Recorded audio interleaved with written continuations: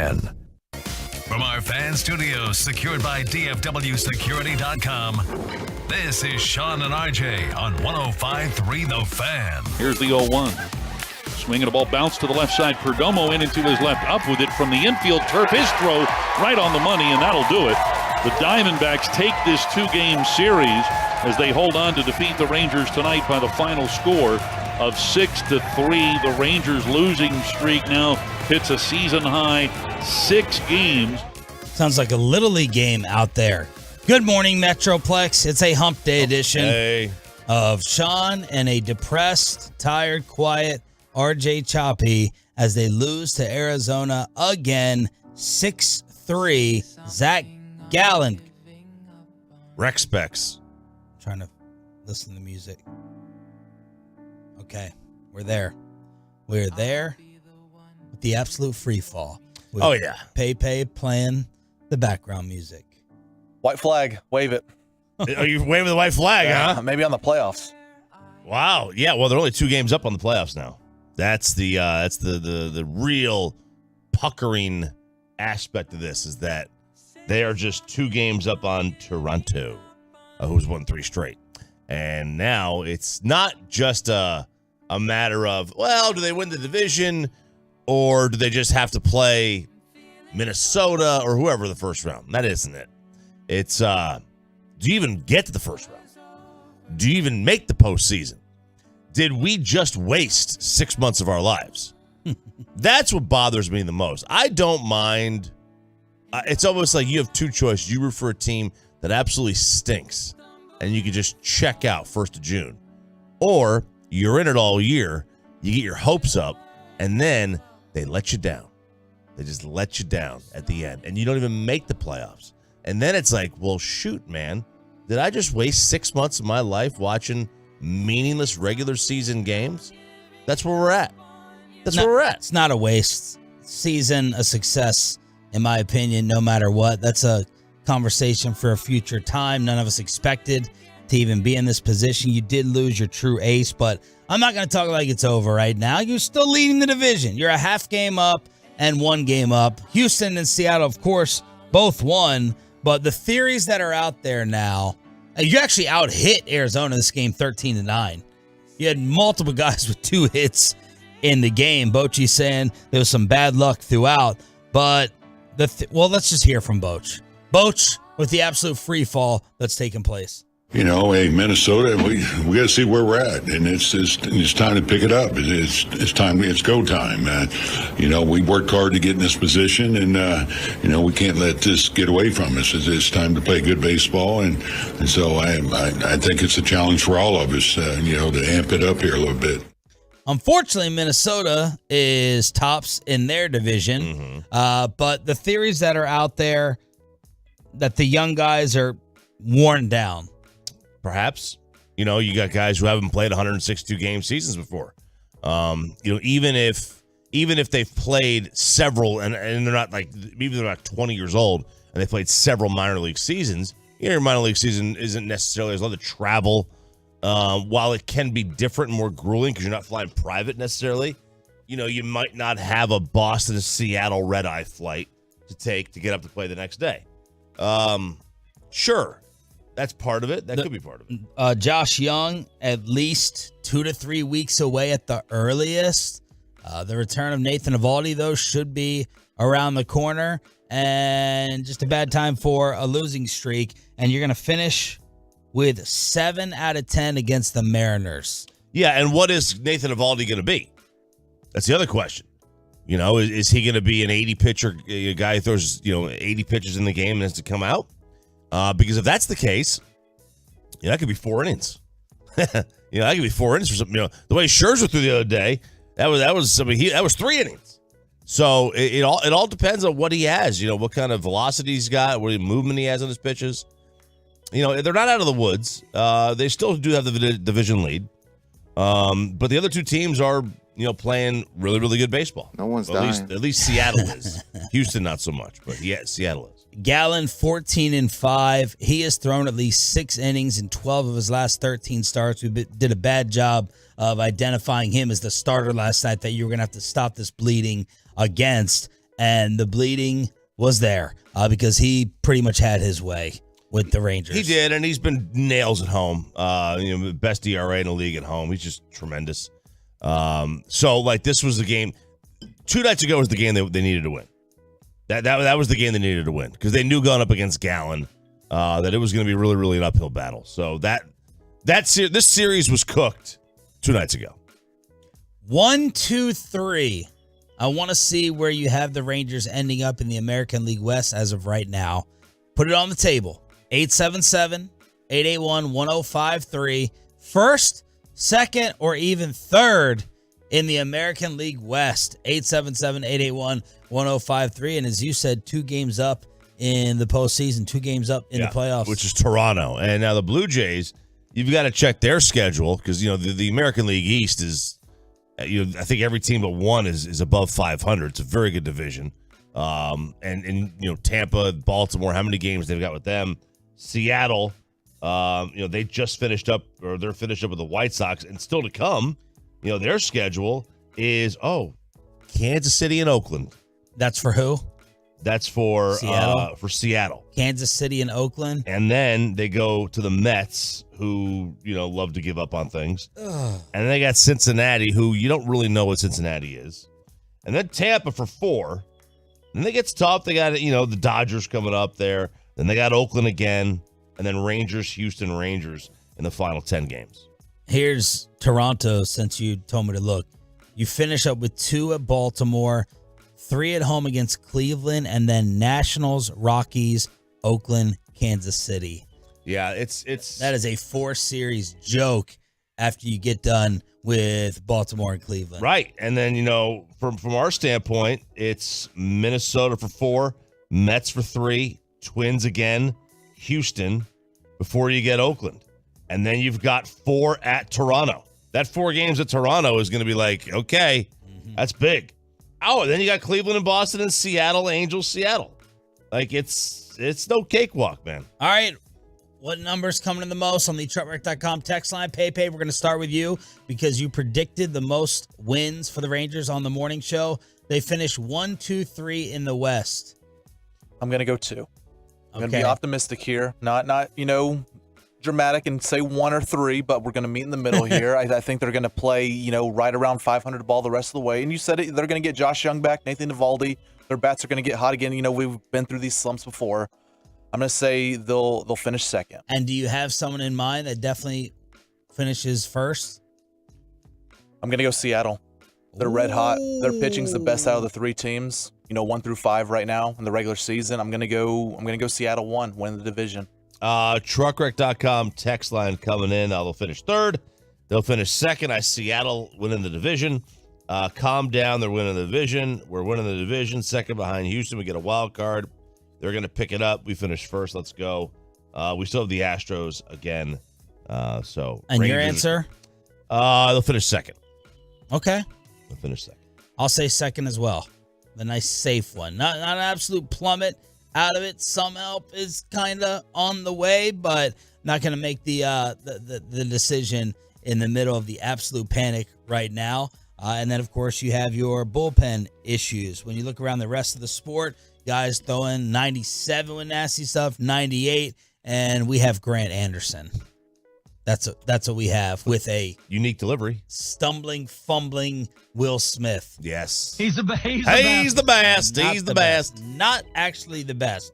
We're live on the Fan Cam, Twitch, and YouTube. It's Sean Sharif, RJ Choppy. In case you didn't know, we got Peyton and Rai in the back.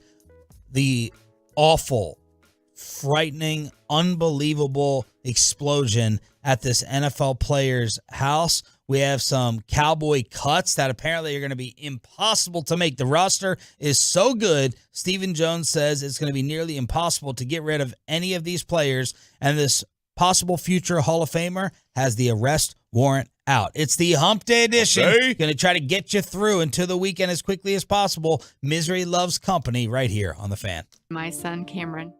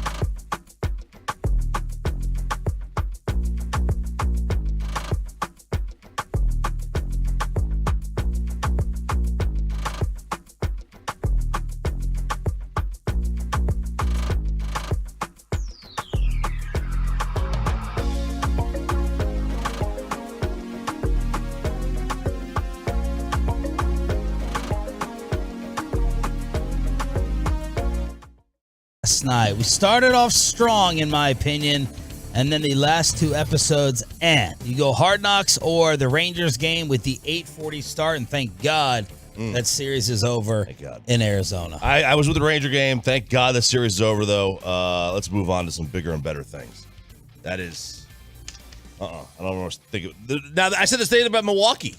Get amnesia. I guess we got to forget about the last week. I still don't think they've won, Peyton, since I've been engaged. No, they haven't. I believe they're 0-6, which I don't know what's to tell you. Well, I think you pull out the recorder and you say, I need the ring back. Let's do it in October after the postseason. Yeah. Let's just wait a little bit. And just see what would happen on the other end. I'll give you 5 of my PTO days so you can use it to go back to Michigan to propose again. I got to do another proposal? Well, you get my 5 PTO days, 5 more days off.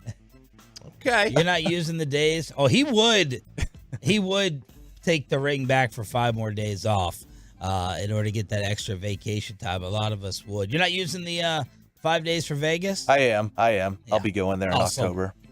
Indian giver right there. Wow.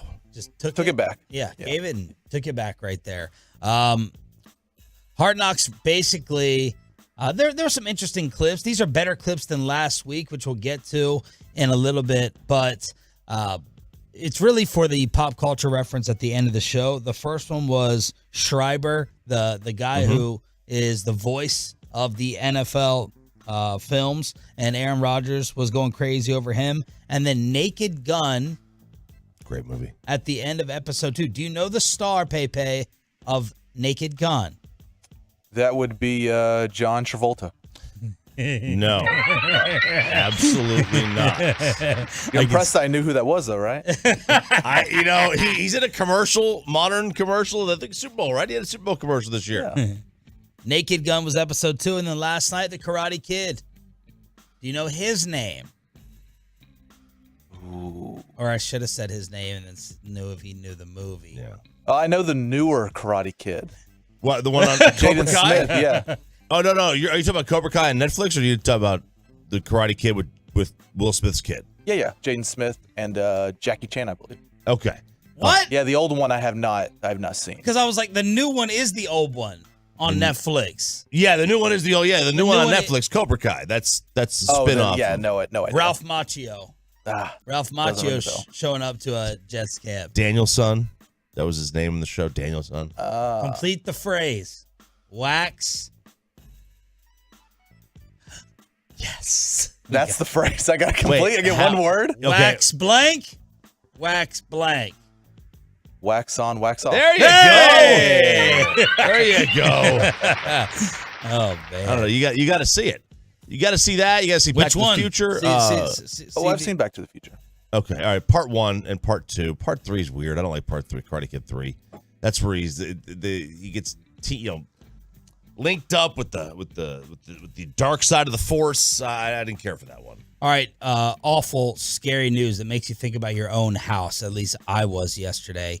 The father of Tennessee Titans cornerback Caleb Farley died in an explosion.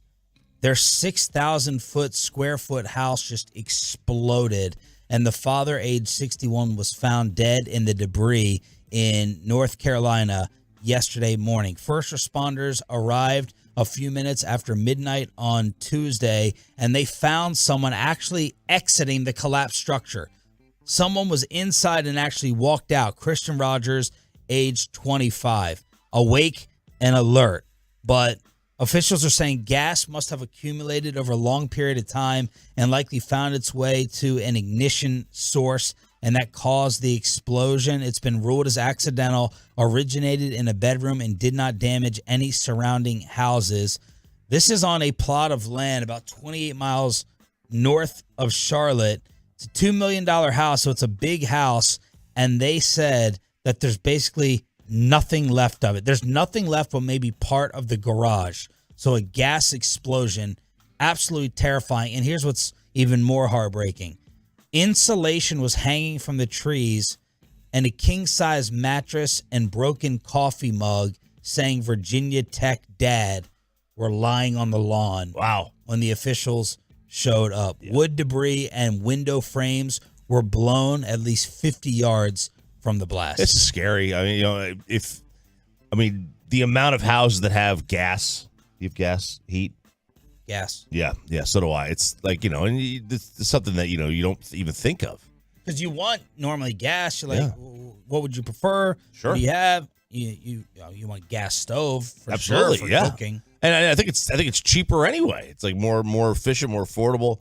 It's just super scary. And you never think of it. It's like one of those things you take for granted. I never think of, is there a gas? You could maybe smell it. But this is like my dad has locks on his stove at home.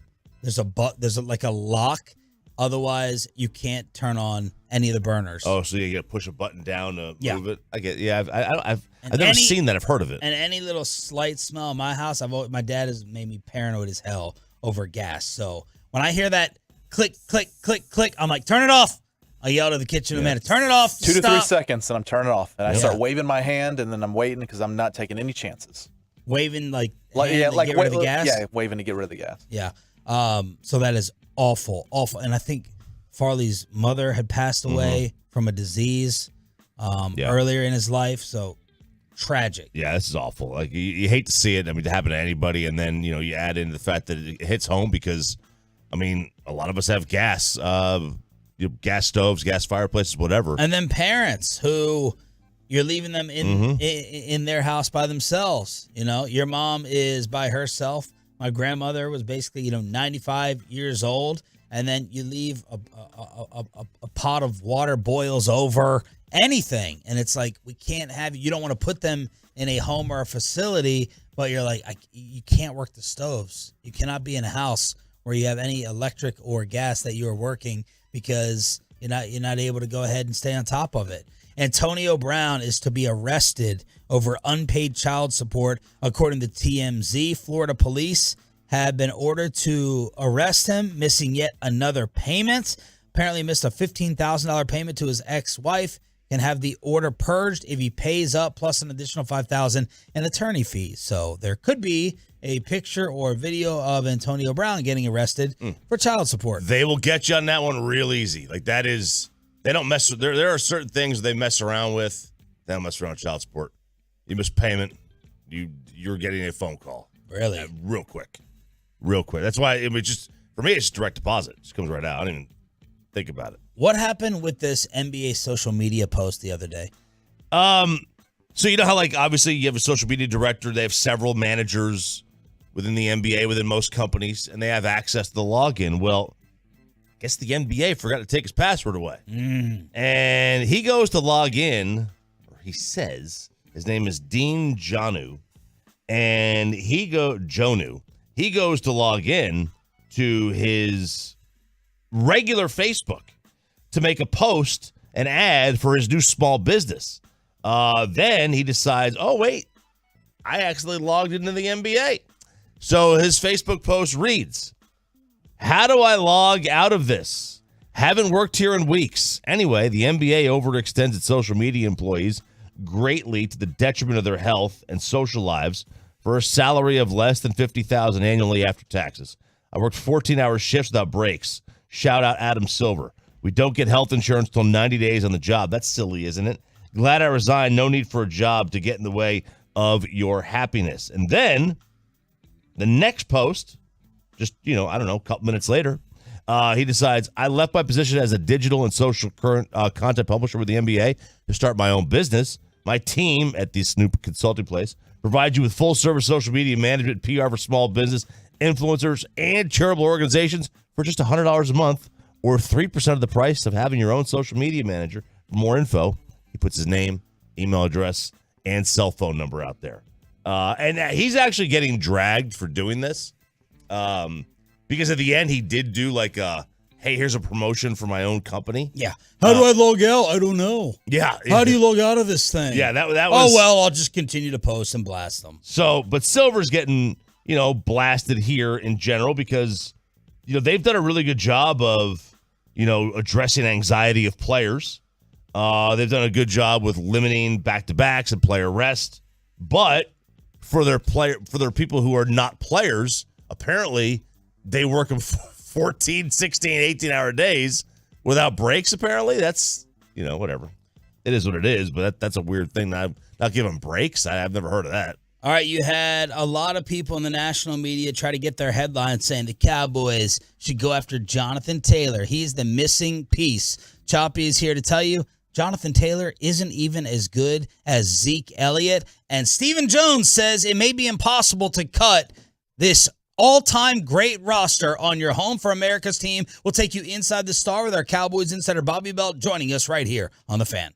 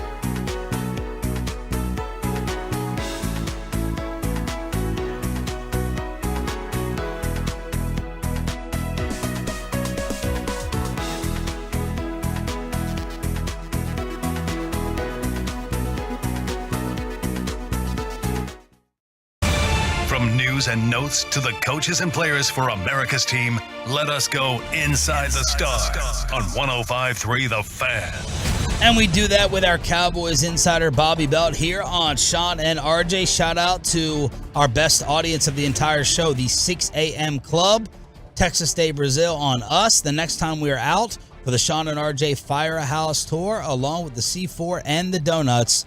Thank you for turning it on, leaving it on. You all are appreciated. Bobby, Cowboys practice at the Ford Center at the Star yesterday in Frisco. Yep, it was back here in Frisco. No more Oxnard practices, so we get these late night indoor practices where fans are allowed in. But Dak Prescott, mid-season form. This room. How many interceptions? This room today. 1. And this week, with the combination of the Arizona series and practice last night in Frisco, this is a sad-looking room on the fan cam. Sad. I am going to lessen my interception numbers. He did. I promise. He had I just promise, one. Sean. Sean, I promise I'm going to lessen my interception numbers. I am making a promise to you right now. You know what? It is a Wednesday. Let's get into this. Why won't he? Why won't he? Let's divert from practice for a sec. Why won't he? Why won't he what? Why won't he lessen his interception numbers?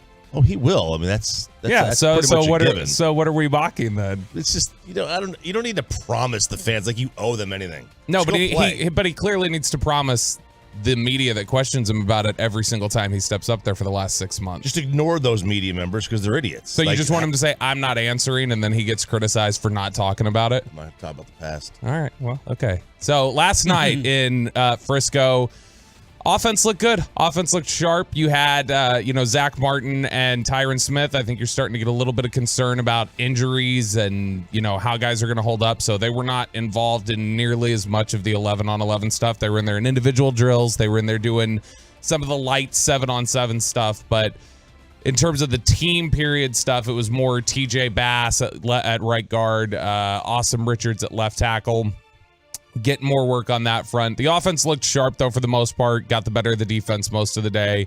And we've got our solution for DeMarvin and Overshone, or not our solution, but their best, answer for it, which is Marquise Bell, the safety out of Florida A&M. He's somebody who is sort of their J-Ron Curse future replacement. That's the guy that they view as similar sort of builds, similar sort of play style that they have plans for in the future to play that J-Ron Curse role. In the interim, while J-Ron Curse is here and there without DeMarvin Overshone, it's going to be more Marquise Bell, which is something I think Patrick Walker had referred to yesterday.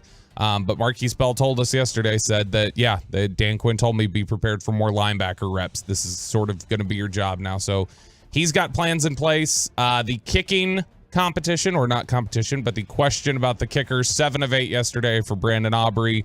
So that's another check in his favor. He does seem to be kicking better since they removed the competition aspect. Since Tristan Vizcaino left the roster, he seemed to kick better out here at these practices. So it makes how's me he doing think in terms of like the control, like the controlled environment? Like, because Oxnard's brutal for kickers. I mean, he's kicked better. He's kicked better here. Like yesterday was better than what he had done in Oxnard. Oxnard was rough, I think, for everybody, especially when you get on that one field and the wind comes over the top. It can be really difficult. But I thought there was no wind after the apartment complexes got blocked out. It comes over back from the little suites that the players are in off the tennis courts a lot of times. So, but it was, he's somebody who he kicked better even in Oxnard, even in the elements as soon as Vizcaino was off the roster. That's one of the most sensitive positions to what you have going on between the ears is kicking. And so if you're feeling a little bit of pressure, they may have felt like, all right, let's give him a vote of confidence. Let's let him know that he's our guy and we'll go forward. And so ever since then, he's been much more consistent. He hit a long of 53. His only miss bounced off the right upright from 48. That was on the field with our Cowboys insider. How about off the field? Stephen Jones. I think this is as deep a team as we've ever had. There's no question it's going to be the hardest 53 cut that we've had in years and years. Well, is there a possibility then, Steven, of trading a player before roster cuts? I've seen some Michael Gallup, not from reporters, but just from different blogs throwing his name out there. Steven said, I don't think so. I think we've got the answers on this team. And he added they have safeties that can help at linebacker. We just talked about it there with Bobby's open. We have safeties that can do a lot of things. to help out what Overshown was doing. So, do we agree? Yesterday, the first fake headline was, are the Cowboys more prepared than ever to win the Super Bowl? After Jerry spoke with Peter King, today it will be, is this the deepest the Cowboys have been in years? And two guys will say yes, and two guys will say no, and that's what it'll be. Someone will say it's the Jets. If it is the deepest, that means they have 66 players on their roster. Because he told KNC 2 years ago in 2021, boy, this 53-man cutdown, we have 65 NFL players here. This is one of the most difficult cutdowns of all time. Okay, well, that means that you're going to have to cut 13 NFL players if it's the most difficult one, because 2 years ago it was 65. If they were that great, I wish I could see it in some of the preseason games when it becomes unwatchable. Yeah. But it's absolutely terrible to look at. You should see it in the preseason games. It shouldn't matter if the starters are playing. If you have 65, 66 NFL players, you should be seeing it all on display through the fourth quarter. Since about 2007, every year we go to camp, and you get into the weeds with some of the media members who, like, after day 2 are looking at the roster and who's going to. It's always been there's 48 locked in spots on this team. And then you've got to figure out the other 5. Like, it's always like this team has never had more than about 6 or 7 genuine open competitions at positions. Now, there's always a surprise. Like, Dan Bailey was a surprise we got cut that one year. But, I mean, this team has been really, really solid roster-wise anyway for 20 years. Jerry on Mozzie, who is the target of many fans' anger right now. He's going to play a lot of football for us. He's going to be an outstanding player. Jones on the Cowboys not playing most starters during the preseason this year. That's probably not changing on Saturday. I like Mike McCarthy's approach. He wants those players there in December. He also, RJ, was asked about Jonathan Taylor, who Kay Adams and Marcus Spears and Mike Greenberg said the Cowboys should go after as the missing piece. And, of course, Jerry said, we're pleased with our running backs. We will never rule anything out. Was there any Jonathan Taylor media talk behind the scenes yesterday at practice? No, I think everybody knows that that's not going to happen, and there's zero interest there. Nobody wants to sink $25, $30 million into your running back room. And you did a little RJ Choppy running back research project. The Athletic put together the expected points added. We all agree. It's a good stat. Yep. Expected points added of the 64 running backs from last season. So the first and second string. You'd have a minimum of 75 rushes or receptions, whatever. And how they fared in expected points added per rush, per target, and then combined. Jonathan Taylor was not as good as Ezekiel Elliott. He was Zeke was 32nd in EPA per rush. Taylor was 56th. Whoa. I'm going to say that again, a little bit louder. He was 56th. Negative 0.16 points added per rush. In terms of target, he was 58th. Negative 0.45 points added per target. And then combined, he was 61st. Now look, that was could be an absolute outlier. Quentin Nelson did not have a good year. There were some injuries. Their offense was a joke anyway. No passing game, but this counts for men in the box, all that stuff. He probably will never get back to 2021. And this probably is something that was just a blip on the radar. But I'm out. Jerry was asked about John Stevens, the tight end. And in case there was any doubt, yes, it was actually Stevens saying this is a guy who pretty much found a spot on this football team. He was going to make the 53-man roster before he got hurt the other night with Overshown. So then the question is, who was off? Who just had their job saved? Was it Sean McEwen or was it Peyton Hendershot? Because I think the likelihood actually is that it was Hendershot. Gone? I think it was Hendershot that would have lost his job. At least as of now. Now things can change over the next couple weeks. And, Hendershot can come on really strong. And I had somebody tweet at me yesterday and say, why does it seem like they've soured on Hendershot for no reason? It's like, it's not no reason. I mean, he struggled with drops last year. He struggled with drops throughout the summer. When we were out there in training camp, didn't you guys forget he was even out there? Yes. Like, you didn't think of Peyton Hendershot one time. Ferguson at least every now and then flashed, or you'd notice, oh, that's a nice catch from Sean McEwen. Yeah, we saw Jake's tattoos. It was complete. Well, I mean, that's the thing. Peyton Hendershot has the arm sleeve tattoos, and you still didn't even notice him. Yep. That should tell you how little he made an impact. But he's somebody who the upside's great. I like him a lot. I like the potential into the future, but he clearly has not stepped up the way that they want him to with the opportunity that he's been given. Still time for it maybe, and maybe this is salvation for him. The fact that John Stevens is now going to be done for the year, maybe that saves him a roster spot, but he's somebody who's definitely on the bubble. McCarthy on Overshown, quote, and these are all painful statements talking about our guy. He has been, frankly, you could make the argument, the star of the rookie class. He stood up the first time we got in the meeting room, and the walkthrough with his command, he stood out.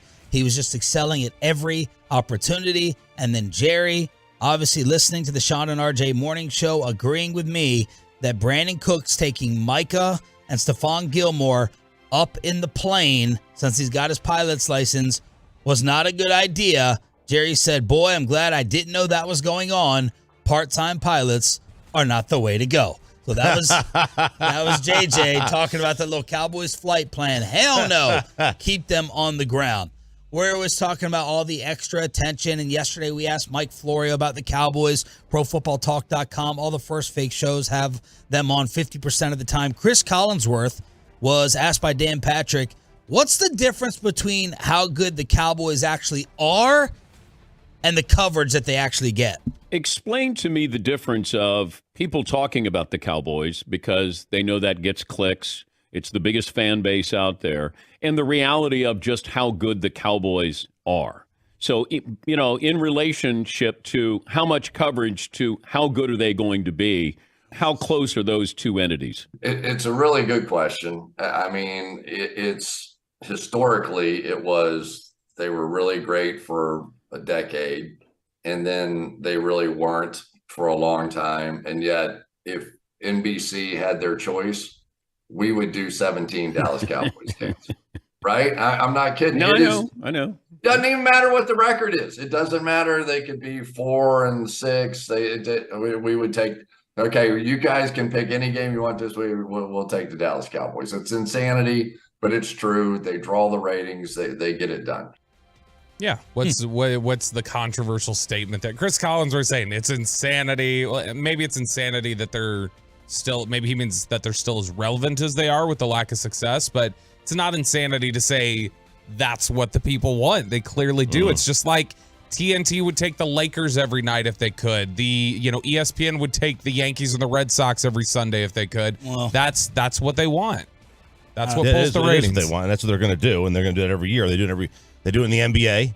No matter how bad the Lakers are, they're going to get a majority of the nationally televised NBA games. Yankees are going to generally have the most nationally televised Major League Baseball games. And the Cowboys are going to have the most nationally televised NFL games for the most part. Now, would I put Kansas City on as much as them? Sure. I put Patrick Mahomes on every week. But this is the way it is, and don't complain about it. And then Stephen Jones making Bobby look good for now, saying, yes, Jalen Tolbert is our wide receiver 4. He's in, locks it in, says he's number 4. And when you're number 4 and you're locked in like this, that does make me feel like if Stephen Jones is saying he's solidified, he's here, that does make me wonder if he's going to play this weekend. That if it's just one of those things where if they feel like he's already done everything they need to see, then there's not much of a purpose risking him getting hurt. But look, he's somebody who, we said it yesterday, you don't draft him in the 3rd round to be your 4th receiver. The idea was that it was going to be Gallup, Lamb, and Tolbert. So the fact that they've now acquired Cooks, I think, does say, look, if Gallup struggles and Tolbert continues to ascend, he very easily could start taking reps as the number 3 receiver this year. Rangers free fall continues last night. Do they need this day off like they needed the All-Star break? And did Robert Saleh take a little shot at Mike McCarthy? Little shot at Mike McCarthy and everyone else who's following the Cowboys strategy from Hard Knocks? That's next on 105.3 The Fan.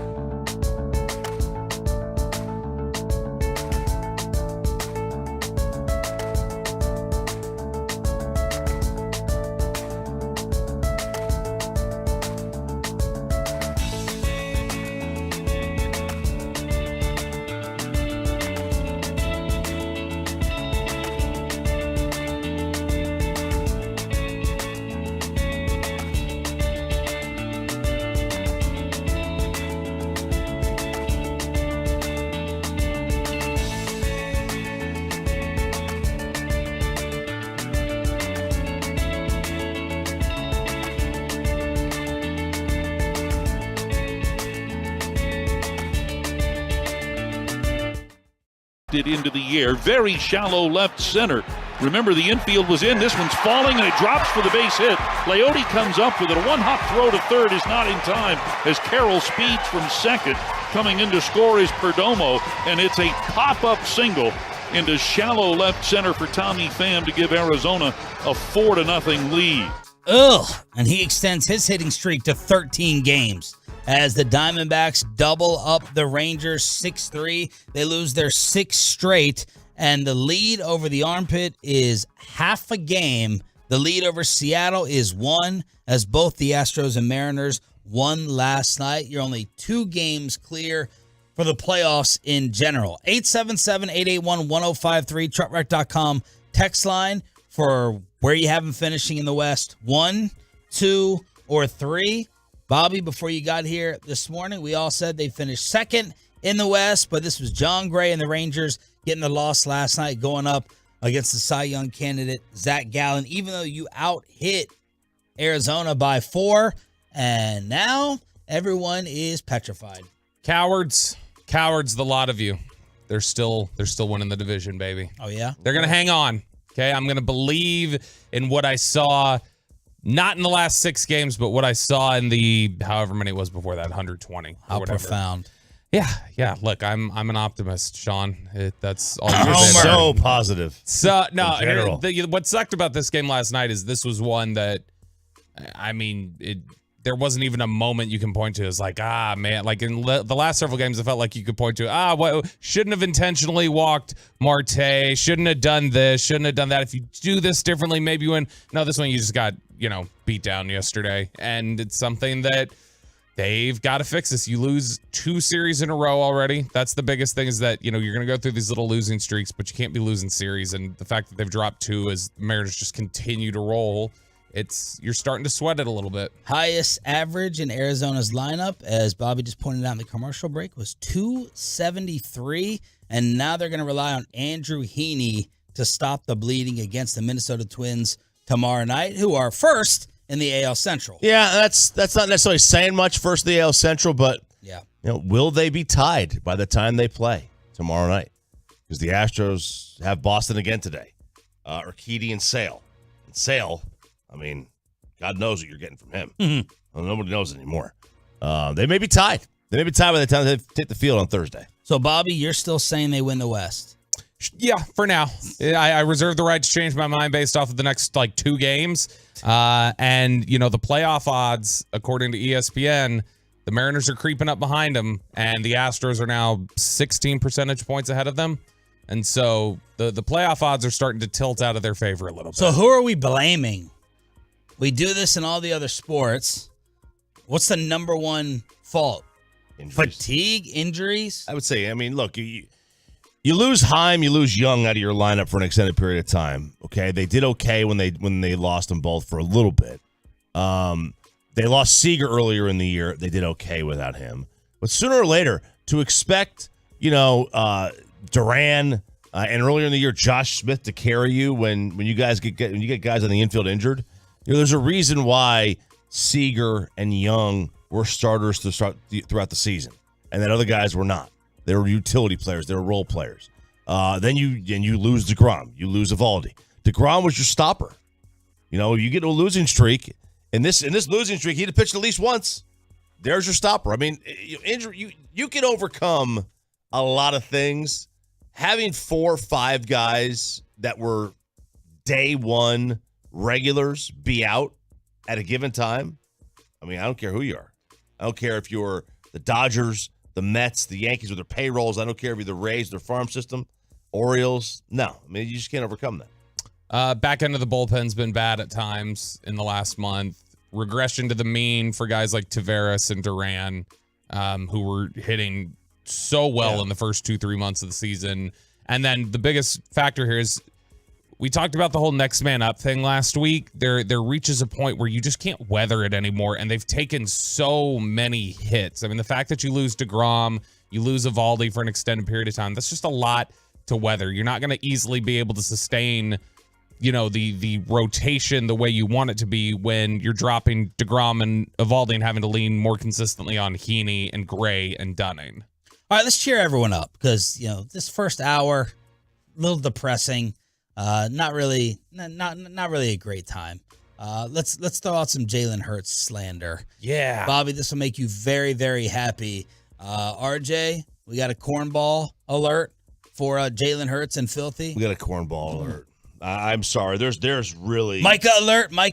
You know what? It is a Micah alert. Okay, this is a Jalen Smith, Micah Parsons, and now Jalen Hurts kind of cornball. Clear Avenue.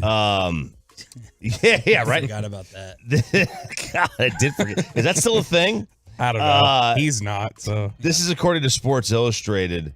Jalen Hurts insisted after the Super Bowl that his teammates placed the blame on him for the loss. On him because of his first half fumble. Staff had to remind him, dude, we're here because of you. And you're like a reason that we're going to get back. So is he still saying this? Or was this after the Super Bowl? It was after the Super Bowl, and he's been saying it all off season. And he made I cut it with the staffers. Like, you're right. You're blanking right. But he's been having his teammates blame him for the Super Bowl loss. This is one of the best Super Bowl performances in a losing effort we've seen. Yeah. This is lame. This is lame. This is fake leadership. So the guys are over sitting in the corner of the locker room and they're like, yeah, that play, or, did you see the halftime show? Do you remember what happened? Blame me. Yeah. Guys, blame my me. Fault. I only accounted for 374 yards and 4 touchdowns in this game. Okay, blame me. You got to blame me for this one. This is something that Jalen Smith would do. This is something Micah would do. And Micah's, he's talented enough so he can get away with it, but he's still very, very fake with that. This is the social media world we live. Jalen Hurts is a good leader. He doesn't need to do this fake leadership stuff. You weren't don't tell your teammates for the blame on you. It's very, very lame. First rule of leadership: everything is your fault. It's a quote from the 1998 classic A Bug's Life. Kevin Spacey's little grasshopper character says it to Princess Ada, and it's true. This is what you do have to take. You do have to take on everything. And Dak does this same thing. Everybody does. When you are the leader of the group, you've got to shoulder. Man, if I would have made one more play, if I would have done this, it's just the standing up there and taking the bullets for the teammates. I get it, but it is, completely justifiable to take the blame when you throw as poorly as he does. And so if he would have been able to keep up with Patrick Mahomes throwing the ball in the second half, maybe things are a little different for the Eagles. Maybe we're talking fly Eagles fly and 2 titles in 6 years and Howie's a genius, but we're not because of Jalen Hurts. Jason Kelsey sparked a cancellation of practice between the Eagles and the Colts with a cheap shot. He admitted to taking a cheap shot against one of the Colts players. I guess Anthony Richardson may have gotten popped, and things got canceled. I'm kind of glad the Cowboys aren't doing these intra-squad scrimmage things. It's just you're setting up for 4 or 5 fights. That's all you're really doing. Yeah, but fight somebody else instead of each other, right? Instead of Sam Williams getting the Cowboys had one fight, over. One fight on the last day. That's pretty good. Yeah, I know, but I do think the inter-squad games, if we're not gonna play guys in the preseason, the inter-squad practices at least have that benefit. You're seeing something else, something new. But if you're not going to have those, then yeah, just get in a series, bro. Just get in one series in the preseason. Or Ryan Clark is getting crushed from ESPN for fat shaming Tua.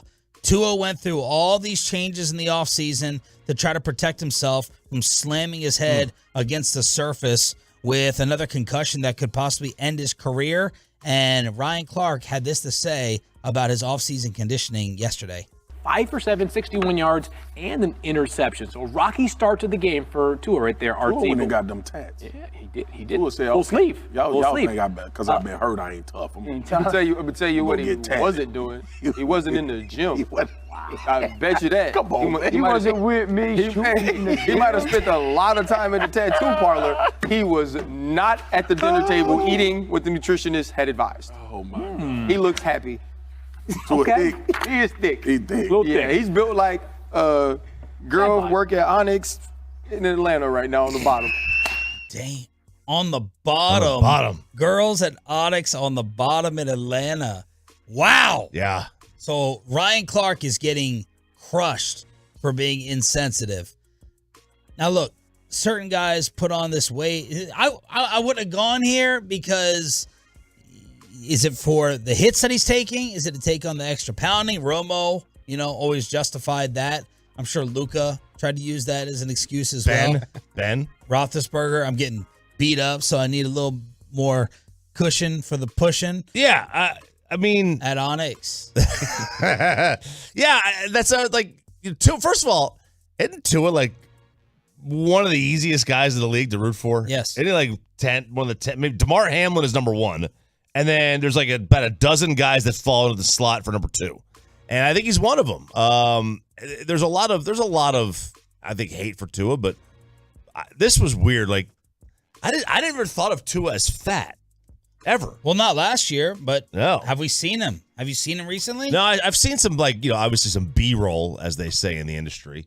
He looks thick, but he was skinny before. Yeah. And, thick could be, he could have put on muscle and he just has his little baby fat over. The question is, was this done for protection or was this done out of lack of discipline? That's the question of whether this was in the Tua off-season design program to take more punishment, or the Luka program. From the people I know that take those grappling, jiu-jitsu, he did some of that. Yeah, that was a big part of his offseason for helping to fall. You don't do that and then put on weight. He said he said just a lot of heavier weights, a lot more reps with the heavier ones, but everything I did this offseason entailed to what would keep me on the field for the entirety of the season. I mean, if you are bulking up, maybe the idea here is he's tougher to bring down in general. Instead of worrying about falling properly, he just worries about not falling, like being tougher to knock down. That could be it. And so I seen a couple clips of him recently. I saw him up there, the viral clip this week of him reading off the play that he wanted the media to repeat back to him, the huddle call. And I didn't notice oh my gosh, Tua looks giant. He looks thick. I didn't notice anything like that, but I think it would make sense for him to bulk up. He is a smaller built player, so it would make sense for him to get a little thicker. Yeah. So last year's final roster had him at 6'1", 217. He's listed at 6'1", 227 right now. Falco. Yeah. It's Falco. No, let's not throw out those accusations, which we'll get into a little bit later on in the show. So there's Ryan Clark catching some heat for talking about Tua's weight. Ooh. And the concussion thing makes this a sensitive topic for many. Yeah, that's what it is. He's got to figure out, at 6'1", 217, is he easier to throw around than 227? Yes, obviously the extra 10 pounds, but I mean, it's about, for him, it's about being stronger. And if he's just, bulking up, lifting heavier, I mean, that's good for him. And then what are they talking about for guardian caps? We're not going to use more guardian caps? I do not let the NFL tell me they care about player safety with the comment they made. The league told Mike Florio a player would be prohibited from wearing a guardian cap during the game. All right, that's like a media call. Florio had this article. They would be prohibited from wearing the guardian cap. Don't tell me that you care about player safety if you would forbid somebody from wearing a guardian cap. We've seen that baseball, you can wear a different helmet to bat if you got concussions. You can wear a hat in the field with metal inside it. John Oliver wore a helmet to play first base. Peyton has no idea who that is. Neither did Ricky Henderson, by the way, who played with him. Had no idea who that guy was. Just come out and say it that you don't care about player safety.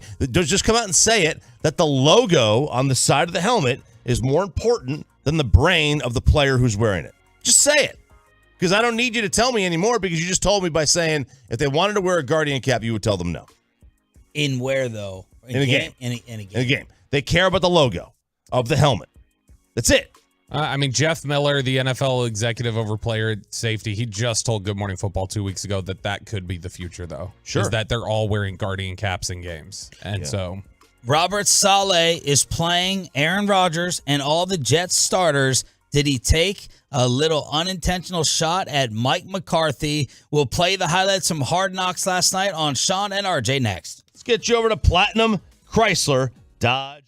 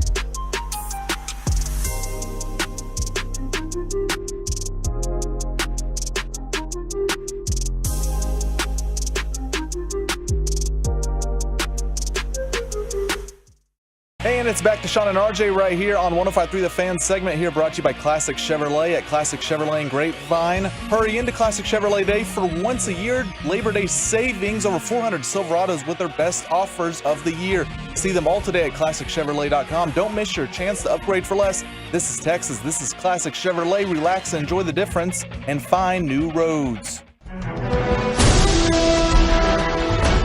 Hard Knocks, Episode 3, taking place last night. Sean Sharif, RJ Choppy, and Bobby Belt here on DFW Sports Station 105.3 The Fan. And Robert Saleh has plans to play Aaron Rodgers and the starters in their next preseason game. Of course, the Cowboys and Mike McCarthy don't seem interested in following that pattern whatsoever. Here is Robert Saleh. Think of the Cowboys possibly during this plan. But yeah, we're starting everybody, even the big man. Who? Hey? Woo! You're so excited. No, I'm excited for you know what? The big thing for me, I talked to him about it. I said, dude, I don't want September 11th being the first time you fill MetLife Stadium, because you know that Giants-Jets preseason game is like a real game, you know.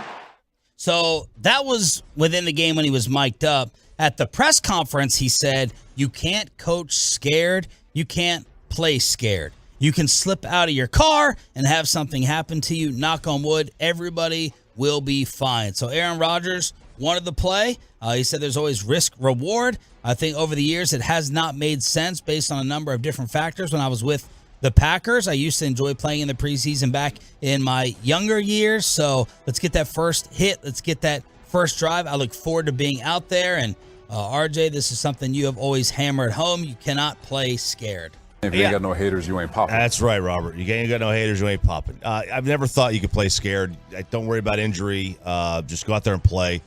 Guys are going to get hurt regardless. At some point, you know, you can get hurt playing scared. You get hurt playing aggressive. You can get hurt doing whatever. You can run out of bounds instead of taking on that extra hit. You could slip. You could rip up your knee, whatever. So Tony Romo used to drill this in. You know, athletes play sports. That's what they do in the offseason and the regular season. Athletes, you've got to let athletes be athletes. And is there a risk? Absolutely. There is no doubt there is a risk. But you know, anyone who's ever played sports knows that that's just part of it. That's a risk that you accept. Yeah, I mean, just don't have them practice. Don't have them do preseason. Like, if you're all concerned completely about the whole bubble wrap philosophy, don't let them get hurt in practice either. There were plenty of guys that get hurt in practice every year. It's going to happen potentially in the preseason too. Once you get into the regular season, the same risk applies game one right out of the gate. It was Dak getting hurt in game one last year, like we talked about, against Tampa Bay. And so, to me, it's like, what exactly are you? It is a bit of coaching scared, or the philosophy of being scared, because it's not about burnout. It's not about rest. It's not about, well, we're trying to stagger them so they don't get burned out too quickly. It's completely a concern for the injury risk. Right. And what's wrong with that? And then tell me what the offensive line is going to be in front of him. I want to see what the injury, or like I would assume the injury rate for preseason is lower in preseason games than NFL games. Joe Burrow got hurt in practice rolling to his right. I mean, they thought he ripped up his Achilles. They thought the worst at the time. Tim Patrick ripped up his Achilles in a practice. Mm-hmm. You could do it at any point. Like, yeah, there is a risk. Analytics would say, Sean, that the quarterback is in charge of the offensive line, so it's their decision, their job. They make the offensive line great, whether you agree with that or not, different story. But you don't have to go out there like, okay, so Mahomes the other day. He throws the ball, he's rolling right, he's running out of bounds, and he throws the ball just before his foot hits the out of bounds line, right? You saw that one? He didn't have to do that. Now that is like, okay, what are we doing here? When I'm saying go out there and play, like, first Dak is working in a new system. Maybe he's not.Maybe that's all a lie, and it's not a new system. But you would think you would want some game reps in a new system, and you could just make it very simple. Look, if it's not on time, if the play is not there, throw it away. It could be something as simple as that. We're just working on getting our timing down. Yeah, and I mean, the argument obviously is the reverse of, okay, John Stevens doesn't get hurt if he's not playing in the preseason game. DeMarvion Overshown doesn't get hurt if he's not playing in the preseason game. Now, obviously, you got to field somebody. You got to put bodies out there. But that's why, just like we referenced last segment, that's why I'm at least in favor of give me inter-squad practices. Just give me some different look. Give me something that simulates a game outside of just going against your own defense a little bit. Give me something that resembles game speed. Sean Lee ripped up his ACL in an OTA or a minicamp. Which time? Right. Tony Romo broke his back in the Seattle preseason game. Kellen Moore, a couple days later, broke his foot in a practice where you're not supposed to touch the quarterback. So, like, I mean, it can happen anywhere. Yes, there's absolutely a risk. And you can't take that away. Like, you can't, like, there's nothing you can do about it. Like, you can either, there's a risk in practice, there's a risk in the games. Absolutely. I love this clip from Randall Cobb, who is BFFs with Aaron Rodgers. He's warning the rest of these receivers how Aaron is about to start getting on him. He's cool and calm right now, but this is how Aaron Rodgers could eventually deal with his wideouts. I was just talking to 12 or 8, and he was just telling me, we had a lot of mistakes in our room today. Just basic stuff, little things, right? Like, we can't have that. And it's all cool right now, but I'm telling you, one day he's going to lose this shit. It's going to happen if it continues to go the way it's going right now. Because if he don't trust you, he's not going to throw you the ball. I can promise you that. If he don't trust you, he don't not like throwing interceptions. So if he can't trust that you're going to run the right route, he's not going to throw it. It's just a matter of time. Continue to work it and stay in your book and stay locked in so we can get to where we want to go. He's the star of this episode 3. Randall Cobb was the star for me. Like, and I think you saw on display, I've told you guys before that Randall Cobb to me is the most professional individual I've ever covered in the NFL. He understands locker room culture and media and optics and everything else. And I think you saw on display last night the way he's talking to the receivers who are out there going to play in the preseason game and telling them, like, hey, everything matters. The way he's actively cheering on the sideline for, oh man, I need him to get a catch. I need this undrafted free agent to get a catch. I thought it was really cool, the conversation he had talking about when we were walking off the field in Lambeau last year, Aaron and I, like, it was important to us to walk off the field together because we both thought there was a good chance that was the last time we were going to play a game. And I thought that Cobb was just a big star here, and you hear it there. It's funny how he leads off and he's talking to me. He goes, hey, I was talking to 12 or 8. Like, he has to adjust. He's so used to just referring to Rodgers as 12 his whole career. And then Garrett Wilson is a freaking stud as well. You get it from Sauce. Garrett Wilson out there. Aaron Rodgers was telling Braylon Edwards he's special. He's unstoppable. He seems like a great kid, but Quinnen Williams is the one dominating these scrimmages when they go up against other teams. He did it against Tampa Bay as well, except he got his feelings a little bit hurt. Ryan Clark Tua-esque with Mike Evans crapping on Quinnen. Mike Evans called me fat. He called me fat, bro. Mike Evans. Bro, I lost weight this offseason. I look fat. Now I'm self-conscious, bro. Yeah, I would say Damn, bro. Maybe sick. You think? But I think you fit. Well, no, it's skinny. Oh, you think you rewind it? Do I look good to be 300 pounds? Okay, cool. So, you proportionate. You, John. You're proportionate. You look slim and in shape for a 300-pound guy.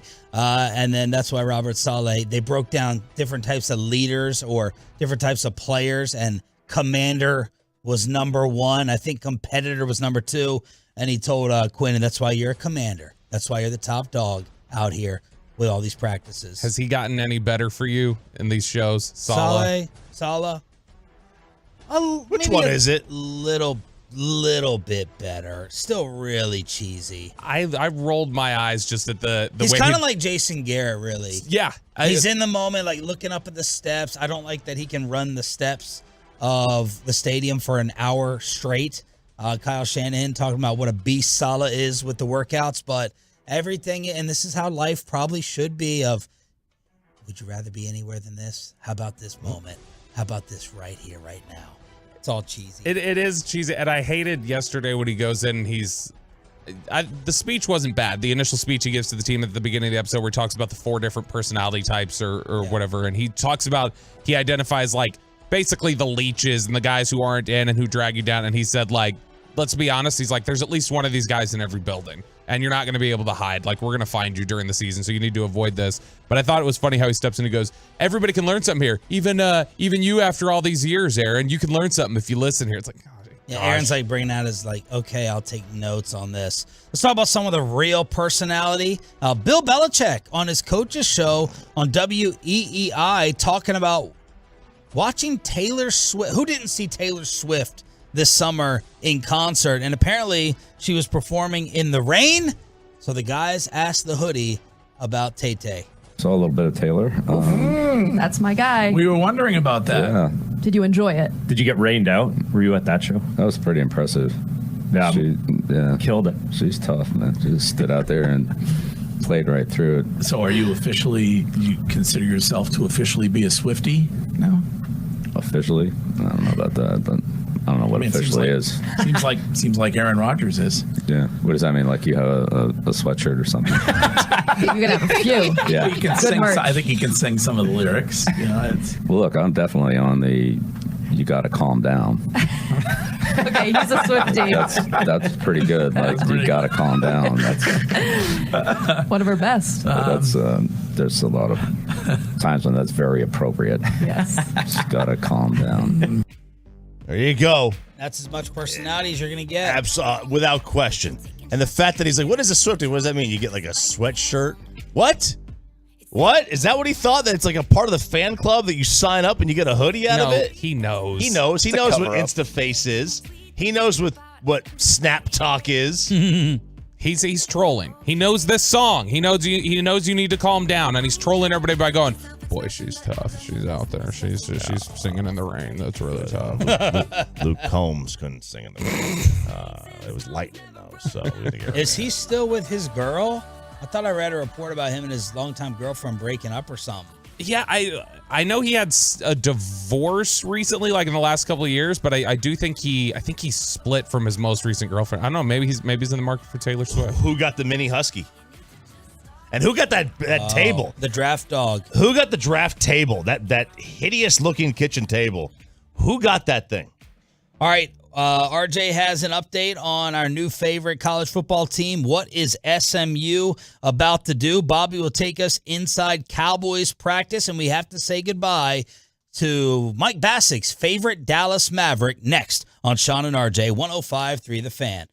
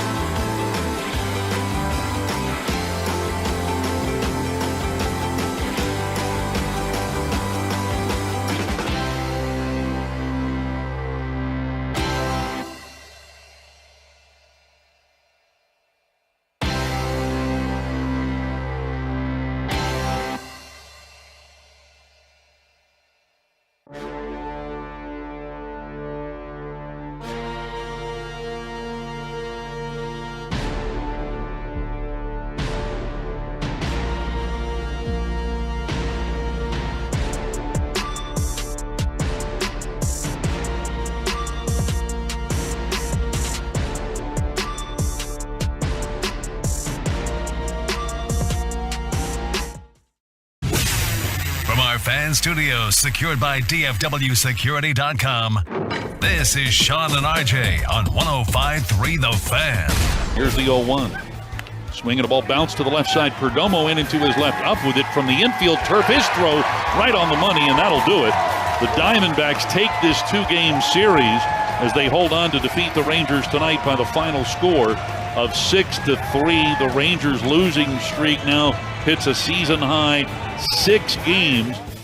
Absolute free fall. Sign of things to come or just a bad run? Good morning, Metroplex. Sean Sharif, RJ Choppy, and Bobby Bell with you. Got Peyton and Ryan in the back. We're live on the Fan Cam, Twitch, and YouTube.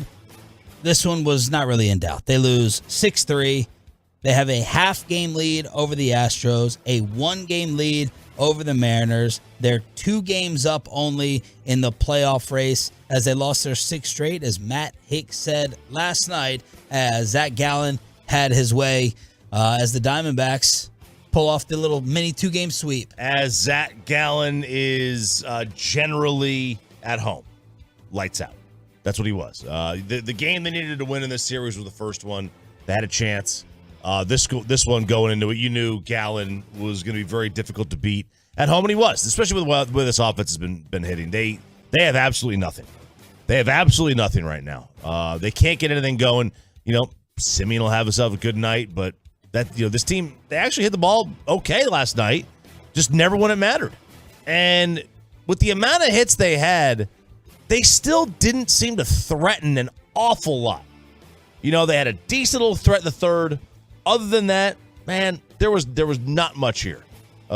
This was one of those games where you really know from the start they're not in it. They're in it, but they're not in it, and that was the hard thing because this team.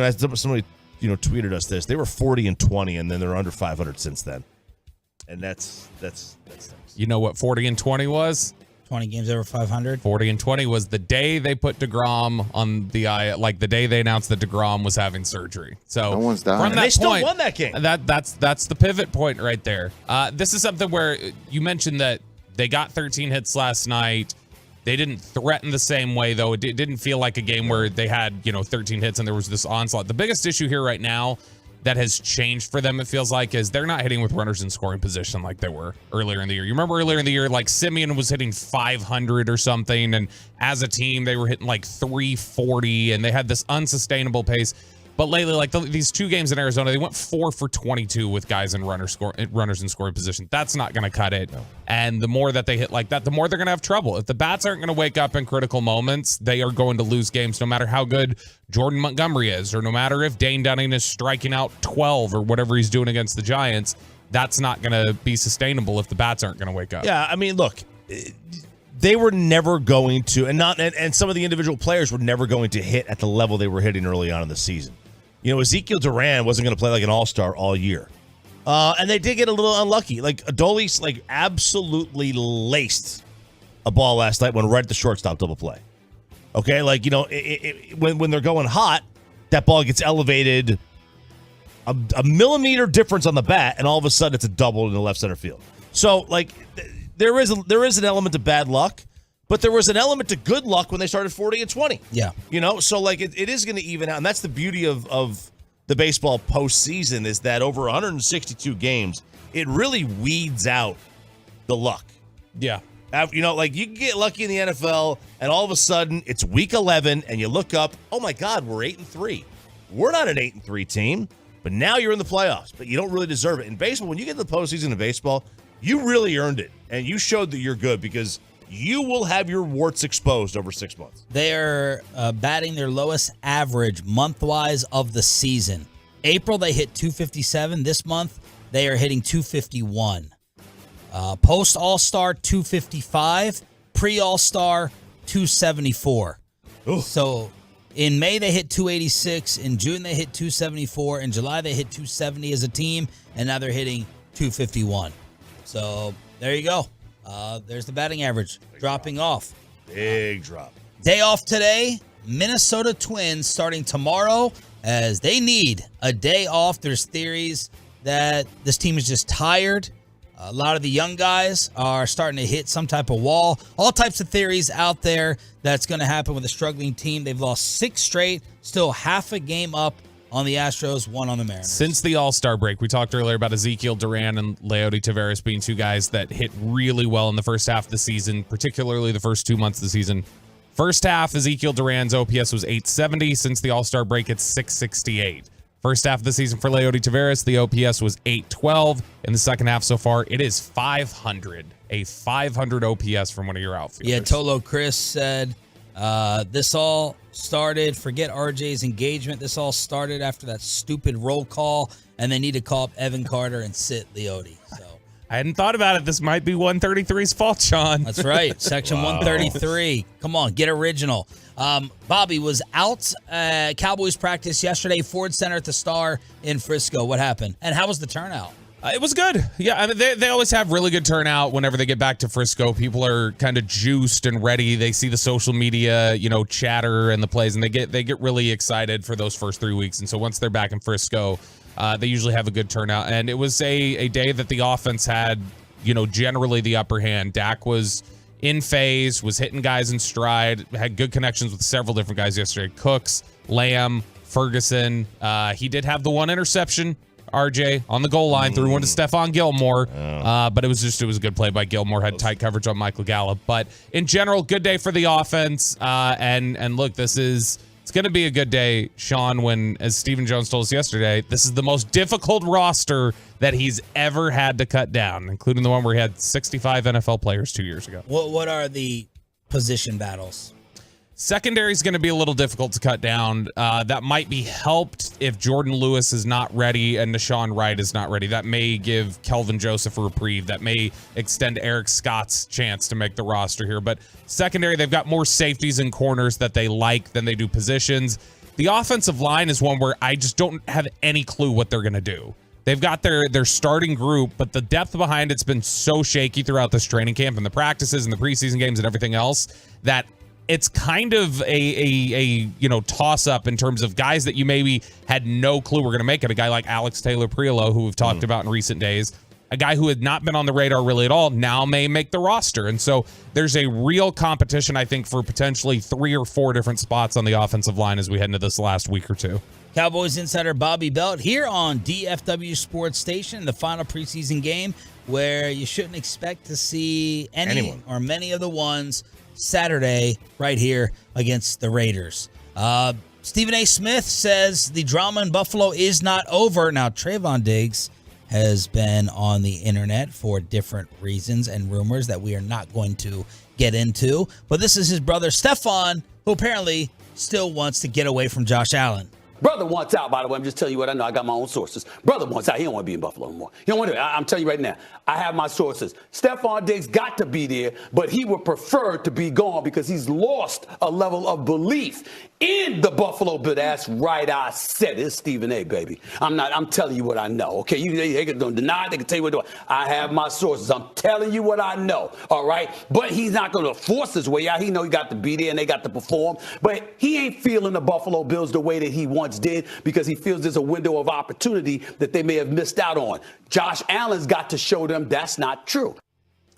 This is funny because Stephon Diggs is one of these guys, a little bit like T.O., where when T.O. tells you something's not true, I generally give it more credence than other players who tell me something's not true because you have a hard time getting him to shut up and not tell the truth. Like, too many times he tells the truth in uncomfortable situations. Stephon Diggs has not been one to hide how he feels. So the fact that Stephon Diggs comes out and says, this isn't true, I don't know what I could say, then it lends a little bit of credence. Stephen A. took 2 shots yesterday from players. Got one from Stephon Diggs, got one from Lonzo Ball. Yeah, he said Lonzo couldn't walk or something, and Lonzo recorded a video getting up with one leg for his rehab. But Stephon said not true, 100% not true. I don't know who the source is, but I thought I nipped this S in the bud already.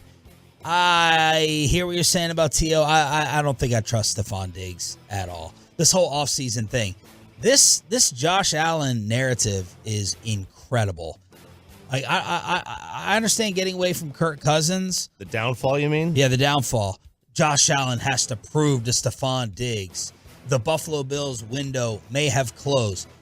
Well, if you believe that, then you have to take Josh Allen out of your top 3. This whole Mahomes, Burrow, Josh Allen separation, someone should really man up, woman up, and take him out of your top 3. He's 27 years old. If you believe he's up there, then the Buffalo Bills window is open for another 7 years. It's not getting ready to close with Stephon Diggs feeling like where else are you going to go? Where else are you going to go besides Kansas City? So I think it's funny. That's the issue. Like, the Bills have reached the point where they are, I believe, undervalued now. That said, they're clearly going to be a dog, and that's the problem. They're going to be a massive dog to Kansas City. And then again, so is everybody. The issue is not, is there a window closed? It's so much, it's like, now that they've paid Josh and he's not as good as Pat, and the roster's not going to be able to be like elite because he's taking up so much money. Are they ever actually going to be able to beat them? They're going to need somebody to pick them off at some point. The difference with, and you're right, he's not Pat. Nobody's Pat. But the difference is that Burrow and Allen can be as good or better than Pat on more consistent Sundays than anybody else in the NFL. And so that alone, regardless of the roster, says that Allen's got a better shot than others. It is weird. I agree. The narrative about Allen kind of like, Huck, make or break year for the Josh Allen legacy is what the chatter seems to be like.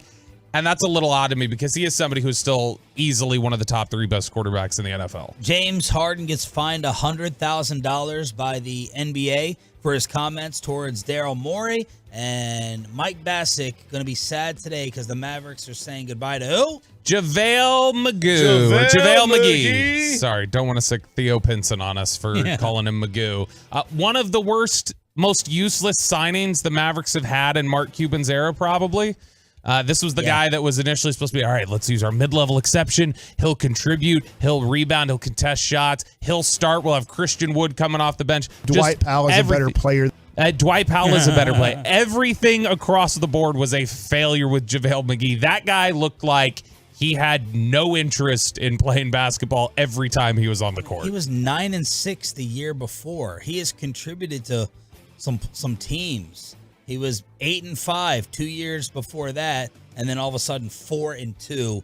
Useless is the absolute right word. And then, thank goodness, the league went at James Harden.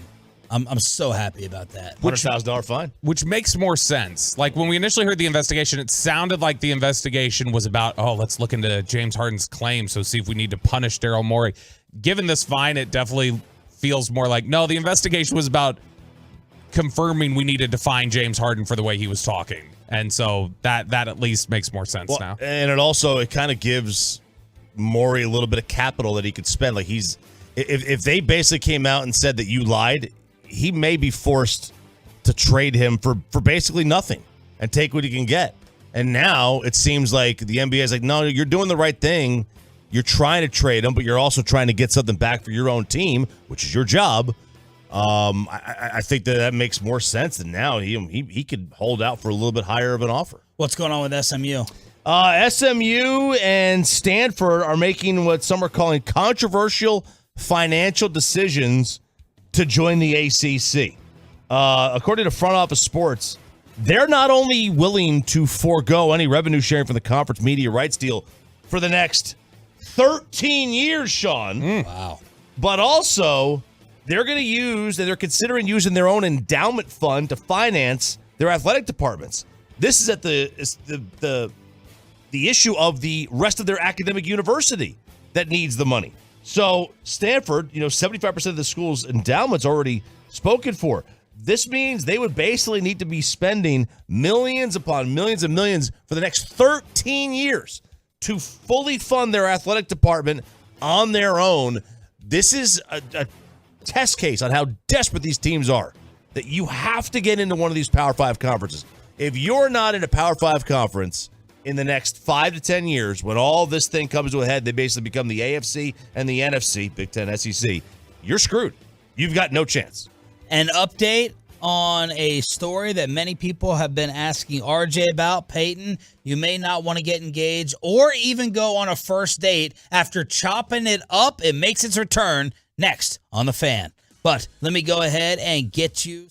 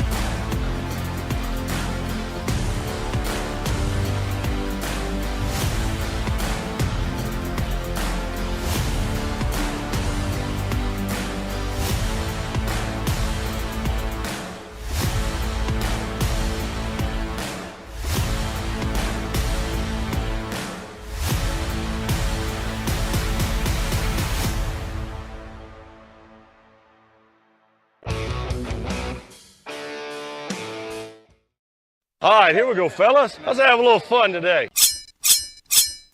Chopping it up here, 105.3 The Fan. A few stories to get to, but first, Sean, Bobby, Peyton, wanted to update the world on one Big Ralph, my old man, who has been suffering with dementia for, it seems like it's been a decade.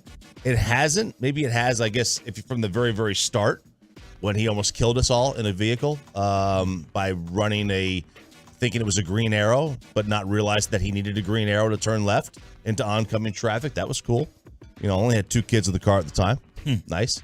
But we were out on vacation in Michigan, GaylordGolfNetca.com, and I got a call from my mom, and she was like, hey, just want to let you know, we're having to put your father on pureed food. By the way, there's nothing more disgusting than that. Okay, watching a grown man eat baby food is the most demeaning and embarrassing thing you could. He would shoot himself if he saw what he was eating. Yeah. It's disgusting. I can't even watch. I have to leave. When he starts to eat, I'm like, I'm out. I'm not watching this. This is nasty.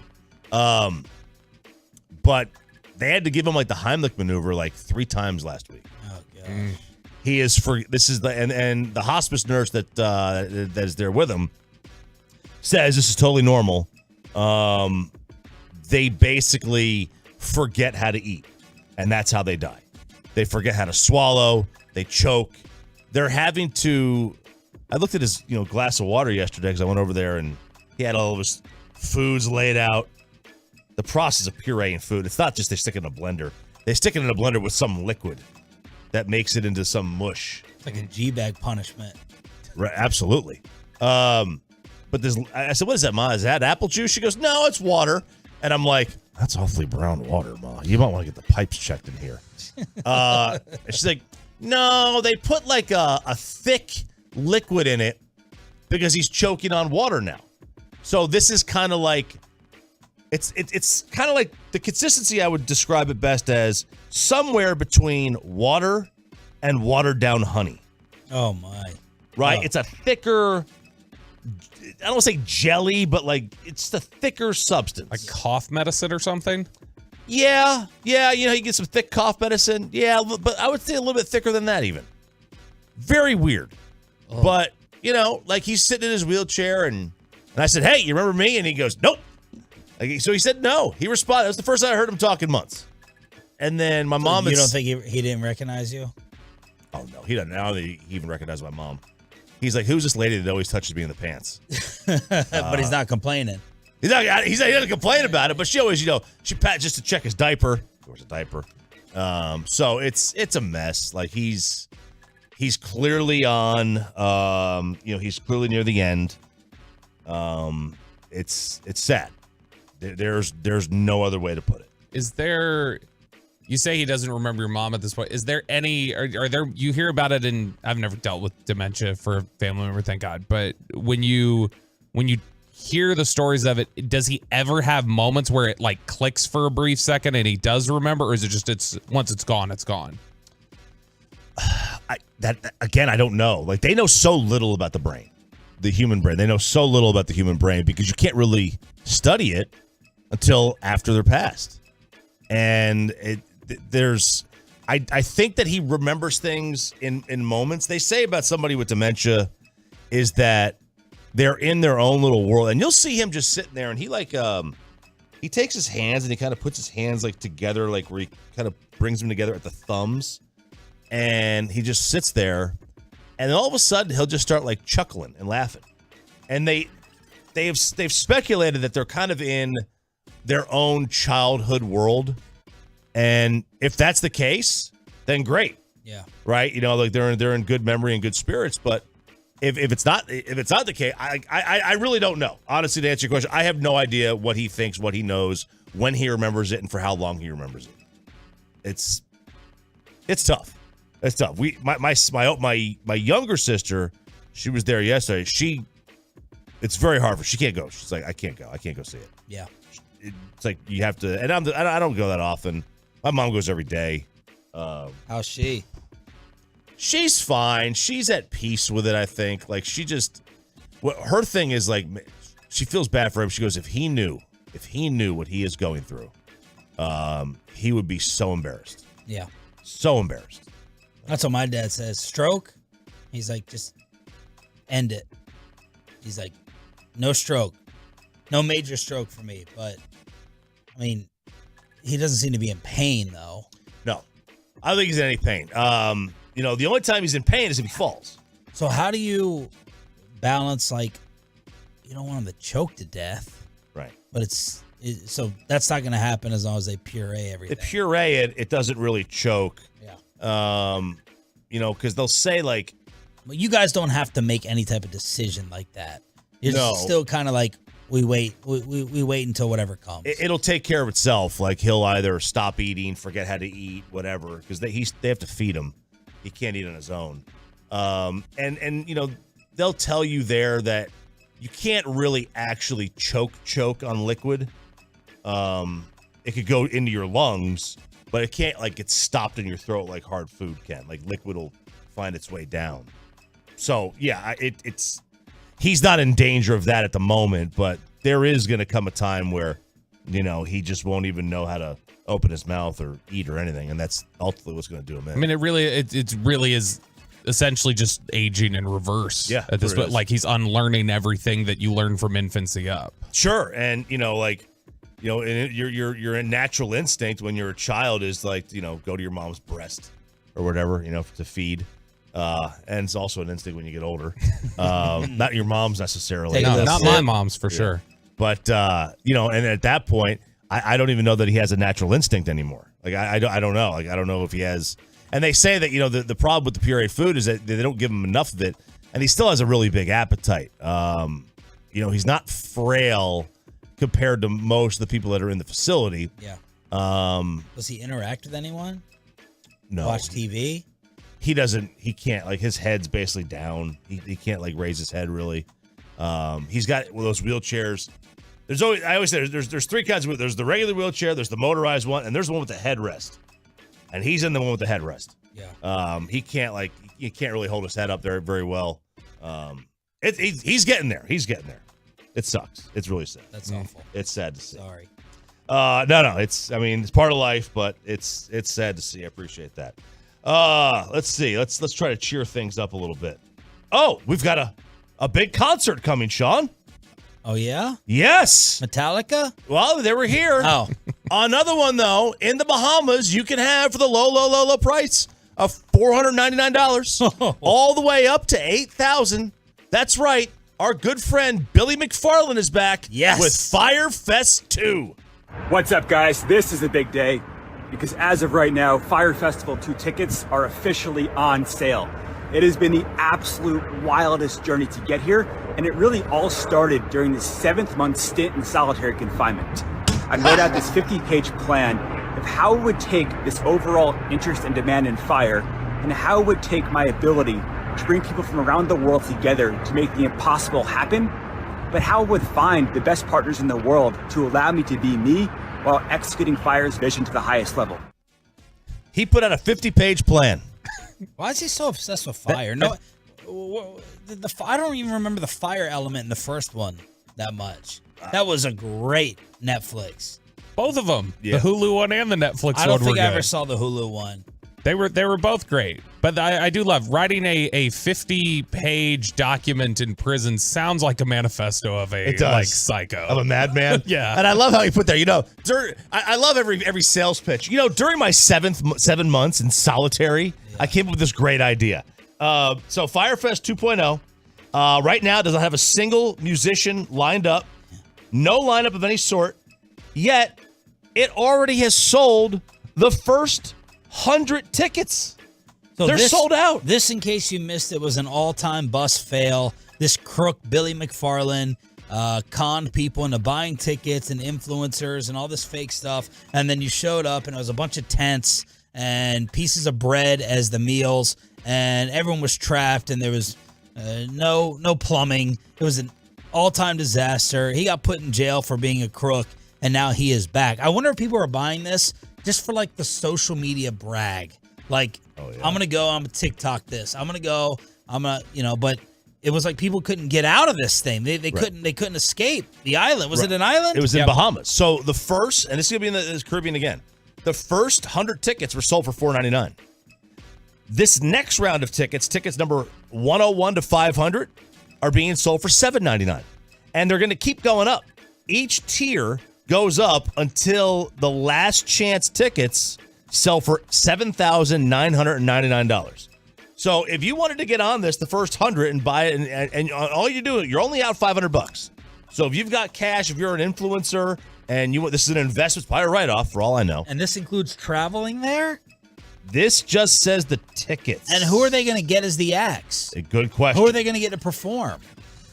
Ooh. Why am I going there? Who would agree to this given everything? I mean, there's got to be some social media clout, like some cloud Tekashi. rappers. Yeah, Tekashi 6ix9ine, the Island Boys. Jay-Z, pre-Jay-Z, with you guys' social media battle yesterday. Yeah, I mean, go out there, perform Hawaiian Sophie. Like that'd be a good call right there. Does he know the words? Because he only sang like one lyric. He didn't sing. He spoke. One lyric. Yeah. 4 words. Well, I mean, maybe we could go to the originators. That'd be better. I will say, if I could get a ticket and I could be out there for the remote broadcast in the morning, wouldn't you want me out there? Like if I could be out there on wireless. remote location. We can't even get a wireless at the firehouse. Maybe we can get one out there. The 100% chance of the 100 people that bought tickets, I would say 70% of them also pay for Blue. Twitter Blue. Yeah, this is right. That's the kind of person that would buy these tickets. Yes, this is the person who has no intention of going. They're spending $500 on a bid of showing friends. I got a ticket to Fire Festival. That's what they're spending money on. No, I think you're gonna go if you spend $500. I would spend $500 on a bit. You would, and you'll be in the apartment forever. Ouch. You would. There's no doubt. There's no doubt. How about this? I'll follow along, though. I will follow along. Yeah. Really interested, and I'll watch part 2. I will. But Peyton, did you ever watch the Fire Festival, Doc? No. I actually had no idea that this existed until Carter brought it up. Of course you didn't. Yeah. This is your generation. Like you should know. I'm being honest though. My I don't question want to be accused of lying. Is this something that people invest in? Like, do you think it's got a better chance of succeeding this time around because people go, this is like natural built-in branding. We can go in, we can save it, we can look at it as the revival tour. Like, I wonder if there would be some people who would invest in it now and just basically say, on the condition Billy McFarland has to give up the power. He can be the face, but he can't be in charge of this. Yeah, you got to get. I'm stunned that anybody would buy money off this man, like, or buy anything off this man. Like, just crazy. You know, you're getting robbed. Have you heard of alpha gal syndrome? No. This is not what you think it is. It has nothing to do with women and nothing to do with alphas. All right. This is from the Lone Star tick. The Lone Star, like a tick, like a deer tick or a tick that you find on dogs. Sure, Lyme disease. Lyme disease. This is the Lone Star tick. It spreads alpha gal. This is like a Texas tick? It is in Texas. The Lone Star tick? The Lone Star tick is in Texas, but it's all over. Southeast, northeast, everywhere. But the Lone Star tick, this carries this disease called alpha gal. And what that is, and right now the CDC only says there's about 450,000 people that have this disorder, but they believe it is surging right now, and way more than 450,000 people have this. They need to flatten the curve. They need to flatten the curve bigly. So what they're finding, though, is that this disease, this syndrome, makes you not be able to eat meat. If you eat meat, you will have an allergic reaction. You basically get a meat allergy. Other symptoms: hives, itchy, scaly skin, swelling of lips, face, tongue, throat, wheezing. Shortness of breath. I've had that. Stomach pain, diarrhea. I mean, I have that a lot. Vomiting. I mean, I clearly have this. All right. Hypochondriac Choppy clearly has this. Seafood, chicken, and other poultry don't cause a reaction. And they say two of the biggest things that give you a reaction if you have this alpha gal: alcohol and exercise. So you can't even exercise with alpha gal. Ooh, this sounds like, so this is the CDC telling us veganism is a disease. Like, if you can't eat, if you're not eating meat, you do have a disease, is what they're telling us. Sounds it. This is just one of, though, y'all. This is just one of RJ's 2 weekly stories. End of the world. On the next thing that'll kill us. So I just look at him, I hit delete, and I move on. So that's just the next thing. That because you told us yesterday in the commercial break, COVID was back. Told us that it's as surging. well. Yeah, surging. Apparently, Atlanta College is reinstituted their mask mandates, and then of course, as expected, California is thinking they're doing the same. But it's surging. Mackenzie, works at a doctor's office, and she's like, "Yep, we got COVID cases everywhere." It broke out at youngest school, the elementary school. They've got a bunch of cases already first week back. Really? Yeah. I mean, it's not like anything they're shutting the school down for, but it is like there have been several kids that have gotten it in the last week. So this new variant apparently is out there, but yeah, so maybe the end of the world is happening. Peyton Russell, be careful when you're on your next date about picking up your drink. Cover your drink. Leave the coaster on top of your drink when you're not using it. Man, you sounded down and defeated the other day when we asked you. Even Spittle's lapping you now in the dating game. You did not. Well, he's got some more years on me, so you did not sound. Yeah, he's got some more years. You're supposed to be more in your prime, pulling. But man, you sounded down and defeated the other day. It's been tough, man. Been tough on the apps. We've gotten a few numbers, texting back and forth, but then just 2 or 3 days. That's it. That's all I'm getting. I came in, asked the date question. Truckwreck.com fan text if you got any leads for Peyton. I know the Tolos can come through. If you know a single girl. Peyton's looking at the fan text. You just shoot him a message if you got a lead for him. A Florida woman. I love when a story starts with a Florida man or a Florida woman. This is in Volusia County. This is where Daytona Beach is. She's 29 years old, charged with poisoning food or drink of this unsuspected man. What did she do? First of all, she put Raid roach spray in his drink. Raid. Now, this wasn't a boyfriend. This was a guy she met that night at the bar. No way. Yes. Why would you want to kill someone the first date? Cops cannot figure out why. There's been no reason given for why she's done this. So they were called to the home at 4:30 a.m. where they met the man who had become ill. He said he came home with Veronica Klein, 29, after she asked him to continue drinking with her. He said he had 2 drinks and began feeling sick. She admitted to him to spiking the 2 drinks with roach spray. What? He said that he was vomiting for 30 minutes before he was able to call for help. He became sick again while providing his statement to a deputy. She was not at home. The K-9 unit tracked her down, put her into custody, held without bail, and the authorities have not revealed a motive. This is wild. They had to have known each other beforehand. Had to have. Somehow, some way. I'm trying to think. What's the worst first date you've ever been on?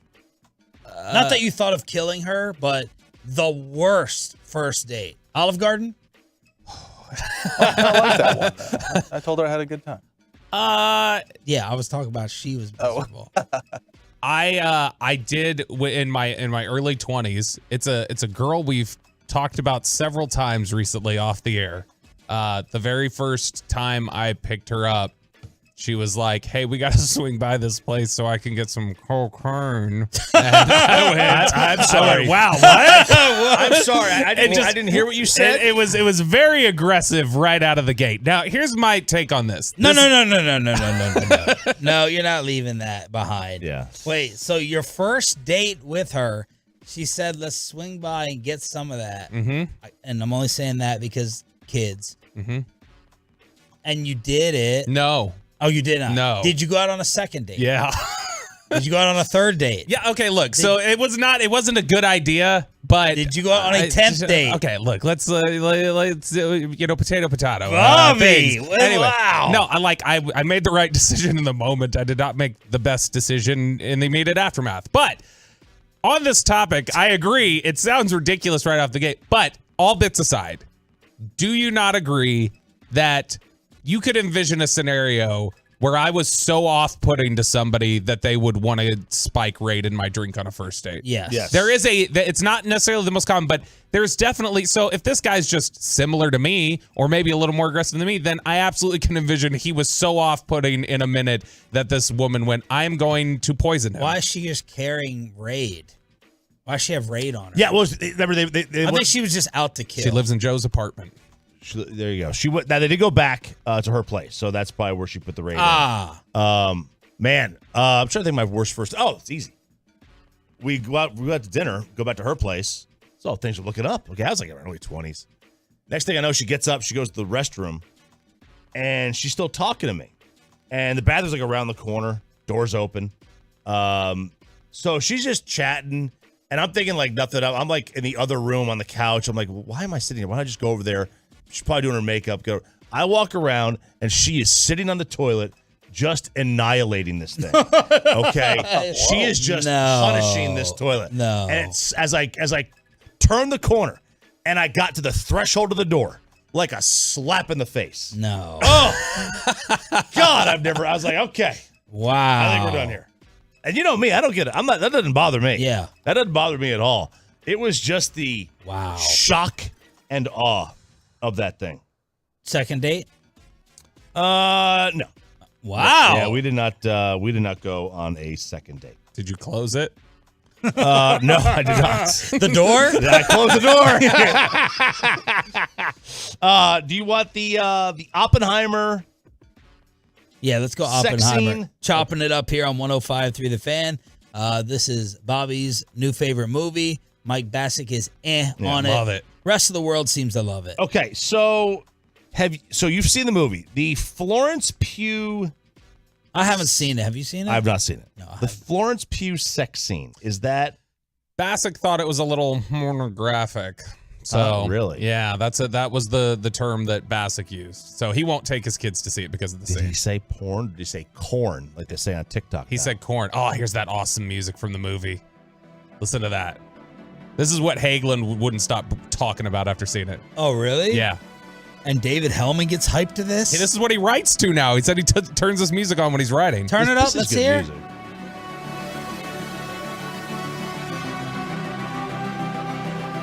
Okay. Epic orchestra. That's not bad. Okay. That's not bad. By the way, so on TikTok, they call porn corn. They can't say porn on in TikTok, I guess. It gets flagged. Okay. They Kids are in the car. Yeah, they just use the words corn.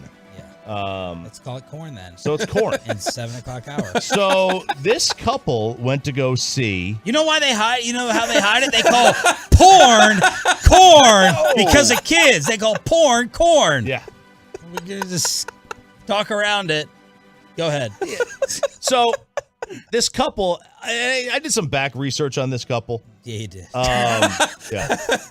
So her TikTok handle is at That's Not Love. And apparently her husband had a corn addiction, which she talks about. Love that band. Talks about the corn. He was a real freak on a leash, okay? He was. So apparently they had a corn addiction. So she details the horror, the tragedy, the trauma of the idea of having to go see Oppenheimer. I research everything before we watch it, but especially this movie, obviously I heard about it. Yes, we wanted to see it. It has an amazing rating. We prepared ourselves. I didn't know when the scene was going to happen, and I also didn't understand how the scene was happening. I thought it was just several minutes straight of, but it wasn't. It was actually broken up into like, it would do a flash of that, and then it would do a flash of normal life, and then it would do a flash of the scene, and then it was like very, back and forth. So it was really difficult to avoid it. But obviously my husband and I talk about everything. If we go anywhere or we go see anything, even if it's a concert, movie, an event, we have a game plan. We talk about things like, what if you get triggered? What if I get triggered? Really, the problem isn't what if you get triggered. The problem is what if I get triggered, because I don't want my night to be ruined by being triggered by something on a screen. So essentially, what we did was when the scene came up, when things were happening, he literally closed his eyes and laid his head on my shoulder. Like, if this is my shoulder, like this is my shoulder, he like this. And then I would just like let him know whenever it was over. And it literally, I will tell you what right now, took nothing away from the story. him not looking at the screen did not change the storyline, did not change anything. Have a plan and talk about it before you go. He's cheating on her. I hate to tell her this. He's cheating on her. This can't be. This is not real. Right. This can't be real. Anything on TikTok is fake. I don't believe any of it unless she has a series of she's a real serious person who posts stuff like this. First off, there's nothing that's going to trigger you. I'm getting so tired of that word. I'm sure this is going to trigger me. This is going to trigger me. And then the word triggers you? Yes, it does. And then the simp behavior of this guy having to put his head on the shoulder. I don't believe it. Anything on TikTok is fake. I can't stand it. My wife loves it, but no. There's just no way. I mean, there's some real things on there, I'm sure, but and look, if she's detailed this, he does have this addiction, or at least he used to. But dude, get out of this relationship now. There are plenty. What would trigger someone addicted to corn? Well, I guess. By the way, 806. My 6-year-old just said, "Hey, I love corn too. Am I addicted to corn?" Exactly. It's cone. It's cone. Exactly. It's cone. Exactly. I'm talking about the slightest thing, like a Maxim cover. Is that going to trigger you? Is that going to trigger your addiction? Yeah. Maybe. I don't know. A provocative commercial. Is that going to set you off? You got to put on your blindfold for that too. I mean, I was completely fine sitting in the theater watching Oppenheimer. Eating your cereal. Now, part of it was, I was sandwiched right between Tim and DJ, and that may have killed any attraction that I had. But no, it's relevant. It's an artistic choice. I don't think it's completely gratuitous here in the movie. But if you're that sensitive to it, I must avert my eyes from this art on the screen. Yeah. This dude cannot be trusted out on his own, apparently, because this guy definitely will cheat. I took it as if she was kind of forcing him into this, but that's interesting that maybe he is the one that wants to do this. Do you want the Oklahoma scam, car dealership scam, or the mega rich banker who uses engagement speech to out his fiance for cheating? Oh, let's go with the fiance. Okay. Another lesson, Peyton. Just don't date. Stay single. There you go. This is Italian high society. Massimo is his name. He lives in Torino. Massimo. I think that was the character in what's that movie where the kids turn into fish? Dang it, my kid loved this movie. I'll think of it in a second. Kids turn into fish. Yeah. It's an Italian kids jump into the water, fish. Oh, Luca. Yeah. There you go. Luca. Yes. Thank you. Here we go. So this guy gets engaged to this woman who is 20 years his junior. He's a little bit older. He's in his 60s. And they throw an engagement party. Well, apparently he had found out that she was not being faithful. So he decided to get up there and use a PowerPoint presentation full of photos and everything. Full speech. I'd like to give Christina the freedom of love to love a person, a known lawyer who she clearly cares for more than me, and who I think managed to become obnoxious just to avoid slighting me. So wait, he's reading this with her standing up there next to him? Yep, she's standing right there. The entire crowd is there. All the people at the engagement party. It's like one of these elites. It's like Taylor Swift at that rehearsal dinner yesterday where thousands of people were outside the dinner just waiting to get a glimpse at her. My dear Christina, I know how in love you are, both mentally and cornly, I guess. How did you manage to self-confide? And I know that before him, you had a relationship with a well-known industrialist. My dear friends, don't believe this pleases me to be like this in front of you, but Christina was so good at telling her truth, I couldn't leave it to her to tell the narrative of why I will be leaving her tonight. He goes on and on and on. My dear Christina, go to Greece with your lawyer. Be happy with him. You know it's all paid for, like how he paid for the trip to Vietnam with your daughter, a splendid young lady. I confirm if you want. When you return, we can evaluate how to continue a professional collaboration. However, our story ends today.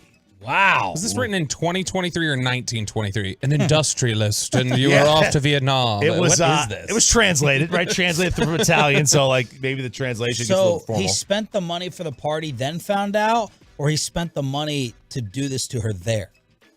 That I don't know about. I don't know the timeline of that. But she is actually, trying to take something into her own hands and, try to get some money out of him for breaking off the engagement, whatever, keeping the ring, all that stuff. Took it into her own hands, all right. That's for sure. Absolutely. All right, chopping it up every single hump day at this time. RJ Choppy back with us again here on DFW Sports Station. Thank you for being a Tolo. That stands for Turn It On, Leave It On, and tomorrow will be the debut of Peyton's brand new segment. Yes. I heard you've been working on an intro. You certainly haven't been working on any games for us. Intro, what are we naming it? What is the title? We've gone with Payload. The Tolos weighed in on it. That's what we got the majority of. I was differing between Paytime or Payday and Payload, but Payload is the ultimate winner. That's what the Tolos wanted? That's what they wanted. All right. I would go with Peyote, but whatever. Man, if it was a Friday segment, Payday would have made the most sense. Yeah. Done it every other week. Uh-huh. Yeah. So I'm thinking 6:40 because we have life hacks tomorrow as well. Or do you just want to bump life hacks? Y'all tell us. Why not just do two separate ones? Look, it's going to be fire no matter what time we do that. So you just pick a time, Sean, and I'll be ready. You want it at 5:30? I'll do it at 5:30. Fire Festival. Exactly. 9:40, we bump KNC. Oh, Or 9:40. well, that's one of our highest rated segments.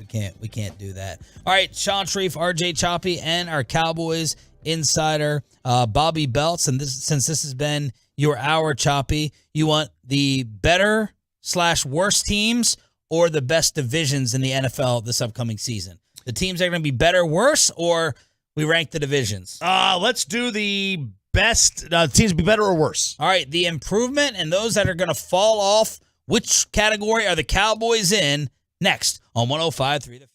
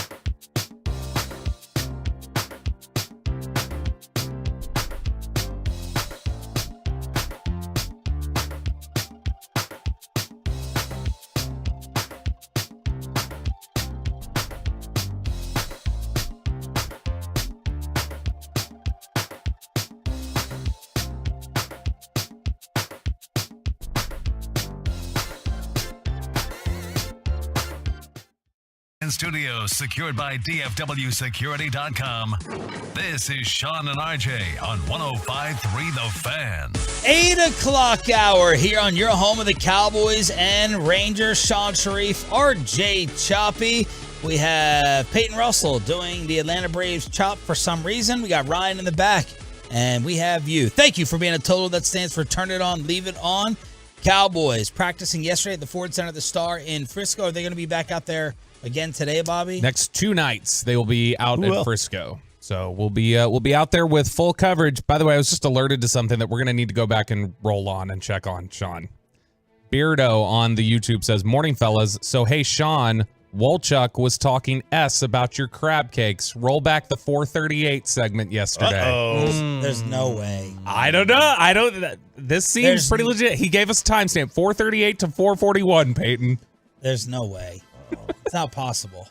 If he did, I will destroy him. He's taking up for the gluten bit, I bet. Well, that should be during a commercial break, right? So that means they went over the clock. Well, that just means it's G-Bag. Oh. Yeah. Good for first place, apparently. Second place is destroy the clock.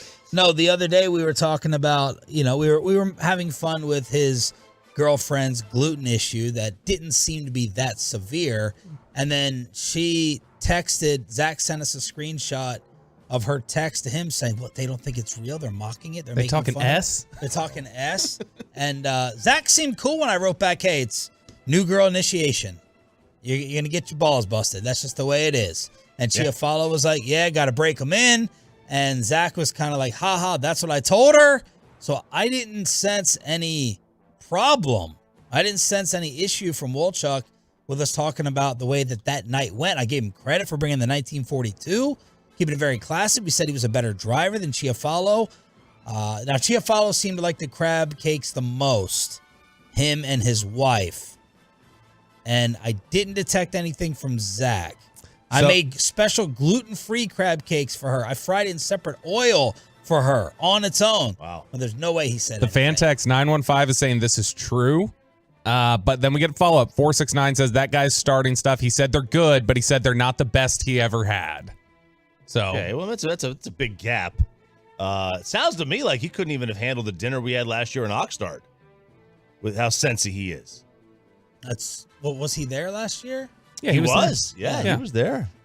Call him. If he's awake. There's no way he's awake. I know he's preparing his best appetizer segment for the day. So there's no way he's awake. I'm trying to remember. A lot of prep. Are they supposed to be on the dry side? No. Okay. We had whitefish cakes in Michigan. So basically the same. They were a little dry, and I wasn't sure if that was just maybe the whitefish. Yeah. That was dry with them. I don't never think had anything should really be dry. And right, yeah. Amongst any food. Except chips. I don't know. So we'll see. Okay. Bill Barnwell comes out with this list every year. Every single year. He does the 4 teams most likely to improve and the 4 teams most likely to regress. And he does this off of a few, things, most of which were point differential. We're seeing so if you have a team like the Giants last year that had a point differential of 0, right? They scored as many points they allowed. They should not have had, they theoretically should have had a 500 record. Now, you can't be 500 anymore in the NFL, but you get the point. They shouldn't have been what they were, which was 3-4 games over 500. Sure. It's like the Raiders that year, they went 12-4, and their point differential was like plus 27. Like, they had no business being Absolutely. that good. They should have been more like, 8.5 and 7.5. That's, you really shouldn't be that much. And the same thing goes on the flip side, where you have a positive point differential but a losing record. Okay, it shouldn't happen. So last year, in the teams most likely to improve, he had 5 teams. He went 4-1. Oh. Okay, so 4 of those teams won more games than the previous year based off of this metric. So here are the teams. Chicago. They were MVP. That'll help. Justin Fields. They were 3-14. This year they have the 9th easiest schedule, and they were 1-6 in games decided by 7 points or less. And typically games decided by 7 points or less over the course of a season, you want to be about 50-50 on that. So if they win 4 games, he's right. Well, it's a pretty. The goal is to jump by 2 or more. Okay. Okay, 2 or more. He's predicting they'll jump by 2 or more. Yeah. Okay, so 5 or more wins for the Bears. Right, and that's not crazy. No. That's not crazy at all. They could easily do that. They lost 13 of their last 14 games. They started 2-1. Their only victory was against the Patriots, where New England fumbled 6 times and had 3 interceptions. It's a lot. Yeah. They recovered 6 fumbles. And then, so Chicago was probably tanking. And they lost a lot of games late in the course of the year. The other team, another team that we have talked about quite a bit, Denver. Denver was 5-12. All right. Chicago was 3-14. Their point differential was -137. Denver was 5-12, and their point differential was only -172. That's half. They were 4-9 in 1-score games. They had 13 of their 17 games decided by 1 score, and they were 4-9. They got the 11th toughest schedule. I'm actually going to reverse this on you. Okay. Normally, I get the point differential, the 1-score game stuff. My argument is Denver was lucky to be within the 1 score. So I'm going to reverse it. Okay, maybe. Yeah. They were actually lucky to be within the 6 points with how horrific the offense was. But look, Sean Payton going there with Russ has made them a team to be interested in. Sean Payton has put a bigger target on their back. He's running his mouth there while wearing his visor, and everyone's trying to figure out if he can resuscitate Russ. So far, the early preseason feedback has been no. Right. Now, Russ apparently is thinner, moving around a little bit better, but so far with the people that I listen to, they're saying, no, it's not like he looks like a different player back to the MVP Seattle days. Yeah, so we went a little bit deeper. He goes, they had a chance to win 2 games with long field goals. Brandon McManus missed them both. They lost all 3 of their games that went into overtime, and a drive into the red zone to seal the game against the Colts ended in a turnover, and a subsequent drive to win the game in overtime failed to get 2 yards on 2 plays, so they had 3rd and 2 from the 6. The defense failed to hold a fourth-quarter lead against 4 teams. They allowed an 18-play drive to a Ravens team that did not have Lamar Jackson, and they had realistic shots to win both their games against the Chiefs. One thing they point out, they were the most injured team in the league last year. That's not new. They've ranked in the bottom 10 in injuries in each of the past 4 seasons. Randy Gregory now there. Right. Not going to help that rate. Now, Bobby, leave my guy alone. A lot of unnecessary shots at my guy Randy the last 3 days. Have you noticed, have you seen, injuries year to year? Teams that are injured stay injured, or is that fluky? No, that generally is fluky. Like San Francisco a couple years ago was just decimated by injuries, and they bounced back fine. Now, obviously, training staffs go into that. One of the things that's really interesting here, they lost 5 games last year. Denver lost 5 games where they allowed 17 points or fewer. That's awful. Say it again. They lost 5 games last year where they allowed 17 points or fewer. Yeah, 5 wins. I mean, this should be able to get by. Cleveland's the next one on this list. 13th easiest schedule. They were 2-5 in games decided by 7 points or less. Plus, Deshaun Watson, was last year just rust. Yeah. What was it? Getting a Carson Wentz feeling on Deshaun, on my Deshaun take. I'm starting to get a lot of bit worried. Not a little bit, a lot of bit worried. Wow. Okay. Yeah. All right. More concerned with Deshaun than Aaron Rodgers. Yes. And then the other team is the L.A. Rams. Do you think Deshaun will have a better year than Rodgers? Going back to our... No, probably not. But I mean, there's I believe more in his physical abilities at this point. Watson's. Yes. Who was the last team? The Rams. They were 5-12. They were 2-4 in games decided by 7 points or fewer. They had a -77 point differential. 14th toughest schedule, so mid-pack. The Rams just feel ugly, but is there a way we're sleeping on them a little bit? Is there a possibility of that? Yeah, I mean, last year they were the defending champs last year, and then immediately we're just kind of throwing dirt on the grave. And look, they did sustain a ton of injuries to Cooper Kupp. Aaron Donald was hurt. Matthew Stafford. The only thing is that the quarterback position, we have no clue if his arm works. That's the biggest question. Yeah, we don't. Is that for the? That's for the regress. Regress. Okay. I'm sorry, that's for the improve. Those teams will improve. All right. Peyton got the audio clip. I think we have a special guest call in. This is what Zach Wolchuk said yesterday on the G-Bag Nation. The crab cake, the art of it, and everything. I said Sharif's were the best I've ever had. Are you co-signing that, or have you had better crab cakes? I've had Sean's were delicious. They were cooked a little bit different, but yeah, not the best I've ever had. Did he fry them or bake them? They were fried. They were fried. I'm more crispy. of a pan-sear guy on the crab cake, but Sean's were delicious. Not downgrading those at all, but not the best I've ever had. You were earlier though. I wasn't off the air. Zach Wolchuk, I was renaming you Mr. 1942, but now I have to rename you after Bobby's crappy tequila, according to that. Hey, Addictivo or whatever. What was going on yesterday? Okay. All right. This was an Eric and Brian thing. Eric doesn't eat crab cakes, so he said those were the best he's ever had. Your crab cakes were outstanding, Sean. They were delicious. You know that. I told you that. The best I've ever had were at Houston's, though. Those are the best that I've ever had, and that's all it was. There's just one crab cake that's ever topped yours for me, and I don't think that was anything dramatic or something that we should be feuding over. I thought yours were outstanding. They were trying to pull me off sides. I have nothing but love and respect for your crab cake, sir. I totally agree. It was blown up a little bit on the fan text. I don't take offense to them not being the best ever. I've never really heard of pan-seared crab cakes, and then Broadus. They get broiled, not baked. Broadus, in case he should know that coming from Louisiana, in case he wanted to run his mouth at all. So it's a little cooking corrections I have to throw out there.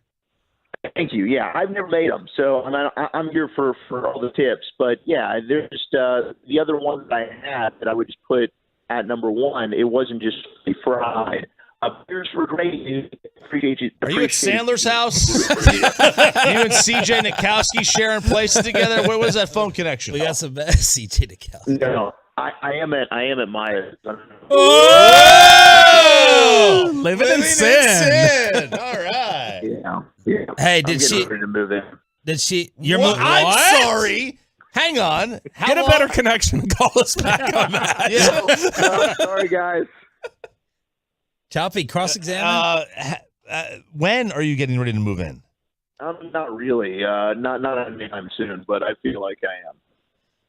Is her place nicer than yours? It's much nicer. Yeah, it's way newer. She just moved into a new apartment complex, so her amenities are much better than mine. Where's your toothbrush? I've got one here. Last thing, did she take any real gluten offense yesterday? No, she was laughing about it, and I told her the same exact thing you said when you texted. I was like, "This is just part of the deal. All right, you're gonna have to get used to this, babe. So just deal with a little bit of criticism. All right, get some thick skin." All right, brother, we're all good. Thank you for setting the record straight. You're appreciated. Thank you. All right, love you. Bleep you, Brian and Eric. There you go. Yeah, He likes to fart in bed. pan-seared crab cake and then bake. Come on, Brian. Come on, Broadus. So. They tried to pull us off sides, but man, that could have gotten a lot better with a good phone connection. Yeah, it could have gotten a lot better. Man, he was he's trying to say I'm just kidding, but I mean if he's got a toothbrush in her sink, that how long have they dated? How long they dated? How long has he called her his girlfriend? Dated, dated like 6 months, I think. Okay, well, nothing wrong with the toothbrush. No, nothing wrong with the toothbrush. Moving in's quick. That's quick. Well, but, you guys just decided to waste a mortgage forever. You could have done the same thing. See, I think what you're worried about is there's two. We're not gonna have enough time for this. If another couple is like on your same parallel path, but they leapfrog you with a monumental moment like an engagement or proposal, it depends if your girl has been waiting for it. Sarah has not been impatient. Are you going to propose? But that can be a nightmare. If you guys have been dating for 5 years and Zach and his girl, they're moving in 6 months on a propose, faster time frame than you. They propose. That could be a nightmare in the friend group. Right. That doesn't apply to you. Right. But you guys could have moved in a lot sooner. You got on the same phone plan before you moved in. We did. We got on the same phone plan. You should be thanking the gangs, the Fort Worth gangs, for Oxnard gangs. the Yeah. Oxnard gangs for firing that bullet in your window. Yeah, and absolutely. That really pushed all over the edge. It got us out 2 months early. She was going to move in anyway at the end of the lease. Yep. But this got us out a couple months early. Thank you, the whatever the gangs are over off of Lancaster. To your point, Kristen holds it against me that her siblings all got houses before us. Ouch. I think she brought it up to Amanda while we were over at your place. Yeah, I'm slowly poisoning Kristen with Thanks, appreciate it. lobster talk, ribeye talk, house talk, room for kids talk, all these crazy ideas that I put in her head. Try a shrimp for the first time in your life. All right, the documentary on the subject that changed sports forever. Have you watched it? If not, we have you covered on Your Home of the Rangers next. But first, also have you covered for that brand new job.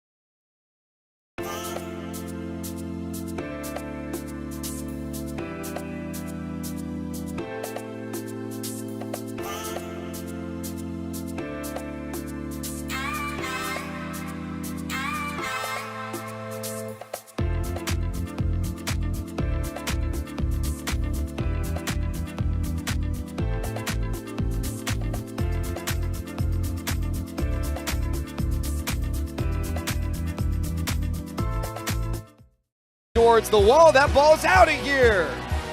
Just barely clearing the yellow line. That still counts as solo home run for Mitch Garver. And the Rangers are on the board. It's 5-1. They actually had 13 hits in the game. Arizona had 9, but they lose their 6th straight. What's been the sense on the TruckWreck.com text line in terms of panic and disaster? There's some that are saying, they're going to finish 3rd in the division, and some are like, guys, we got this. Don't worry about it. They're still going to finish 1st. So it's a big French Montana energy. Don't panic. Don't panic. I would say that the majority are still positive about the Rangers. And we're all saying that they will finish 2nd. Got to predict it today. 1, 2, 3. Where do they finish in the American League West? Bobby said 1st because he's trying to be a homer and kiss up to the Ranger fans. But we're saying 2nd. I'm not kissing up. I'm trying to say that I believe in this team still. Here's what's interesting. We talk about during this losing streak. I'm trying to find all of the stats. I just know over the last 4 games alone, the Rangers are now 4 for 31 with runners in scoring in position. As soon as that flips, as soon as that the positive regression that you talk about, Chop, as soon as we get that, hopefully things get back on track a little bit. All right, so a bunch of different sports documentaries have been put out. By the way, Rangers off today, back in action tomorrow against the Twins. The first one that we talked about was Jake Paul, very good in my opinion. The second one, Manziel, fantastic, not long enough. The third one is Untold, and RJ, you said this is what you were the most interested in. Balco, steroids, Victor Conte. Yes, this is what I was most into. Because first off, I don't think anything changed our view of baseball more than this in terms of baseball was all about the records, and now I feel the records have just lost so much.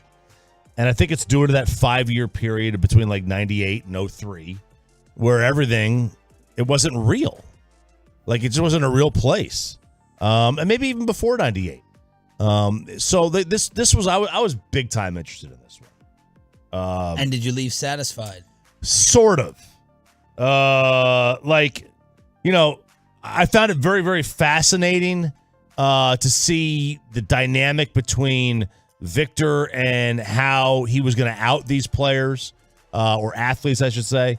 The catch me, the guy, the IRS agent trying to catch him, Nowitzki trying to catch him. And then, hearing the stories, was he going to out Bonds? Was he going to out Montgomery? Was he going to out Marion Jones? I wanted to hear from them. That would have been nice. But one thing stood out to me more than anything in this. And that is, it confirms that nobody ever with a pencil-thin mustache has been anything but a con artist in the history of the world. Yeah. I don't know who wakes up and says, you know what? I want a pencil-thin mustache. I want a 1920s gangster mustache. Yep. Who thinks of that? Right. Victor Conte and Arthur Blank and Peyton. Mike Schmidt, New York Times. Got to remember, there may be people like Pepe who not that familiar with Balco, Victor Conte. So this is a little summary from the documentary on the investigation that changed sports forever. The Balco investigation changed the country's perspective and the perspective of the leagues towards drugs. This record is not tainted at all. At all. And it set off consequential developments that create the drug testing systems today. I think the masses remember Victor Conte as the guy who single-handedly brought down the world of sport. I hope that changes. That's his daughter. Mm-hmm. Good looking, by the way. Yeah. Yes. That was my first thought as well. I was like, wow, how did he create her? This was very interesting. I'll tell you the most interesting aspect of this. I was expecting it to be Bonds and, how he got involved in the baseball stuff. I was really interested to hear him say basically, hey, for the first 17 years that Balco existed, we did operate on the up and up. It wasn't until 2000 that we really started to tap into, illegal steroids and HGH and everything else, which was, I was fascinated to find out, bubbled birth control. As Patrick Arnold, this chemist that he partnered up with, had figured out, oh, hey, this has steroid effects and it doesn't pop up in your urine test at all. So we need to be on this. But the most fascinating aspect of this, I thought, and the most intriguing personality was Tim Montgomery. He was really intriguing. He had a quote there that I wrote down that I think encapsulates a lot of the steroid era in baseball and track and everything else, where he said he told Victor Conte, "I don't care if I die. I want to feel what it's like to be the greatest." Yeah. And I think that's the thought process that went into it for a lot of guys who started using. And he was obsessed with Conan the Barbarian growing up. Yeah. He was just sitting there trying to mimic Schwarzenegger as the character. Went from 148 to 176 in muscle. His bench press in 8 weeks went from 265 to 345. This is Tim Montgomery. Tim Montgomery, the sprinter. It's wild. It's crazy. That number in 8 weeks. He was a little smaller guy, so he always had that chip on his shoulder. And then they started fighting with each other. Victor had all of these athletes wear his brand. Yeah, ZMA. They all wore it. And, you know, when Barry when Barry came to him, he was like, you know, don't pay me, just promote this product. Magazine cover, fitness interviews. Yeah, snack, ZMA. Yeah. Those supplements. So Conte, according to Tim Montgomery, wanted 35% of Tim's winnings. And Tim Montgomery was offered $50K by Nike to wear the check for a race. And Victor's like, no, you're going to wear this. You're going to wear my supplement company. And Tim's like, no, man, I need to wear Nike and get the $50,000. So he rejected Nike for that race, wore Conte's stuff, but eventually they had a falling out over commission and how much he would owe him. And Tim's like, I just did it then on insulin and HGH. And Victor said, no, he had a year's supply of my stuff. So those were really the two calling each other liars the most during this. Yeah, I thought. And you know, Victor had said that I found this other part fascinating too, that he was like testing people like bodybuilders who were on Winstrol, which is an anabolic steroid.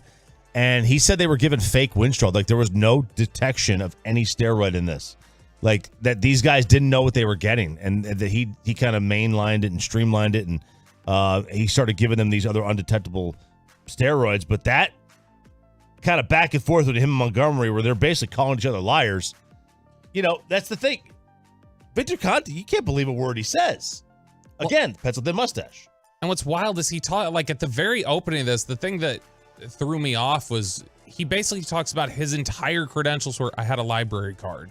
I got a library card, you know, read about blood testing and stuff. And people always called me a doctor. They thought I was a doctor. Yes. I didn't dissuade them of that notion. But all these world-class athletes making millions and millions of dollars allowed Victor Conte to be their physician. Yeah. No testing or proof. They were guinea pigs.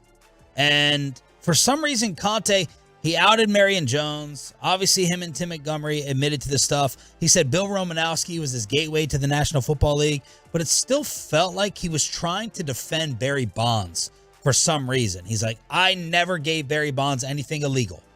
I never provided him with anything illegal. Do I think he took it? Yeah. Do I know a guy, Greg Anderson, the trainer, who could have given it to him? Yeah. But here's the New York Times, Mike Schmidt, talking about when Barry started taking PEDs. Bonds saw what Sosa and Maguire had done. At that point in Bonds' career, he was already a Hall of Famer. He basically said to himself, I know I'm better than these guys. There's no reason I shouldn't be performing at that level. But he was at an age when most players' careers are on the downtick, when they're retiring from the game. And I'm trying to think of what next level can I get to? What can keep me motivated to do the things that I've been doing day in and day out? Greg Anderson, Barry's trainer, brought him to Balco.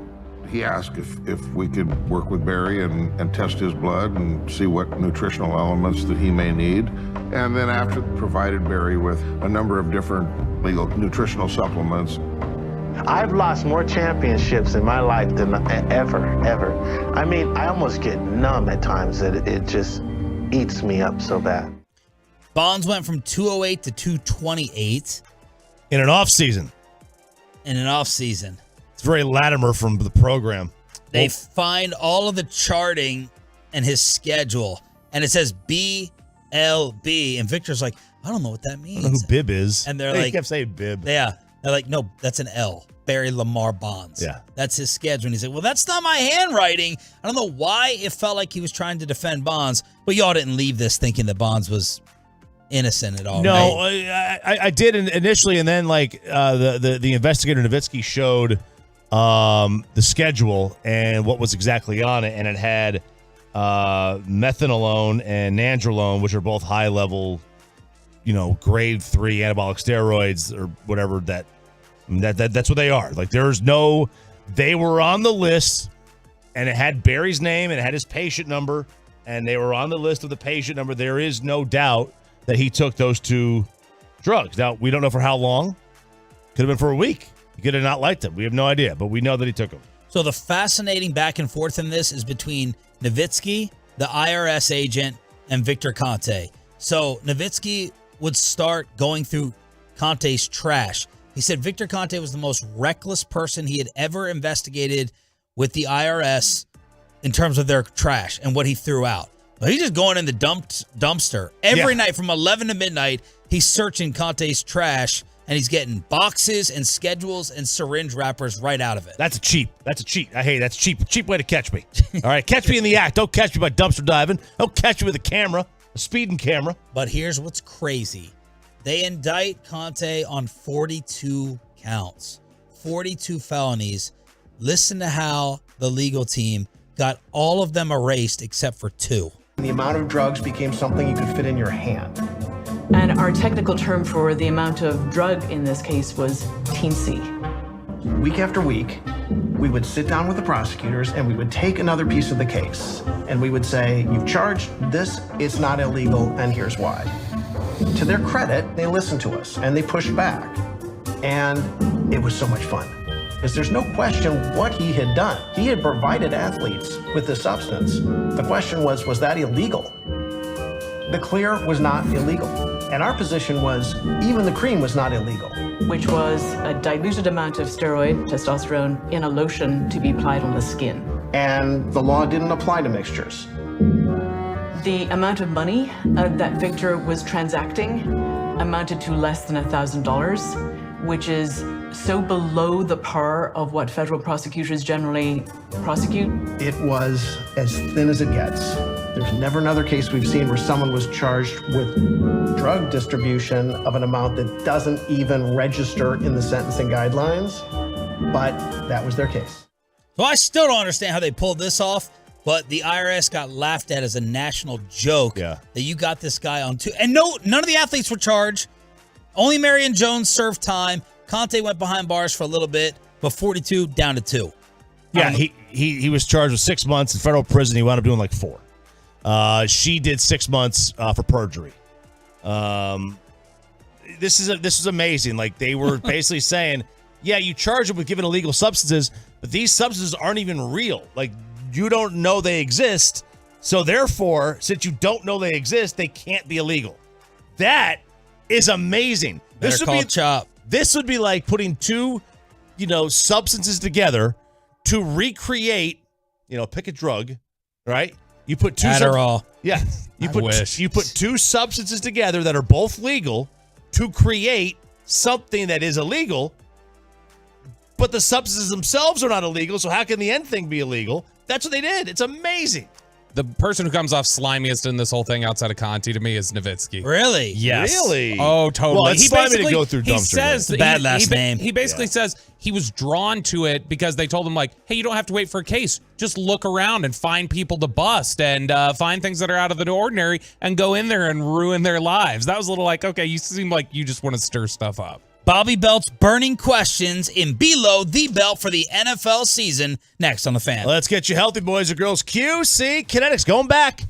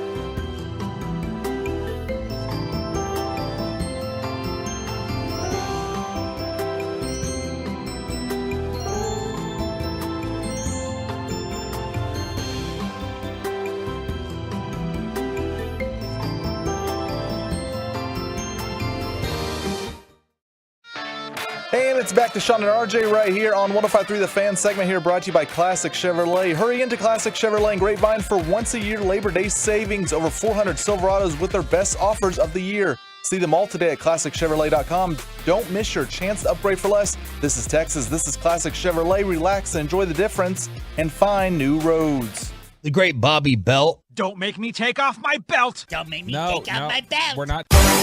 This NFL star isn't even cleared to play right now, and yet somehow he's never looked better in his entire career. More on that in just a second. First, we're going to go through some NFL burning questions, gentlemen. All right.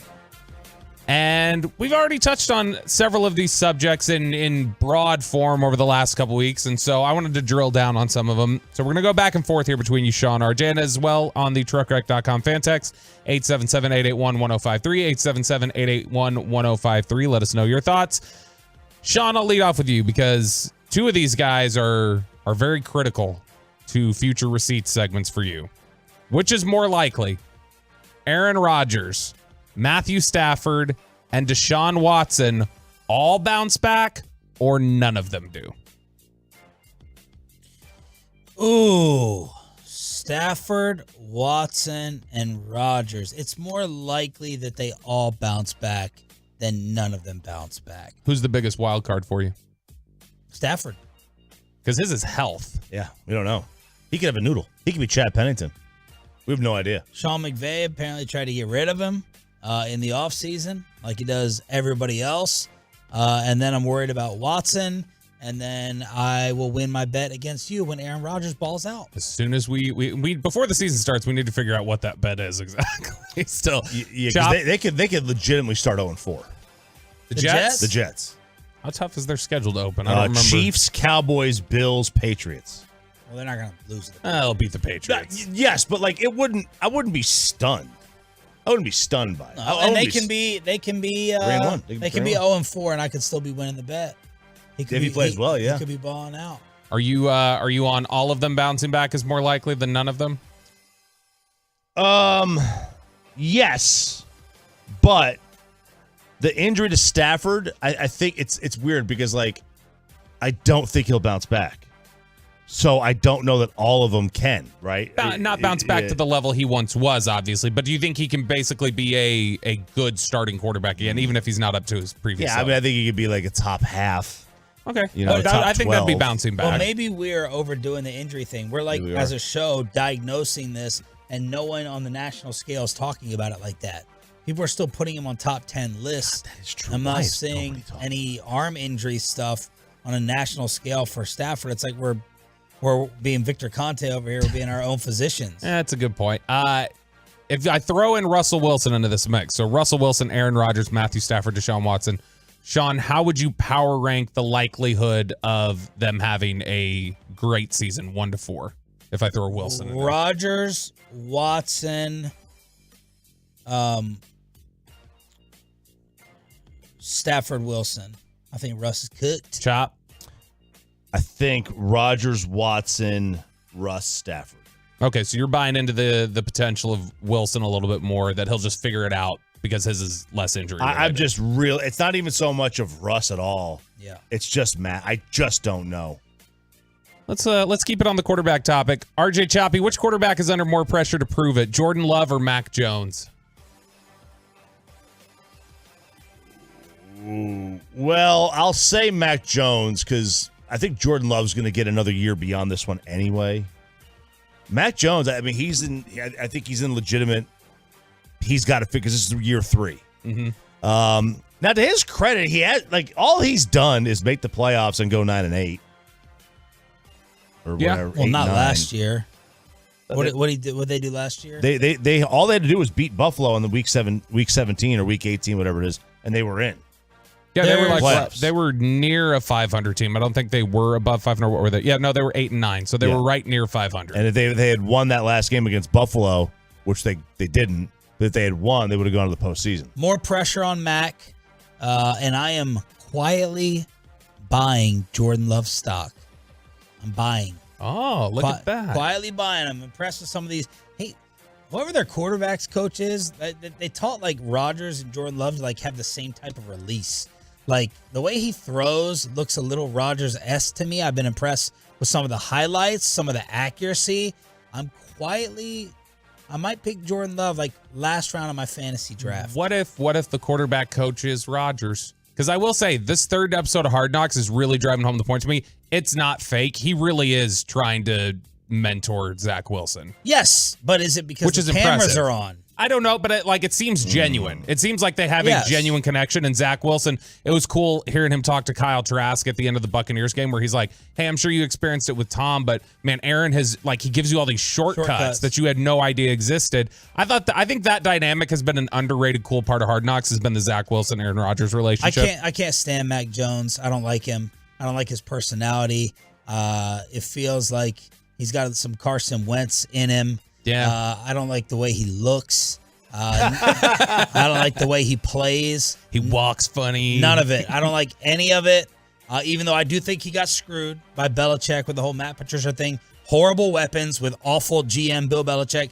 I'm not rooting for Mac Jones. I thought they last night in Hard Knocks underplayed, and maybe they didn't have a lot of time post-production, but they underplayed the Dalvin Cook aspect. I thought they could have spent more time on that, dove into that a little bit more. So that leads us to the next question, Sean. Will Dalvin Cook he was leaving for his baby. No, I know, but that day they had with him, they didn't really have him mic'd up other than just kind of on the periphery. And maybe that's logistical, but will Dalvin Cook or Ezekiel Elliott have a greater impact on their new team? Dalvin Cook is 5 times the player. Is he going to get as much opportunity with Breece Hall as Zeke? Dalvin Cook will have more of a statistical impact. Oh, yeah, easy. Yeah, Dalvin absolutely will. Now, who's going to pick up the big block? Who's going to pick up the blindside block on third down? Well, not Zeke, apparently, anymore. Maybe Zeke. but Dalvin Cook runs circles around Zeke. Yeah, of course. I want a Dalvin Cook here. Just like everyone wants Montgomery here. How much does Zeke's center play and the ability to play multiple positions maybe factor into this equation for you, Sean? A lot. It's Dalvin Cook. It's easy. And then again, even with Breece Hall, Breece coming off an injury. He's coming off an ACL. Boy, they were hyping him up last night on Hard Knocks as like, ooh, how fast is he? And Robert Saleh, oh man, 21 miles per hour. Oh my gosh, look at this guy. He was a stud last year before he got hurt, but I thought that was another interesting aspect of it was Breece Hall talking about, because we've seen this with Michael Gallup and some other guys. We wonder the mental hurdles. It was cool, I thought, for Breece Hall to talk a little bit about there's some days during this recovery process where you're just like, this isn't ever going to work out for me again. All right, so this is something Dan Graziano referenced in the list that we talked about yesterday. RJ Choppy, is this Kyler Murray's final season in Arizona? No, it will not be his final season in Arizona. Now, are you saying is a make or break? Yeah, it is a make or break, but I don't think it'll be his final season. So if they're sitting there top pick in the draft, whether it be from the Texans or themselves, and Caleb Williams is staring them in the face, you think they just go, nope, we're going to build around Kyler instead? Whew. Well, that's a good question. If they get the number 1 pick, then I would say they would go and they would build around Caleb, or they would go draft Caleb or somebody, but I don't believe that's going to be the case. Boy, imagine the poetry. You don't believe they're going to get the number 1 pick? No, I think Kyler's going to have a good year. Imagine the poetry of that, though, because the Cardinals were all in on Josh Rosen, and then they get the number 1 pick, and Cliff's like, yeah, but Kyler's there, and then that might do Kyler. Sean, Kyler's last year? No. I agree with RJ that he'll get them out of the number 1 pick.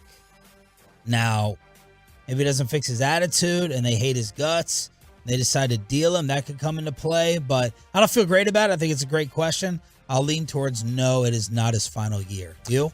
I think it probably is. Because they seemed so hesitant to even pay him in the first place. And it just feels like a lot of hurt feelings there. If you've got Caleb Williams staring you in the face, or you like Drake May a lot, depending on how these seasons go, that might be tough. You can just say, hey, let's hit the reset button and get what we can for Kyler. I personally think Tampa's the clear number 1 pick favorite, right? Yeah. I mean, you got Baker Mayfield and Kyle Trask as your quarterbacks. I mean, I don't know. I think that's they're a terrible division, though.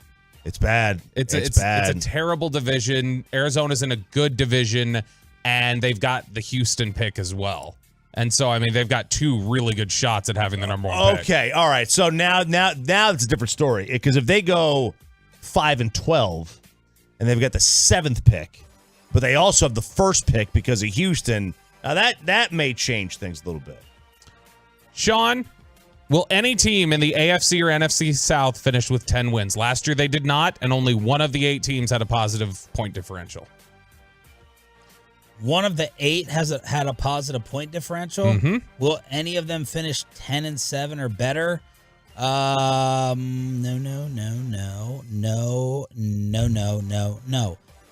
No. So no Jacksonville. No Jacksonville. You know, I'm not the biggest buyer of Trevor Lawrence. Sorry, Bassick. 10-7 Jacksonville. Crappy division. Yeah, if they don't finish 10-7, they're going to have a discussion about getting a new quarterback. If they don't finish 10-7. What was their record last year? 9-8 with a strong finish. They won the last 5 games of the year to get to 9-8. Fine, I'll say Jacksonville. I'll change my answer Chop. because of the wins they'll get versus the South. Which, by the way, versus the division last year, they were 4-2.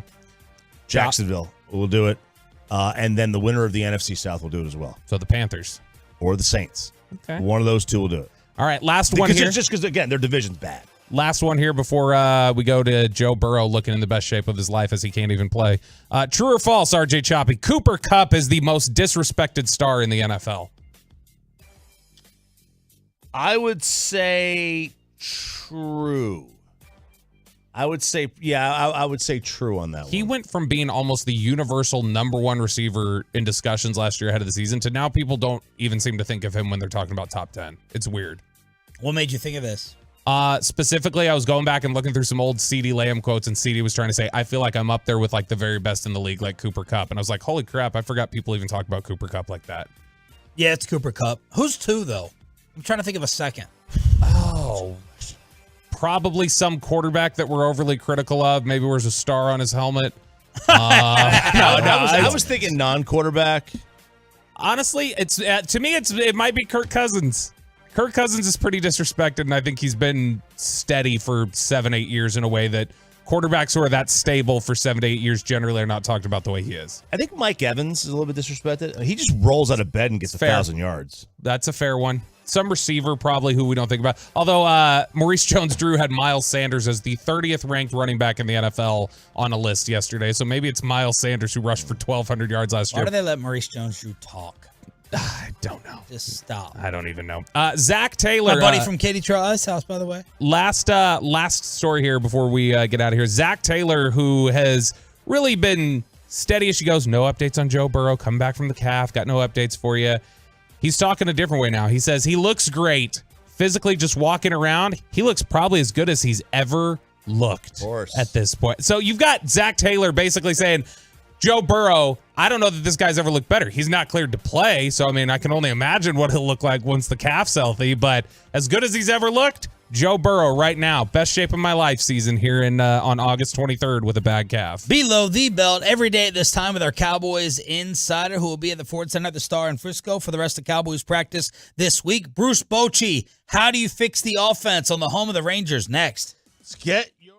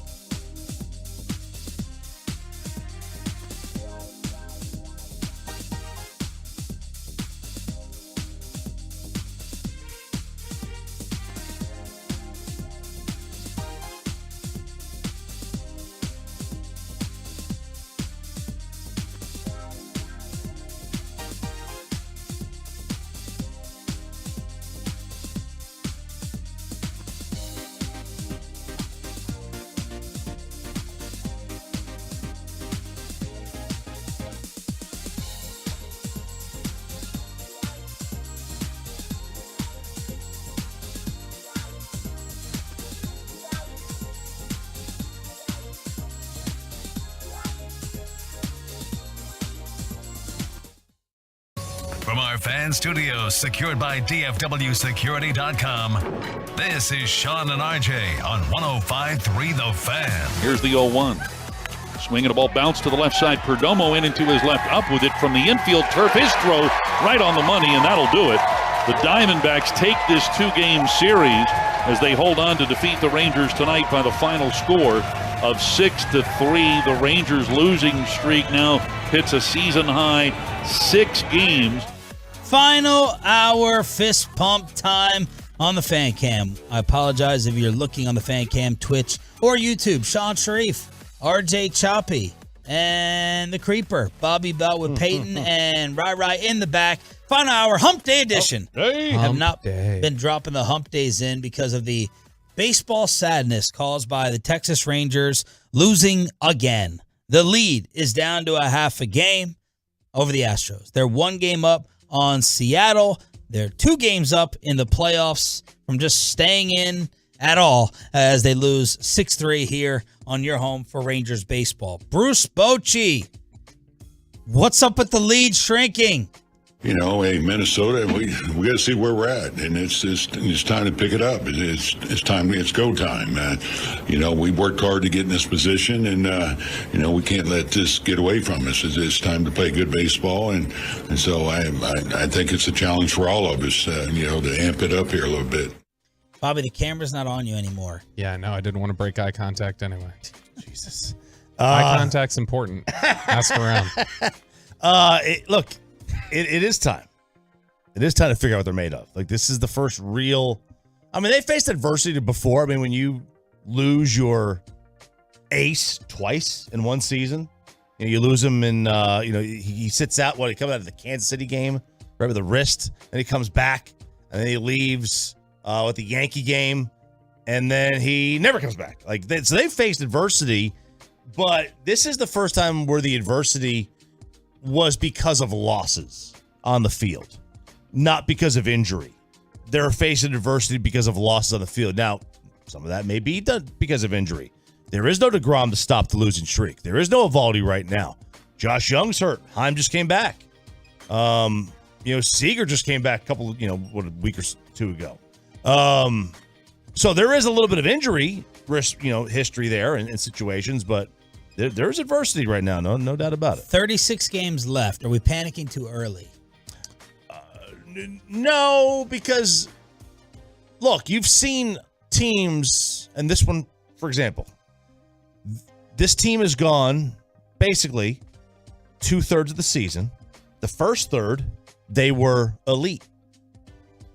40-20, 60 games. The next third, they're 500.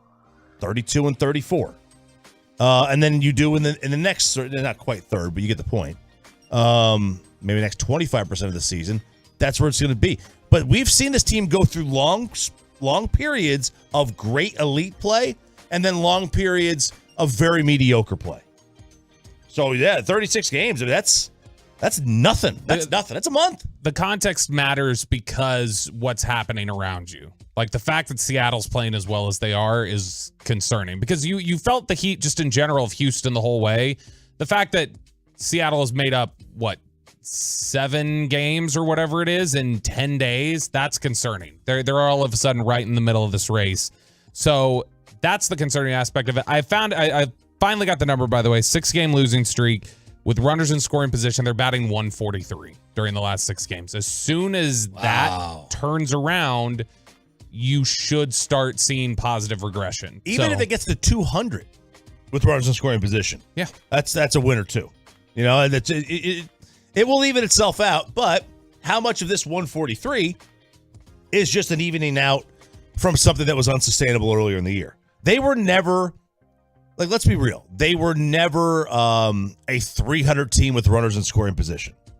And they were probably never 40-20 good. Either. Yeah, but they were still, I still think they have, them having a top offense or the top offense in baseball is legit to me. There's nothing, I'm not going to view that or think of that as a fluke. I still have faith in the offense. It's going to just be a matter of winning at the right time, losing at the wrong time. They haven't scored more than 3 runs in their last 4 games. So 1, 2, 3, and 3. And then what happens with Nathan Eovaldi closer to returning than Josh Young? Worst record in the American League in one-run games belongs to the Rangers. Really? The worst record in the American League. It is the third worst record in Major League Baseball. So eventually, like you talk about 300 is not sustainable, and that's true.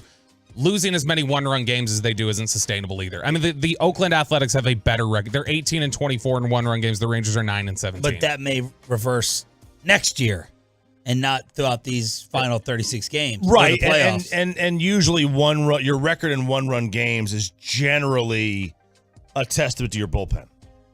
Bruce Bochy, what's wrong with the offense? I think that's fair to say. I mean, the bats are not quite where they were. You know, Jonah's coming off that injury. I don't think he's gotten his timing yet. I think he's fine. He doesn't feel anything with it, but it's pretty obvious he's just not locked in at the plate. Dolly, is good to see him hit a home run yesterday. Now, with him, he was just expanding the zone, and he should not be tired. These guys I'm talking about have had time off, the ones that are going through a tough time right now.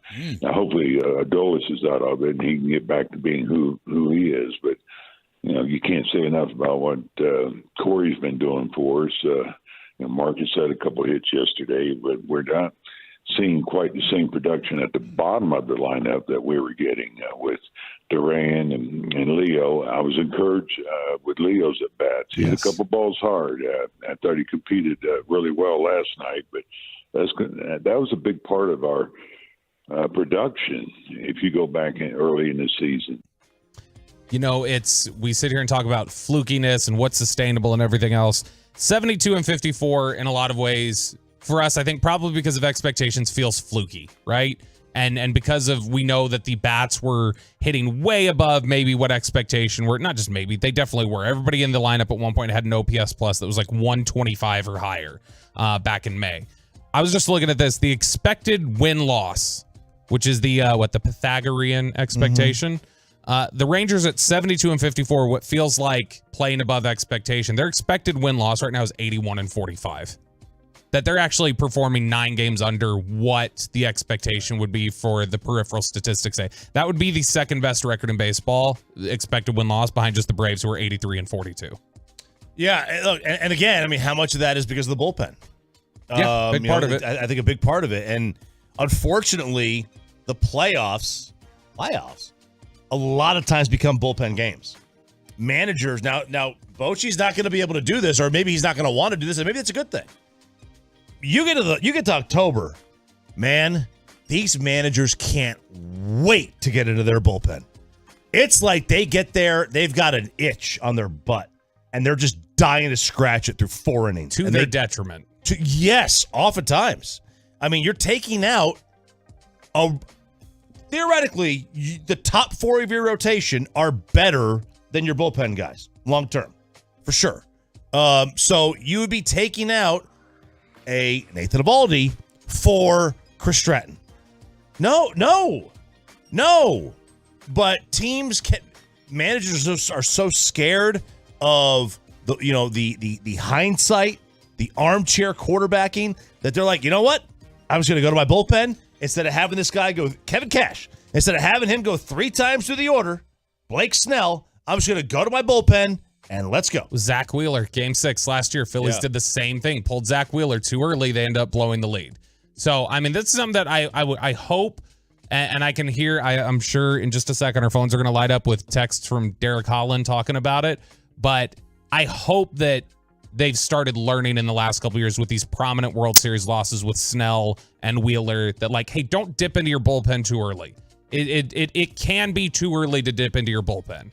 Wander Franco was put on one of the exempt lists. I don't know. I can't keep track. Basically, you're not coming back anytime soon, right? No, administrative leave is what he was put on. Now, this means that they open up a roster spot so they can bring somebody up. He's still getting paid. He's still accruing service time. He's got an 11-year, $188 million deal. This isn't a normal, 20-something-year-old who's in his second full year of baseball. They gave him his bag of money, and they just bought out his arbitration years. They did all that. I have no idea what the contract says in terms of with cause and how they can get out of it and recoup some money. I don't know if they can. But Wander Franco is now basically at the mercy of this investigation in the Dominican Republic. And Jeff Passan says that a lot of times these types of cases. So, by the way, like in the U.S., some states are 18, some states are 17, some states are younger than that. And then if you're close in age, it's okay. 3-year. Generally, a Right. lot of states 3-year rule. So in the Dominican Republic, they don't have that. If you're under 18, it's a hard line. But he says Passan says a lot of these cases in the Dominican Republic are settled like civil cases are here, where if, let's say in this case, Wander Franco pays somebody off and that person, that family is okay with it, charges are dropped. They don't bother going any further. And because it's another country, I have no idea if MLB can actually get their hands on the investigation. Whereas here, it's like once you start the process, sometimes you can't just drop it, make the case go away. Right. It's like it's already started. It's in the system. Because a lot of times, if I'm not correct, if I'm wrong, I think the state makes the decision for the minor whether they're going to prosecute. Now, maybe an adult can say, hey, don't prosecute, I want to drop the charges. I don't know if a minor can. I have no idea. I don't know the specifics of the I do know that generally if it's, I mean, if you're talking about sexual assault of a minor, at that point it doesn't matter about pressing charges a lot of times. I think it's just if the state finds out, they're pressing charges. Yeah, the state does it for you. And in the Dominican Republic, I mean, you know, and look, this is where Wander Franco already having $188 million comes into play. I mean, he could just pay the family off. Everything's good. They drop the charges. And then maybe he comes back and plays baseball. We don't know. Like, this is, you know, Trevor Bauer spent over 300 days, you know, game days on this exempt list. James Harden got fined $100K by the NBA for calling Daryl Morey a liar, but Joel Embiid is also quietly like trying to make some noise that I'm removing Philadelphia 76ers stuff. That was a story last week. Bet Online, will Joel Embiid request a trade before the end of the 2024 playoffs? Odds are no. Will Embiid get traded before the start of the next basketball season? Slight no. -180. Next team if dealt, the Knicks, Heat, Nets, Pelicans, Mavericks. That's 6-1 for the reigning MVP. First overall draft pick in the NFL is going to be who? Caleb Williams. Caleb Williams, 2-7. Second, Drake May. 4-1. Third, I'll give you a hint if you want. Well, you can guess first. Marvin Harrison. Good job. What did Ocho say? What have to happen? Otherwise, he'd give up McDonald's? Was it him losing the Heisman? Yes. He's got to win the Heisman or Ocho gives up McDonald's for life. And then 2024 NFL Draft first non-quarterback selected. Yes, Marvin Harrison Jr. is even money. And then you got Joe Alt, Brock Bowers. Ooh, the tight end? Fasano? What's this guy's name? Olamiyowa Fasano? Oh, the tackle at Penn State. Yeah. I don't know how to pronounce his name. I know the guy, but so there it is. Bet Online. We'll ask Wolchuk. He's the draft expert on G-Bet. Okay. Sean Shreve, RJ You Chop, messy. and Bobby Bell here on your home of America's Wolchuk wasn't team. the MVP. Nick Eatman on what happened yesterday at Cowboys practice in Frisco. Does he agree with Stephen Jones that this? Oh no! What? Oh, Bassick has brought in the jersey. Oh my God! He's brought in the full outfit to get back at me during crosstalk. Nick Eatman. Is this the most loaded Cowboys roster in a while? We'll ask him from DallasCowboys.com after this. Let's get you over to Platinum Ford.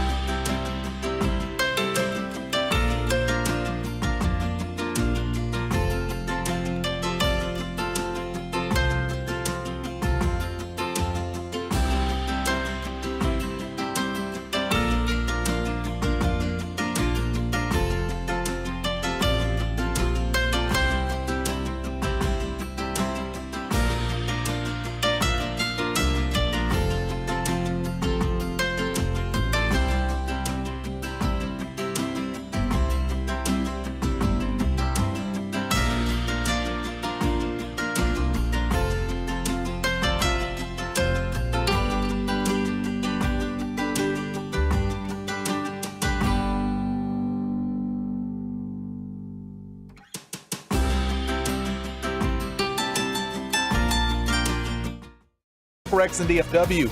If you or a loved one have been in an accident, contact the Frankels today for free or call 214-333-3333 or go to truckwreck.com. Crosstalk with KMC. Well, Bassick is on fire. He's bringing up Dak QB arguments. He's got his jersey and his gear on today. What's a bigger deal? What Bassick wore at training camp or our noise level? Actually, we could ask Nick Eatman, DallasCowboys.com, who is back at Cowboys practice at the Ford Center at the Star in Frisco. And he is brought to you by Ford, built for Texas, built for you. Good morning, Nick. How are you? Good morning. I'm doing good. How are you guys? Doing pretty well. What happened at practice yesterday? Oh, I mean, it was just kind of a practice, I thought. But wait, hold on. Let me say it the right way. It was an entertaining, spirited practice that if you didn't get there last night, you should definitely try to make your way to the Ford Center tonight, because you never know. This could be the last opportunity to watch practice in full length until next year. Wow. Jerry's standing there with the gun right to your head. Nice job. Wow. Well done. Are the practices like exactly the same structure-wise as what we saw in California? I mean, for the most part, yeah. I would say, tweaks here and there. You ask any coach, who's got the script, they're like, no, this is definitely, we're only doing 12 minutes of red zone, and then especially it's different, but yet the same. You know what I mean? For the most fans, as long as this isn't like the movie The Program where they just go out and do Oklahoma drills the whole time. So, that's kind of what I think some people expect when they want some physical contact. It's the same. It's basically the same. Good stuff. You'll see some team drills. You'll see one-on-one drills. You see some competition. So it's something good to see. Steven confirmed yesterday Jalen Tolbert, lockdown wide receiver number 4. They've got that whole depth chart set at this point. Is that a good indication that no Jalen Tolbert, he'll be on ice this weekend, since it sounded like, according to Steven, he had shown them everything they needed to see? I would think so. I mean, the only thing, if you want him to get more reps special teams wise, but I mean, at this point, let's play the games. I mean, let's get him ready for the games. I think he is going to have a role on game day. I mean, I think, and that's what the 4th receiver would be. But obviously, he's going to have a role on special teams by doing that. The top 3 aren't going to have that role. So, and good for him. And Brandon Cooks gets a lot of credit for helping him, but this is Tolbert as well. I mean, I had a conversation with Tolbert back at the Senior Bowl in Mobile, Alabama, and Cooks wasn't even on the team yet, you know what I mean? And he was saying the right things. And so he's doing everything. He gets 90% of the credit here for jumping up his game here in year 2. Nick Eatman, DallasCowboys.com, joining us here on Sean and RJ every single hump day. Hump day. Since we know you always tell the truth, let's see if you sign off on this or pick it apart. Stephen Jones said, I think this is as deep a team as we've ever had. This will be the hardest 53 cut that we have had in years and years. Do you agree with that? Yes, but not always. It's not always a glowing thing. Defense, yes. I mean, I think when he makes that statement, because he did make that statement, and then a few minutes later we're talking about defense and Dan Quinn and all that. I do think the defensive line is going to be really tough. But,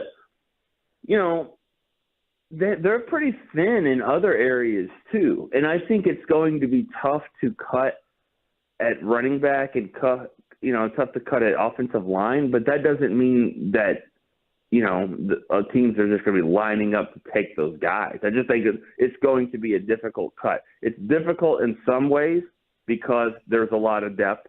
There's difficult in some ways because there's not a lot of depth. And the difference between your second running back and your 4th running back isn't that great. So I think it's going to be a challenging cut down to 53, but that doesn't always mean that 20 guys are going to get claimed off waivers. Is it a situation where they're going to hold people out of this game because of that, because they don't want them to be seen? I think if that is, I think that the number one thing you've got to do is you're trying to make sure that you can get through the game. And if there are some guys you want to evaluate, you still want to evaluate, fine. I think hiding players is kind of a lost art now. I mean, I don't think that's really a thing anymore. I really don't. And so I think that if they want to see them evaluated, I think that's why last week's game was so important, because now it's like, all right, do we want to see this guy anymore? Does he have anything to prove? Yes, no, maybe. And then that's how they figure that out. So I think there's some guys that you would like to just say, if a guy doesn't play, I think it's more because we know what we have in him, not because we want to sneak him on the practice squad. And I absolutely have hated that over the years when you think about it, because it's a really weird way to say I'm trying to not let you make $400,000. I always thought that was weird. It's like, I want to keep you on my practice squad. I don't want someone else to pay you a full roster on another team. And it's kind of weird like that, but that's the business. Brandon Aubrey went 7 for 8 on field goals, a long of 53. Only missed, bouncing one off the right upright from 48. Your kicker confidence level today is what? Like a 3 out of 10. Dang. Yeah. 3 out of 10. I was hoping for a 6. I'm sorry. I mean, I get it that he kicked yesterday in probably a crowd bigger than USFL games. Like, I get that. But, like, I'm just not there. And it doesn't matter who it is. You could bring in Robbie Gould, Mason Crosby, whatever, and it's not going to be higher than a 5 or 6 for me. So that's just the way I am about the kicking situation, because I looked, sideways at Brett Maher all year last year. Like, this is great, but I don't know. Like, I was just kind of waiting, and then it happened at the worst moment. And so I've seen it now. Stephen and Jerry were definitely on the same page the other day when they were talking about the kicking situation. They both said that we've had veterans come in here before, and they didn't do well either. And I'm trying to think. I mean, I know Mike Vanderjack was the guy that happened to. I don't know how many others, that is the case where they brought in like established vets and they were okay if they weren't good or whatever. So I think they're making a case for Aubrey, but my confidence level is not that high. But that's just me. That's my own theory, I guess. Is Jonathan Taylor the missing piece to a Cowboys Super Bowl? Who? Jonathan Taylor Thomas. All the shows they got us trading. They got us trading for Jonathan Taylor, Nick. Yeah, I know. I hear it. I see all that as well. Do you know any words that rhyme with pampering? So yeah, no thanks. I know that the Colts gave him permission to speak, but I'm good. I mean, do they need running back help? Yes, in my opinion, they need depth at running back. And so if there's a guy out there that they can sign, that they can trade for, that can help their depth, that's fine.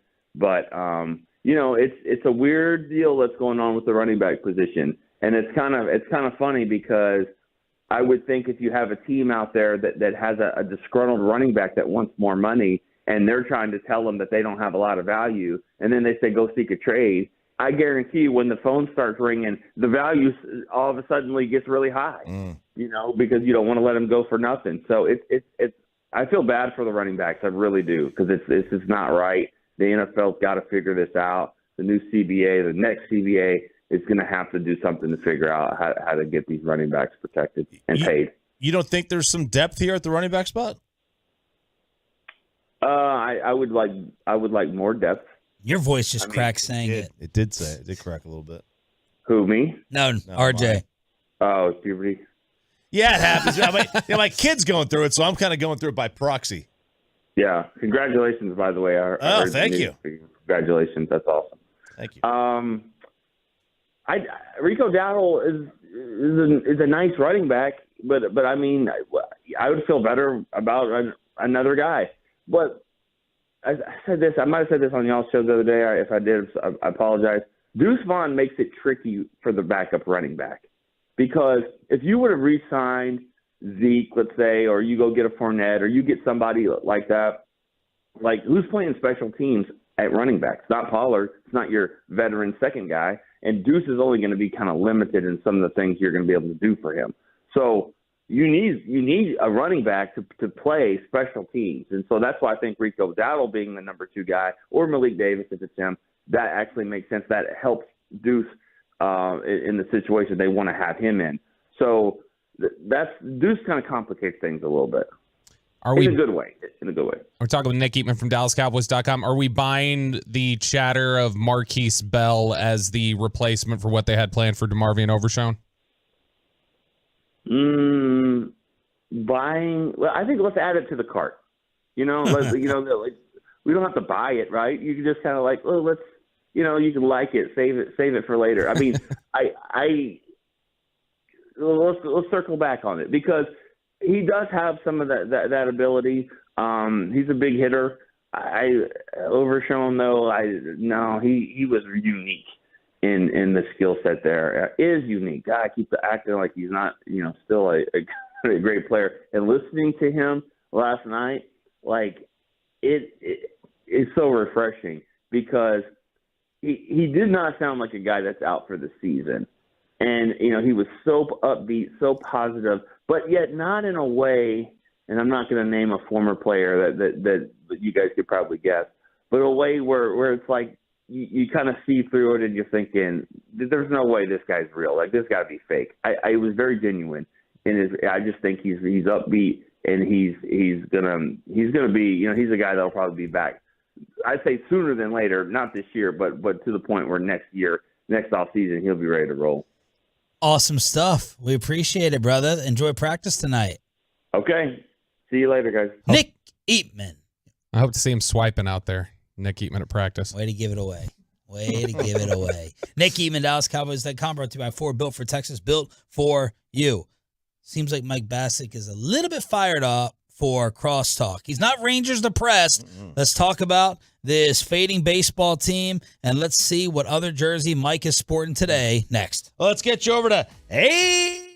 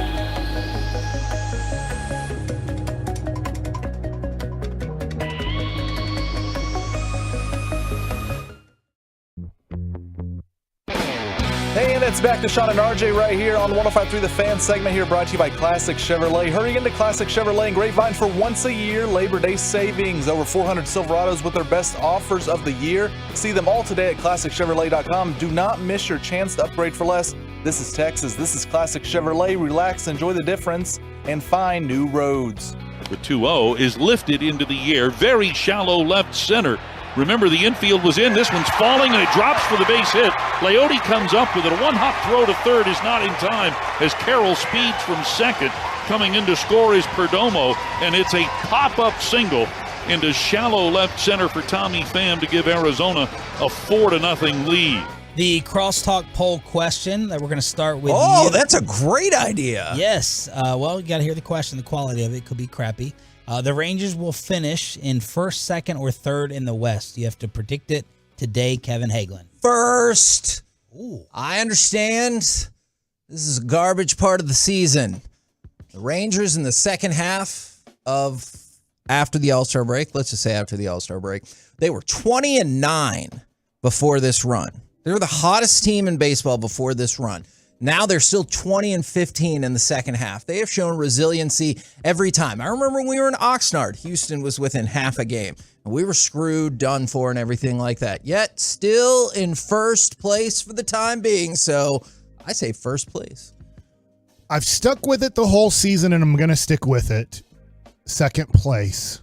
Now, I guess I didn't Behind stick Houston? with it the whole season. Yeah. The other day, right, I said percentage of winning this division. I put it at Houston 40%. Texas 35%, Seattle 25%. That's my percentage, and that was hang on, let me make sure just a day or two. It does. All right. Just a day or two ago, we did this, and I was the one who still picked Houston. I've stuck with it the whole time, so I'm going to still stick with it, even though I am worried at this point it might be third place. I'm going to go with second because behind Houston. And it'll be close, but the reason being is they have a very easy schedule late, and the Astros. Yeah. The Rangers have Seattle, and I think Seattle may have gotten too hot at the wrong time. The Rangers still have that opportunity to knock them off late in the season, so I think they'll push back on them. And I think the Rangers will be a hot team in the playoffs. The other issue is Toronto.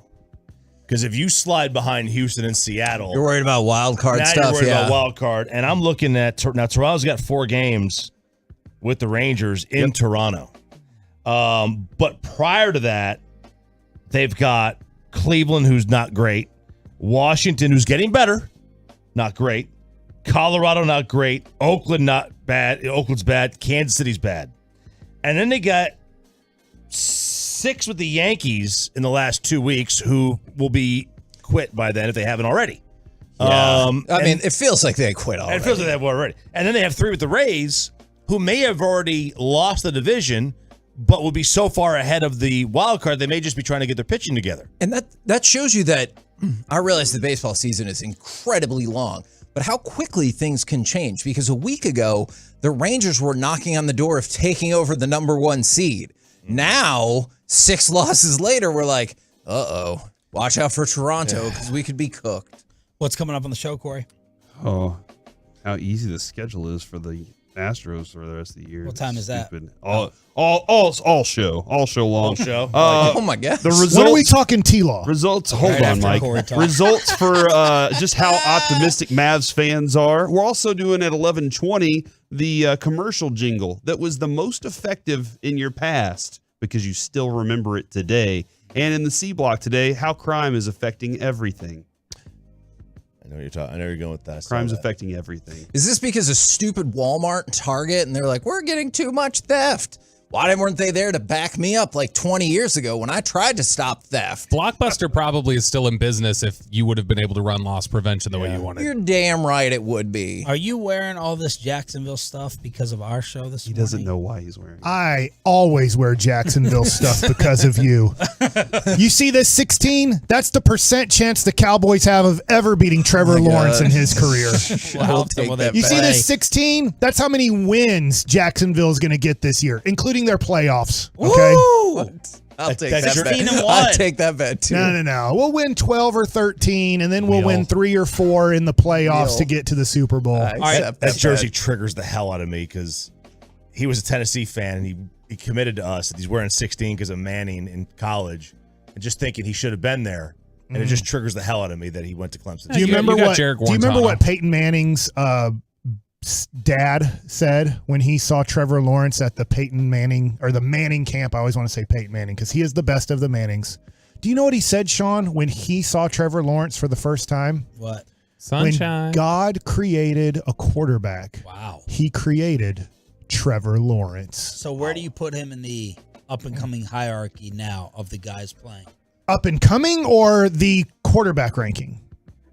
Okay, quarterback ranking. Because you think he's already here? Well, I do think he's in the top 10. I do think he's in that borderline. I do think he's in the Dak category, somewhere between like 8 and 12. Okay. It's just a matter of where you want to put him in that kind of ranking. Up and coming, besides Joe Burrow, who is 1 year, now he's older than him, but just 1 year more in the NFL, then I'll put Burrow 1, Trevor Lawrence 2 in the up and coming. Ahead of, I'm throwing like Herbert into that combo. I do. I think barely. Now, they did play each other in the playoffs last year. I know that one game doesn't mean everything. And look, I'll admit it.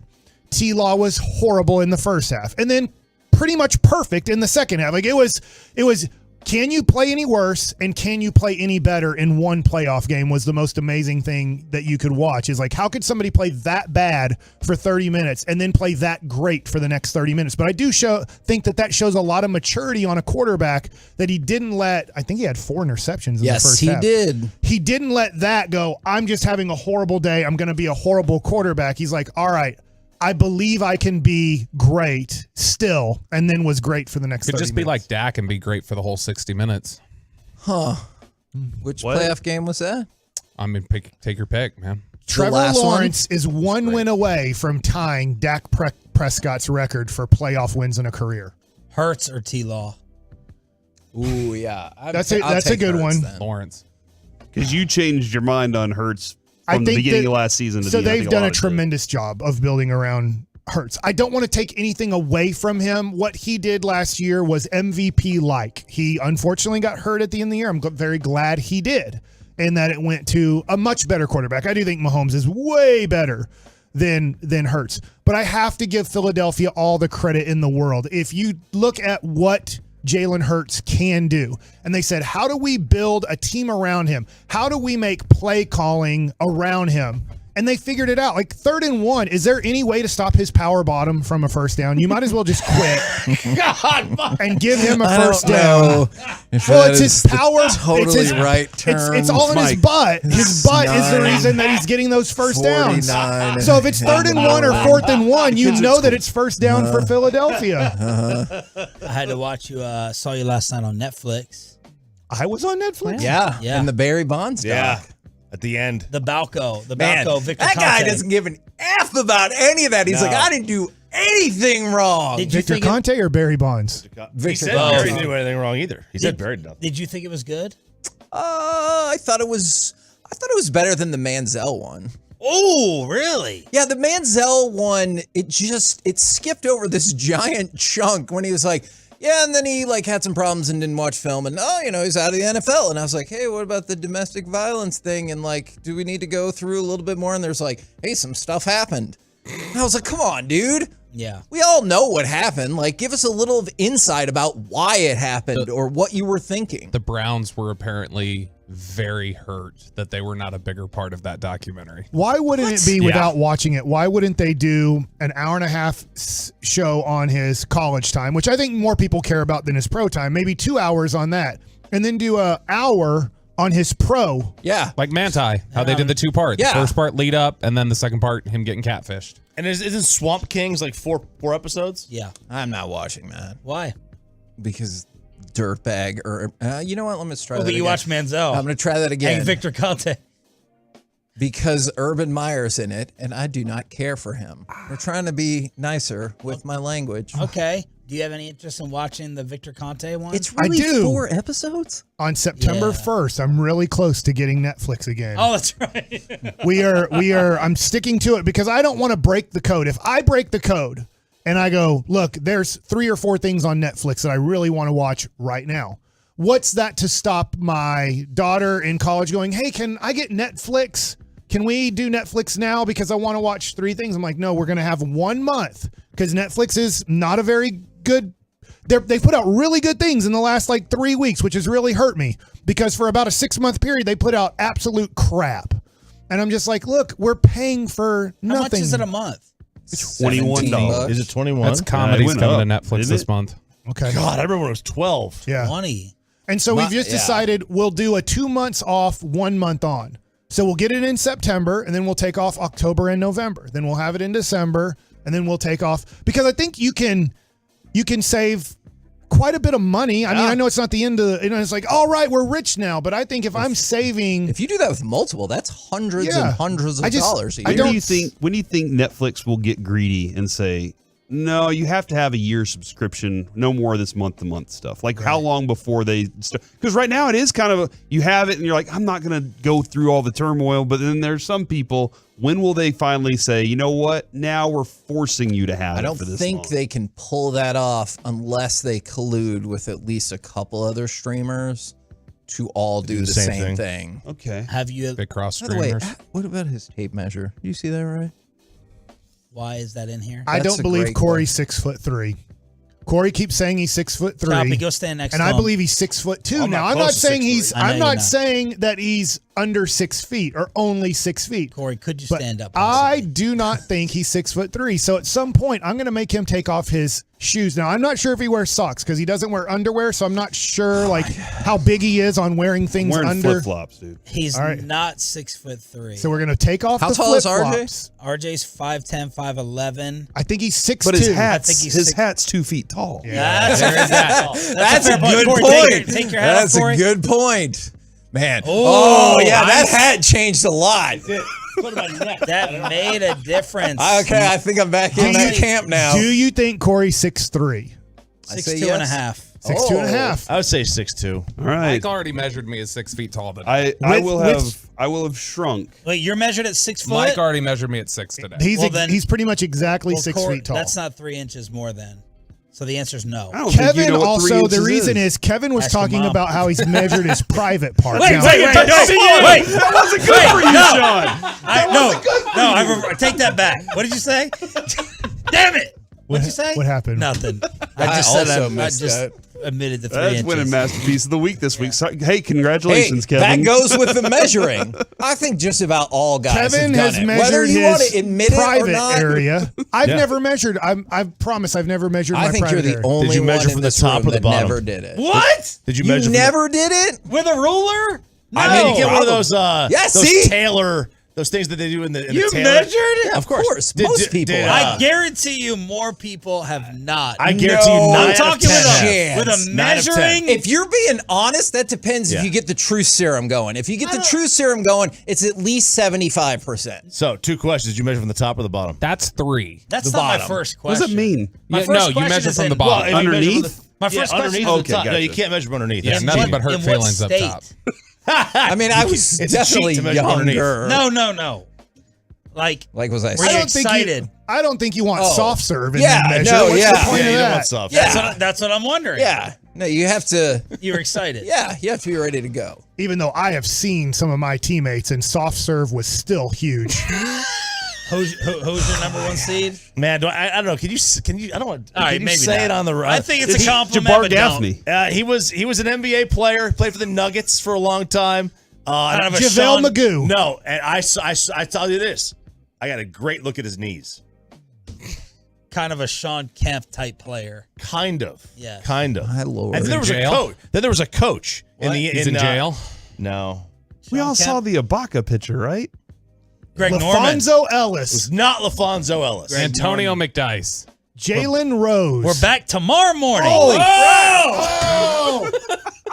It wasn't Jalen Rose. Is Antonio McDice. Jalen We're back to. I know who it is. Are you sure you're back tomorrow after Wait, this That crosstalk? thing had an elbow. Hey, Pepe, what's the name of the new segment? It's The Payload. The Payload at 6:40 tomorrow morning. How are you going to say that right after what we were just talking about, dude? Hit the button. We have your latest Dallas Stars offseason news on...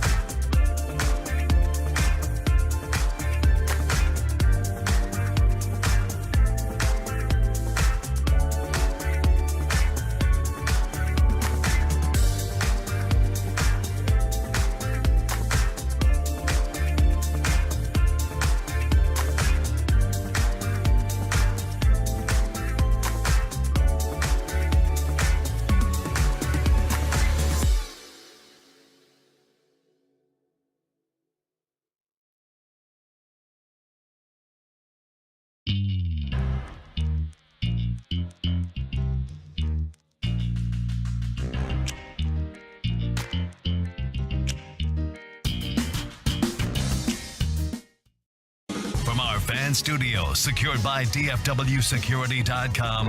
It's the KNC Masterpiece on 105.3 The Fan. KNC Masterpiece right here on 105.3 The Fan.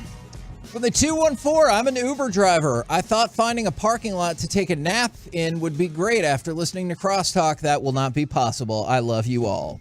Because there's no parking? No, because we made them laugh so much was my assumption. Gotcha. And let's see if we can, and that's why you got to listen to Sean and RJ. Let's see if we can continue that a little bit. We're going to talk about the Rangers, but the Rangers have been in a terrible funk. So let's put that off for just a second and instead talk about the wild way in which Corey cuts a cake. All right, Carter. Our Carter, since you're sitting over there, I'm going to get furious. this together.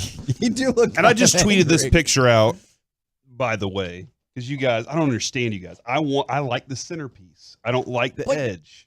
You cut it like He just cut right in the middle of a damn whole rectangular cake. I found the area that I wanted. He's like, the oh, I most. want this, so I'm just going to cut right in the middle, stick my fingers in there, and make sure to get that part out, which is almost impossible to get out without ruining things around it. And he thinks it's funny. He's laughing right now because he screwed up a whole cake. And by the way, that is a great cake. This is an amazing cake. Mrs. This is really Galitz. good. Galitz. Yeah, I always say Galitz, so Yeah. I've gotten that wrong for 10 Now years. you fixed it. There's nothing wrong with getting the Put piece the of cake cake I down. wanted. It's probably all going to collapse because of what you did to it. It won't collapse. Just stick your tongue in it. Cut a middle piece out, Mike. Just stick your tongue in it and lick all of it and just claim it as yours, okay? Are you talking about the cake? What the hell? But yeah, man. My dad told me I didn't have any brothers, but sometimes when he had a brother, his older brother Joe, that would steal things from him that were in the fridge that he felt like was his, he'd make sure to lick it. He would show his brother and then he'd lick it to make sure that his brother then wouldn't eat that piece of whatever. I've literally seen Carter, Kevin. My Carter, not our Carter. Gotcha. As he's like, oh, I need water at dinner time. He will stand up and go all over his food. Just so that Avery knows. I'm like, Avery's not taking your food, dude. And he's like, still doing it anyway. Got to protect it. There's nothing wrong with getting the piece of cake that you want. I don't like the edge pieces. I'm not a fan. So I went for a middle piece. Let me just ask you a question then. I hear what you're saying. Why would you not systematically cut from the edge and just not take those edge pieces and then take out the middle piece that you want? But you can still do that. You can still cut more lines if you want to. I just didn't. You can. I have it. Look at this. You can't clean cut it. It's not a clean cut. Yes, it is. There's a place where you can make a clean cut, Mike. It doesn't make any sense. You can just all you have to do is go where my line is and go across the cake. You're a unique person. I do not think he means that in the positive connotation. All right, All right. Rangers. All right, let's do this now. All right, so let's find out because we're working with Jeff today. Carol. Jeffrey. Yes. Jeffrey. Do you prefer Jeffrey? I'm good with either. Okay, well, it's I your thought you were name. asking me. Tell me. No, Mike, not you. Which do you prefer? It is your name. You get to make the call. I'll go with Jeff then if I have to Okay. decide. Okay. In your face, Corey. Is Jeff. I don't have to call him. I can call him when I want. Oh, my God. I know that you will. I did tell him last week he could call me either. See, in your face, Kevin. I'm going to go with Haas. I'm going to make enemies today, aren't I? You all have already made an enemy. That's the best way to do it, man. It's It's fun. 10:06 in the morning. We're 6 minutes into the show. And I don't know if I'm going to make it. But let's see if Jeff is a positive person or a negative person. The Rangers lose again. It is a season-long 6-game losing streak. Let's see if this is positive Jeff or negative Jeff. Let's play cut number 2 and get his interpretation of the Rangers game last night. Doesn't walk many. 2-2.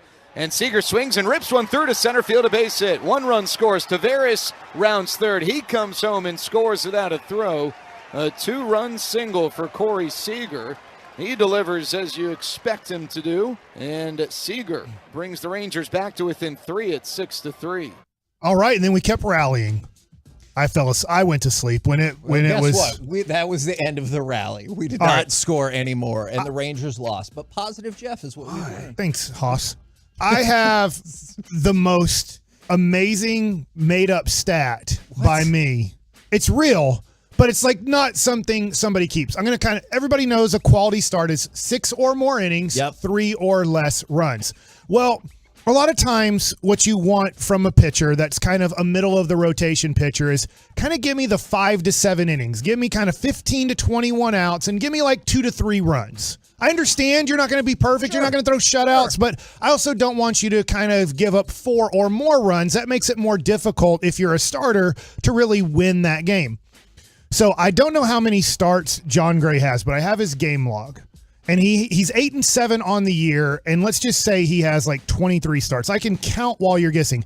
How many times do you think John Gray has pitched a game where he's gone 5 to 7 innings, somewhere in that range, 5 to 7, and given up 2 to 3 runs? And that was his kind of outing. 4, 8.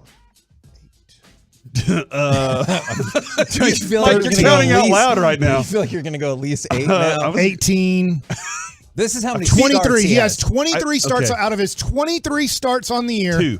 All right. 2 times he's gone 5 to 7 innings and given up 2 to 3 runs. 8. 1 time all year. What? So when I talk about at times when I talk about the inconsistency of John Gray. Now, his numbers on the year, I think he has a 3.69 ERA right now, I believe, which is a good ERA. All 30 teams want John Gray on their team. All 30 teams would use John Gray somewhere as kind of like a number 3, number 4 starting pitcher if you're on a really good team. He can be a number – last year, well, Martin Perez was. He can be a number 2 on a team that's maybe not going to win 90-plus games. On April 26th against the Cincinnati Reds, John Gray went 6 innings, gave up 4 hits, 3 runs, 2 walks, 2 Ks. That's his only start of the whole year where he went the 5 to 7 innings and gave up 2 to 3 runs. Now, I know, look, I'm making up. What I mean by making up, like I'm being very specific here. There's lots of games where he had 0 or 1 run. Right. So he's either. You said he went 9 innings on the one game? He has. He's gone 9 in against St. Louis. He threw a complete game. He did lose that game 1-0. 1-0. Complete game. Gave up 1 hit, 1 run. When you look at his games, they're either tremendous, like that game. The game before against Seattle, 7 innings, 2 hits, no runs. At the end of the month of June, 6 innings, that's not bad. But he gave up 5 runs against the Astros. That makes it tougher to win. So there's games where he does give you 6 innings, but did he kind of give you that kind of 2 to 3 runs where you're like, all right. And so he's just so inconsistent in kind of you cannot count on John Gray to go, hey, he's going to give me 6 innings and he's going to give me about 2 to 3 runs. That's not going to happen. He's either going to dominate the other team where you're just like, dude, is John Gray possibly our best starting pitcher? Or he's going to be like last night where you're just like, dude, I get it. We didn't score again. Zach Gallion was awesome. That's going to happen. Like, he's going to beat you a lot of times if you're facing one of the, let's say, the 10 best starting pitchers in baseball. I think that's fair. But when you only go 4 innings, and this is to your point the other day, when you only go 4 innings and you give up 5 runs, 4 of them earned, and is really, to me, in a weird way, I feel like they're all earned runs because it was him who committed the error. Okay, I get what you're... It wasn't like somebody else did it. You did it to yourself. What do you think about changing an unearned run to an earned run if it's the pitcher who gave up the error? Do we have a computer that can go back and change all the databases? Oh, that's a good point. Like once we have the computer program that can do it, that's the way then it is I'm good. forever? I'm good. Okay. Yeah, I'm perfectly fine. Retroactively change. I was thinking this last night. Yeah. I was like, man, maybe John Gray could be our closer at the end of the season. And I was just like, but no, I don't trust him to go into 1 inning and and not give up a run. I'm going to be honest with you. I've never thought of that. That's not a bad idea. His stuff is tremendous. He was the 3rd overall pick for a reason. So when you're drafting a guy like Jack Leiter, his stuff is there. Jack Leiter's stuff is there to be a good pitcher in the major leagues eventually. It's not working out for him right now. He's not able to command his stuff. But John Gray in his 4 starts in August, and the Rangers have had a very awesome and really bad month. Yeah. It started off awesome, and it's ending up being really bad. Which you've talked about this many times. This is a long season. Yeah. Like football, not a long season. This is a long season. Is it longer when you're winning? I think it's shorter when you're winning. Longer when you're losing? Okay. I do see your point, though, because it feels longer because I just wanted it to be over when we were 20-9 coming out of the break. And I was like, let's start the playoffs now. But at one point, a week or so ago, the Rangers were the hottest team in baseball in the second half of the season. Now, I think outside of the Yankees, who it just feels like they've given up, have the longest losing streak actively in baseball, which is crazy. Here's John Gray, just to make my point a little bit more clear. In his last 5 starts, Astros, 5 innings, 6 runs. Marlins, 5 1/3 innings, 5 runs. San Francisco, 7 innings, no runs. Against the Angels, 7 innings, 1 run. Against Arizona, 4 innings, 5 runs. You're either like, he's going to win it for us, or he's going to make it really tough for us to win. Like, there's kind of no in-between with John Gray, and that's the tough thing when you're managing John Gray. I guess maybe it's easy, but you almost don't let him fight through things. Yeah. If he's given up 3 runs early in a game, you're like, he's not going to maybe go 7 innings and only give up 3 runs. He's probably going to run into another issue, and I have to get him out. And I think Bochy did that yesterday. He was like, all right, we're in the 5th inning, bases loaded again, nobody out. And he's just like, I got to take him out. I don't think he can get out of this situation because through 22 starts, not counting last night, he either proves he is unhittable for most of the game, and I can roll with him for almost the whole game, or he runs into issues and he can't really get out of those issues because he just doesn't have his command of his great stuff. His stuff is great. It is. And you know what? It's when you talk to managers, you have Maddox, when you talk to those guys and you hear what they say about him specifically, Kevin, it's always this. When his stuff is on, it's very similar to DeGrom. When he's healthy, when John Gray's stuff is on. So is that like a backhanded compliment, you feel like, then? Because a little bit. Before it's kind of like McCarthy saying, I'm focusing on this instead of, when it's a problem, because it's like the Joe Namath documentary on HBO I watched years ago. They're like, man, when he stopped drinking alcohol and really cared about practice and the game, he was unbelievable. When his stuff is on. It's like, but for the majority of his career, he was an alcoholic, and we had to deal with inconsistent Joe. I don't know if this will make sense, but I've always been curious about this, Mike. Now, clearly, I know in the big leagues, you were a pitcher, but coming up like through high school and everything like that, do you ever feel like, you know how we talk about pressure pitches and pressure innings because there's somebody on base or anything like that? Do you feel that same thing translates for offense? Because I know the Rangers scored 3 runs, but they were already behind 5-0. So do you feel like there's pressure offense then, if that makes sense? Yes. In that if you're up 4-0, if you're the opposite side. Now, I know that Arizona didn't pour it on after the 5th inning, but you feel more comfortable. You can take a little bit more risk on the bases at times and go like, we're okay. Let's try to take the extra base. We're up by 3 or 5 runs or whatever. And you're also like, everybody's in a rhythm. You saw the guy. There's a mental thing of seeing a guy do good things. Like, I know this is maybe a bad example. If we're at, Possum Kingdom. If you've ever been to Possum Kingdom, and they're like, there's places to jump off. There's kind of cliffs to jump off of, 20 feet, 30 feet up. And you're like, I'm not going to be the first to do it. Yeah, I'll watch you and I'll try and land. And then when that first person does it and they come up and they're like, oh, that was so fun. You're like, now you have more confidence. Hey, he just did it. I can do it too. And so I do think there's a little bit of, okay, I see the confidence that guy just gave me, and I think that you can also see the negative part. If I have 3 guys come up in the first inning and 3 of them all strike out, there's a little bit of like, crap, those are our best hitters, man. Like, how good is that Galleon right now? So I look at it and then I go, yes, in these situations when the Rangers have just been for a week stretch now, just horrible with runners on scoring position, runners on base, they cannot figure it out.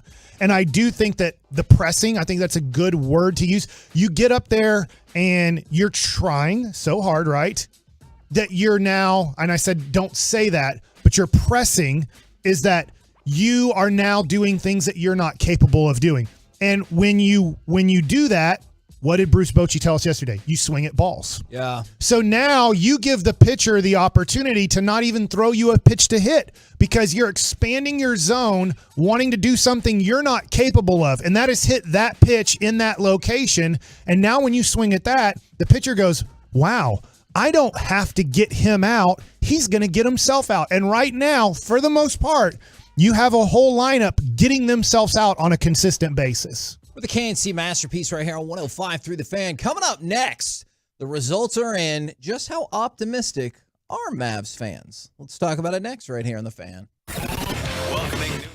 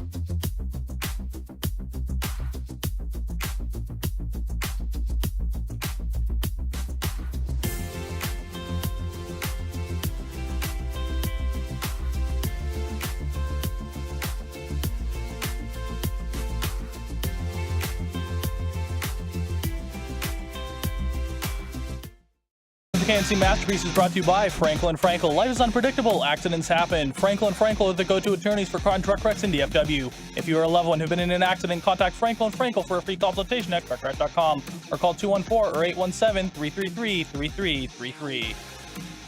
One dribble and then back out to Green at the right wing. He'll put it on the floor. He'll drive and throw it up top. And McGee finishes it and scores. Woo! He'll have a chance for a three-point play.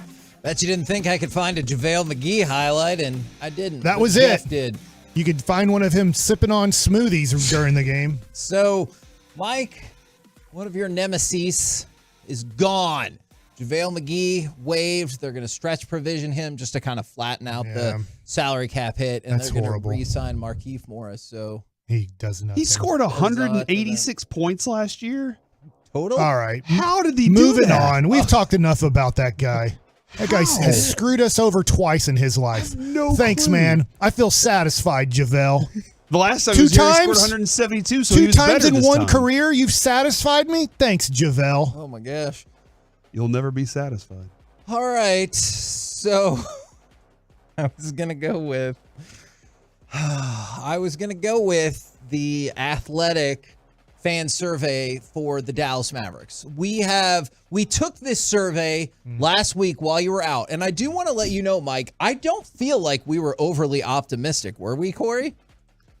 Oh, man. I think we were right in line with what we believe about this team. Okay. Let's do it. I want to hear the results. Let's I do think it. maybe I was overly optimistic anything regarding Jaden Hardy. Like anything that had to do with him. When did you first become Oh, yeah. a Mavs fan? 1984. Okay. What do you think is the leading category? If 2000. Okay. And it's early 2000. It's the Dirk and Nash era, followed by the past 5 years, followed by the Dirk and Jet era. All right. Not the 3 J's, huh? No. How many Mavericks games? We can skip that one. I mean, we got Keep going. Keep going. All right. Excluding Luka, who's your favorite Mavs player? Oh, God. I guess Jaden Hardy. Okay. I don't think he was on the list, if I remember So correctly. they only gave 3 options, which was really stupid. But the results I'm were assuming for it's everybody. Kyrie, Dwight Powell, and somebody else. It's actually Kyrie is first, Josh Green is second, Maxi Kleba is third, and Jaden Hardy is fourth. No favorite player is fifth. Yeah. So not Dwight Powell. I'm excited about Jaden Hardy's future, but that can change, right? It's more potential than like I know he's good. Now, this is kind of a 2-part question, and the second part is really interesting. How much confidence do you have in Mark Cuban's Mavericks ownership on a scale of 1 being terrible or not any to 5 being all of the confidence? I said a 1. Yeah, or a 2. I'm at 1.5. Okay. I don't know how much he cares anymore. 3 is the by far I got the it. most answer. That's fair. That's a very fair answer. But the thing that is really interesting about this to me, 76% of the respondents voted a 1, 2, or 3. So mediocre or worse got 3/4 of the votes. Now let's go along to the next question. How much confidence in Mark Cuban's ownership how much has your confidence changed in the last decade? Oh, from 5 to 1. 41% less confident. That's first. 26% no change. 22% much less confident. So if you look at that, 63% have are either a lot less confident or somewhat less confident. And then a whopping 90% are same or worse. Yeah. Much more confident got less than 1%. Yeah, I would like to talk to that's those very people fair a too. little bit more. They're probably, let's be honest, they're probably season ticket holders who personally know Mark, and Mark has treated them well. Okay, I could see that. Same scale, 1 to 5. How much confidence do you have in Jason Kidd's coaching? I have to admit, this one surprised me. I'll give it, I know I'm supposed to pick a 2 or a 3. I'll be optimistic and lean towards a 3, but I don't know why I'm doing that. Okay. Yeah, I think I went 3 because I was like, dude, the guy, he did get you to the Western Conference Finals somehow. I have to admit, I thought it was going to be more like that. 41% a 2. That is the leading vote getter, 35% is at a 3. So again, 77%, if you round up with the decimals and stuff, gave him a 2 or a 3. That can't be what you want, right? So no confidence in the ownership, or little confidence in the ownership, no confidence, it feels like, or little confidence in the head coaching. That's not good. No, not at all. That's why I don't feel good about this year coming up. Next question. How likely is it, on a scale of 1 to 5, the Mavericks win a championship in the next 5 years? I'll be optimistic. I said a 1. I'm being honest. I'll be optimistic, Mike, and say 3 because you have Luka. Okay. But Jason Kidd or whoever the next coach is and Mark Cuban have to be a lot better. Yeah, I think I said 1 also because it's just there's a lot of teams that are really good. I know Luka's a really good player. Yeah, this is where the dynamic of being a fan intrigues me. I told you, little to no confidence in Cuban, little to no confidence in Jason Kidd. A 3 and a 4 were essentially tied with 31% apiece. Yeah. So 62% of the fans think, hey, there's at least a medium, if not above average chance that we win a title in the next 5 years. And another 15% said a 5. I think that's based off of Luka because no matter what the New York Knicks do, until they get a guy way better than Jalen Brunson, and Jalen Brunson has improved tremendously, they'll never get close to a championship because Jalen Brunson's their best player. And so with Luka, you have this feeling of, could he just carry us? Because he got close one time. So I think that's the hope in the fan, is that Luka can carry us. Now, as much as Luka can carry us, this next question will probably decide a lot about this team as well. How much confidence, scale 1 to 5, do you have in Kyrie Irving being available and effective as the team's second best player throughout his 3-year contract? 0. Wow. If I have to go 1, I'll go 1. Yes. 1. 2. 3 and 4, again, the leading answers was 62%. So for the first time in his whole, for just so Mavs fans, this will be the first time in his whole career, if he reaches that standard that you're giving somewhat a 4, that would be the first time in his decade-long career that he would accomplish that. And maybe that's where some of the optimism for the title comes, because that means 75% gave him a 3, 4, or 5, because 13% still said a 5. Yeah. So 3/4 of the Mavs fan base is like, I feel average to above average about Kyrie. I like it. It's still newlywed game right now for both sides. And so the fans are excited. Kyrie's excited. And I hope it stays that way. I really do. I want them to be good. But we haven't gone through the Kyrie emotional swings that can happen in a season or somewhat a career with a team. And it's not good. How much confidence do you have in Luka remaining in Dallas past his contract expiration in 2026? 3. How many years in is that going to be for him then? Ooh, so he would be 8 or 9. Yeah. Okay. His first year was 18-19 was the year. That was his rookie year. Yeah, I'm gonna say 2. Okay. People are high on that as well. He's gonna be he wants to produce movies and documentaries and raise horses and stuff. The thing is, I do know he loves it here. There's nobody that's pushing him. I so agree. it's only him that has to push him. 39% are a 4, 19% are a 5. So more than half think it's very likely. How successful has the Mavericks offseason been? 1 through 5 scale. 2? Yeah, 2. They changed things.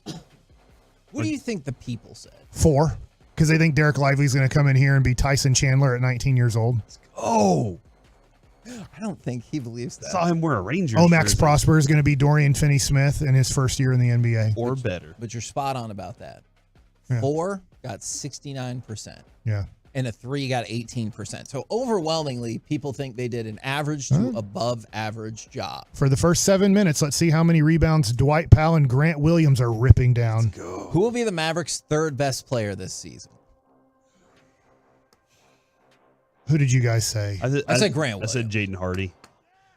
I'll go with Grant Williams. I think that's the easy bet there. Grant Williams, 60% of the answer. So pretty overwhelming right there. Now, this is where it gets interesting. What do you think is the best, highest seed the Mavericks can finish within the regular season? What's the highest As of seed? today, the best would be for me 6. Okay. I don't think they get. You said 4? I think y'all got me up to 7. Oh, yeah, because you had a really limited Yeah, window. I was somewhere between 8 and 9, or 8 and 10, or something. I think we're a play-in team. Okay. The best that people said was 3 and 4 by a pretty overwhelming margin, is they think they can get to the 3 seed or the 4 seed. But not 1 or 2. Interesting. No, there's some people voted for that, but that is way down the list. Mark Cuban voted for that. What about the lowest seed that this team could get? Oh my gosh. I got to check standings right now. There's 15 teams in our division. They're not going to be 11. They're not going to be 12. I think 12. Wow. Portland will be worse for sure. I'm pretty sure San Antonio will be worse. I agree. At that point, I don't know. Now this is I'm Kevin. I'm saying worst case scenario. Luka's hurt. Kyrie quits and slashes hurt for half the season. I think that only San Antonio and Portland are the teams I feel confident that you'd still have a better record than. Okay, and I think people kind of followed this idea. Worst case scenario, the leading vote getters 10th and 11th. So I do feel like that's closer on the optimistic spectrum of how bad this thing could go. And then They were 2 losses away from being the 13th seed last year. Yikes. So, I mean, last year they were the 11th seed, and I know the last 2 games they didn't try, but Yes. they didn't try for other games, too, that they were supposed to. That is very 38 and 44. Last year, the Portland Trailblazers were 33 and 49 in that spot, but the team right behind you was the Utah Jazz at 37 and 45. So if you'd have gone 36 and 46, I guess that would have put you as the 12 seed. So Then the last question I got for you, what postseason result is required for next season to be a success? Just make the playoffs? No. Win a round, win 2 rounds, win the you have championship? Luka and Kyrie. If you don't make it to the second round, I think that you strongly have to consider, you're not going to fire Mark Cuban, but I do think you have to strongly consider firing Jason Kidd if you're a one and done. Yeah, you have to understand the reality of what your team is right now. Yeah. But they also have to play beyond that. Like they have to be better. And not just making playoffs is acceptable anymore. I think if they don't make it past the first round, I think Kyrie demands a trade. Well, that's y'all will probably appreciate this. That's where the fan sentiment is. 85% said reach at least the second round or the conference finals. So it does sound like everyone's kind of lined up in that idea. We're the KNC Masterpiece right here on 105.3 The Fan. Coming up next, it's time for Baseball Nuggets with Mike Bassick. I said at the All-Star break, it's all about the offense if you're going to win this division. Am I changing my mind? Next. It takes a lot of patience to be an investor these days. Record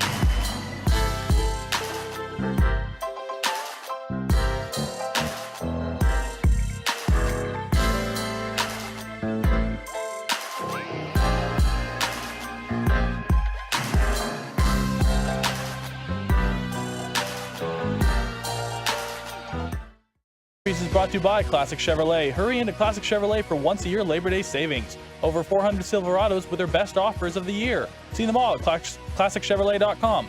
Don't miss your chance to upgrade for less. This is Texas. This is Classic Chevrolet. Relax and enjoy the difference. Find new roads. Fancy Masterpiece back here on 105.3 The Fan. We got baseball nuggets in just 1 second. But first, we have some, I'm going to spoil it for you. It's not good news. Some breaking news right here on 105.3 The Fan, presented by BetQL. Smarter bets start with the BetQL app. Download it today or visit BetQL.com. Is Clarence Hill reporting the Dallas Cowboys defensive end, Sam Williams, who we just had a great interview and time with in Oxnard, was arrested Sunday on controlled substance and weapons charges. Unlawful carrying of a weapon. So, means it's not registered. Is that? I'm not. Yeah, okay. I believe that is correct. Alleged possession of marijuana is a low-level state felony, and the unlawful carrying of a weapon is a misdemeanor. And I just want to point out one thing before people are like, yeah, but the NFL doesn't care about marijuana or anything like that. They do care about arrests under their personal conduct policy. Yes. And so this is a potential suspension, putting aside like what you, I, or anybody else might think about having or using marijuana. It's the arrest and probably the weapons charge that could cause or trigger a suspension. Yeah, and he had a really it was exciting to see what he could do last year. Even more exciting what he's done so far in camp and in the first couple preseason games. And you're like, I know I asked Mickey about this the other day. I was like, Sam Williams, and he was like, and I get that. I understand. I kind of agree with him, although you can't go to the knee. But the fact is, the question I'll have there is, can you get rid of some of these, I want to say bonehead moments, but these kinds of moments that exist? I don't know. I see our next Randy Gregory. Bobby loves Randy Gregory because Randy Gregory, if you get to know him, probably you're like, dude, what a fun guy to be around. What a good guy. And we only got to be around Sam Williams for 10 to 15 minutes, but we left that interview on, that was really fun. I want to root for this guy. A lot of Tolos texted in saying, I want to root for this guy. That was a great interview.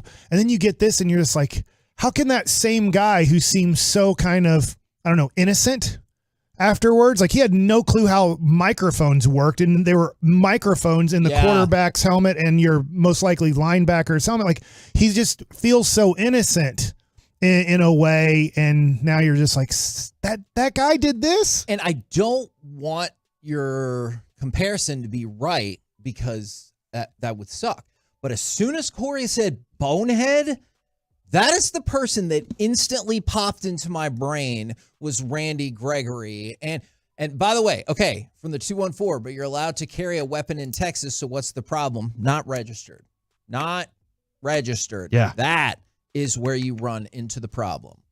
Yeah, no, it's just frustrating, man, because you want to be able to take this team into the season and be like, all right, it's good to go. And these guys perform at their max level. And this is now a distraction for the team. It's a problem. And Kevin, I don't know exactly what was going on when in college for him, but there were questions in college for him. And I think there was a lot of the rawness question and stuff. And we discussed some of that with him. And he's got a great personality, but man, he had 2 wrecks last year in his cars. And I think one of them led to an arrest. So this isn't like the first. It's multiple things that build up. And a couple of things. It's that combination of things. The firearm with the controlled substance, but also somebody from the 817. This is a fair question, but I want to point out this not necessarily how the NFL works. Innocent question mark. That is not how the NFL always works. The NFL has a judicial system. Zeke was innocent. Yeah, that I still can't really figure out. And one of the things that they've said is, does it reflect poorly on the shield and the product? Well, that's a really subjective way to look at it. So I have no freaking clue. So that person is right. This could all be, I have no idea, a big misunderstanding or whatever. Yeah. But that does not automatically mean you're off the hook with the NFL, which is very confusing and probably another issue for another day. Yeah. But yeah, not great. Not great at all. All right, Mike. Good luck, Mike. You want a little baseball nugget? Sorry, I know we cut Well, your time no, there. it's okay because at noon we're kind of discussing a similar topic. We're going to be more specific about players at noon. But at the All-Star break, I said this, and I was as clear as day as I could be on this. If the Rangers win this division, it will be because of the offense. Now, at the time, you didn't have Scherzer, you didn't have Jordan Montgomery. So I'm looking at the team going, if this is going to happen, if the Rangers are going to beat the Astros, I honestly wasn't thinking too much about the Mariners, even though I wasn't counting them out. In fact, on Bally's pre and post game, I specifically said a few times about the Mariners when they were kind of 6.5, 7 games back. I was like, don't count them out. That's a good team. They just haven't played up to their expectations. And now their record, they are playing up to their expectations. They've won 90 games the last 2 years. It's not like they're coming out of nowhere. That's a 90-win team back-to-back years. So I said the offense has to carry this team. That's the strength of this team. If they're going to beat the Astros and win this division, it will be because when we look on October 1st and the Rangers were the division champs in the West, that offense was awesome. Well, now the offense has been really bad. I mean, for a week now, it's been bad. Yes. And the starting pitching got Scherzer, got Montgomery. Now, they've lost Nathan Eovaldi for the whole second half. Now, I think he's coming back sooner than later, I think. But he pitched one game. Ever since the All-Star break, he's pitched one game. It was a 6-inning shutout against Tampa Bay, but he has been out of your rotation. So I asked this question back to you guys. So before I tell you I'm changing my mind or sticking with it, if the Rangers win this division, which is pretty much a 3-team tie at this point. Yeah. I mean, I get it. Yeah. You know, I think the Astros play today. I need to go check. I know the Rangers have off today, and then they play in Minnesota tomorrow. But if the Astros win today, you're tied, and they pretty much hold the tiebreaker. All they have to do is win one game on the 4th, 5th, or 6th, and they win the tiebreaker against you. The Mariners, you probably are going to win the tiebreaker over them. You're 5-1 against them. And if you lose the tiebreaker against the Mariners, well, you ain't in this race anyway. 7 out of your last 10 games are against the Mariners. So if somehow they run off 6 of 7 wins in that thing, you've lost. And you're probably not even going to make the playoffs, to be honest. You might be right. So I ask you guys this question. Not specifically a player. I'm picking starting pitching or the offense. Now, if you want to pick the bullpen, you can. I think that's a far third place, in my opinion. But the Rangers win this division because of the offense or because of the starting pitching? I'm going to say the offense just because I do think the starting pitching has the potential to be really good. But you've literally seen, obviously, not right now, it's great. But you've literally seen for a big chunk of the season, this can be the best offense in baseball. So I will revert back to a little bit of, you got better starting pitching, but a little bit of that late 90s style Rangers. Give me that offense. This is tough for me, Mike, because I think the starting pitching gives you that best chance, but I'll say the offense has to do its job. It's not doing its job right now. Yeah. So the offense, I think the offense is going to be back. I understand they both have to be good at different points. Like an offense can't carry a team for 50 straight games. Yeah. Even in the 40-20 start to this season, the Rangers were getting quality starts from whether it was DeGrom for 4 of his 6 starts, whether it was Eovaldi just in the month of May especially just being great. So I understand that it's not just going to be one or the other, but maybe I could ask this question if you're listening right now a little bit different. Do you think the Rangers are going to win more games in September, kind of 4-2, 3-2, 3-1, or do you think that they're going to win more games 7-5, 8-6? I think it's going to average 6-2. Oh my God, we're going to do both. We're going to score 6 runs and only give up 2. I mean, here's your point. If they do, they easily win this division. Yeah. If at any point you get a month stretch, at this point you're down to almost a month left. If you can, for a 4-week period, have your offense pretty much rolling, scoring 5 or 6 runs a game, and you have your pitching staff rolling where you're getting quality start after quality start from your starting pitching. They're going 6+ innings, giving up 3 runs or less.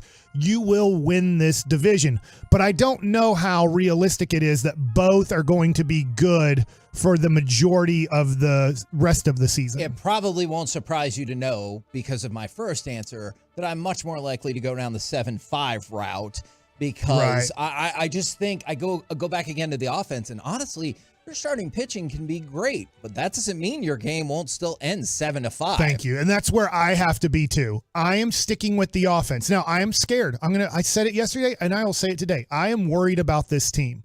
I think we really do have to look at the Toronto Blue Jays now. The Toronto Blue Jays are just barely out of the playoffs. Houston and Seattle are in as wild card teams. The Rangers are obviously in right now as a division leader. You look at Tampa Bay.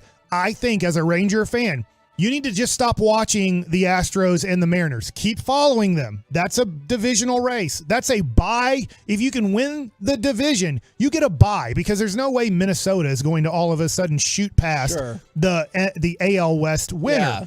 But I do think now you need to be following the Astros, the Mariners, the Blue Jays, and the Rays specifically. Now, you want to follow Boston? You still have Boston on your schedule. I think that they have an outside chance of sneaking into the playoffs. I think New York's done. I don't think you have to worry about the Yankees. They're not going to make a spectacular run here in the month of September and steal a spot away. But I do think now you have to realistically start looking at wild card situations for the Texas Rangers because let's just say the starting pitching is good. That does give you a great chance to win. Do you believe that the bullpen, to your point, Kevin, is all of a sudden, if you only give up 2 runs through 6 innings, that if you're winning 3-2, that they're going to get the final 9 outs without giving up a run the majority of times, and not 51%, like 90% of the time? Yeah. If you're only going to score 3 runs and you're winning after 6 innings, 3-1, 3-2, great teams. You know, you'll see those stats from the best teams in baseball. You're like, dude, after the 6th inning, when they're leading, they win 92% of their games. I don't know if the Rangers can actually accomplish that the rest of the way. If they're leading after 6 innings in a already hold/save situation, do you think the Rangers are going to get 9 outs without giving up any runs the rest of the game? I think that's a 50-50 proposition. Yeah, and so for me, the offense, still, I'm sticking with it. If this offense doesn't turn around, and this offense isn't one of the 5 best offenses in baseball, they are not going to win this division. Kevin, I'm saying it's going to be 6-0 going into those final 6 innings, and the bullpen always all the starting pitchers for the rest of the way. Final 6 innings? Yeah, the final 3 innings. Yeah, final 9 outs. Why the hell did we pull that pitcher? Our starters are going to have 0 ERAs the rest of the way, but the bullpen's going to give average of 2 runs up per game. We're the KNC Masterpiece right here on 105.3 The Fan, and coming up next, in case you missed it, the breaking news about Sam Williams getting arrested. We will talk about that with our Dallas Cowboys insider, Mickey Spagnola, right here on 105.3 The Fan. You are dialed in to the North Texas Baseball Show.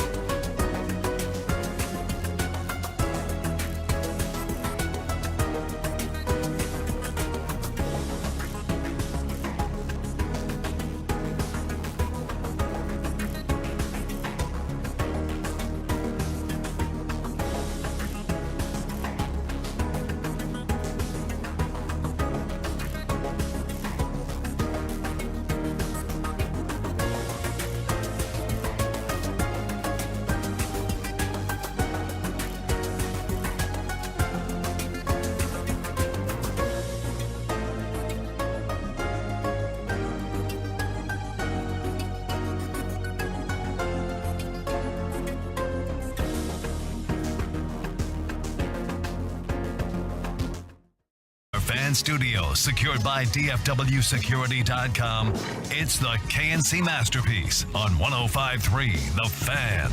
KNC Masterpiece right here on 105.3 The Fan right now. Brought to you by Ford. Built for Texas. Built for you. It is our Dallas Cowboys insider, Mickey Spagnola. Good morning, sir. Hey, how's it going? What's going on? Well, it was going better, I don't know, like 20 minutes ago until we heard the Sam Williams news.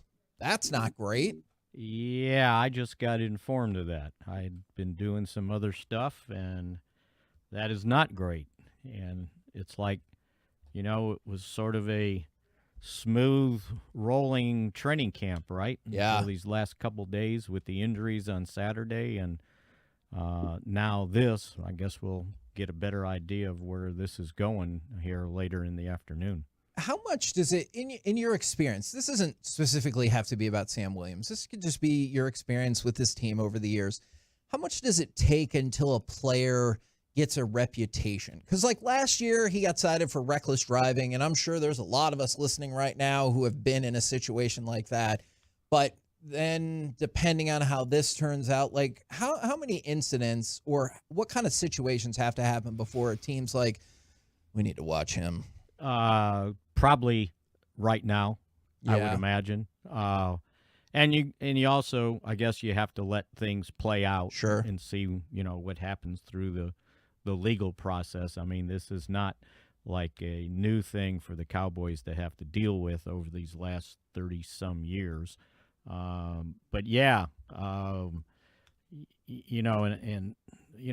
hard thing with this one now, and depending on how it turns out, is, he's become, we forget, he was only a rookie last year, but he played a lot, right? Yeah. And this is just his second year, and thought he was making, huge strides during training camp and in the preseason games and even in the practice last night. And you forget he's only a second-year guy, and there's a lot of growth there, and they've been leaning on him as a pass rusher. So, yeah, this one's could hurt. It could hurt badly on how they use guys, because we were just talking about it on our podcast before any of this came up, and talking about how when you've got Parsons and Sam Williams and Fowler, how they have the ability to move some of their defensive ends like DeMarcus Lawrence and Dorrance Armstrong inside in passing situations, and have basically 4 really good pass rushers on the line of scrimmage.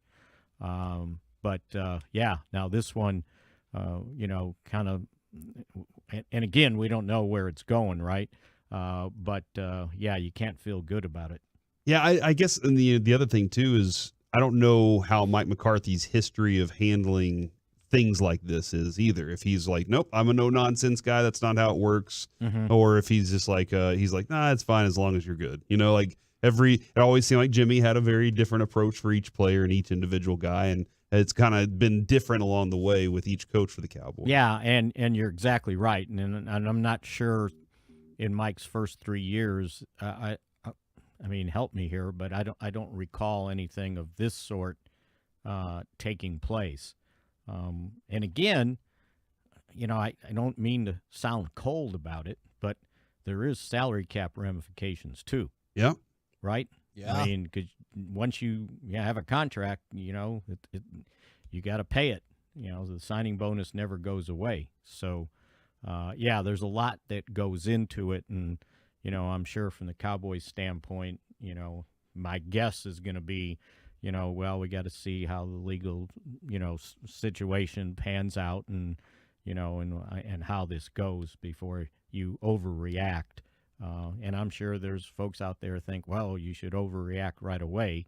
But that's generally not how they've handled things. I get that from the Cowboys' perspective. I guess my concern is I don't necessarily feel like the NFL has always had an uber consistent rhyme or reason. No, they don't. About how they punish things like this. Yeah, so I totally hear what you're saying about the legal process, but I feel like in the past the NFL is like, yeah, no, I appreciate that. We have our own process, and you're suspended 2 to 3 games. Yeah, until we find out what the truth is. Yeah, or what. I'm not saying there's nothing.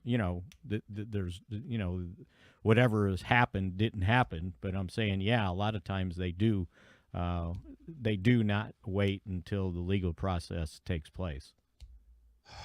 Well, it's just another thing to worry about, right? When you got 90 children, I don't mean children, but you know what I mean. No, I understood. I was just kind of curious as an aside. What do you think the record is for a person who had the most children? Are they still alive? I bet not. I bet back in the day, don't you read stuff about like kings and stuff that rulers that like had 200 children? Yeah, but they're not taking care of them, right? Right. They're just I would assume not. I have to admit. I'm but not if totally you are familiar taking with all care the of them, kings. it's a tough chore, right? Yeah, that sounds like as the many word. as grains of sand, I believe is what Oh it was. my Yeah, gosh, that is. All right, I don't Mickey. think that was Abraham impregnating all of those people. I think that was like his generational. Oh, gotcha. Thanks, Mike. I appreciate that. You might be Abraham's kid. I don't know.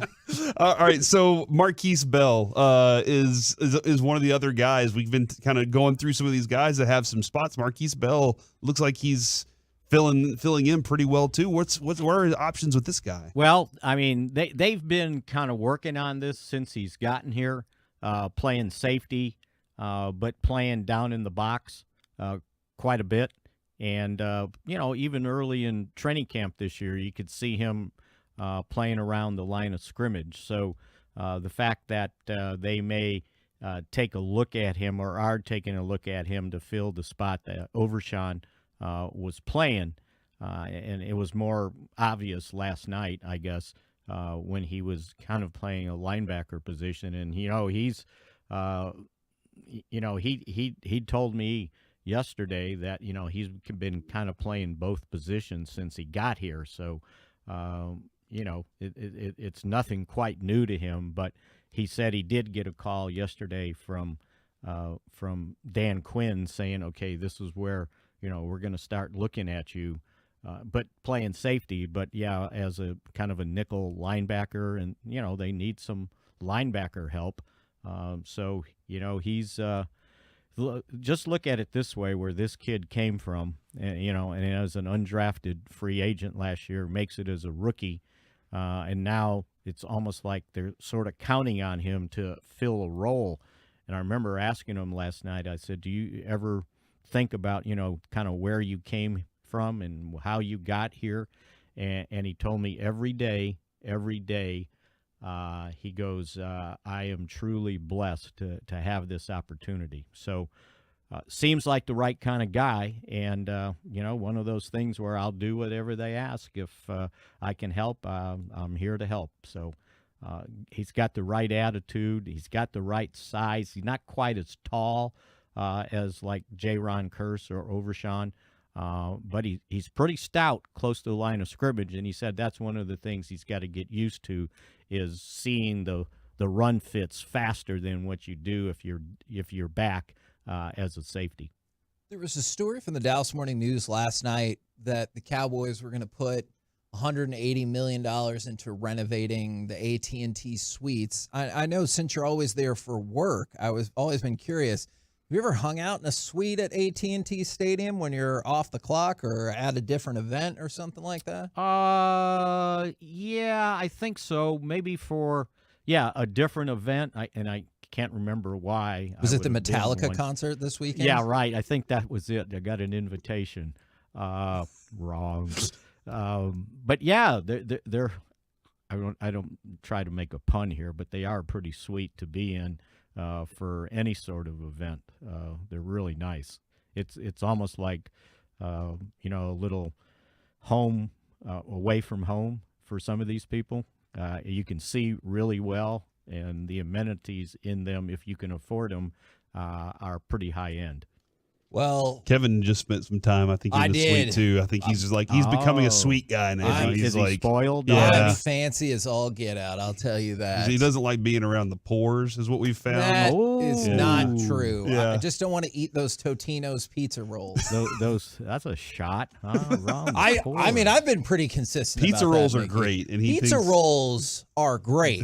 Those are not. Thank you very much, Mickey. If you hear anything else about Sam, please do let us know. I absolutely will. Yeah, it just kind of came down, so we'll see what happens. All right. Thank you very much, Mickey Spagnola from DallasCowboys.com. And in case you missed it, and you know what I learned from you yesterday, Mike? We got new listeners all the time. Baker Mayfield, Tampa Bay Bucks starting quarterback. So no, not it. Clarence Hill of the Fort Worth Star-Telegram he reported that Frisco police arrested Sam Williams for possession of marijuana and the unlawful carrying of a weapon, which that gets triggered essentially by the other charge. So by having the low-level felony amount of marijuana in possession also of a firearm, that's where it kind of gets started. By the way, I did some research here, Kevin, and evidently I do believe it was St. Petersburg, according to the Gentleman's Magazine, in 1782. Oh. There was a man or a person by the name of O.S. Fyodor Wasyliv, and he was a peasant. So he was aged 75 in 1782. His first wife and he had 27 births and 69 children. Nice. Oh, my God. And then his second wife had 8 births and 18 children. He had 87 kids? 87 children. Those 84 poor ladies. were living at the time. Only 3 had been buried. So Are you saying because he couldn't pay child support? Because when you go to court, they're like, this is number 81. You owe this mom $4 a month. Yeah. I meant more because they had to give birth that many times. That's also from GuinnessWorldRecords.com. So. Okay. I choose to believe that. Now, we had a conversation about eggs and women on our way back from Oxnard. That is true. What did we learn? That, I guess I'll say a woman, but I found this amazing. We didn't learn this in the car as we were completely wrong on a woman's body, is that a baby girl is born with all the eggs they're ever going to create. That was amazing to me. You know, I believe in God and Jesus and the Holy Spirit, and this is amazing to me that God creates this, let's say 6-pound, 7-pound baby girl, and that all their eggs are already inside of them. They're not going to create anymore. Will they drop some? Could some of them be fertilized and become a baby? Yes, but they're not creating eggs as they go through life. All their eggs are inside of them at birth. And Kevin, I think what we learned the most from that is that we have no clue about the woman's body because none of us. That was from my wife. So if you want to, she's a doctor. Yeah, she did. so we had to learn So from I'm her. assuming she's right. I am taking the word of my wife. That feels fair. But I'm now okay with that. Since we had some negative news, I have some positive news for you. There we go. From a Look at couple you. of DFW athletes. Because I Positive get it. Kevin. It happens all of the time. Is for the 972, I don't understand why people that make it to the NFL or NBA still do dumbass things. I mean, I think that expands far beyond just those 2 leagues. But if you're looking for athletes and just those jobs, if you're looking for athletes doing good things, I have some for you. Can I say something real quick? I'm not trying to defend Sam Williams or anybody who's done stupid things in their, let's say, from age 20 to age 35. Sure. Primarily professional athletes. It is a challenge for their age to get millions of dollars and then to be a very responsible person. It's just very tough. Yeah. Usually you start off as a poor, right? We've established you are now not in the poor category, No. Kevin, and don't Well, want to ever associate is- with them. Yeah. But Not you that usually second part. start off as a poor as you're in college or you've graduated high school and you're a poor. And you eventually accumulate money where you become out of the poor range, but it's not like you're a rich range. You've just now, hey, I'm not fighting and scrapping for every dime just so I can eat and have shelter. It's now I'm able to save some money. Yeah. And so these guys, for the most part, because I'm sorry, I guess tennis players and stuff, there are women that do get paid a lot, but most women don't get paid a lot to play sports, is most of these men end up getting all this money at somewhere between age 19 and 23 years old, and then maybe even make more money, and they just kind of It's tough. It's tough to have that much wealth, that much income, and then sometimes not make really poor, stupid decisions. I just want to point out, for the record, the pores was a phrase from Reggie. So okay. I don't So yeah, want, for anybody taking offense, it's mostly about the Totino's pizza rolls. Yeah, I do not want that associated with me. All right, on the positive front, did you see that Corey Seager and his dad worked at the hitting clinic for the Rangers Youth Academy? I did see that, yeah. On a day that's probably going to get dominated, I get it, by Sam Williams stuff, is there's a lot of positive things out there. And I just thought, in addition to, just helping out a cause, it must be really cool to like engage in that with your dad. And then if you want another Can you imagine getting a hitting lesson from Corey Seager, though? I cannot. Like, especially whenever he's hitting well, like when he's hitting at his best. And you're just like, dude, whatever he's doing right now. They're aggressive.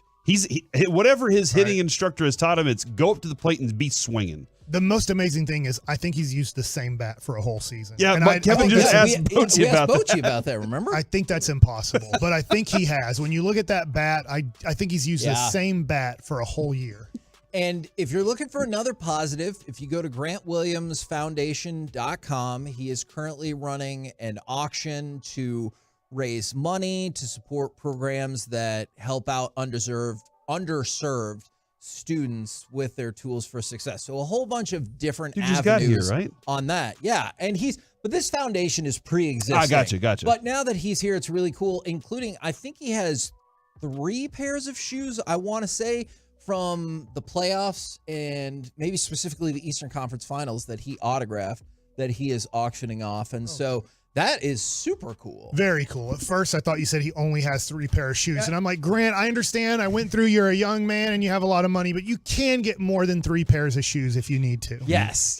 I'm sure he has more than 3 I found my pairs of favorite shoes for half off the other day, and I was really excited because so then I bought 2 of them. I was like, I'll buy 2 pairs of them so that I can have. I thought that was a setup to a joke where you were going to say you bought 2 shoes for the same price. I thought he was going to do some sort of Air Force One song. Guys, it doesn't always have to be a joke. I can Coming be a human. up next, Just a regular guy. What commercial? You're not a regular guy. You established that by cutting in the middle of a cake, you moron. Look at the progress we've made with these cuts today. I made sure to cut into like your piece to at least make it look like we've made real cuts into a cake. I love this cake. Coming up next, we can talk more Sam Williams if you like, but also what commercial jingle was most effective because you still remember it to this day. 877-881-1053. You want to text in. Also want to hear from the Twolos and the YouTubers next on The Fan. All right, before we...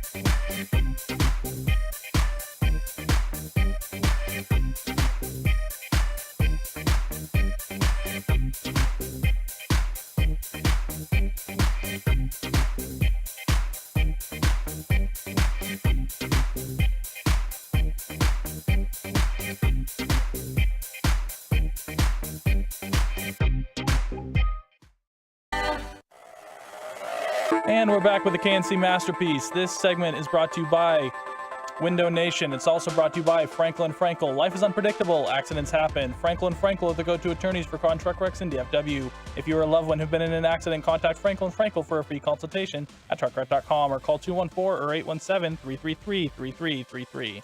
KNC Masterpiece back here on 105 through the Fan. If you missed the news earlier, Sam Williams from the Cowboys, of course, has been arrested in combination with a drug and firearm possession. So per the report from Clarence Williams via the Frisco Police Department, it was marijuana, which having that, then if you have a gun along with it, that is not going to work. So he was arrested on Sunday. We will keep you up to date as we get more information about that. But we have something fun here, and we've already got a bunch of responses, which I'm super excited about. What commercial jingle was most effective because you still remember it to this day? I'm going to throw out two for you and see if you guys remember these. Let's go ahead and fire off cut number 7 if we can, Jeff. And trophy, Nissan.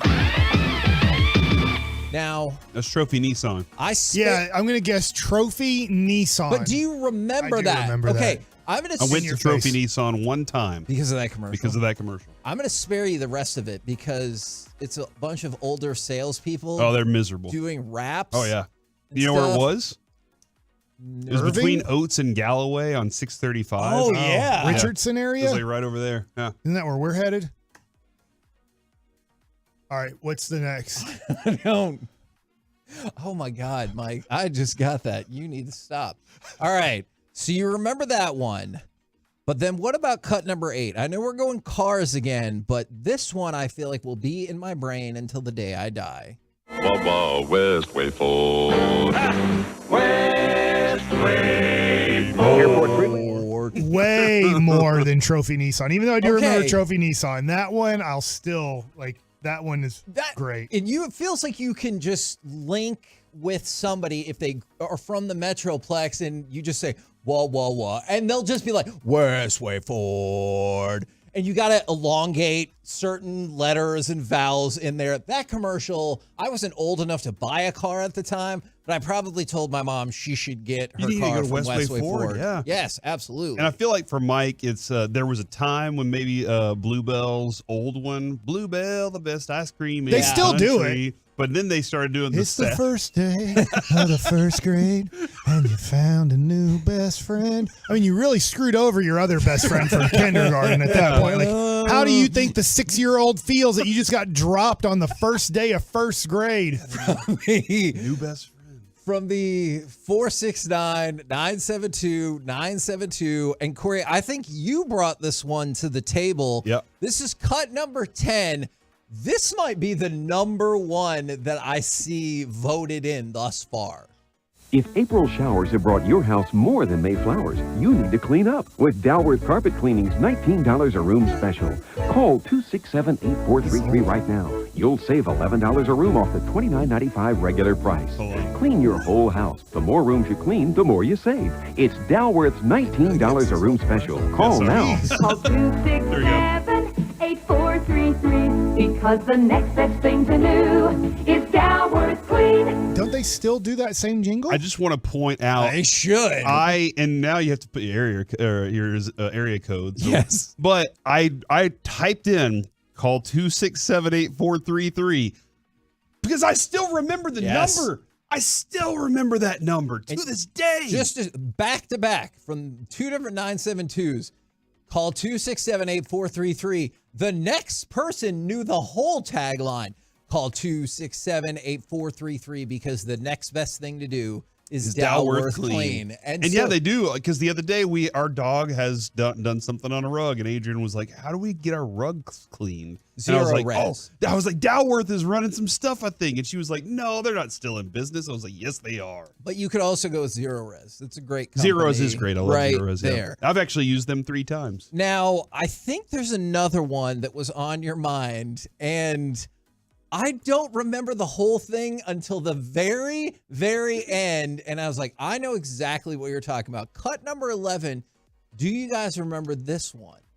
When you're looking for that ooh, I feel, come to Mattress Giant. When you want that ooh, I deal, we've got the best price for that ooh, I bet. It's only at Mattress Giant.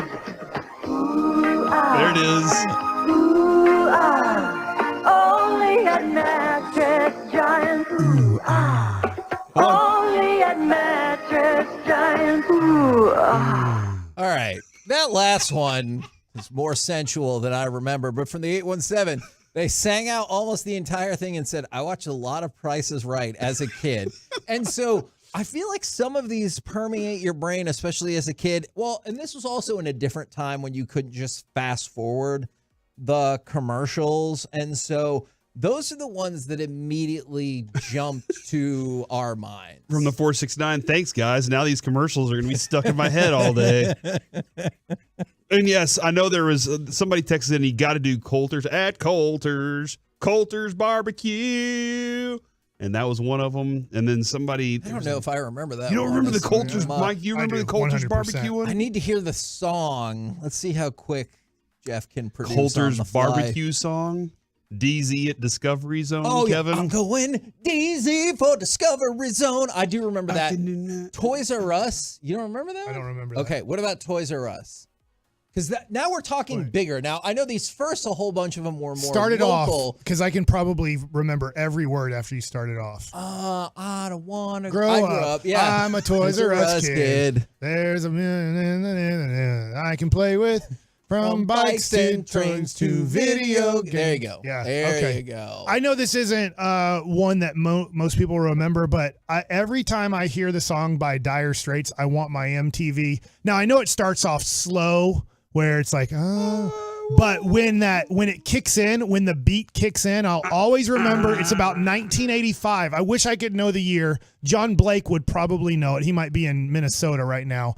But it would be the commercial with Pete O'Brien, Buddy Bell. Oh, yeah. Jim Sundberg. They're wearing sometimes the red jerseys. I think there was a dude named maybe Bill Stein on the team and like Gary Ward. And I can always remember that kicking in and then like showing like, get your Texas Ranger tickets or watch Texas Rangers on HSE or whatever. So every time I hear Dire Straits, I think of like 1980s Rangers baseball. Dude, one of those Westway Ford commercials that I saw had the Ultimate Warrior in it back when he wrestled in the Sportatorium, like before he went off. And it's just so weird that the Ultimate Warrior is convincing me to buy a car. Did you ever buy Zest, the soap?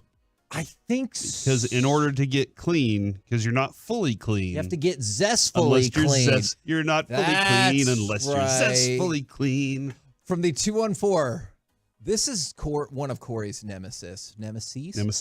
I can still hear the Quiznos subs from those Furby things singing that song. I think Corey specifically never wanted to go to Quiznos because of that weird. It is a bad marketing plan to say, look at these rats that are taking our sandwiches out of the restaurant. It just seems like a bad marketing plan. Although I do have a most and least vulnerable cities for rat infestations. If you ever want to get that out there, Kevin. But by Oscar Mayer.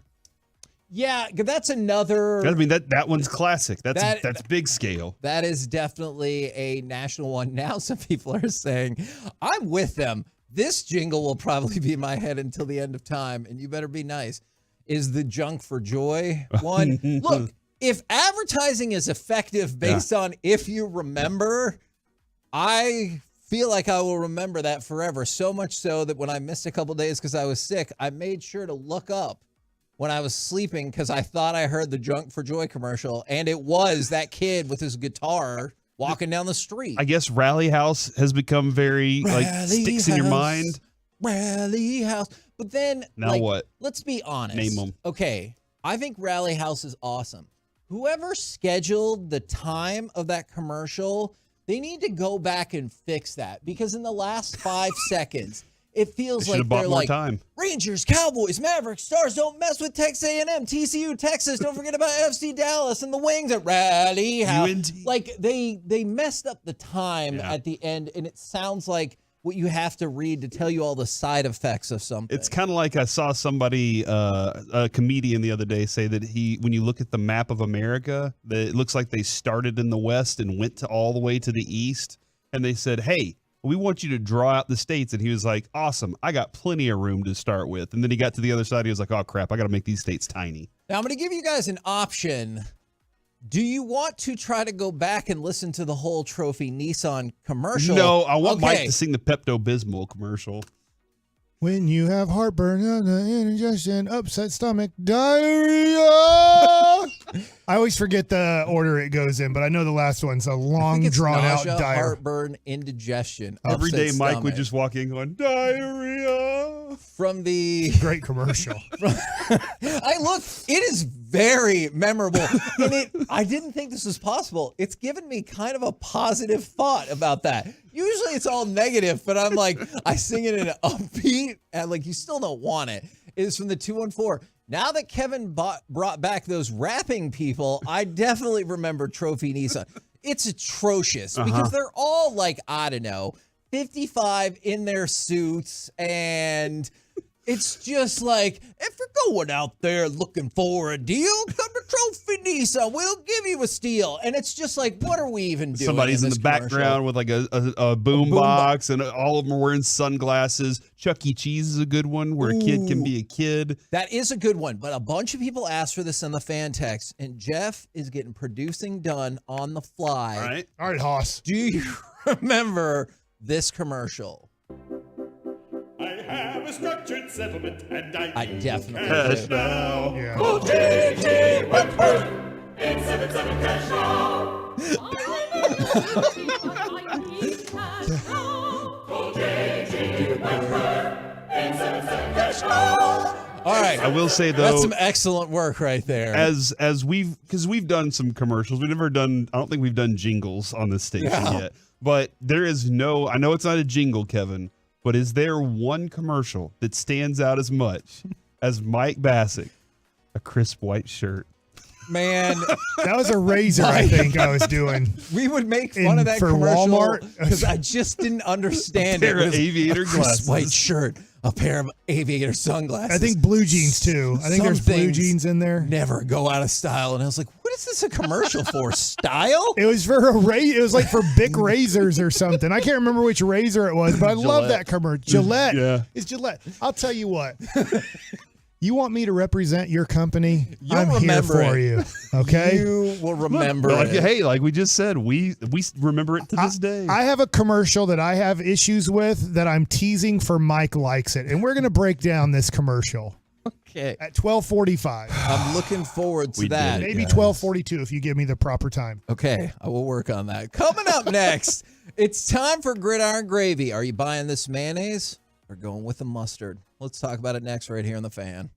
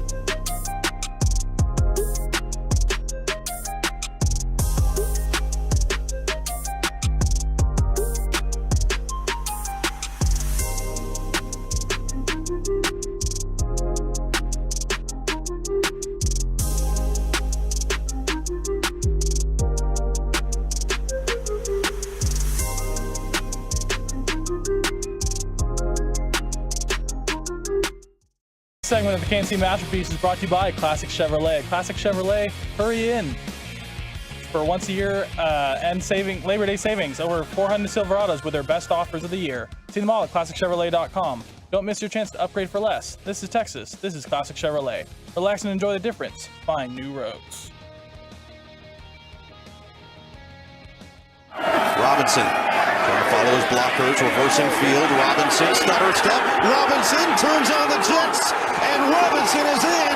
Touchdown number 4 for Bijan Robinson. Now you see me. Now you don't. You can't catch him. That's good. KNC Masterpiece right here on 105.3. That was just too long. Is right now. It's time to go around the entire NFL and dip into some gridiron gravy. The eyes of Texas are upon you. I'm the one who brought up the story. Let's start because that highlight is better than the commercial. The commercial is funny, but it's not good like audio-wise. Are you ready for the Bijan Robinson mustard? It is finally official with the commercial and everything. I guess. What does it? Is it a Dijon mustard too? No, it's a Bijan. But is it all? Hey, just a second. Just a second. Yeah! In your face. No, I didn't give him 5. I gave him 10. Corey, no! We don't need you. No! It's Bijan time with the extra mustard with the seeds in it. I like Dijon mustard. Keep going.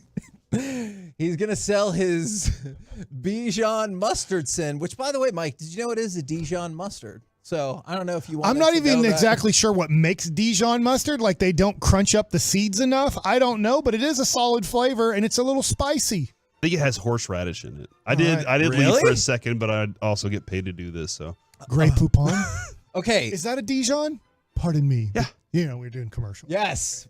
How long has it been since you've seen one of those commercials? 20 years. Yeah, probably. All right. So are you more interested in the Bijan Dijon or the fact that Will Levis has signed a lifetime contract with Hellman's Mayonnaise for sponsorship? Because you remember, He got mayonnaise dumped on him or something. well, I think the thing that really started it was Oh, he puts mayonnaise in his coffee. coffee. Yeah. I don't know if that's an all the time occurrence. like his but girlfriend handed it to him in the video. Yeah. and then he squirts it in there, and then What?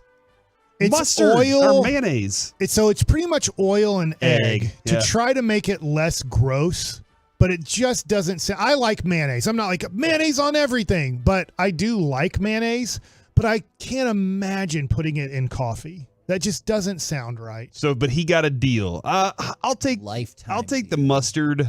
I do. What company? What was it? Hellman's? Can I tell you something? Hellman's is good mayonnaise. You should not do a lifetime contract. Guess what? What? Remember when Taco Bueno was like, this is awesome. They've drafted Taco Charlton. Oh, I thought you were talking to the players. Let's saying, give "Don't go." give him a deal to represent Taco Bueno because it's a regional, fast food place. I love Taco Bueno. I think it's good. I think it's the best kind of fast food Tex-Mex that you can get. But I remember the Taco Charlton thing because you remember he would sprinkle the taco or whatever, or he would hot sauce the taco and then hand them out to his friends because they forgot to block him and he got 1 sack in his career here. So you're banking a lot on what's the possibility that Will Levis is actually a good NFL quarterback that people will remember? Probably 5%. I was going to go a little higher, but my higher is still like 10 to 15%. Right. I just don't feel like you should do that. Even if, let's just say Kyler Murray, Baker Mayfield. I know I'm going to OU quarterbacks who, haven't done great. And Kyler Murray got a huge contract. I don't think you'd feel good if you were Hellman's Mayonnaise and you had a lifetime contract with Kyler Murray right now. You'd be like, how long do we have to pay this guy? And it just seems like his star is just falling fast. Yeah. And that's Kyler Murray, who number one pick. I just don't think that's a smart deal. I'm curious what it looks like. Like if it's a lifetime deal, but they're like, realistically, we're paying you for like 2 years. Because that's what happen with NFL players. I pretend to give you this amount. Do you think companies do this? Lifetime contract. And they go, all right, behind closed doors. How long do we think Will Levis is going to live? Oh my gosh. It's a lifetime contract. If I think he's going to die at 55, then I don't have to. If I think he's going to live till 90 years old. But wouldn't you just drop the contract to say as long as you're alive? You want to guess when he's going to. I think if we were a company, we have now created the Mike KC Masterpiece Company. All right. And we are giving somebody a lifetime contract to represent us. I would say, guys, I don't know if a lifetime contract is the smartest. How long do you think this person's going to live? What's the contract for? How much are they paying? If I'm giving it to John Stephen Jones, we have a long time to pay this guy. If we're giving it to Jerry Jones, we don't have as long to pay it. What if it's like, hey, it's a lifetime contract, free mayonnaise anytime you want, then it's no big deal. That's marketing. That's true. That feels like a hassle anytime you want, but they're like, we'll only give it out a couple bottles at a time. You're mayonnaise, like, people know. Yeah. Deal. There has to be more than mayonnaise. You think there has to be monetary stuff. There's no way we're giving free mayonnaise and I would sign.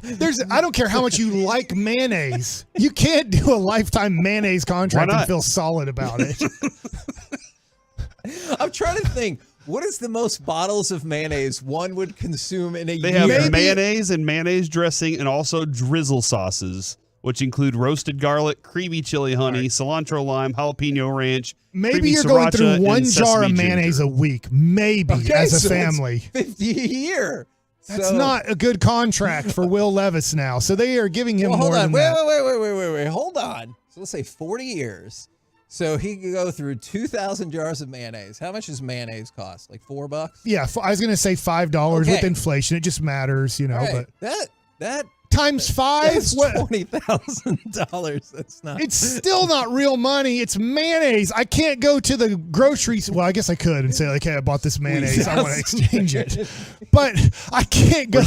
I can't go up to like the Ranger game and go, "Here's 20 bottles of mayonnaise. I'd like a ticket in the lower level." But you can show up to like events that are going to have like cookouts and stuff and be like, I'll bring the mayonnaise for the hot dogs. Yeah. 50% of the people are going to go, I don't want mayonnaise. Or you can go to a coffee shop and be like, hey, y'all need this mayonnaise. Man, we have people across the world who know lots of things. I work doing HVAC. And as a company that offers a lifetime warranty, if you read the fine print, the lifetime warranty is 20 years. So there you go. Interesting insight right there. All right, let's go from that to something potentially bad for your Chiefs team. Okay, well, today I'm a Jag. Okay. Is Chris Jones was responding to people on Twitter, always the way to go. Somebody tweeted him, so when are you going to show up? X'd him. Yes, they X'd him. That doesn't sound right. When are you going to show up and they said a bunch of other stuff. He said week 8. And then another person said, that's a hefty fine right there. His response, I can afford it. Oh, now meat of the schedule. He's returning way before the meat. That's usually week 14.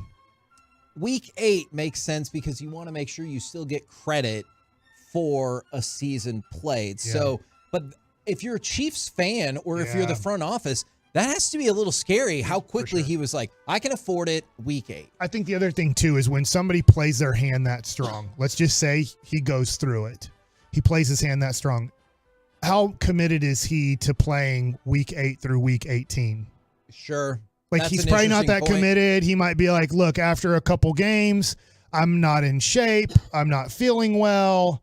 I'm hurt. And so now you're on the injured reserve list. And you're like, good, I showed up when I needed to show up. I played in a couple games. I legitimately, you could look at an MRI or something and go like, physically, yeah, he's not in shape. Physically, his knee is a little bit swollen. And now you're like, I can't play. And now you're just like, guess what? I hit free agency. Now, you might hurt yourself tremendously. That's the one thing an agent has to advise here is if we hold out till week 8 and then you show up out of shape and you're not good, you're not young. You're not going to get better. You have about 3 years left in this league. And so are you willing to do this, give up this money, not play well or not play, and then hit free agency with 3 years max left on your life of playing football? I am interested in this idea, though, of how at week 8 or before then, will the Chiefs go, we have to bring this guy? We have to do this? I think that's a great question. Or will they go, we're 7-1 right now, we're good? That does kind of feel like, could it be results dependent?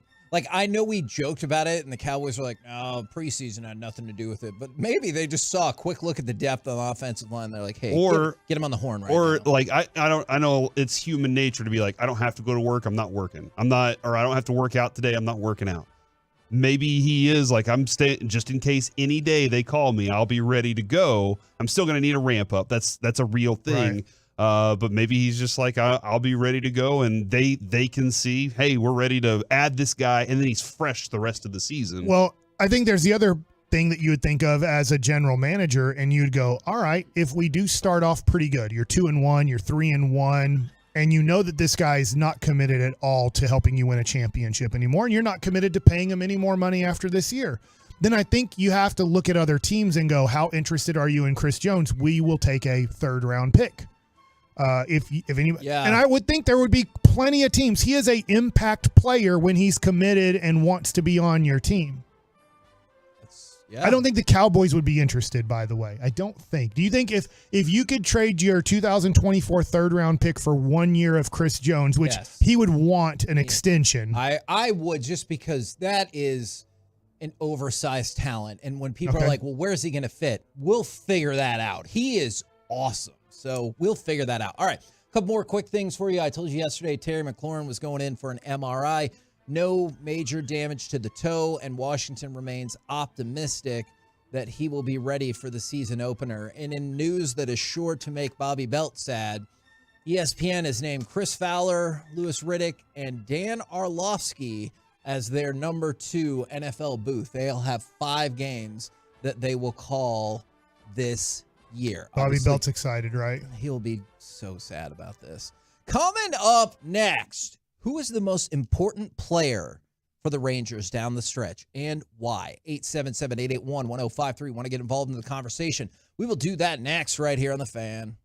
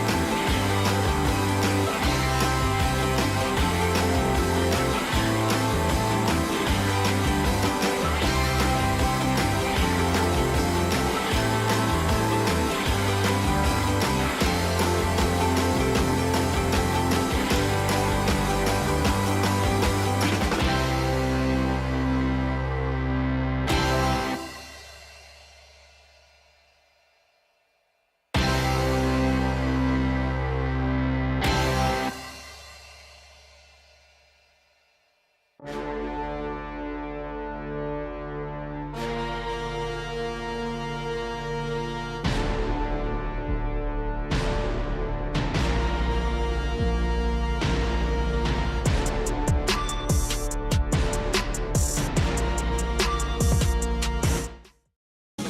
our fan studio, secured by DFWsecurity.com, it's the KNC Masterpiece on 105.3 The Fan.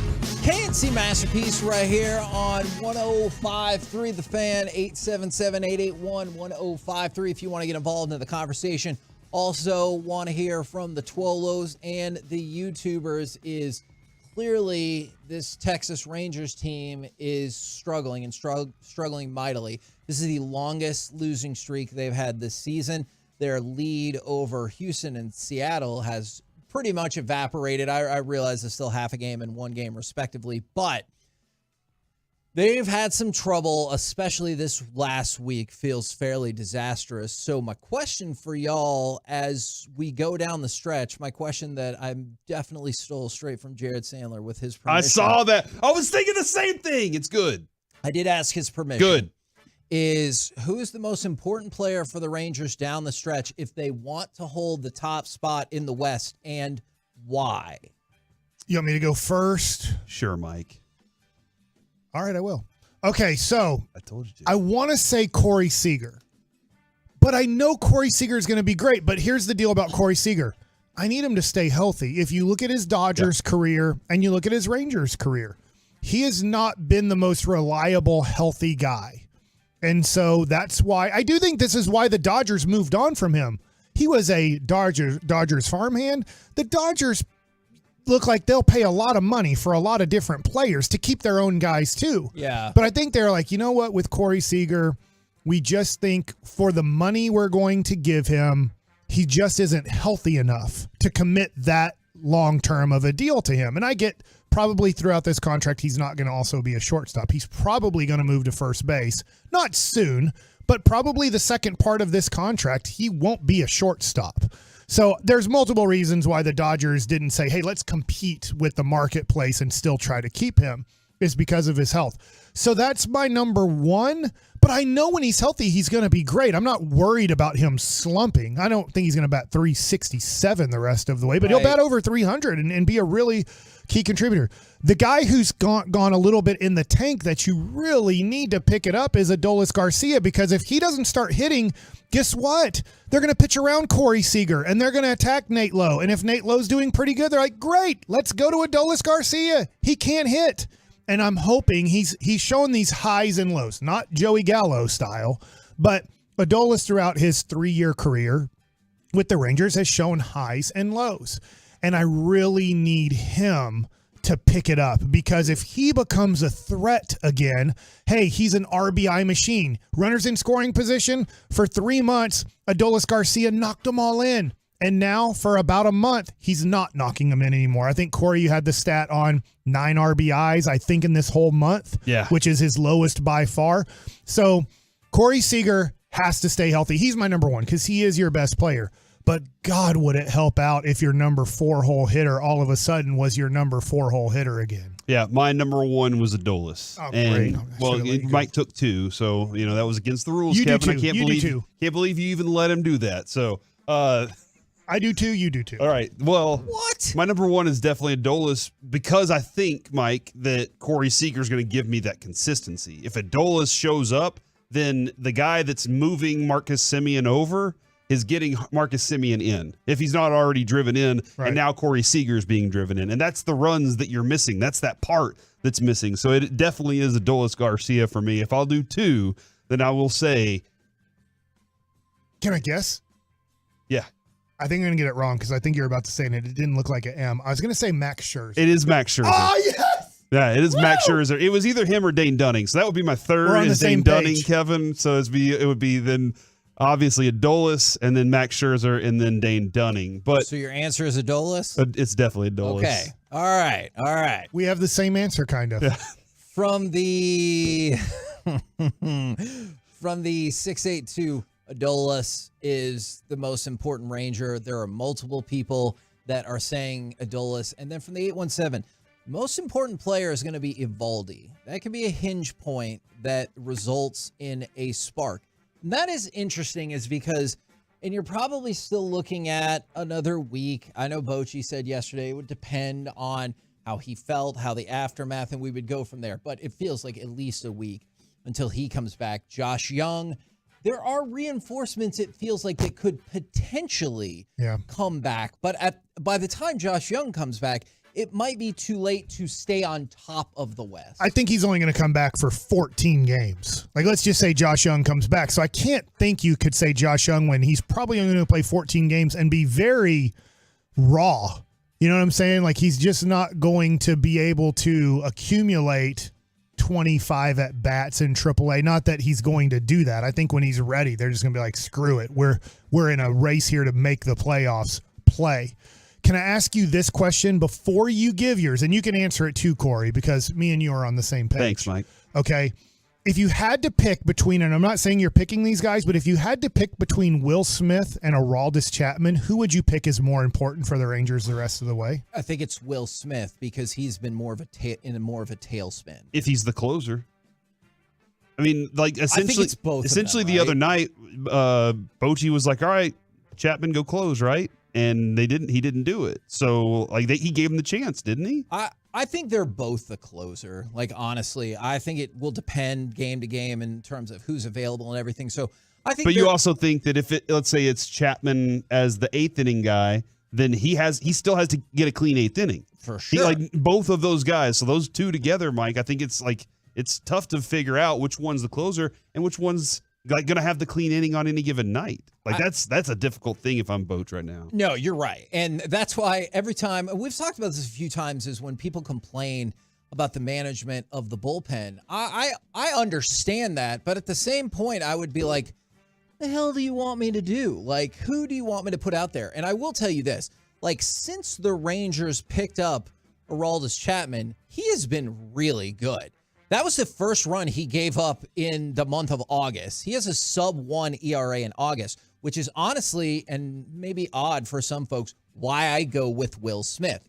There's no doubt Aroldis Chapman played the first part in that loss at the end of the game. If he would have locked down that save, maybe that would have changed last night's game. I have no freaking clue, but maybe we would have felt a little bit better. But he didn't, and they failed, and the team lost. But he's been really good. Will Smith has been kind of spiraling all month and has had a tough go since after the All-Star break, and that's why he's my choice. Gotcha. Like, he was because he can improve a lot more. Is that what you're saying? Exactly. Because Aroldis Chapman, like, look, you want 0 blown saves, right? I feel like down the stretch I'll get more of that. I guess I have this seeing what he did, Kevin, in Houston. That still kind of haunts me a little bit because it's happened to him before with Houston. Sure. And that kind of like, I'm like, I don't know. It's just still shaky. He's like, hey, dude, I'll just blast 103 past you. Like, that's what I'm going to do. And if nothing else is working, that's my deal. I want you, Corey, because Kevin mentioned you. Dang it. Because Kevin mentioned you as possibly a best friend candidate. Yes, I remember that. I'm not. I know. Okay, I'm not even on the board. Been years. All right, I'm just a coworker. We're at 18 years. You told me the other day you forget my name sometimes. It's Kevin Benjamin That Hagelin. is not right for the middle name. Dog? It's Eugene. Kevin Dog? No. K-Dog. Okay, Corey. Yes. Who do you think Kevin, who do you think Kevin is going to guess? Oh, he didn't guess already? He hasn't. I just put him to the Will Smith Chapman debate. He hasn't said who the most important Ranger is. And this is why you're not eligible to be my best friend. Because when you asked that question, I said Will Smith, and then I told you and looked right at you and said, this is why I would have picked Will Smith as my person anyway. So you're picking Will Smith? Yes, I'm picking Will Smith. All right. It's a good. I mean, that's a good choice. Yeah, we kind of talked about that for just a few minutes. What I was asking Corey is, if Kevin had to pick a second guy on the Texas Rangers, that's the way I meant to phrase it. I phrased the question wrong. Corey, I should have phrased it better. Yeah. If he had to pick a second guy, besides obviously Will Smith, he just said that already. Who would be a second guy? Yeah. Okay. In that scenario, Mike, I'm going to say Dane Dunning. Since you brought it up, I am picking Jordan Montgomery. We talked about this off air the other day. We didn't get a chance to really dive into it yesterday because I don't know if this is the right way to describe it, but didn't it kind of feel like Jordan Montgomery's start turned out to be irrelevant? Because they lost, right? Yeah. He pitched phenomenally. Yeah. But it turned out it didn't matter. So I saw a stat as the telecast went along where it was breaking down how well Jordan Montgomery was doing with his changeups. Early in the game, first 6 changeups he threw that got swung at, 5 of them were swings and misses. In the last That's 10, what you want. Yes, it is. In the last 10 games, batting average against his changeup, 177. Slugging against his changeup, 266. Okay. That is incredible. And he is somebody that I know there's a lot of hype on Scherzer, but I look at Jordan Montgomery and I think if he steps in, which it feels like he can, that would be huge for this team. That's a great option because if Max Scherzer's giving you what you expect from Max Scherzer and Jordan Montgomery can give you Max Scherzer level things, like maybe he can give you another 8-inning game. And you're like, whoa, or maybe he gets a CG. And when we talked with Bochy about his decision yesterday, how much of it was Montgomery versus all the other stuff? It didn't feel like Bochy was like, I didn't have faith in Montgomery on that, right? Well, he did. He gave a great answer, though, because he talked about the last time he faced the guys coming up in the 9th inning, there were line drives, there were base hits. That's right. There it is. And so what he's saying is he had a 1, 2, 3 7th inning. He had a 1, 2, 3 8th inning because he got a double play in the inning. But he's also looking at, the last time he faced these guys, this is going to be their 4th time to face them tonight. The 3rd time he went through those 3 guys coming up, they hit the ball hard. Okay. So I think he gives you great insight on, look, not only do I really like Aroldis Chapman, but Monty didn't do great the last time through this part of the lineup. So I'm going to go with a fresh new arm here that almost got the job done. I'm sorry if I didn't listen well enough. I feel like you're my wife now. Well, you know what? And I sympathize with your wife sometimes. I really do. I'm sorry to disappoint you as much as I disappoint my wife. Oh, my God. I did want to hit this, too. Like, it was the game against the Angels. He pitches 6 innings, and it was 6 really good innings. And as he was walking off, Bochy reaches over to shake his hand after the 6th inning, and both Nitkowski and Valley, I think, both said that's one of those moments where you just want to walk away from him and not shake his hand because you want the next inning. But he was at 91 pitches. Gotcha. But even still, like that is that kind of the signal as the manager is shaking your hand? when you're there's no conversation, right? What the manager is doing there is we're not having a conversation because if there's a sliver of a chance you're staying in the game, he won't shake your hand there. He'll wait till you get down at the end of the steps and he says, he'll say, how are you feeling? There'll be some sort of question like that. And so he wants to read your body language, also hear your answer, but read your body language on what you think you have left. Gotcha. Okay. So he wants to make sure there's no conversation. I'm going to ask this question because I was thinking about Evaldi, and I know we've kind of talked about him a little bit, and we talked about Bochy saying he could be coming back soon, but maybe some news today. We'll see. But he needs to come back. I think it'll be as a starter, but he's a guy that can change this. If he comes back the way he was, he did throw 6 shutout innings against Tampa, the one outing he had in the second half.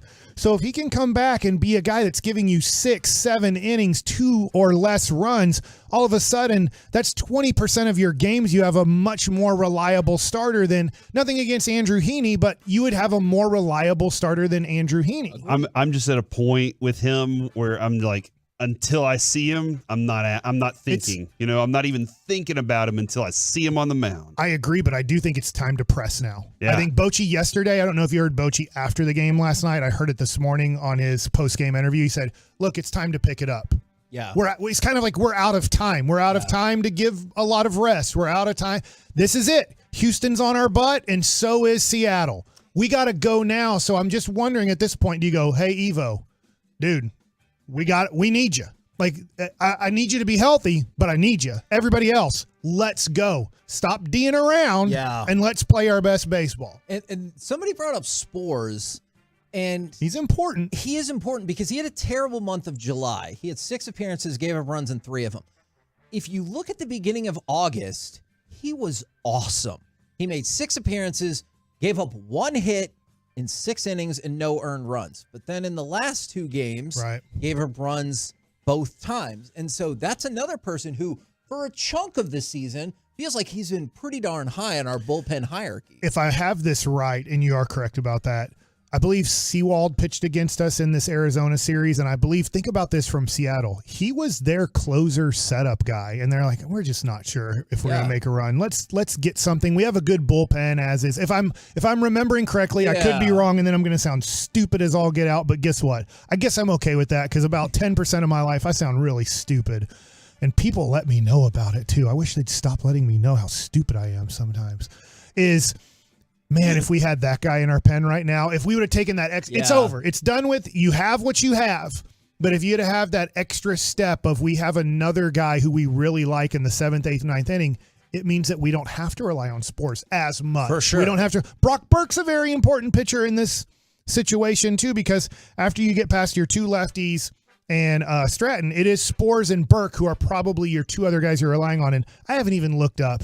Jonathan Hernandez must not be doing well in the minor leagues. Remember, it was going to be a quick, hey, let's send him down. Let's get him right. Let's bring him back up in, let's say 3 weeks. And I mean, you haven't even heard a word as they've been going with Spees and different guys from the minor leagues. And I have not heard at all about Jonathan Hernandez doing anything in the minor leagues. For the KNC Masterpiece right here on 105.3 The Fan, the happenings of the day with Sam Williams might complicate this question, but it's a simple question. Do you like the Cowboys roster? 877-881-1053. Let's fire that up next right here on The Fan.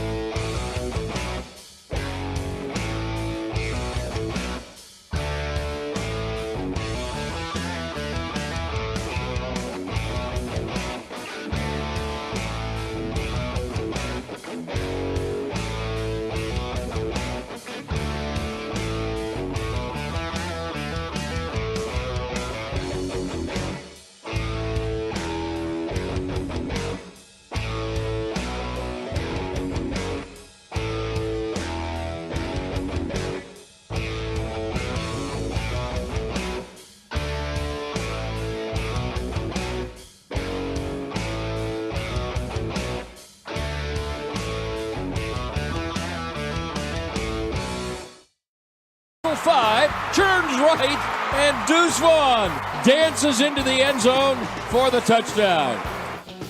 Fancy masterpiece back here on 105.3 The Fan as we move into the lunch rush as part of the Expressway. So I have this question based off of something Jerry said. It's a simple answer that's probably far more complicated. And then you factor in now the Sam Williams stuff, which I'm already seeing people say it's time to get rid of him, like on our fan text, which, I mean, I feel like I need way They're just more saying release him? Yes, I do not believe that's going to happen at all. And I also feel like I need way, way more details because who did you say? Is it David Moore that's saying the controlled substance is not marijuana? Yeah, not Clarence Hill marijuana. reported? It said the headline, Kevin, this is where headlines and stories are different, right? The headline said marijuana.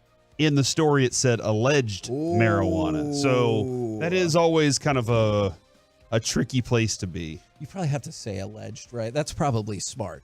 And so for the record, I would like far, far more information. But this is what Jerry Jones was talking about, the pre-cut down roster. He said, I really like our group. We know that the other teams that we're going to be playing have done some good things too out here. So we've talked about how good our team is. It's got to be in comparison with who your competition is. But relative to them, I feel great. Now, I'm not saying there's not holes on this roster at all. But Name one. I mean, linebacker. Right? Feel good there. Do you? Oh, our backup linebacker? We're bad. Yeah. Okay. But I understand what you're saying. Which sounds like a very big hope here. If Leighton Vander Esch is healthy the whole season, and Damone Clark is Coming healthy up in the world, the whole season, you're in good shape with linebacker. Well, but if one of those guys gets injured, we're in trouble. That kind of factors into it, though, right? Because how many teams, because we don't talk about the other teams with the same, intensity that we do the Cowboys. How many other teams out there are like, dude, if we lost this cornerback or this offensive lineman or whatever. So everybody has weaknesses. Exactly. So my question to start, and then we'll get into the specifics of it. Do you like this Cowboys roster? I do. You go first, Corey. I like I loved the addition of Stephon Gilmore. And the Cowboys, the last 2 seasons, you've seen it. They've been 33, 34 takeaways. That's fantastic. And then they added Stephon Gilmore. I think they can continue the trend of being a takeaway team. And being a takeaway team and giving your team the ball back, man, I think if you go back and look at Mike McCarthy's Green Bay Packers Super Bowl team, that was the best defense that he'd run with as the head coach of that team. And the defense itself across the board on your starters, I feel confident. Like I'm not looking at, I look at Hankins. I don't know if Hankins or Mozzie's going to start. All right. A lot of people have different things there. And I think it kind of depends on the opponent, honestly, at this point. But I feel very confident across the board with the starters on this team. Backups, Kevin, we can, that's, sure. Hey, if you have some backups, you're feeling pretty good. They have really good backup secondary players. I'm very happy with their secondary players as their backups. On the offensive side, I think you know what you're getting with Dak. Although this season could be completely different. Maybe we see so many slants that we're tired of seeing slants, and so are the opponents. But I think that all of the starters I have confidence in, and I feel very good. And there are a lot of guys that when I look at the secondary part of it, not just the secondaries and the cornerbacks, but when I look at the secondary guys on the team, I'm like, man, I feel pretty confident with them too. Now, if all of them had to start, then we have problems. We're not a good team if every one of those guys has to start. But making cuts, I think there are guys you're looking at going, all right, these are easy cuts. And then you get to the next stage where you're like, all right, how do we get to 53? Because I want to hold on to this guy. We need, I saw the other day Stephen Jones talking about that. And talking about, sometimes you're like, I hope that guy gets through waivers. Yeah. Sometimes you're like, do I cut a guy that I have a vision for 3 years down the road? And John Ridgway, I think, was one of those guys, Mike specifically, where they were like, this guy in 3 years might be the better option for us, but we gotta think of the right now. And that's where I wonder sometimes if GMs are looking back going, man, that's the one I regret. From the 940, love the defensive roster, 50-50 on the offensive side. I feel like that makes it you like the roster, right? So I think I would go with that. Is from the 940, this team scares me because of lack of depth. Too many spots where if a starter goes down, you're screwed. I don't know if I agree with that relative to the rest of the NFL. Not to sound too much like Jerry Jones. I mean, I get their point. Like, you're right. I'm concerned about offensive line, quarterback, running back. Like, I get that. But how many teams across the NFL don't have, 6 to 8 spots where they're like, hey, if we lose a starter here, we're in trouble. I've not examined every roster to the backup point like that. And I think for the most part, the Cowboys are okay if they lose a starter. But they can't lose multiple starters on the same side because I think it was proven last year. You lost Dak for week 2 through week 6 or week 7. You were fine. You went 4-1 without Dak. Like look, I get if it would have been maybe a little bit tougher schedule, this and that. You don't want to go a whole season with Cooper Rush. You're probably not making the playoffs with Cooper Rush, and you're probably playing under 500. But this team proved even without Dak Prescott for a month, they can still win more than they lose. Now, if you lose Dak Prescott and Tony Pollard, you lose Tony Pollard and you lose CeeDee Lamb for 3 straight weeks. It could be a lot tougher for Dak Prescott to really move the ball and score a lot of points. But I think this team, depth-wise, are like most other teams. Yes, they lack depth in certain areas. And yes, if they lose 2 or 3 starters at one time, and now they're playing 3 backups on defense, and they're playing 3 backups on offense, you're probably pretty screwed on that side of the ball for a while. Yeah, even despite Pro Football Focus, Kevin having the offensive line as number 6 now. It feels high. Going into the season, which I probably should forward that over to you. That's a conversation that too. Feels high. And it does feel high, but they're saying their starters are. And they feel like, okay, this starting bunch, if all healthy, very Jacob deGrom, if healthy, when his stuff's right, is good. But if 2 starters on the offensive line are gone, this team struggles unless they make a bold move before in trading for somebody. And I definitely think there are other spots where, like, if you tell me that like Micah and Tank were going to miss some time simultaneously, I'd be like, oh dear. And our defensive backfield, which I do like, and they better be really good because that is going to be tough. So I understand all the people's questions about depth and everything like that. I just think I started to think that I do like the roster because my questions come down to depth, right? Like, because I like our defensive backfield a ton. Like I just said, we had a segment, I want to say last week, maybe the week before, about the strength of the entirety of the defensive line. And I like our linebacking starters, though obviously if Overshown was there, you'd feel even better about that. So defensively, I feel really good about the roster, and offensively, I feel solidly about the roster. So I do feel good about the roster. I understand the concerns about depth, especially at the offensive line. One of the other things too is if I'm the general manager, I know Jerry is the general manager, but if I'm the general manager and I'm looking at my quarterback who hasn't won much in the playoffs and gone deep, I know financially you're like, look, you're my money guy. So let's say I'm the GM and you're my money guy, and I'm sitting here going, hey, I need to give this guy everything I possibly can. The best defense I can possibly get, great coaching as far as I can get it. I need to give him another tool to work with offensively. I need to let him to have dynamic weapons, and I need to trust that my coach is doing it. I know financially you're going to tell me we have to keep him later down the road. But, Kevin, that's what the Cowboys look like they have set up is, Dak, we've given you everything. What more can we give you at this point for you to overcome this if you want to be the guy that's taking this much of our pie? We talked about it in Crosstalk, and if you weren't listening at 9:45, what's your problem? What's your deal? What are you doing? But I understand you might not be able to listen to us for 5, 10, 15 straight hours. I totally get it. But you should. But Jalen Hurts right now has the benefit of being on a rookie contract. So to your point, Corey, and I think, Kevin, you made this point plenty of times during Dak's first 5 years in the NFL, is this is the time you can overload with talent and not be hurt by it because your quarterback is making such a small salary. You can't really give Dak much more because Dak is making, and I get that they've manipulated it. Next year he makes $400 million on the cap. And I know they're going to have to renegotiate and do different things, but at this point, Dak really can't complain about, I need 2 more offensive linemen. I need this or that. All right, then make an under-the-table deal like Tom Brady did with his owner and get paid off of some water or some sort of business thing. You can do that. If Jerry's, I don't understand how Jerry doesn't do this, by the way. It seems like he kind of does it, but he doesn't do it through like, dude, if you can give me $6 million less on your contract per year, I promise you, I can't really put it too much in paper, but I promise you that land in Frisco where you can build all the businesses you want, you can do whatever you want with it. I'm giving it to you. I'm going to give you a contract to be a special advisor to the general manager till you die for $1 million a year. Like, there's ways to manipulate it that it seems like other teams, I'm just thinking of the New England Patriots,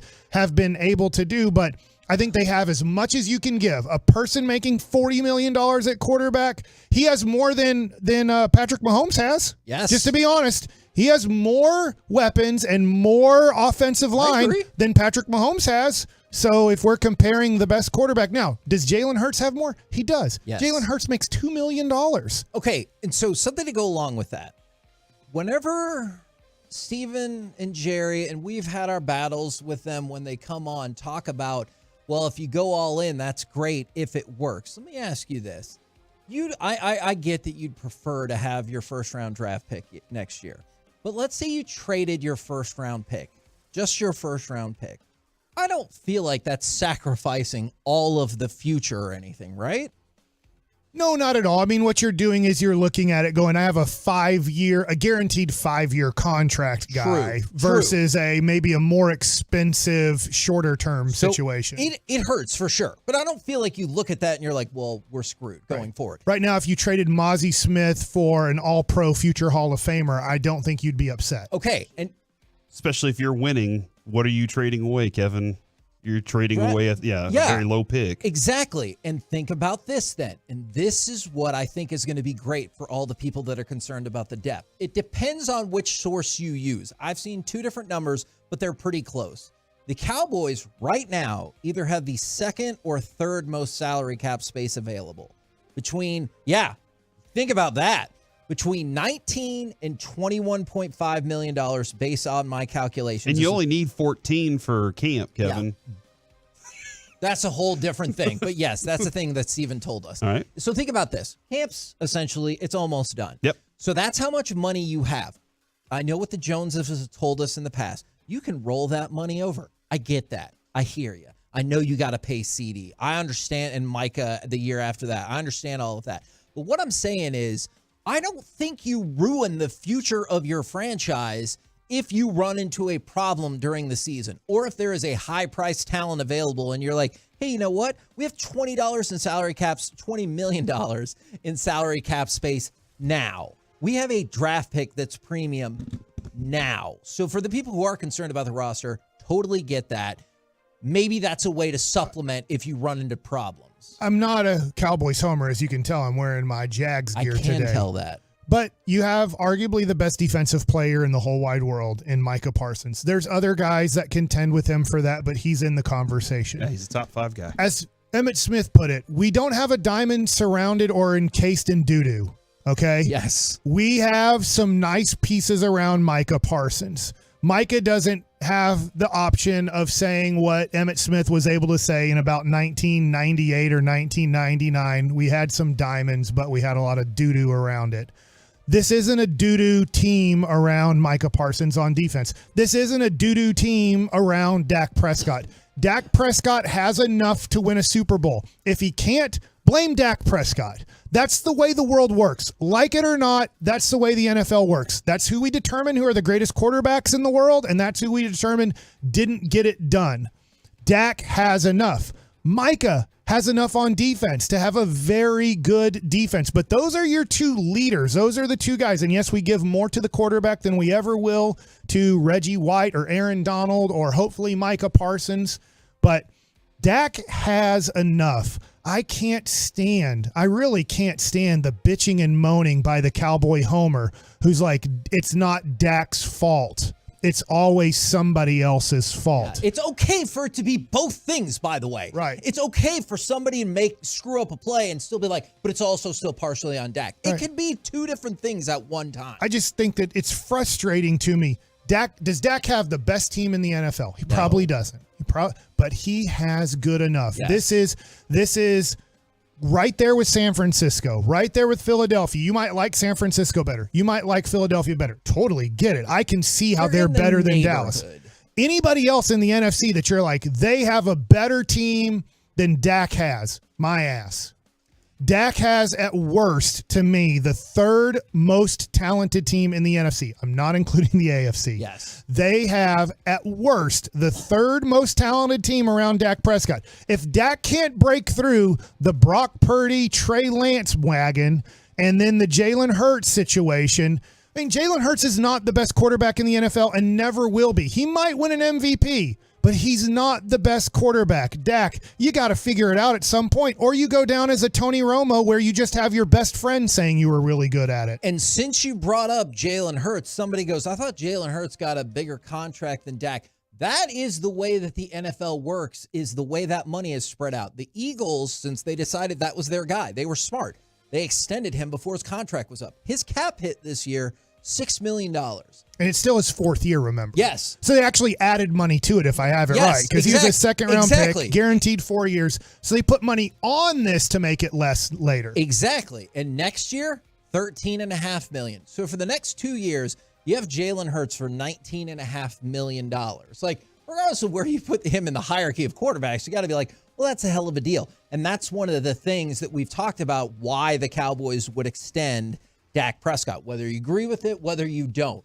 If he's still here in 2 years and his contract has elapsed and then you decide to extend him, that's poor financial management. That's a bad idea. Unless he's won both Super Bowls. Well, yeah. Then you should have already known after the first one to extend him. Okay, gotcha. To me, it's like this. A lot of Cowboy fans want this that are complaining about this team's talent.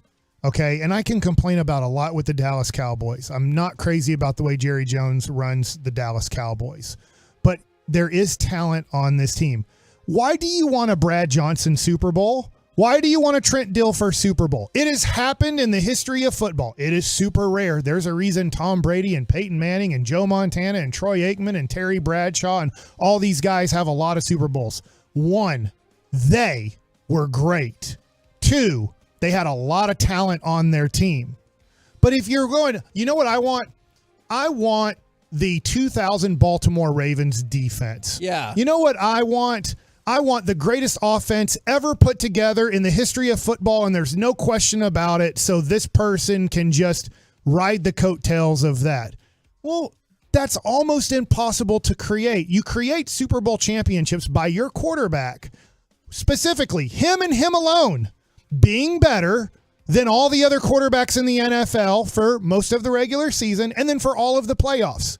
If you want to go look up how to win a Super Bowl, 1, your quarterback has to play better than all the best quarterbacks in the NFL in a 4-week stretch. When they do that, Patrick Mahomes, Tom Brady, and I get Tom Brady had good defenses with him. You could look early in his career. This is that. Yes. Well, guess what? Tom Brady was getting paid doodly fart back then, and so you could, as he got paid a lot more, then he was putting up 40 points a game with Randy Moss and all the little white guys they had running around in the slot. So I just look at it and go, stop making excuses for Dak Prescott. If they lose, he takes part in the loss. It wasn't the receivers ran bad routes. The guys couldn't block for him. The defense gave up this or that.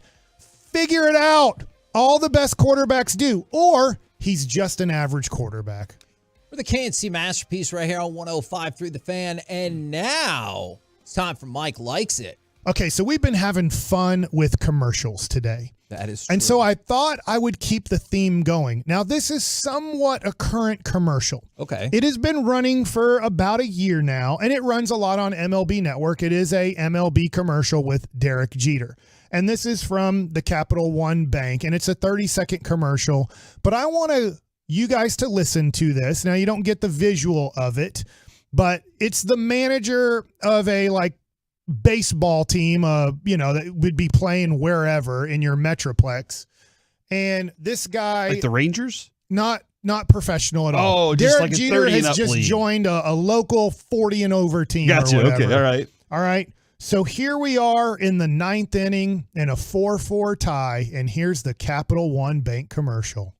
With no fees or minimums and no overdraft fees, banking with Capital One is the easiest decision in the history of decisions. Even easier than this. We need a clutch hit.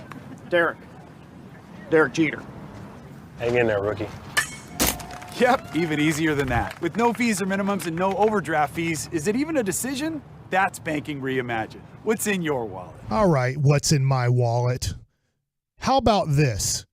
We cut a little bit out there, but the manager calls for Derek. There's another guy on the team that's named Derek. Derek stands up to be like, oh, we need a hit? I'm going to do it. And then he looks at Derek and goes, Derek Jeter. And then Jeter stands up and says, hang in there, rookie. All right, I'm going to be the other Derek. Hey, manager, you're the dumbass who sat Derek Jeter in this game for 9 innings. Maybe you're going to make another moronic decision and ask me to hit, but I'll go for it. You're the moron who has sat Derek Jeter on the bench for 9 innings in a game that we're playing Shlomo Glicksteins. Yeah. Okay? So, what's the deal, man? I think that we should be making a lot more fun of the manager, and Derek Jeter should give him 2 middle fingers and say, F you, buddy. I'm Derek Jeter, and you've sat me here for 9 innings. Mm-hmm. I'm not going up there to hit. Yeah, everybody seems to make fun of the other Derek for even. Derek. Yeah, he's like, oh, why would he even think he was talking about you, Derek? Yeah, I want to know Corey Seager and Corey Majors are on this same team. Yeah. You guys are just at Oh, your is it local PSA. Yeah. You're playing over there at PSA. They have a lot of fields They there. have nice fields, too. Yeah. And you're on this team with Corey Seager. Somehow the coach manager of your team has sat Corey Seager for 9 innings in a 4-4 game. He decided not to start him. And somehow he sat me, which is kind of ridiculous. And he sat you This too. must be a but good team. It is. All right. I just want to know, how are you feeling, Corey? Uh-huh. If you're sitting there with Corey Seager going, I cannot believe we're not playing Corey Seager. And then your manager says, hey, Corey, we need a big clutch hit. Go get him. Well, the first thing I'm thinking is this a lefty-righty matchup? Like, that's what I'm looking at first. Yeah. Is like, I'm trying to figure out, because Corey Seager's a lefty, I'm a righty, so that's a big deal. It's a big factor here, Kevin. But secondly, I'm saying, hey, let's put the Seager out there. Let's get this guy rolling. Although I do want my shot in the sun. I also wish we could flash back to the beginning of the game where everyone is like, hey, why the hell is Derek Jeter on the bench? Well, he showed up late, probably. You know, Then like they need to make that part of the commercial. You know Thank what? God Derek showed up. I'm not gonna That should lie. be more of the commercial. Thank God Derek showed up. Not, Derek, you've been sitting on the bench for 8 innings and I really screwed this game up. He better have just shown up in that moment then, because if it's a PSA level, I get it. If you were playing in the big leagues, you have to have more stringent rules.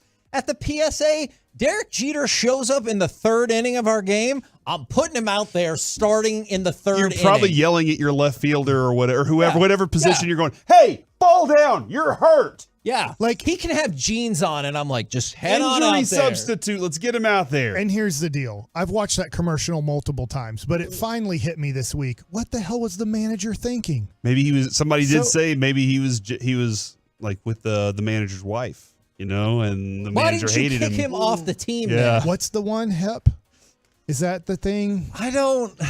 Well, like hepatitis? Is that what you're asking? Is that the one Derek has? It was the herp. The herp. Yeah. Okay. Yeah. Okay, so there's no letters. That Derek has no letters down there. He just has. By the way, like that. I think he is does. Is there some sort of confirmation so we don't get sued on that? I said I think. As long as you say I think you're okay. Or allegedly. I still don't. Well, there's a whole list of women that he's been with that might have issues down there now because of Derek. Yeah, we did a whole segment on that, Kevin.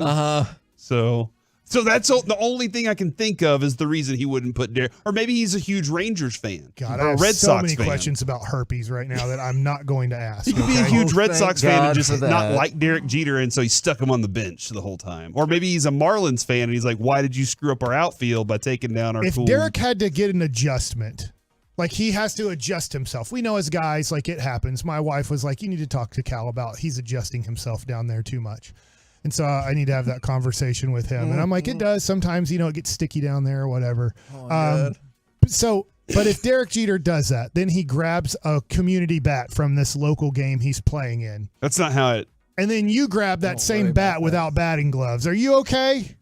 You're okay, Yes. right? You're fine. You're adjusting through your pants. I don't. No, think no. it's- Let's just say he had to get down in there. So he pulls his.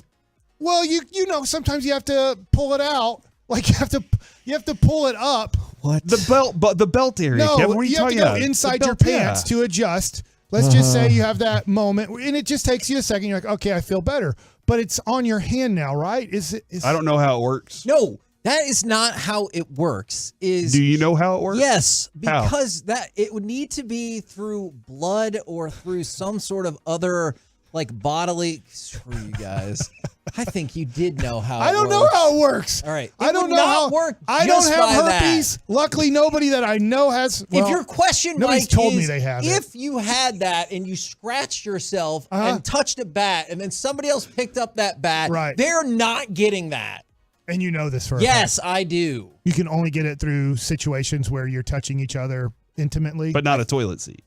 No. If somebody tells you they got it from a toilet seat, they're running around on you. All To right. use a really Next, old-timey. Mike likes it. Uh-huh. I think you're gonna like this one more, Kevin. God, than I that hope one. so. All right. So my wife yesterday is like, "Hey, we need to get UT emblems for our car because our daughter's going to UT. We're very proud of her." All right. So I've never rooted for UT. I'm going to be honest. I don't hate them. You hate them. I do. I understand. You're an A&M guy. I'm not an A&M Rivalry guy. But, hate. Right. Like my sister Right. went to UT. It's okay. But I'm not rooting for UT this year in football. I hope they do good, but I don't care. It's just one of these things. I've never been a UT fan.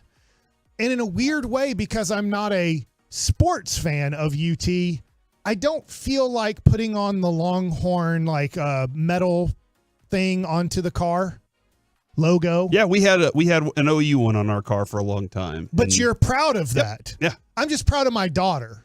Sure. So should they don't make Mary Grace metal things. I can probably You can commission that, I'm guessing. But I'm like, I don't know. she could How paint it would for you. let me ask you this, Kevin, I think your answer is going to be absolutely no. You're going to put it upside down. Yes. If your son next year goes to UT Austin and he gets you that as a Christmas present and he doesn't even put it in your stocking, he just puts it on the back of your car. I'm going to turn it upside down. Dude, you're gonna get a penalty for that. It would be different. Mary Grace is going to school there. It would be different if she was the starting quarterback for the Longhorns. Then I would feel like you're kind of stuck. If Brandon was the starting quarterback for the Longhorns, you would turn it upside down? I would not turn it upside down. What if he is John Stephen Jones of the Texas Longhorns, where he's, Arkansas, like he threw the ball twice for fun, he's on UT's football team, but he's never going to play. And he's never going to play, but he's there. He's on the team. If that was Mary Grace, let's just say that was Mary Grace, I would be all UT'd out. I would be wearing UT jersey. I would be UT logos everywhere. And I get that he isn't playing in any games or anything, and I get that they're the backup to the backup. But I'd still be like, all right, this is your team. This is your school. I'm rooting for you. I'm rooting for your team. I'm all in. But I'm rooting for her to be a good artist in the fine arts department, but I don't feel like I need to put that on the back of my car. Exactly. I think I would definitely root for him with all my heart and passion as a sports fan.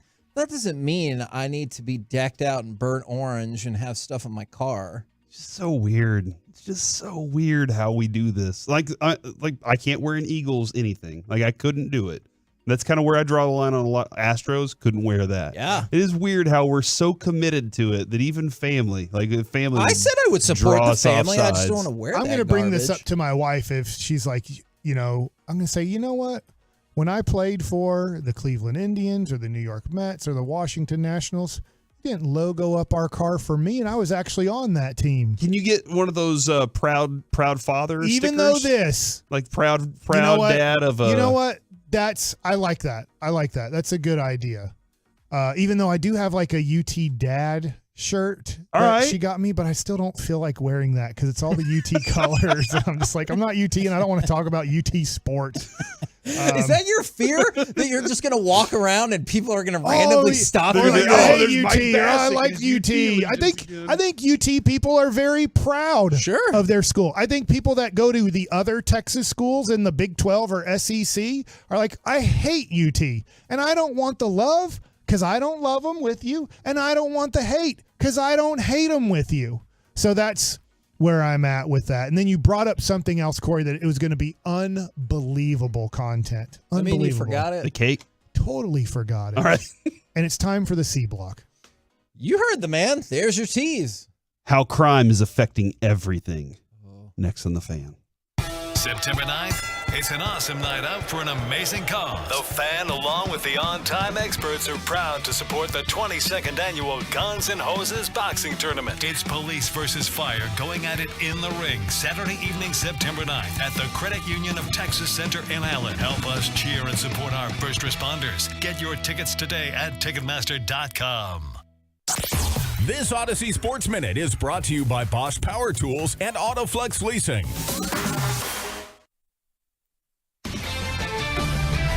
This is Andrew Bogish with your Odyssey Sports Minute. Longtime manager Terry Francona opened the door to retiring after this season yesterday. It feels like the right choice for the 64-year-old after multiple health issues in recent years. He certainly does not need to do anything more in the dugout. 13th all-time in wins, 2 world titles in Boston, a pennant in Cleveland. That's a Hall of Fame resume. I'm Andrew Bogish.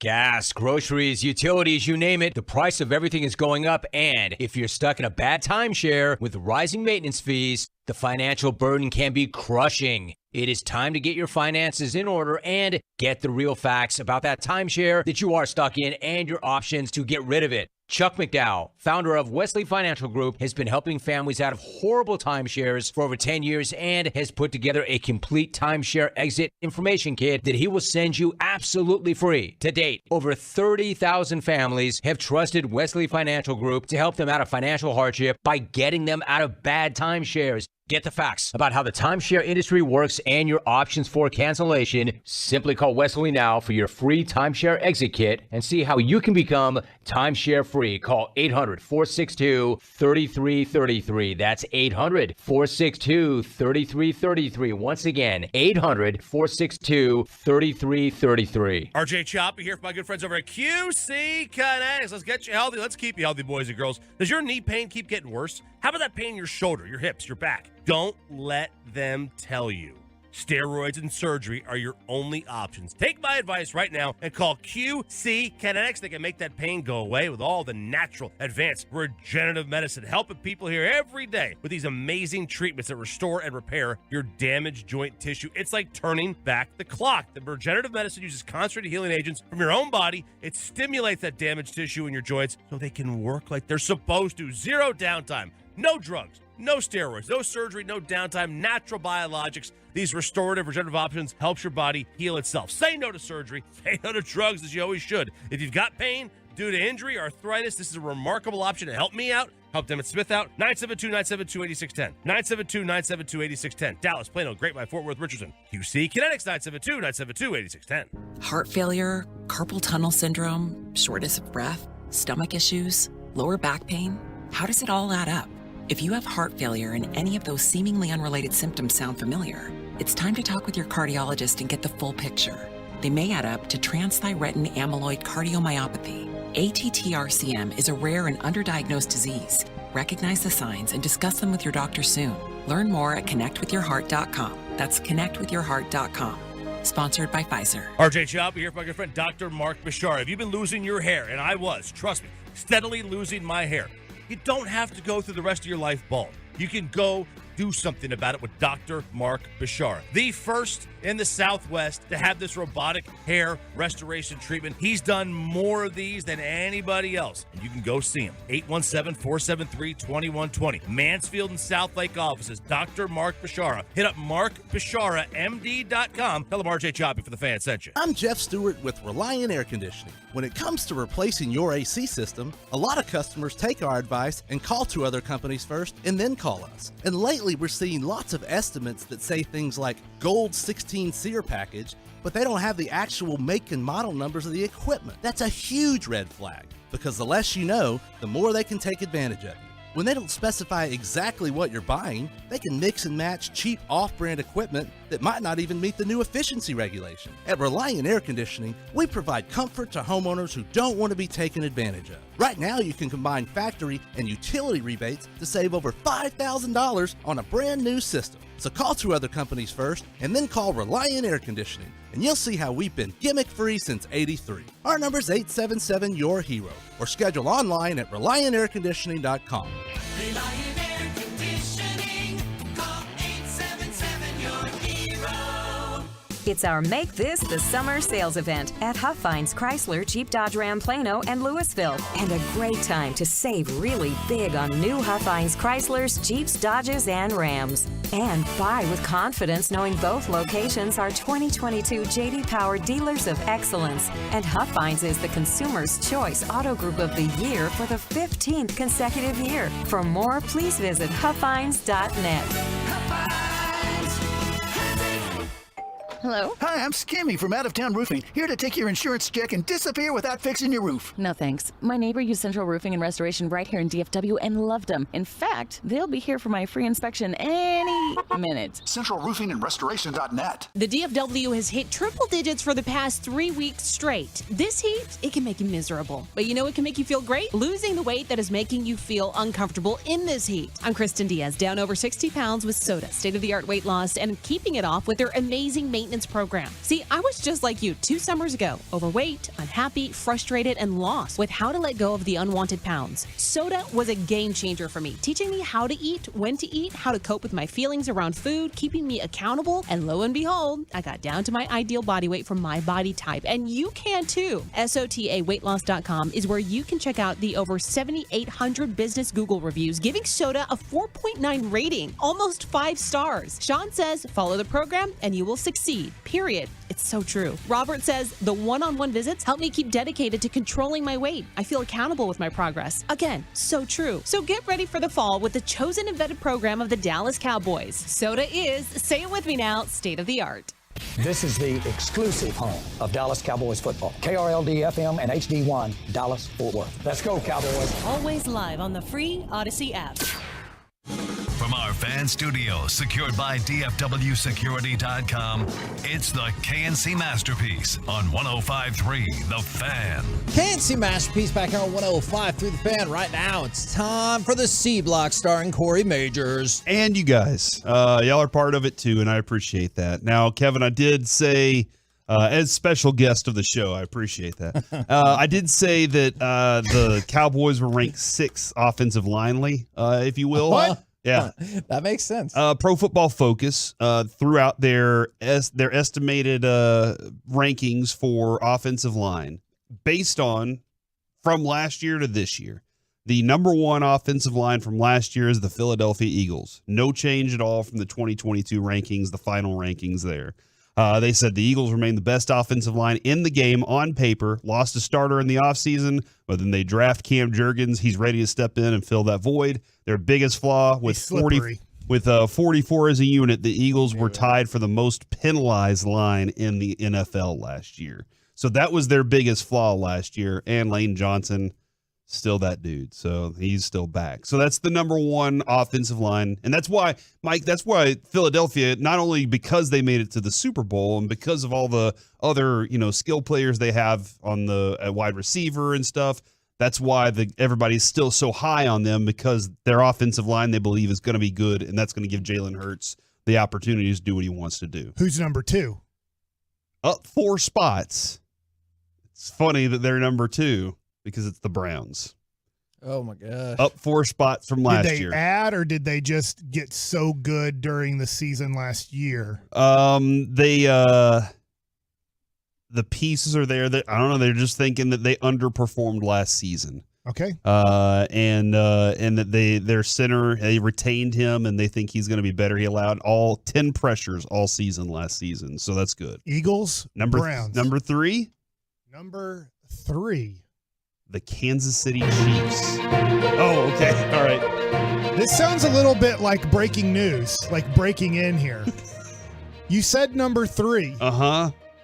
Are you 6'3"? Mike likes it. Oh, Continues. okay. All right. All right, here we go. I don't know Went how over to to your do this. Do we just stand up here? And, Yeah. all right, Mike wants to measure me. Can I give a recap? So Corey is 6'3", and Mike believes he's only 6'2". Somehow that 1 inch discrepancy has driven Mike to need to measure Corey to get to the bottom of this, and he insists that Corey takes off his shoes and perhaps socks. My flip-flops are off. Oh, He's great. barefooted. I'm Okay. barefooted. Mike is currently measuring me, and we don't have Carter in the room to give us the video. This is a shame that we're missing out on this. I'm very sad that we're missing out on this. All right, so here we go. Where are we, Mike? 75 inches. Okay. I would say no. Come closer to the mic. I would say no. Okay. I feel like I need confirmation from Kevin, so Okay. I'm not the only one. So we're going to do the radio show where we all walk away from the microphone? Is that Here what we're is doing? We're walking away from the microphones on Kevin. radio. I'm marking 7'3". So, this is the weirdest on radio thing to be 6'2", doing. isn't he? But we are. Is it 6'2"? Is it 6'2" and? Am I shrinking? Oh my God, I'm shrinking. This isn't a good thing. That's 1, 2, 3. My report is going to be 6'2 and a half. 6'2 and a half. My report. Good enough for me. Mike, so I've, how do you feel I've shrunk about a that quarter of an report? inch or something like that. Is that how it works? So you used to be 6'2 3/4? 6'2 and 3. I feel like it was 6'3. Okay. But I've Now, shrunk that wasn't the most half an official inch. measurement Were because you we're not on standing the... up straight? I was standing up straight. But I wasn't on my don't know. at this tiptoes. point, you're only half right. Okay. Based on this very unofficial So Mike and I are both I brought my wrong. Milwaukee measuring He stick. did bring his Well, it's not a measuring stick. stick. It's a tape. Okay. Measure. Tomorrow. Well, hold on. Just a quick question. Do you have a measuring stick at home?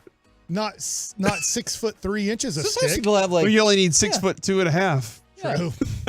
You're over that, then you're 6'3". You do. But surely, do you have like a 6-foot measuring stick? Because I want to see you put that up next to Corey and then expand the tape measure right there. Well, officially measuring is they put the thing on top of your head. So yeah, we would have to mark the wall and then measure to the point on the wall. That's the way Don't we'll you have feel to like do most gas stations have that wrong, by the way? it. Man, somebody did say, what is What my is driver's that? You know, when you're walking out, because if you were to rob it or they need Oh, yeah. confirmation on a witness or whatever, they can look as you're walking out to see Yeah. if you're 5 foot, Yeah. closer to 5'8" Yeah, or closer yeah. to 6'2". Yeah. So, anyways, My driver's license does say 6'3". So can't you say whatever? is that? I don't know. I don't know if I haven't changed it since I haven't gone to the DMV since I moved to Plano. So Okay, in 10 years. Hold on. But just for the record, let's say you were 6'2 and a half. What do you think is going to happen? That cop's going to go, hold on just a second, fella. I feel like there's a half-inch So, hold on. discrepancy Here's right the other there. part. If I was a cop, that's what I would do. I'd look at your height and I'd really go, you lied about this one, didn't you? You Or- have the worst ticket ratio because you would be like standing out, hanging out I'd every be like, time. I would say, if you told the truth about your height, no ticket. I'm just going to say no They ticket only anyway. do that so they can raise money for the police station. I do wonder, though, well, now. unless they're like really offensive, like speeding. It's like, you know, those little podunk towns you drive through and they have those cops waiting for you when you're driving to Lubbock or whatever. And you're just like, hey, fart knocker. Like, yeah, I was going 79, but it is 75. Like, dude, he doesn't say this, but in the back of his mind, he's like, I got to get 10 tickets today. You're over the limit. I do wonder, too, if, like, now, let's say we go to the airport and the airport is like, sir, how tall are you? Do I have to tell them 6'2 and a half? Yeah, or I would Mike's going like to for you jump to out do of that. nowhere and be like, No. no, he's No. 6'2 and a half. I measured him. No. I measured him. I got a measured video. Interesting point, though, somebody brought up, is I remember you can lose, if you lose weight, you can lose bone mass as well. Is it possible that you lost weight and some of don't that know. bone mass went away and you lost that half I inch. don't know. I think that's just gravity is starting to catch up. How do with you my feel age. now that you are It's not shorter than I 6'3"? thought? Still think that is unofficial. I feel like I'm your therapist now. How do you feel that you're not 6'3"? The same. I don't know. Hold on, is a therapist supposed to actively be like, your feelings are wrong, Yeah. and here's why they're wrong? Yeah. I guess mine does that sometimes. Is that what they do? Hey, you're Yeah. wrong. No, he'll just be like, you realize that doesn't make any sense. I'm right? going to a therapist today, and my wife's like, here's what I want you to talk about. I'm like, this is it. That should be the first thing you talk about. Is my wife? My gave wife me a My is wife list. trying tells to me what control I'm me. supposed to do in therapy. All right. Well, speaking of this, by the way, Cowboys are ranked number 6. They're up six spots, and we stopped at 3. Yeah, Cowboys. But you're are more like the Browns Okay. than the Chiefs. well. Why is that? Why wouldn't the They're half 2. round up? Yeah, to I'm just 3? rounding up, man. I'm just rounding up. Okay. I'll give it to you. Yeah, Just to make you feel bigger, I taller. don't know. All right. So that being said, the Cowboys were up 6 spots from the end of last year, where it was just kind of a weird offensive line anyway, right? Like that's what happened. They had a weird offensive line. I wonder last year when they ranked them at 12, if going into the season they're playing a rookie at tackle who didn't even practice. Yeah, probably so. And now they're like, oh, that dude was, and the guy that they have is pretty good, and they feel good. Looking at it all healthy right now, they're like, hey, right now they're this good. If Tyron Smith is healthy, you can't say the rest of the year. You're just saying right now. Sure. But Kevin and Mike, you've watched Duncanville football. You watch some pretty good football players. What do you feel like the average size of the biggest offensive line you've seen in high school is? Oh gosh, sometimes Euless Trinity, and now you look at whether it's Duncanville or the team from Houston. They're always playing in the championship. I would say 280 is an average 6A, big 6A offensive line. That is the exact number that I was thinking. Now, I think you go down to 4A or 5A. If you watch Highland Park, I'd say it's more like 245 to 260. There is a school, St. Edward's, who has their offensive line averages 6'5", 300 pounds. Now, wow, maybe that is, Mike, as we pointed out in high school, they'll bump you up just a little bit. One guy, 6'7", 295. One guy, 6'5", 305. 6'2", 305. 6'3", 270. 6'8", 320. Like that's from left to right offensive line. Is this a private school? That St. Edward's So High that's a School. private school. Okay. Yes, okay, maybe it is. But yeah, all they're not calling 6'5". anything Saint as a public school. Their quarterback is 6'3" and 6'3", but they have average is 6'5", 300 pounds, and that's just a gigantic. Out of all the high school football I've watched, I don't think I've seen like that kind of size across the entire offensive Especially line. height, too. Yes. You might see weight, but then you're dealing with 6 foot, 6'2". Yeah, you're going to have a 5'11" center a lot of times. So- He's just really squatty and can wrestle. I wonder this, if we asked the TCU head recruiting coordinator, I mean, I think Brian did a little bit. He wasn't, I guess, recruiting, but he was a recruiting coordinator where he would get things going there at TCU for a year. I wonder if you're recruiting, if you don't want those guys that big yet. I don't need to throw in another that there. If you don't want them that size yet, because are they maxed out? Can I get them stronger? I don't know if I can get them bigger. Now, maybe at that height, you can say they still can put on 25 more pounds at 6'7". Yeah. But I just wonder when you get a fully maxed out body at 17, 18 years old. I do think this. I mean, my brother-in-law used to work for TCU too, so I kind of have an idea. They do like going away from the major high schools at times where they're like, dude, they had you can't get better facilities than South Lake Carroll. I can't. We at TCU we can do the same. We have the same facilities as South Lake Carroll, but South Lake Carroll, they're kind of maxed out at their facilities. They have Division I college facilities. They have Division I college coaches there. Like they've already, I don't know how much more I can coach them up. I don't know how much bigger I can get them. They have been taking, let's just say, wide receiver lessons from Jesse Hawley for 12 years. We're a little bit limited on how much better we can get them, where TCU would go, look, we're not going to get the kids that want to go to UT, the kids that want to go to A&M, the kids that want to go to LSU, and they all want to go there. We got to look at the kids that are just below there, but we think that kid's a running back. I can turn him into a great middle linebacker. Yeah, no, absolutely. I mean, UNT couldn't compete. That's why they built the new stadium, because they were like, we can't compete with Allen. We can't even compete with Allen High School. So they were like, we got to build a new stadium. Now let's turn our attention to crime, Kevin, which I know has been the big Williams deal. No, this is not the Sam Williams deal. If you haven't heard, Sam Williams was arrested for alleged substance controlled substance possessing and possessing a firearm. Substance and a firearm. And Kevin, no, this is different, but it does have to do with guns. Oh no. CBW Chicago, which I think is like the Plano Star Courier of Chicago, has a story. A Northside community group is calling for people to refrain from shooting guns in Chicago between 9 a.m. and 9 p.m. to reduce the risk of people not involved in high-risk activities. Not everyone is willing to drop their beef, said Alderman Atkins. If you aren't mentally and emotionally equipped to solve disputes in a healthy manner, if you can't help but harm each other, do so in a capacity in which children, elderly, and those not involved in high-risk activities are less likely to be affected. So they're saying, look, shoot at night, but don't shoot during the day. That's all we're asking is don't be shooting your guns at people whenever the kids are around. Is that It seems absurd. likely to be effective that if you're going to shoot somebody, you're like, oh, this is not the time. Yeah, you're all mad. You're like, I want to go kill that guy right now. And you're like, let me go get my gun. And then you get it and you're like, oh, it's not 9 p.m. yet. I got to wait. And then maybe do you cool off? Or does your plan get better? Like I'm kind of concerned now. Do you cool off and you're like, you know what? Maybe I don't need to go shoot that guy because it's not 9 p.m. I'll give it a few hours and we'll come back to it. It's kind of like another version of the waiting period. Maybe things can change later There's on. so many great things about Chicago. Me and my wife love visiting Chicago. Obviously, we're staying away from those areas. We're not visiting those areas, so we don't see those areas. And they do let you know, like, hey, like you're good here. You're good going north of here. You're good going to Wrigleyville and Wrigley Field and around that area. Just don't go south of this kind of marker right here. If you go south of this marker, you will find this area of Chicago. And I haven't looked to get today, Kevin. I haven't looked at Dick's Sporting Goods today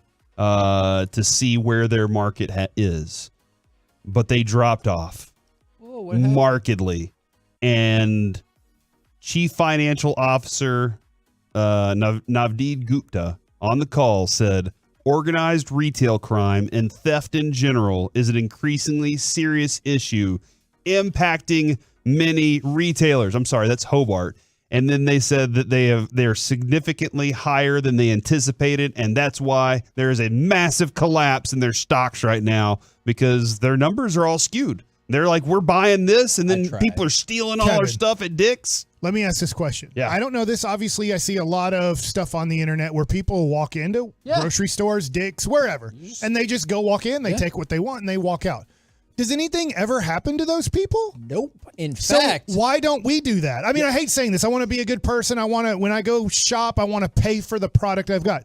What stops me? Why wouldn't I just go grab the shoes I want at Dick's or whatever and just walk out if literally nothing happens to you? Because otherwise, if you think they're going to submit the video for like a police report or something like that, maybe. But if you never plan on going back to that place, I really don't know. And Walmart and Target have talked about they've lost tens of millions of dollars and they might have to raise prices. So stop shoplifting. And I'm like, if you're shoplifting, are you like, oh no, the prices are going up? They're not worried about that because they're stealing. I know this is conspiracy and I don't know why, but I feel like the government wants this to happen. I just don't know why.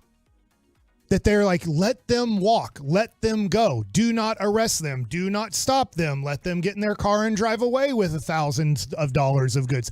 I don't know why, and I'm not educated enough. I don't understand, but it feels like the government wants this to happen. They're enjoying this, and I don't know why. Just from Kevin's experience, it sounds like the companies aren't willing to let their people like enforce anything because they are held liable if somebody's injured. I got fired. And then it costs them even more. Yeah. So they're like, look, if it's just a little bit, we can shave it off and we're fine. But now it seems to be even more significant because, as I said, Kevin, it was what was the word that I used there?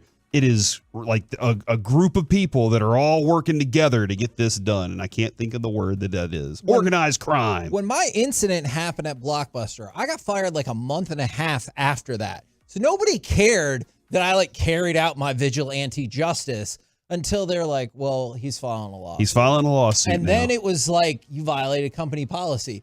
It was not a secret that this had happened and we'd had to clean up glass out of the parking lot. And they're like, that's fine. But once there's a lawsuit, they're like, you went too far. Yeah.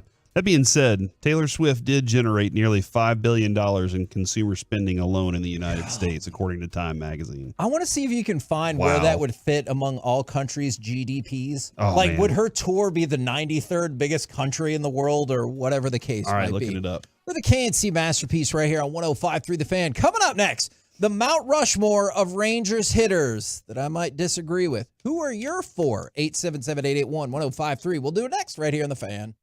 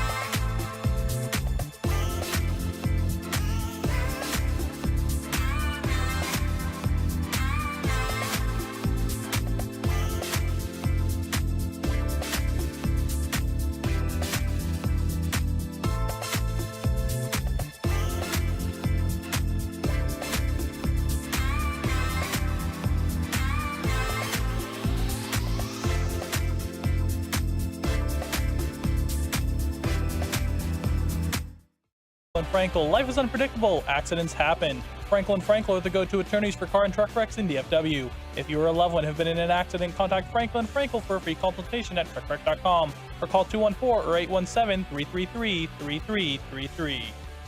Here is Juan Gonzalez. And he hits a lot out, and he sends this one in the air to deep left field, and well struck, and that's number 400 in his marvelous career. KNC Masterpiece back here on 105.3 The Fan. So, I was reading an article where they run down every Major League Baseball franchise's Mount Rushmore of hitters since 1980. All right. So, obviously, for the Rangers, that encompasses most, though not all, of their history. So, I was curious for y'all who the 4 would be, because I did not agree with who the article listed as their 4. All right, Kevin. So we discussed this yesterday off air for a brief moment. Yes. Before, I don't know, you disappeared and went somewhere, and I don't think it was the bathroom. So I don't know what happened. Maybe the boss came in. I don't remember. That's off air stuff, It's gonna Kevin. bother me. But I didn't get to ask you what were the qualifications for best hitter, because hitter doesn't necessarily mean power hitter, but Josh Hamilton was a phenomenal hitter no matter what. So was Nelson Cruz. This is the brilliance of this. In the article, so I pass along to you, all they mean by hitters are non-pitchers. So you can use whatever qualifiers you want. Or you Okay. can quantify it, I guess I should say, however you like. All right. Do you Because want- Michael Young being on that list is pretty significant, because as a Rangers hitter, he was one of the best around, but he wasn't a big-time power hitter. He would pop you, about 18, 20 home runs, something like that. Am I right about Michael Young? Right. Yeah, but he was not. You were never going to get a 40 home run season out I believe of him. he had 200 hits 4 or 5 years in his career, like hits per year. I'm going to say A-Rod. I'm going to say Juan Gonzalez. I'm going to say Josh Hamilton. Okay. And I'm going to say Palmeiro. That's my top 4. That's my Mount Rushmore of hitters. Now, one of those is on this list. But first of all, I think A-Rod is a really intriguing. There's nobody who has had, or I guess maybe you could argue about Juan, has had as much of an impact statistically as in 3 years as A-Rod did. Now, I realize that did not translate, and there's a whole bunch of other problems. But yeah, he is not on the list or even mentioned as an honorable mention. Like, for example, Elvis Andrus and Nelson Cruz are honorable mentions, but not A-Rod. And this is just offensively? Yes. I think that's absurd. Like, absurd. Wouldn't Kinsler be a better offensive weapon than Elvis? Kinsler is in honorable mention, which, by Okay. the way, we're going to have Kinsler on the show on Friday. The honorable mention, well, tell me who yours are first, and then I'll go through the list. Can I ask you a question, too? How much do you weigh and consider offensive WAR in this? How much would y'all? That would help me out. Okay. I would, because when you're trying to make this, I wouldn't just go offensive WAR are my 4 guys. Okay. But Yeah, and because I can give you the top 10 in offensive WAR after we give our list. Okay. Mike, who's your 4? I know I'm supposed to answer this on the air, not have dead air. I mean, I can read text if you want. Go ahead and read text. I Okay. have 5 guys and I have to eliminate 1. Yes, I think that's right. I wonder if our 5 are the same. Pudge, Michael Young, Juan Gon, and Hamilton from the 817. From the 682, Pudge, Young, Hamilton, Gonzalez. From the 432, Gonzalez, Hamilton, Palmeiro, and Rugi. That is a fascinating list to me. And come on. Yeah, that is a fascinating one to me. But I appreciate all don't of the tell them how to insight. list. I am not. And remember, What Mount makes Rushmore, Rugi better than Joey Gallo? Don't to be worry honest? about that, Mike. I Don't would tell them probably how to rank list. Joey Gallo over Rugi for Ranger. You get 4. That is how Mount Rushmore works. You get 4. So I did see someone send in 7, and that's not what we're going to do. I gave you 4. It was A-Rod, Juan, Josh, and Palmeiro. I think the easiest one for me is Juan Gonzalez. That's the easiest one. And you for got me. to see him, right front and center on another team, too. Called me Poppy. I don't think he had a clue what my name was, but he was a good teammate. So I feel like even though there was so much defense involved in this, I'm just going to look at his Texas numbers. I want to go Pudge number 2. Just to give you an idea, Pudge in his 13 years with the Texas Rangers batted .304 with an .828 OPS.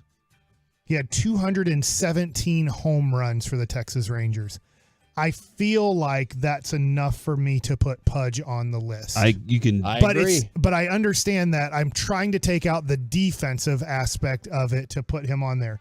My 3 that I have left. If you want to throw in defense, knock yourself out. But I think you said it's just hitters, an offensive. Kevin. It's hitters. Let him do it with It's hitters. Beltre, A-Rod, and Josh Hamilton are the 3 I'm deciding between and leaving one off. I think I always want to leave off A-Rod because it's just not a fan favorite at all. But I do know in his 3 years here, you can't have 3 better years offensively than he did. And in fact, he had better years if you take the 3 best years of Juan Gonzalez here. I think you would say A-Rod was better than those 3 years. I think you're right.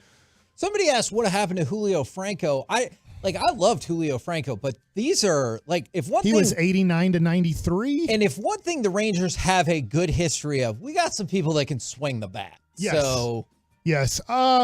All right, I will go with Hamilton and Beltre and be biased and keep A-Rod off, even though it's tell tough. everybody your 4 again.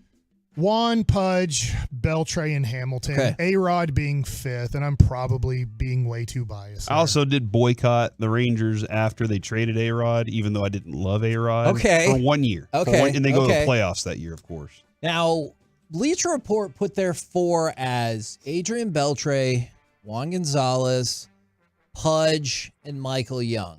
The argument for Michael Young goes like this. I don't mind Michael Young at all. I don't either. I'm bumping Beltre and putting Hamilton on there. Look, I have stated many times I'm not the biggest fan personally in the world of Josh Hamilton. However, in a very defined time period, it felt like Josh Hamilton was the most terrifying person coming up to the plate. The Yankees walked him almost the whole series because they were like, we can't stop him. Yes, and because of that, he goes on my list. And so I'm subbing out Beltre, keeping Young, and putting Hamilton on the list because with Michael Young, he leads the team all-time in hits, doubles, triples, total bases. And runs scored. Yeah, that's a pretty good indication of hitting. So I'm going to go Michael Young, Josh Hamilton, Pudge, and Juan Gonzalez. Juan Gonzalez, I'm with you. I think that's the one that, he's got to go. All right. On the list. Yes. I do want to get to the end. I do think also, does years played help the WAR number? Because that's, yes. Yeah, Okay. it's an accumulation. Okay. Yeah. Well, here's the accumulation of offensive WAR for the Rangers' top 10. Rusty Greer's number 10. Number 9 is Elvis at 29.7 WAR. Ian Kinsler is number 8 at 30. Adrian Beltre is number 7 at 35. Juan Gonzalez is number 6 at 37. Wow. Pudge is number 5 at 37.9. Toby Harrah is at 4 with a 38.3. I guess if you said after 80, that helps you out a little bit. Yeah. And then Michael Young and Frank Howard are tied for second at 38.7, and Rafael Palmeiro is number 1 with a 41.1. And Toby Harrah and Frank Howard are both, wouldn't have fit. And they count Frank Howard's Washington stats, too. Those aren't just all Texas stats. Probably so. But they yeah. do. And so that's again, Palmeiro's right up there at the top. Gosh, I should. So take out Howard and Harrah and tell us who's at the top. It would be Palmeiro, Michael Young, Pudge, Juan Gonzalez, Adrian Beltre. Okay. I get that from the 903 Bassick. How could you keep Palmeiro out of the top You know 4? what? After that makes it really tough. Who are you bumping? The leading OPS guy would be I have so A-Rod. much respect for Beltre. Here's the deal. I know that Josh Hamilton hit the home run in the 10th inning of Game 6 to give the Rangers the lead back. Let me ask you this. Out of all the hitters we've just named, who do you want runner on second base? How about second and third? Down by 1 run, this guy's up to bat. I want Beltre.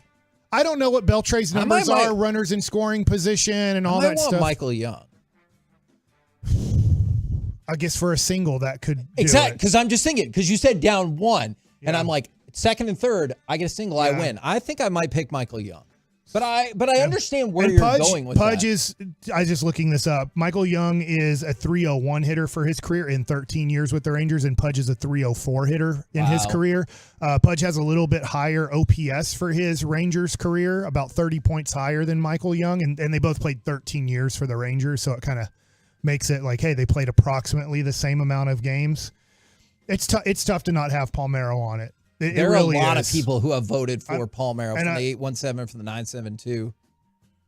If I had to do that, I'd bump Hamilton off and put on Palmeiro. Yeah, when you asked that question, Mike, I know Kevin said I need a hit, and it's the guy that has the most hits. Yeah.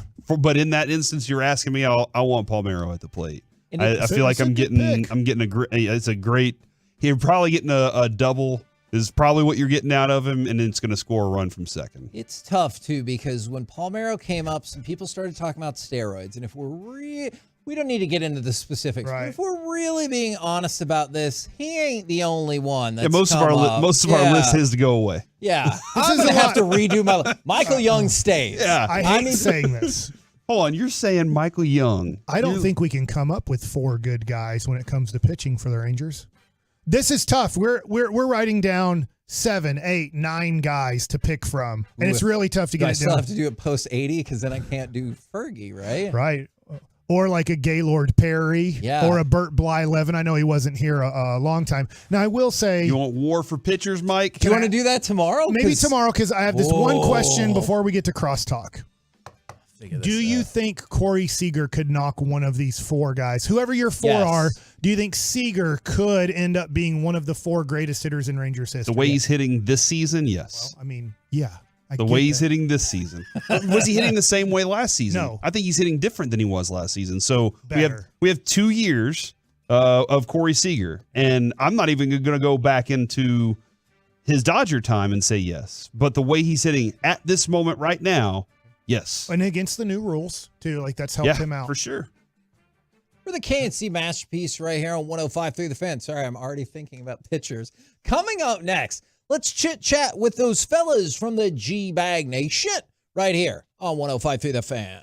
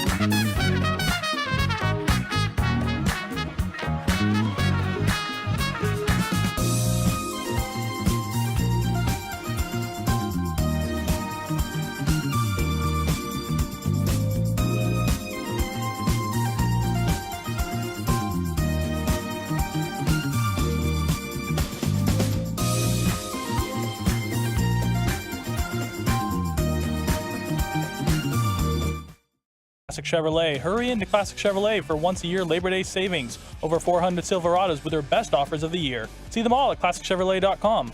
Don't miss your chance to upgrade for less. This is Texas. This is Classic Chevrolet. Relax and enjoy the difference. Find new roads. KNC Masterpiece back here on 105.3 The Fan. Right now, courtesy of D&M Leasing, it is time for our chit-chat with those fellas from the G-Bag Nation. Gentlemen, how is you today? Awesome, Hagee. How are you? I am doing well. I think we've had a really fun but confusing at times show today. So, what? Don't you Name think one time you've been the confused. time we stopped down the C block so Mike could tape measure you to determine if you really were 6'3". That was weird. And that was confusing to you? And were you 6'3"? We're just trying to get 6'2.5" according to Mike, which I don't trust. Milwaukee tape measure right here told the story. You held him accountable, Mike. 6'2.5". You know, most Nice. tape measures are about 1/10 of an inch off, by the way. My eyes were right. Is that true? That's a fact. Okay, your eyes are right. You knew he was 6'2.5" and not 6'3". I said he wasn't 6'3". That is true. You said I was 6'2", though. I did say you're 6'2". So I was half right and you were half Was right. this with shoes on or off? Off. Totally barefoot. Depends. Are you rounding up or are you going Price is Right here scoring? And a half. So, I mean, 6'2" would be right and Price is Right. 6024. Round up situation goes to If majors. we rounded up, the Mavericks would have made the playoffs. Mike is and how tall are you, Mike? I measured the other day 6'1" and like a hair, like Okay. just a hair over 6'1". Yeah. But on my baseball card, And he has no hair. 6'3". Nice. How'd that happen? You lie. Oh, you just yeah. Yeah, you say I'm 6'3". We've all made a career of that, Mike. Yeah. Don't worry about that. Yeah. Ain't that the truth? Now let me ask you this: when you're looking at quarterbacks Yeah. and they say they're 6'3", Yeah. and you just take it for their word, but then you find No. out they're 6'1", that makes Yeah. a difference I'll in your ne- scouting report. I'll never forget. You guys, there was a quarterback at Georgia named Eric Zier. You guys might remember him. Okay. And Eric Zier was getting measured at the combine, and they used to put a T-square, a metal T-square in the top of your head to make it the measurement. And Zier was under 6 foot or right at 6 foot, and he was pushing up so hard with his feet while he was getting measured that blood started trickling down his head because he was Oh my going into the God. T-square, and you were like, God, the is he- T-square. Is he bleeding? Yeah. And so he was. At the time, for me, Cleveland would not draft a pitcher under 6 feet. Well, they drafted Eric Zier. Well, the Cleveland Browns did. yeah. Well, the Indians at the time were like, look, there were certain requirements for certain teams. If you were under 6 feet, you were off their board. They're like, we're not drafting a pitcher under 6 feet. So usually when you played us in the minor leagues, we had the biggest dudes pitching-wise. I was one of the smallest pitchers in Cleveland's minor league system because I was only 6'1", because they like guys that were kind of that 6'3" to 6'6" range. Yeah.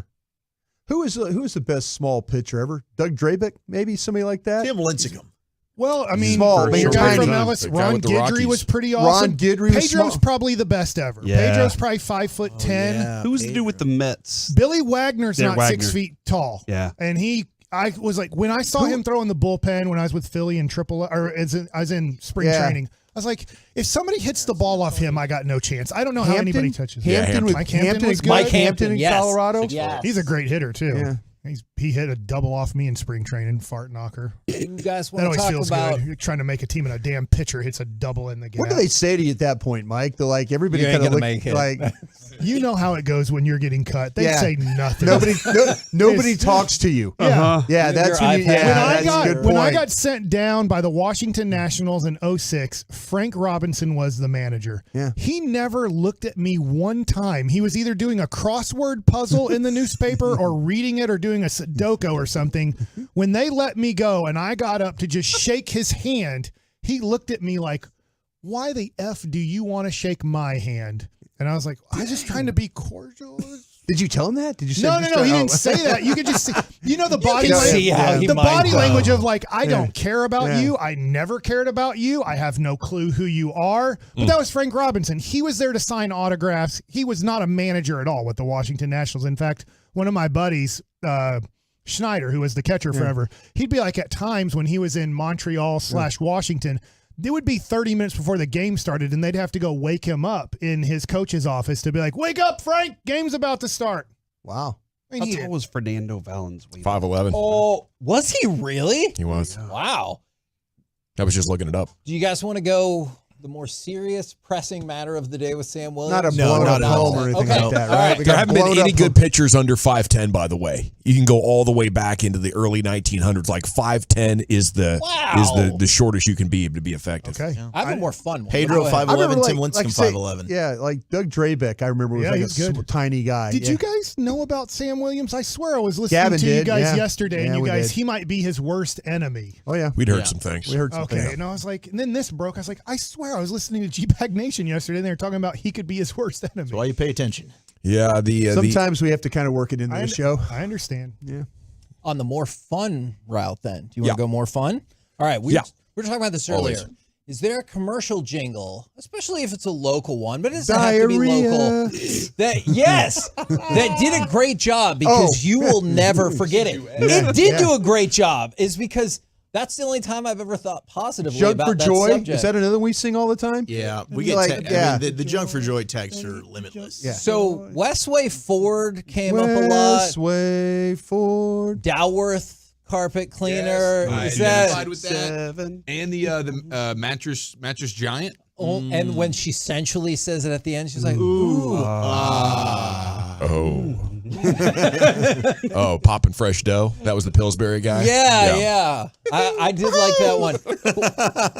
Who did that sound? That was pretty good. I feel like Kit Kat was pretty memorable too. with the some Give of Me a that Break. Kit Kat bar. And was it The Office Yeah, where it was made The its way and he goes, give me a piece, break me off a Some piece of that. And he And he couldn't think of what it was. If your jingle makes its way onto a major program, I feel like you probably did a good job with that, or a terrible job.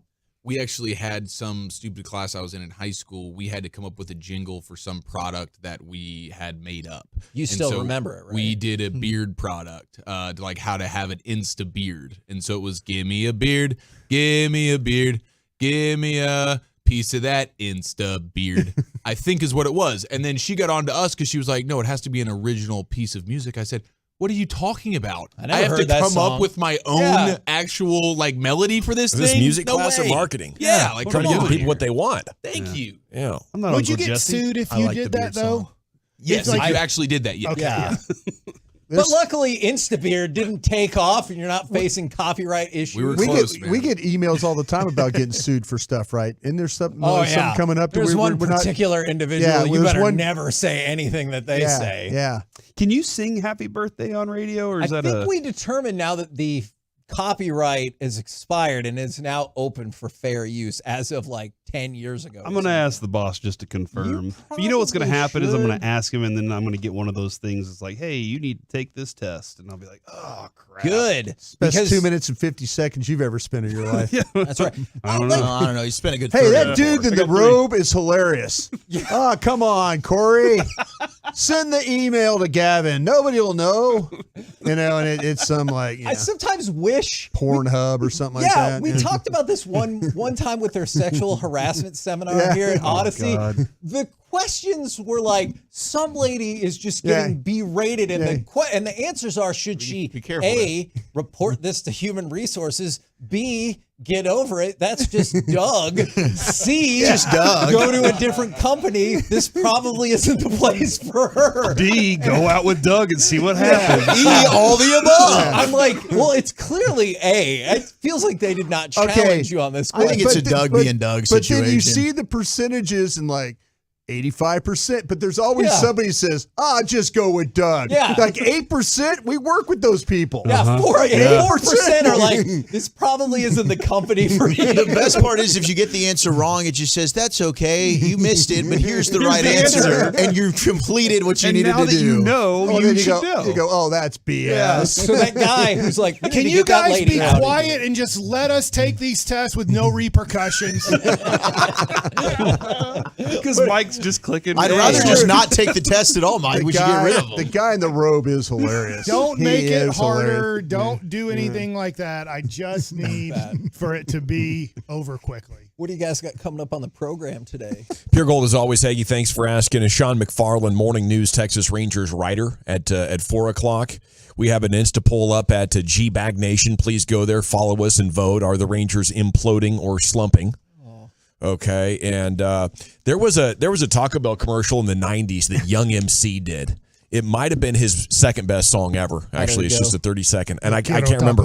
I gotta jump on here at the break. I knew it for years. I'd committed it to memory, and I'm sure it'll jump right back in my head. But I forgot the lyrics. I'm sure there's some. I'm going to challenge you to see if you can play that in the opening segment. Okay. That's my challenge. See Do you if remember get that commercial? I do remember the Young what MC you're talking Taco Bell about. commercial. Yeah, absolutely. They're easy to see if you can find it. Roll home. Roll home with the G-Bag Nation. We've been the KNC Masterpiece. Make your way back with us tomorrow, 10 a.m. to 2 p.m. right here on 105.3 The Fan. What was the Michael Jordan Gatorade one? Miss any show segments? Tisk, tisk, tisk.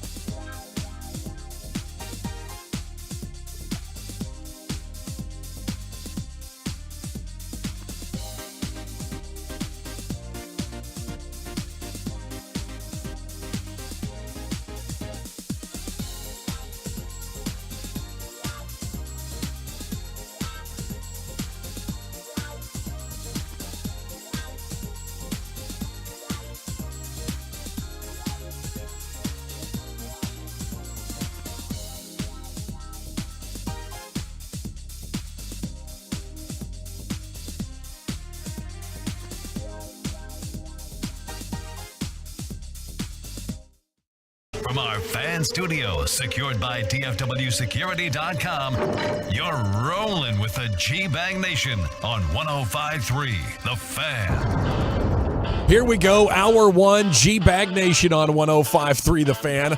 Mike Bassick revealing some really interesting information on his way out the door. He wanted to be vulnerable to us, so he waited until the legal ID was playing. Yeah, dude. Hey guys, I know we're coming on air right now, but I just want to let you know this. Yeah. 10 seconds of vulnerability. Oh no, the conversation has to geez. stop. Sorry, now. I'm walking Darn out it. now. I did my part. There you go, therapist. Here we go. I talked to 4 work buddies the other day about this. I was really vulnerable, and I'm working on my communication. Oh, really? Tell me about it. It's a great back and forth. Yeah. 4 seconds before their intro music played, I revealed something to them.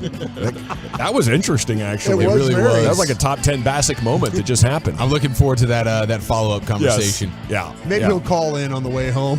Yeah, please, Bassick. He'll figure out Let's another do way to this. sabotage it tomorrow before we can have an honest conversation. Probably go after you again, Broadus, like Yeah. he did last year. That's okay. I thought he was about to there during crosstalk. Shut up. Cowboys takeaways from practice coming shortly. We are going to talk about the Rangers losing streak, and at GBag Nation right now you can vote. Are they slumping or imploding? Slumping is winning right now, but not that comfortably. I think there's a lot of Rangers fans out there hitting the panic button. So what do you think? You could also leave us a comment at GBag Nation and follow all of us, please. But the top story is Sam Williams. We have known he's not necessarily a rule follower, maybe undisciplined on and off the field a little bit, and we just been talking about it yesterday, maybe hitting around, that something was coming around, and next thing you know, boom, got a firearm and a little bit of that sticky icky with him. Apparently, is it cannabis? Is it THC? I guess they're getting that sorted out on Cowboys Twitter, same, which right? one exactly They're it trying is. to figure out whether or not it was, if it was Does a weed vape pen or if count it as was, THC? If it was THC. Is it weed? or- Are you saying we have a lot of amateurs trying to figure this thing out? You got some. What's going on You here? got a bunch of guys like me and gals hanging out. What's the beach. substance, damn it? I thought it was just marijuana, but I found out it might be THC. Holy crap. This gosh darn Sam Williams. So best of luck to Sam. I think it sucks to be like young and be making bad decisions. I think, and hopefully he can grow out of this. Last year with the Corvette, it looked like he survived a somewhat of a serious collision. He did. Shoot, a lot of people have marijuana and a firearm. It's Texas. There's a lot of people that do both. I don't even know the context of the arrest. I don't know what happened. Like, was he being reckless or did he just have bad luck? And an officer happened to find him, in possession of both those things. I highly recommend just being in possession of one of them at the same time. Because if you have a gun with drugs, now the law looks at you differently. You compound your problems. The news looks at it differently. Sometimes you have to be safe and you also have to catch a buzz. I get it. Right. Maybe have a gun guy with you to carry the gun. I don't know. It's not necessarily in my purview how you manage this, but I guess Sam Williams could be looking at a couple of game suspension or something for the Cowboys, probably after the NFL looks into it.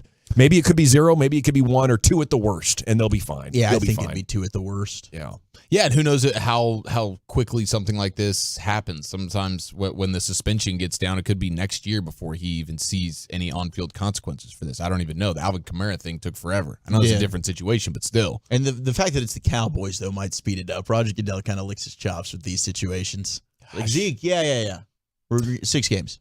682 saying for it to be a felony, it would have to be a vape pen. Okay, so they're looking at the vape pens differently than flower. Which is, I don't know what the difference really would be. It's the same thing. You got THC. You're just smoking it in a different way. But that is the report that it was probably a vape pen. Okay.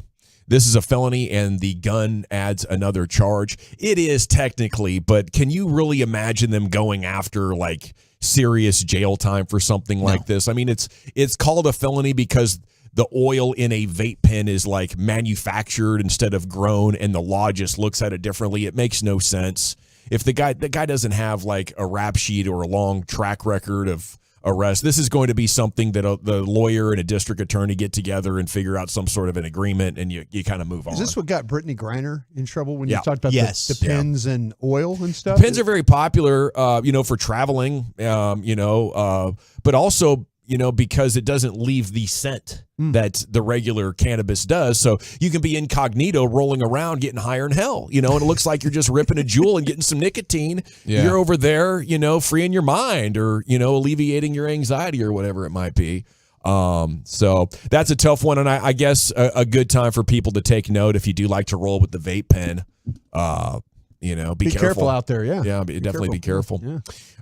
Okay. They used their starting O-line for the first time since Tyron Smith tore up his knee last year at the Ford Center. You got all 5 of those guys on the field together, Brian. And that's kind of fun to look at. Yeah, it was. They were part of that. The Mojo moment is what they were. And it was kind of an eye-opening experience I heard from Mozzie Smith out there against Zach Martin, But iron sharpens iron. And if you're going out to the practice today at 6 o'clock, actually the Tyron Smith and Zach Martin are going to practice more than what they did yesterday. So that'll be a treat for you to see the offensive linemen all together.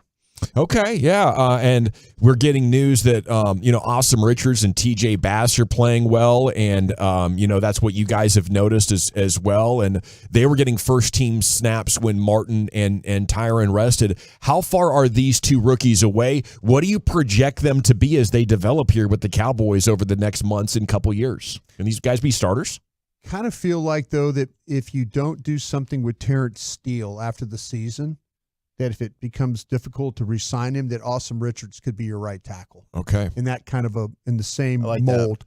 TJ Bass is an interesting one because I feel like that, and if you plugged him in and play, you would probably not be really disappointed, but it almost would be very much, how about a little bit of a stronger Connor Williams where you're not really sure, where all of a sudden it's like 3-4 real good plays, and then there's that one play where you go, oh, damn. And maybe that's what offensive linemen are this day and age. But this guy's played a lot of games at Oregon, a lot of opportunities, a lot of big games.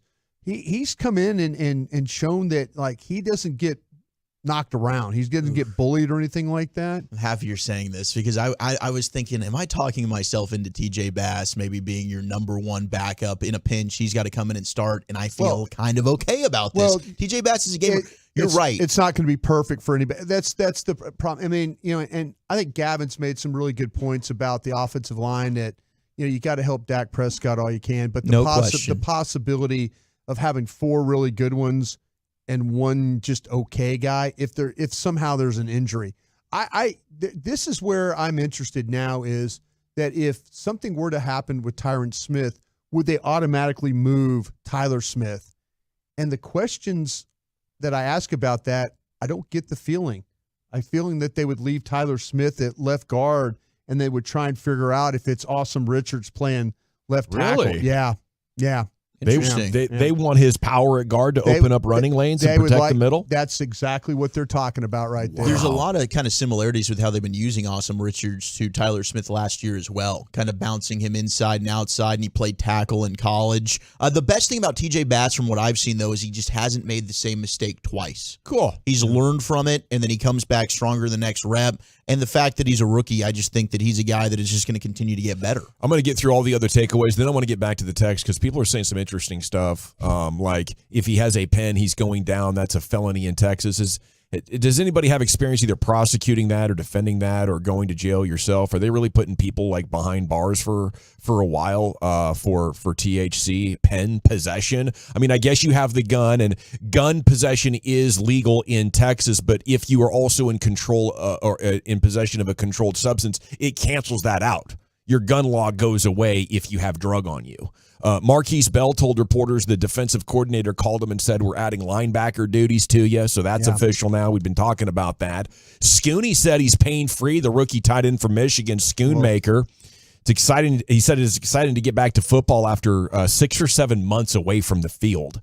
So good news for him, but serious case of foot pain there. And good news for him. He's not having to deal with any of that as he's back to practicing full-time now. Overshone says he's not disappointed. He puts his trust in God. That's cool to hear. He looks forward to sharing his testimony as he overcomes the challenge. And, I think another part of the story, it's going to stink that he's out for a year, but he and Clark, the future of the linebacking, suddenly looks good, much better than it did at the start of training camp. Jake Ferguson continues to make plays. Great touchdown catch, a great pass from Dak to Fergie last night. Dak saying he feels like Jake is ready to take a big step as a playmaker in the league.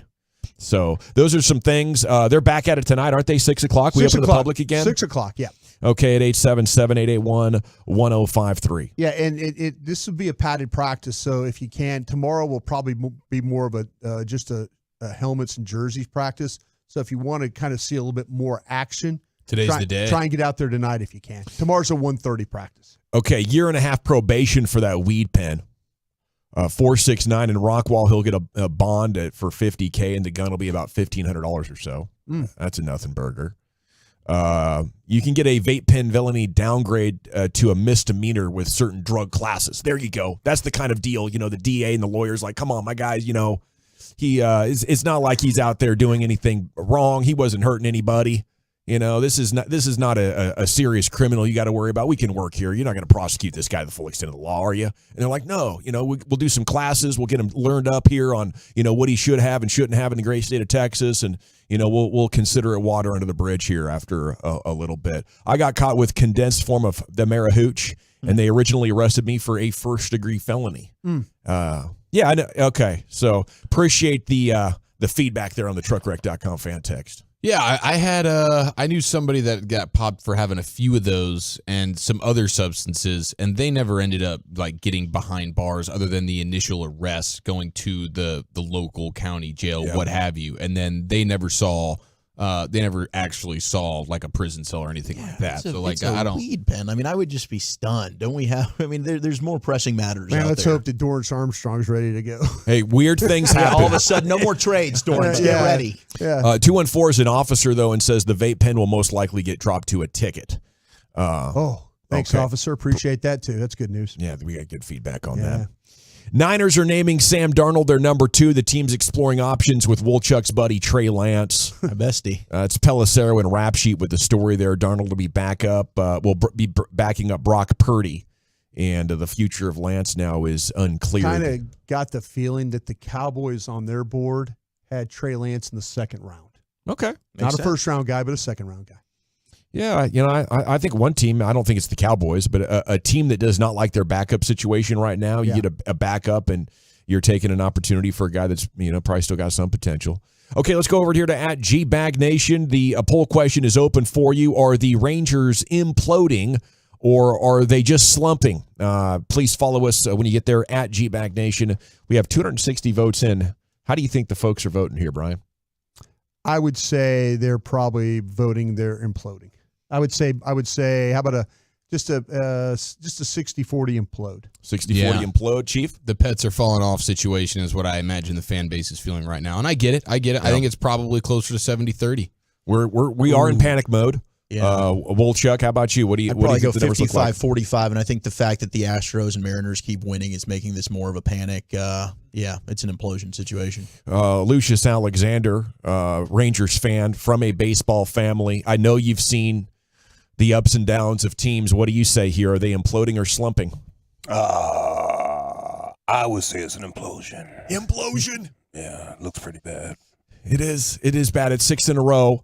Now we're actually a little bit more pessimistic here in the studio. I'm here to report it's 2-1 slumping right now. Oh, there you go. 2-1 slumping. Okay, good. Actually, 67% to 33%. So I'm surprised that they're having some having some perspective about this. I wasn't expecting fans to have that perspective. Baby. Yeah, man, let's go. But you got guys coming back. Isn't that the thing that gives you the most excitement? Other than just obviously things are going to start to even out a little bit. They're not going to keep sucking this bad. But knowing that, hey, is suck this bad? Evaldi right around the corner? We're going to get some Josh Young back in the lineup. Is Jonah Heim going to start to click a little bit? And I think those are the reasons why you could be optimistic. And you won 12 of 14 to start the month. This is just a rough patch right now. It could easily be the first signs of an implosion, or maybe the final signs of implosion. It could be. It could be. Yes. I can't call that crazy. Yeah. You know, No, but it could be. after last week at this time, we were talking about this team's the best in the American League. I think we actually did a topic All time. like that. I think all time in the American League. Yes. Greatest Ranger team ever. Yeah. So what was it yesterday that you said that Zach couldn't even respond to? There was something. What was that thing that you just couldn't even? It was something that he said that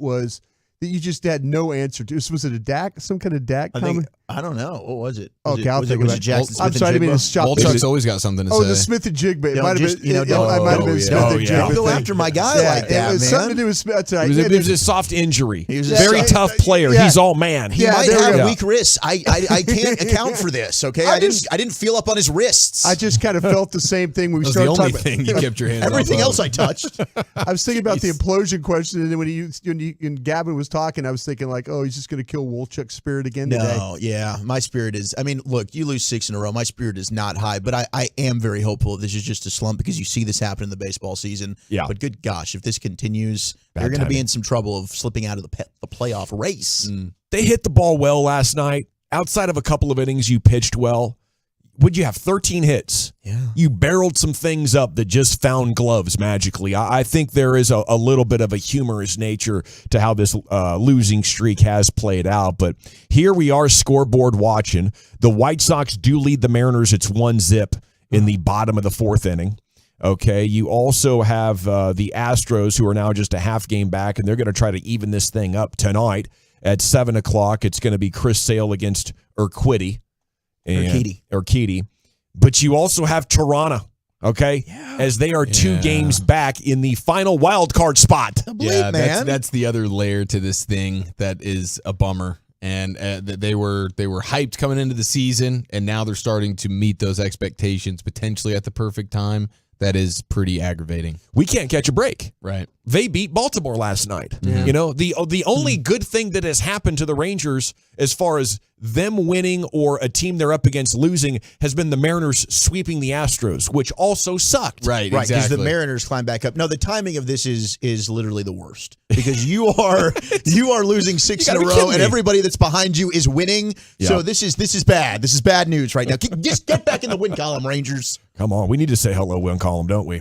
Okay, G-Bag of the Day is coming up at 2:30. C-Note with Wolchuk. We're going to pile in some Cowboys here next. Zach, where are you taking us? Okay, we got 7 bold predictions from the defense, and Brandon Cooks is opening up about his flight over Seattle. That's next. 100,000 watts of crystal clear. First place Rangers baseball. Right here on 105.3 The Fan, smart speakers, and the Odyssey app.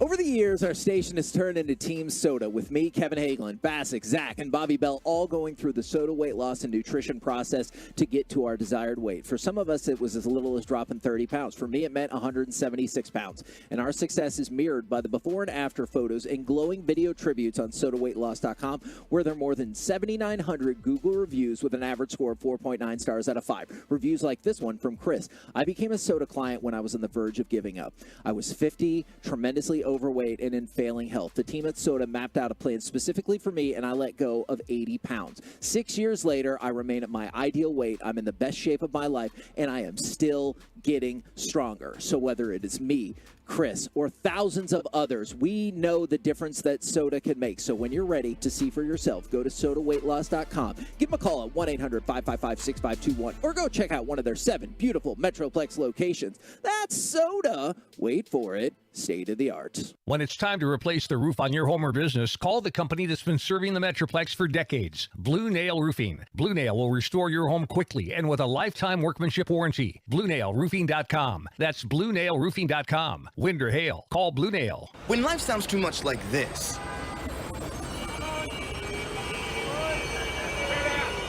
it's time to consider more of this.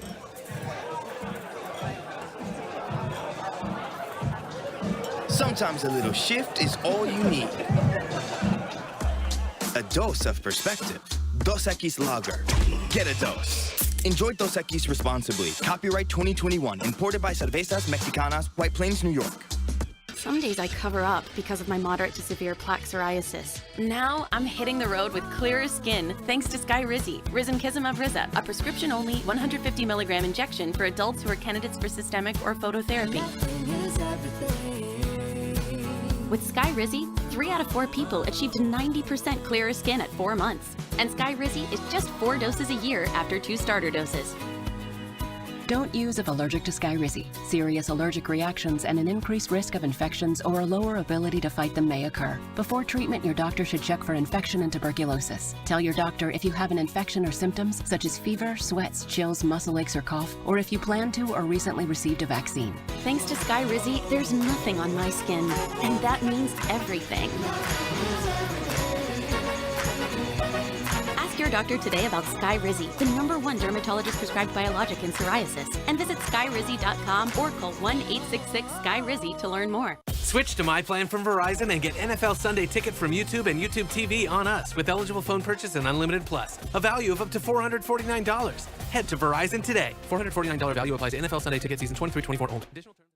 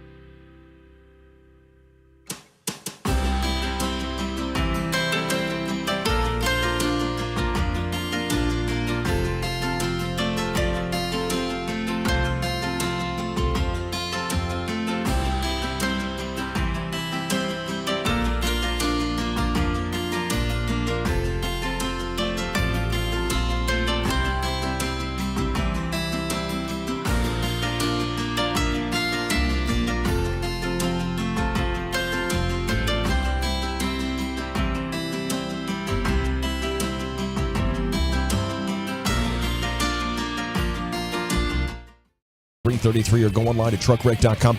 We're 6 minutes from the G-Bag of the day. Here's Wolchuk with some Cowboys news of the day. All right, I got some numbers, and Eric, you're going to love this. Key intel on the NFC's play callers, including Mike McCarthy, a stat to know for each.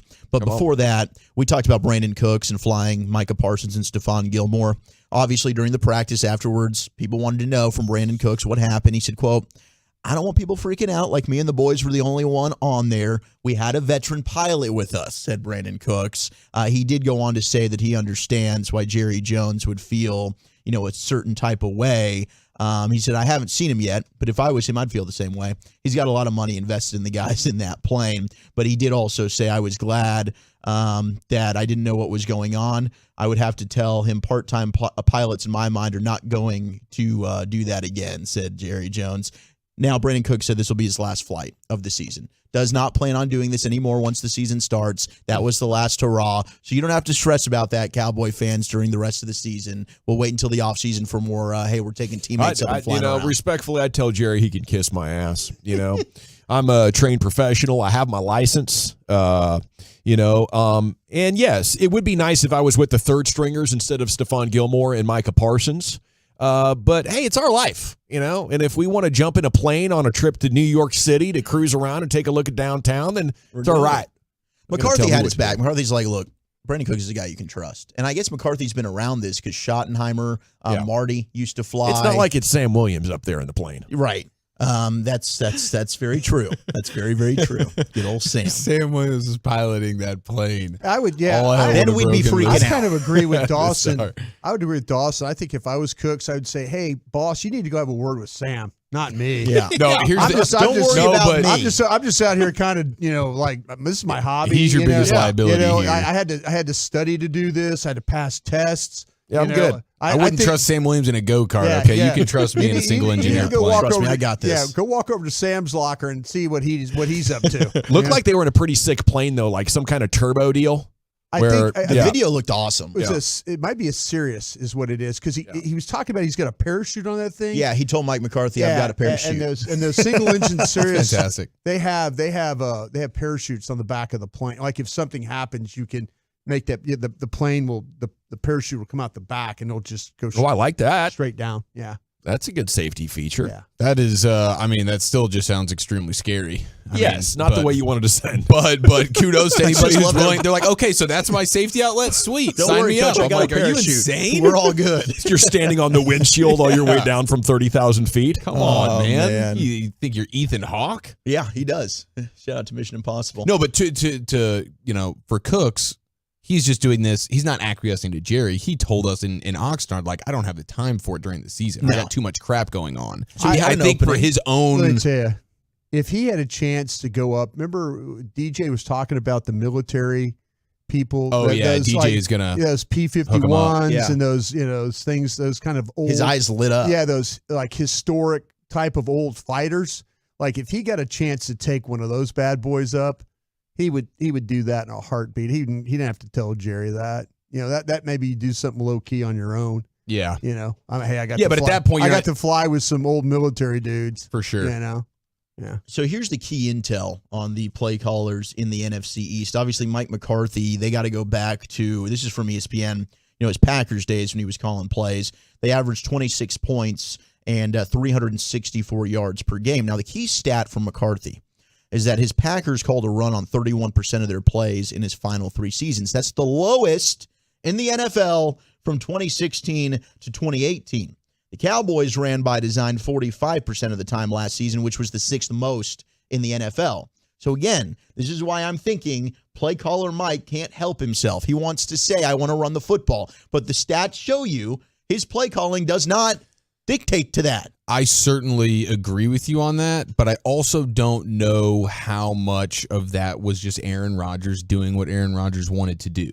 And that's the toughest thing for me to try and parse through the Packer years is how much of it was maybe a run play being called in and Aaron Rodgers getting to the line of scrimmage and saying, yeah. Thanks, but no thanks. Yeah. And honestly, I'm asking the question because I genuinely don't know. And that's always tough to know. And right? I also don't know if I think it's a legitimate question. I think it's a guarantee because Rodgers thought McCarthy's an idiot. Right, especially as it got towards the end when he was like, bleep this guy. Yeah, there were times where you could tell Rodgers would look over to the bench like, bro, that ain't happening. We're not doing that. Not on my watch. We're not doing that. Not on my watch. And it sounds as though Dak has a ton of control in this offense as well. Absolutely. So who's to say Dak won't be killing a lot of run plays at the line of scrimmage also? I don't know. Maybe not to the same extent as Aaron Rodgers. But so that's the one thing that is tough for me when we talk about the McCarthy play calling Packer years because I don't know who's calling the shots really. 100%, but I'll just be amazed if it's balanced. 45% for Kellen Moore, he did have a pretty balanced. He clearly wanted to run the football. I don't think it's going to be that high for McCarthy. If he gets to 40%, I'd be wowed.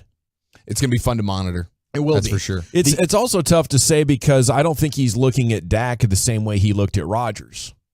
I Or that other guy? I think the lower you are in the quarterback rankings, the more effective your run game has to be, and the more you are going to need to run to have an effective game plan. Now, maybe the whole attitude of protecting the football, limiting the turnovers. He wants to say, look, I'm going to take the ball out of Dak's hands a little bit, and I am going to call more runs for that. But maybe Dak says, hey, go bleep yourself. I get a look here, and I'm going to throw the football. And it's not about more runs. It's about being a smart enough coach to figure out a way to run efficiently. Right. That's how you help your quarterback. Just throwing 10 more run plays out there didn't actually do anything for him if there wasn't any substance, because you ran the ball twice and now we're sitting in 3rd and 9. What'd you just do to your quarterback? You bleeped Third him. long, absolutely. So, I mean, I found some of those numbers interesting. The Giants are the most play-action, pass-happy team in the division, was a takeaway. And for the key stat for the Eagles gave Jalen Hurts plenty of targets in the past 2 seasons, using 5 players in pass routes 69% of the time. Nice. That's the 4th highest rate in the NFL. Thank you, Wolchuk. We're now about 10-15 minutes from Krusty's Corner with former Cowboy scout Brian Broaddus.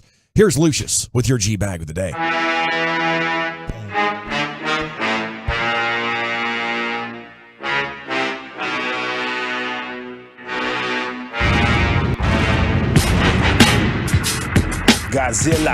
Godzilla's coming. Our winner and champ is LA Rams head coach Sean McVay. He was on the broadcast, mic'd up, if you will, when the Rams picked off quarterback Brian Hoyer. My man was excited. I think so. I mean, he's best once the ball is actually snapped. Oh, Great job, Jake Hummel. That's a hook player. Taking it to the grid, baby.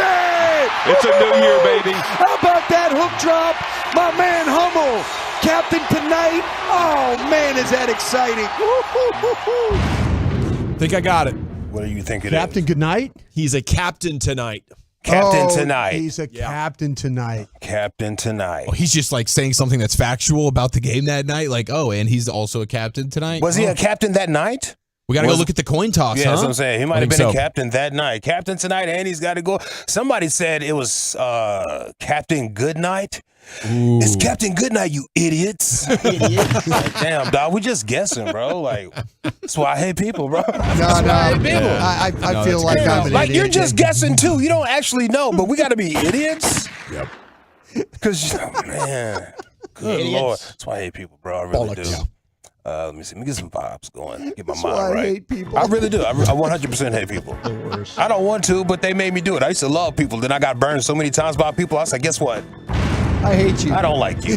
Hey, we don't have any G-Bag of the Day, G-Bag of the Year nominees. Dang. We have a whole lot of number 4s. A lot of people came in 4 times. But we don't have. Can we throw the 4s in? Pause. I want to. Yeah, we should. Because there's some dang good 4s out there. I mean, I played some of the greatest audio I've ever played in G-Bag of the Year this year. Facts. But just didn't make it 5 times. It's because the next competition, like they were so good.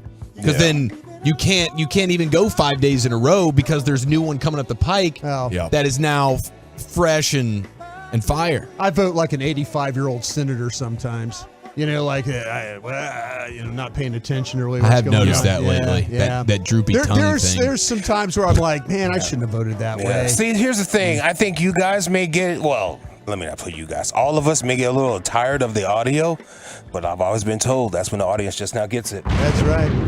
Yep. I'm going to remember that. Soon as the DJ hates the number 1 song in the nation, that's when everybody loves it. Yeah, that's when it's the number 1 song in the nation. Climate of the charts, number 1 to name. Let's see. I hate this song. Go get a cigarette. Let's go to the Detroit Tigers. Detroit, what up, though? Yeah. Detroit Tigers broadcast, they're joking about what appears to be a bachelorette party in the stands. She's about to get married, right? That's Yes, why she she's got is. that outfit on, right? And then she's at a baseball game. Good for her. It's part of her little trip with the girls, I suppose, before. Got her bridesmaids with her. A bachelorette party going on here at the ballpark at Progressive Field. Ballpark. Nothing sexier than a girl drinking a lining fluid. Yeah. Stephen Kwan looks at one low and away. Yeah. They're out having fun. That's all that mattered, right? It's a beautiful day for it. Bet. Not in the section, the girl drinking the wine cooler. Awesome. For a little bit, I thought Brett Musburger was now doing the games for the Tigers. Right? Just absolutely stunning. Gosh, she's beautiful. I liked how the one guy called them bridesmaids. Bridesmaids right there. Bridesmaids, yeah. Tua Tagovailoa. Anyway, good. Ryan Clark had some words about Tua yesterday, right? Yeah. So let me get his name right real quick. Gotta invest. We gotta invest. We can't be the same old Dolphins we was. We got us a coach. I love the coach. I love the team. I love with the direction. But we gotta take Tua. If you don't disagree, come on. Tua Tagovailoa. Yeah. Tua Tagovailoa. Tua Tagovailoa. That's a real Miami guy right there. He has some words for Ryan Clark, saying that Tua didn't work out this offseason. I hope you can hear this audio. It's real faint, but here we go. He had some criticism about you, saying that you didn't hit the gym in the offseason, you didn't follow nutritionist advice. Yeah. If he were here, what would you say to him? He probably knows more about me than I know about myself. I don't know. Ryan's been out the league for some time, so I don't know. It's a little weird when other people are talking about other people when they're not that person. So, like, my background is, like, I come from a Samoan family. Like, respect is everything. It does get to a point where, hey, little easy on that, buddy, because you know I think we're pretty tough-minded people, and if we need to get scrappy, we can get scrappy too. It started off slow, but my gosh.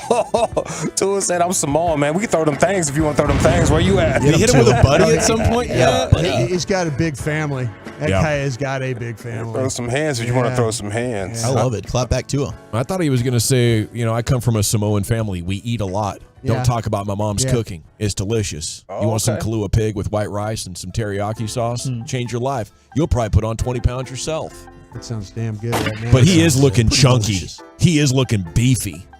Like he is. I think he might be ready to take some hits now. I think he's ready. He's Got got some that body body armor. body armor. He might be able to get tackled 2 or 3 times this year without going out for the year. Yeah, dude. He was listed at 217 last year, and he's 227 apparently this year. Now, they're not alleging all muscle like Daniel Jones, and apparently another quarterback that we'll address later on in football's finest, but he's stacking on the pounds. Yes.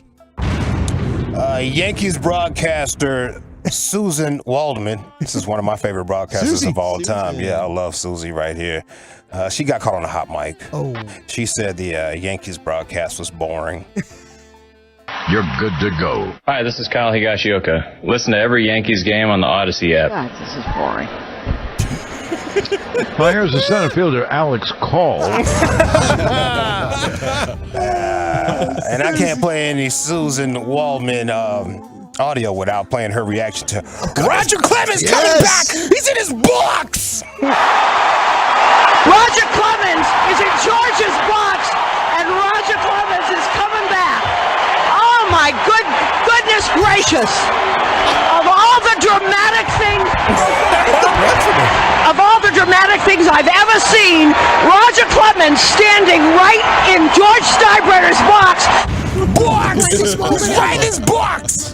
We got to get this gal on the show, man. What a character. I love her. She's great. I love her. Yankees broadcaster Susan Waldman. I like how you can just talk to her and nothing comes back at you, bro. It just goes into a funnel and it goes away. Oh, this is so boring. My goodness gracious, it is in a box. This is nothing like the 90s when Clemens came back. We're under 500.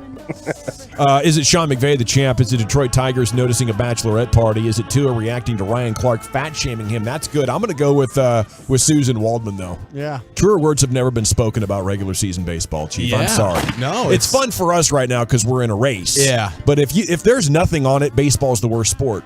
Sorry. No, don't apologize. Don't apologize. I think that Roger Clemens is getting all the love in the G-Bag Nation this week for the Icy Hot and for other things. So I vote for her as well. It's 2-0, Lucius. Hell yeah, anything I can do to play that other audio again. In the box. Yeah, Susan for sure. Bully. I'm trying to get a 5-timer in there, so let's go McVay. Hey, look at you. Good luck on that. See, here we go again. Yeah. See, that's how it happens. That's how it I'm going happens. to vote for the Tigers announcers. By a score of 3-1, and your new G-Bag of the Day champion, it's Susan Waldman. We'll do all honorary, 5-time champions if that's what it takes. Let's go. The G-Bag of the Year will That not be horse denied. insemination kid? 100% five-time. How Hey, did can't that be denied. lose? But- How did that lose? Oh, yeah, that's the one. But what about the old man? Fat her, that one? Well, no, the Fat old her should have won. the wild What's so funny? the wilderness cowboy guy who Yeah. looked into his phone and just like talked Oh, about how yes. tough he was and Yeah. The shrapnel. I saw my dog get shot and killed the wolf. See what I'm saying? There's so many good picks, man. Yeah, dude, that guy was all man. So there's some fantastic audio throughout the years, and you always want to stick around for early the next year for the G-Bag of the Year. Well, we'll crown our next champ. It's time for Krusty's Corner with Broadus, though. Where are we going, sir? Yeah, I've got some Cowboy concerns that deal with players. We'll talk about those guys next. Miss any show segments? Tisk, tisk, tisk. But fear not.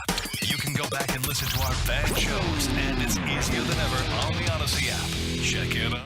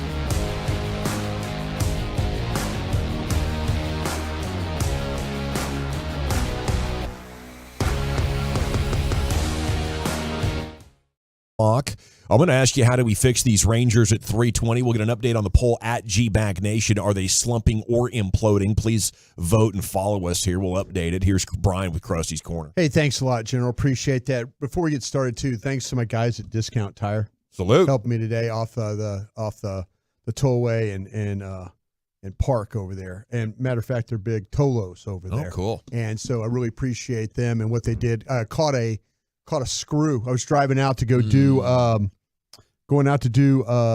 Cowboys break today, and you didn't catch a break. Didn't catch a break, and that's 2 now on your way out there. And they're gonna think you're making it up. How about this though? How about this? It's the right back tire. So I did my NASCAR skill to keep trying to get it in the pits. Fortunately, I was in that area by that Discount Tire over there. Nice folks over there, and then so I got it. Well, you know me, I just couldn't get one tire fixed, right? This is crazy. I don't know why you wouldn't do. It's a fairly new vehicle. Yeah, bro. It is a new vehicle. I got 4 new skins bolted on that thing. You're an animal. That's just flexing, though.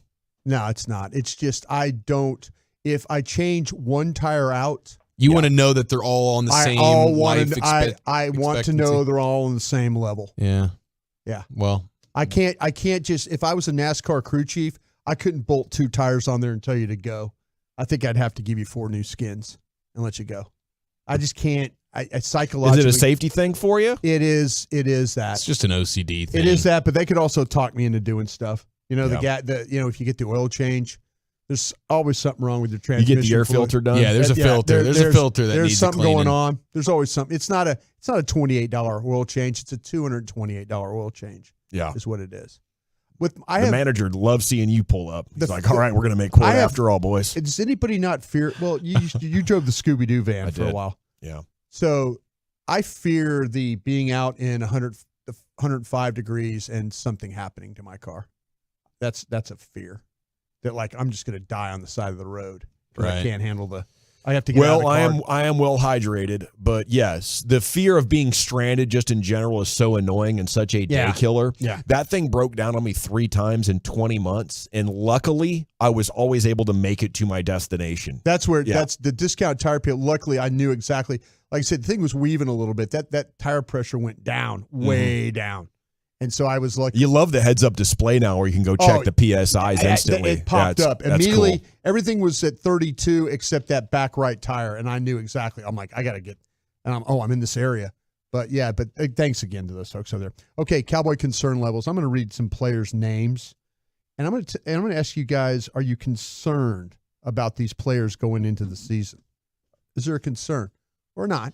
Am I overreacting a little bit? Oh, no. Concerned or not? Is there a concern for Tony Pollard? 1 out of 10. Things can happen, but I didn't think his injury was the kind that would have an impact in the following season. So I'm very low with Tony Pollard right now. The only concern is whether or not he gets banged up again. I think from a production standpoint, he won't be skipping a beat. I think we're going to see the same Tony Pollard, but as the season wanes, will he be missing some time? I think most running backs end up missing some games.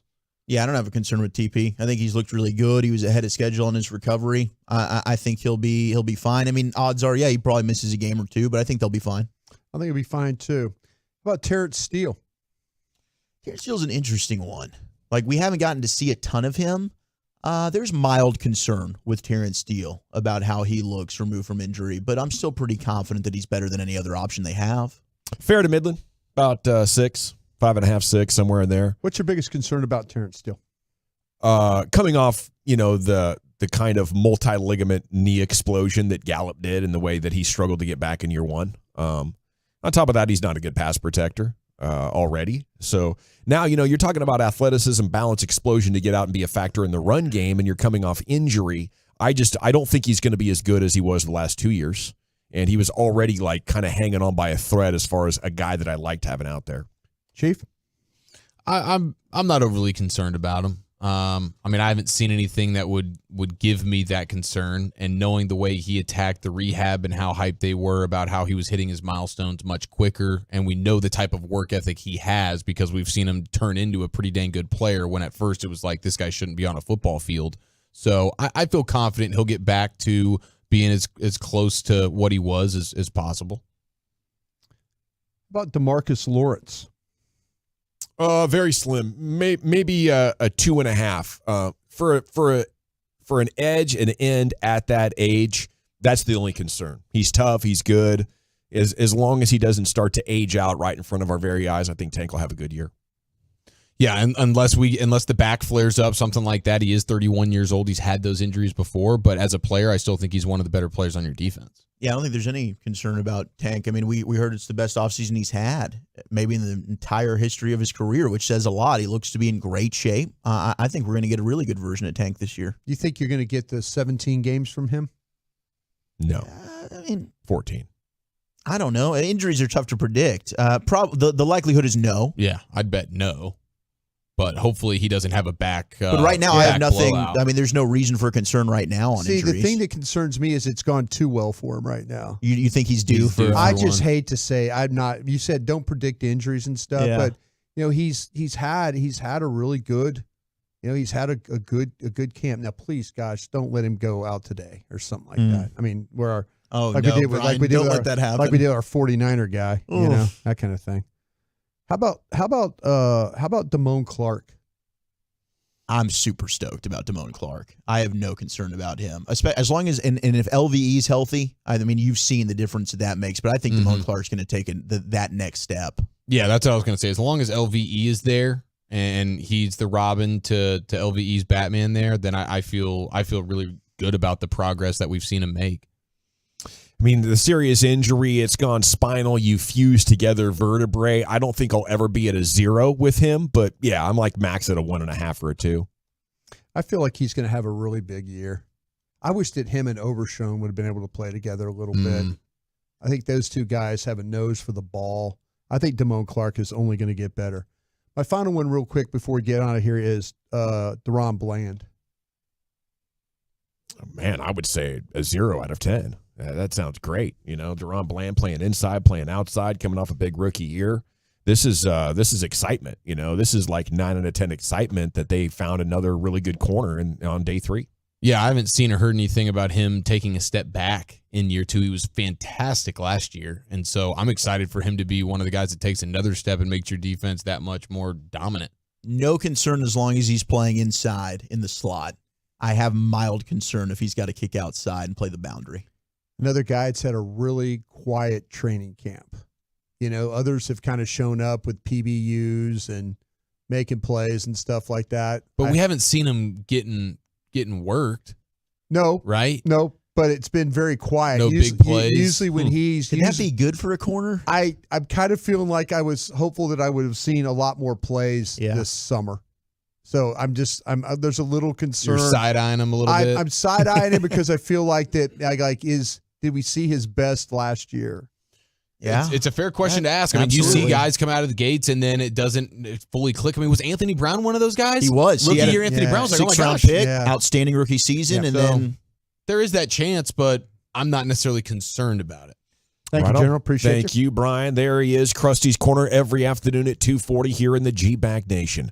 Okay, 3:20, we're talking baseball up next. Wolchuk NFL News of the Day. Where are you taking us, sir? We got a surprise retirement. NBC's love of the Cowboys, and Pete Carroll relives that one play. That's next. Sports with lots of laughs mixed in. Sean and RJ, the KNC Masterpiece. G-Bag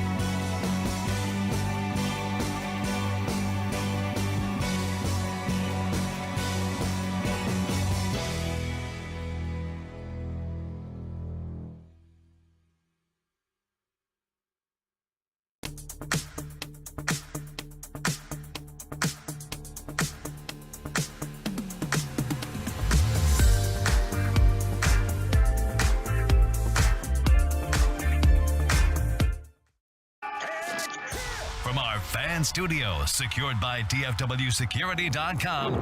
You're rolling with the G-Bag Nation on 105.3 The Fan. Here we go. It's hour 2 of the G-Bag Nation on 105.3 The Fan. It is time now for the NFL news of the day. Zach Wolchuk, your host. Here he is, the Wooly Bully. I have not yet watched last night's Hard Knocks. We got a lot of Jets news that's trickling out, and one is a bit of a stunner, as 28-year-old wide receiver Corey Davis has just announced that he is retiring. He is stepping away from football. He released a statement on his Instagram page saying he had been mulling the decision for some time now, and he never used the word retirement, never gave a specific reason for walking away, but he is parting ways with the game of football, at least for the time being. So that's a wide receiver that the Jets now will not have. And he's been featured in the first 2 episodes of Hard Knocks as well. Seemed like he was having a good time, enjoying playing with Aaron Rodgers. Bit of a stunner today for the Jets. Yeah, a lot of things can go on, but more and more we're kind of seeing players being aware of the toll that it can take on you health-wise. And even at 22, 23-year-old guys have stepped away to focus on other careers, to protect their brains, to protect their walking ability. And, some guys, once they have made a couple, $2-3 million, they look at it like, okay, this is my head start, and now I'm going to go start my other career because this game's too violent. Without knowing exactly his reasoning, that's usually it. It's like a guy's getting up there. He's like, wow, I'm putting myself through a lot. I got this other opportunity. Whether it's math or business. I mean, there was a math dude from the Ivy Leagues that left because he was just such a genius at math. He's like a dang Pro Bowl lineman, but he was even better at math. Like he was kicking MIT butt and left. So, it's always interesting because I think for most guys that are into sports, this is the peak job you could have. Why would you walk away? Mm-hmm. And so it's always fascinating to get the explanation. It's hard. It's a hard game. And especially if you wake up every day and you're dreading going to practice, or you just that's how I'd feel as a guard or a tackle. You're a wide receiver. You're actually getting to have the fun. Yeah. Well, it's like I say, but all that running that and you're thinking, and maybe there's something in life that triggered him too. Yeah. Maybe he lost something that kind of like, man, I'm spending so much of my time and effort doing this. I need to kind of focus on another project. Maybe he wants to open up his own ice cream truck like your buddy. Oh yeah, that was Ben Coleman.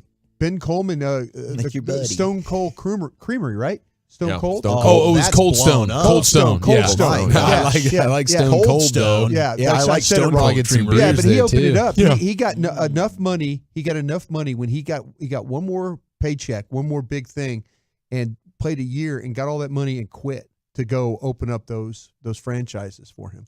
Well, the good news for the Jets is Dwayne Brown, their left tackle, has been activated off of the PUP list, so he should be ready to go for the start of the season. They've been bad up front. They have been terrible. Dwayne Brown, though, going to be 38. We talk about Tyron. Dwayne Brown's another guy who's had some injuries at 38 years old. I mean, Jason Peters we saw play at 40.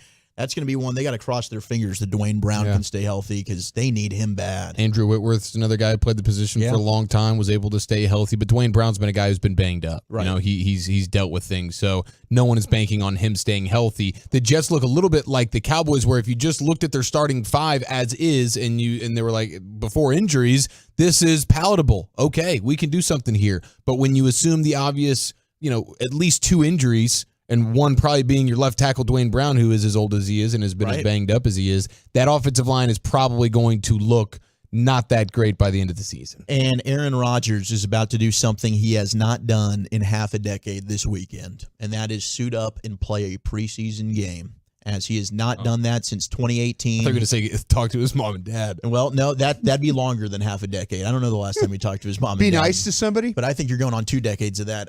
Being nice, and they're making him look good with this Hard Knocks show, but here's Aaron Rodgers on playing the final preseason game against the Giants. Yeah, I mean, there's always that risk reward. I think over the years, it just hasn't made sense based on a number of different factors, but I used to enjoy playing the preseason back in my younger years, just to kind of maybe take that first hit or feel the kind of the nerves in the first drive. So I look forward to being out there. It was not much of a conversation with Robert. I think he was a little more nervous. I might have said no, but I was already leaning towards asking him to play. So it was an easy conversation, and I'm not sure how long it's going to be, but it'll be good to be out there with the guys. And obviously there's been some shuffling around, some of our front back in today at practice. It kind of looked the way things were trending the past week or so. So it'd be nice to be out there with those 5. I wonder if it's more than a series. I mean, I get it. New team, new players, get him out there, showcase him a little bit. But, man, I'd be surprised if Aaron Rodgers is out there for a majority of the first half or even first quarter of this one. I mean, he's a guy that's had injuries in the past. You talk about strained calves, collarbones. Things happen to Aaron Rodgers. So I would not have wanted him to play. And if he really wants to, then yes, a series or 2. As soon as you go on a drive and get some points, you're done. The Chiefs have an interesting development with Chris Jones. Chris Jones yesterday posted on X, formerly known as Twitter, and he is saying that he might be willing to sit out until week 8 of the NFL season. As you know, he's going to have to forfeit game checks. It's going to be about $1.1 million per game check. He said, quote, I can afford it. And he's willing to forfeit those weekly game checks until the Chiefs make him at least the second or highest paid defensive tackle in all of football. Well, he deserves it. You know, I don't know what the Chiefs are waiting for, but since he's given me the date, if I'm Kansas City, I might be like, that's fine. It's sit out till week 8. Yeah, we'll be good. We'll figure out how to be in the playoffs, and we'll save a little bit of our cap space for next year when we eventually do pay you. But if you're willing to come back for week 8, it's we're going to be a playoff team, so.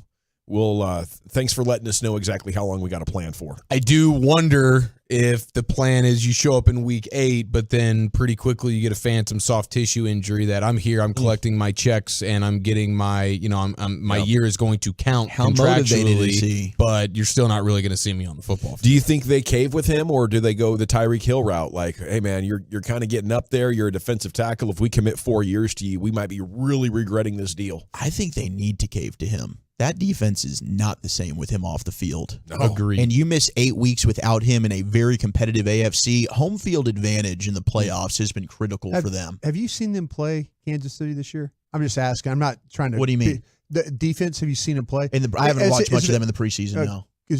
They drafted Coburn, right, from Texas? They did, yeah. The defensive tackle. I was just wondering if he's the guy that's been playing there. I can't tell you that. I'm not sure, but I can go and check out their depth chart. No, I mean, because like I said, I think that he was kind of a backup guy. I haven't watched Kansas City play. Coburn's not bad. I mean, but he just doesn't give you necessarily the No. Chris Jones is a rare breed. I'm trying to think of how they're gonna. How would they fill that? How would they fill that role? They're gonna put a rookie in that spot and let it go. I mean. Coburn's like he's not as big. I mean, he's 332 pounds. Yeah, he's a good run stuffing guy, but he just does not give you much in the way of pass rush at all, and that's what Chris Jones is able to do. Yeah. I mean, he's their best pass rusher. Yeah, he's phenomenal, and I think they do need him. They're playing some legit hardball. I mean, Andy Reid's like, I don't know, I haven't talked to him, I haven't heard from him at all. I have no idea. I haven't communicated with him in any way. You would think the coach usually plays the buddy guy because he's not really involved with the negotiations. Like the general manager has to play the bad cop, but isn't usually the coach kind of the good cop here, where he's like, "Hey, I'm hopeful, and guy, like you need this guy, you want him on your team." But Andy Reid's like, "I haven't heard from him, we haven't communicated, so I have no idea." Yeah, him and Mahomes are both pretty stunned by this. But you got to think they'll find a way to get him in. I mean, think he is as important to them as you would think Zach Martin is for the Cowboys. No doubt. Like their depth, I'm looking at it. They do have Coburn as a backup, and then Tershawn Wharton is who's listed as the backup for Chris Jones. I mean, you're looking at. I mean, they got Danny Shelton, who's been around for a while. That's another big space. You got a guy with wart literally in the middle of his name. Literally, yeah. They need to get that figured out. Chris Collinsworth was on a podcast recently, and he was talking about, I think he was on the Dan Patrick show. It was Dan Patrick, and Dan's asking him about, the Cowboys, and regardless of if they win or lose, the interest in the Cowboys, how much does NBC really look at that, and how much do you look at that when you're wanting to call these games? Here was Chris Collinsworth regarding the Cowboys and NBC. Historically, they were really great for a decade, and then they really weren't for a long time. And yet if NBC had their choice, we would do 17 Dallas Cowboys games, right? I'm not kidding. No, I know. Doesn't even matter what the record is. It doesn't matter. They could be 4-6. We would take, okay, you guys can pick any game you want this week. We'll take the Dallas Cowboys. It's insanity, but it's true. They draw the ratings. They get it done. I think they're still an intriguing team. I mean, we've got them on opening night. I mean, every opening night we want the Dallas Cowboys if we can get them. But it's going to be an interesting story. I mean, Mike McCarthy, Kellen Moore now calling the plays. That was a pretty good offense, but Dak Prescott threw an extraordinary number of interceptions last year in a very limited amount of time. They signed Brandon Cooks this year. They signed Stephon Gilmore.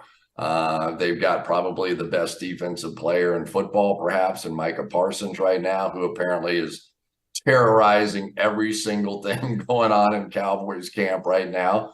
So yeah, they're an intriguing team. I think they always will be. They traded for both those guys, didn't they? Sure did. Yeah. And Colin's just like, come on, Chris. Look at me rattling off this stuff about the Cowboys. And yeah, he wasn't perfect there, but he can't do that for any other team off the top of his head. No. I mean, that's the power of the Cowboys when it comes to the ratings, man. Well, that's what we kind of talked about a little bit with Tony Romo and why maybe Tony is not as good on some of these games is because he's always going to get the marquee game. He's going to get Kansas City. He's going to get Pittsburgh. He's going to get teams that he's very familiar with, and he doesn't have to work as hard. When he first started, he had to learn the AFC, and now he knows the AFC, so he doesn't have to work as hard. Chris needs to tighten up on those trades, though. Tighten up, baby, tighten up. Speaking of this trades. I'm sorry, Will. No, Chuck. you're good. This is the worst thing for Cowboys fans. You should hate this story. Chris Collinsworth is telling you how the Cowboys have developed the ability 4-6. No, that is a different way to look at that. You don't have to win to get all the money. Yeah, the brand. Yeah, it has become more than winning. Once you take away the winning team makes the most money, weird stuff starts happening in sports. And it's one thing that the outside of the U.S. they do much better than us as far as motivating teams to compete. Here, like Jerry Jones did a masterful job of making an impenetrable business out of the NFL and out of the Cowboys. And, it's sad. I know there will be more money if they win, but we need it to hurt when they don't win the championship. You want those networks to say, bleep you, we're not putting you on. He doesn't like hurt. They would with the Bills, for instance, or name the other team. And if they would just get off the networks, then all the merchandising would go down. He's like, crap, we got to do something to force the network's hand to put us back on. Yeah. And a lot of it's the history. Like you go back into the 60s and 70s, nobody wanted to be on TV.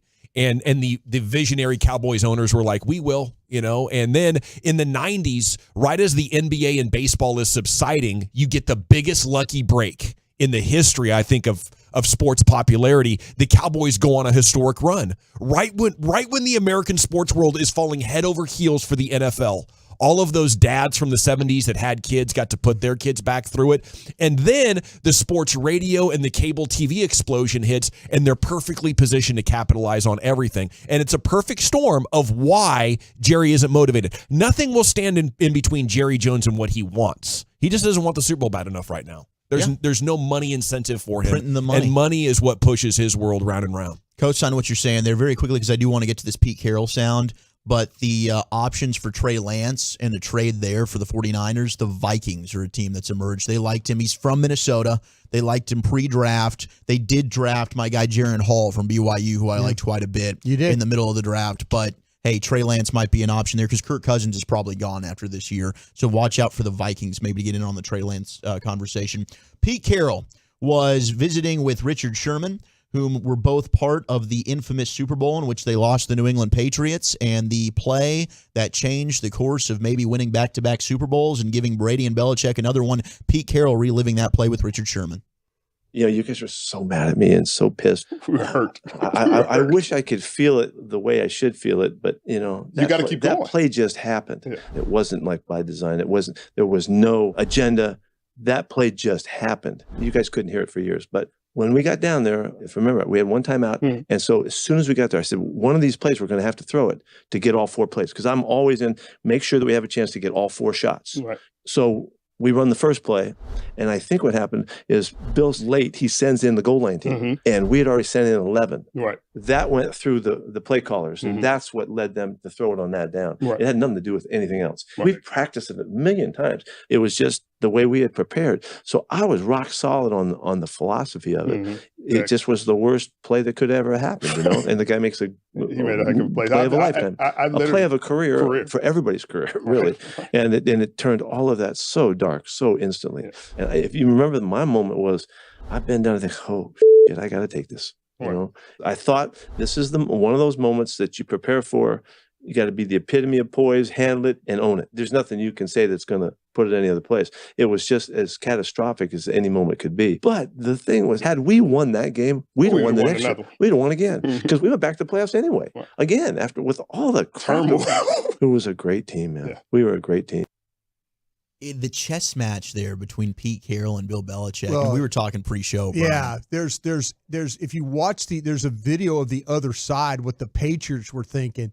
And the Patriots were the coaching staff were like reminding Belichick, like, Bill, you got a timeout. Bill, we need to call a timeout. And they kept talking to him, and he wouldn't click over. He wouldn't say anything. And the whole time he was watching Pete Carroll and them, he saw confusion on their sidelines with their personnel.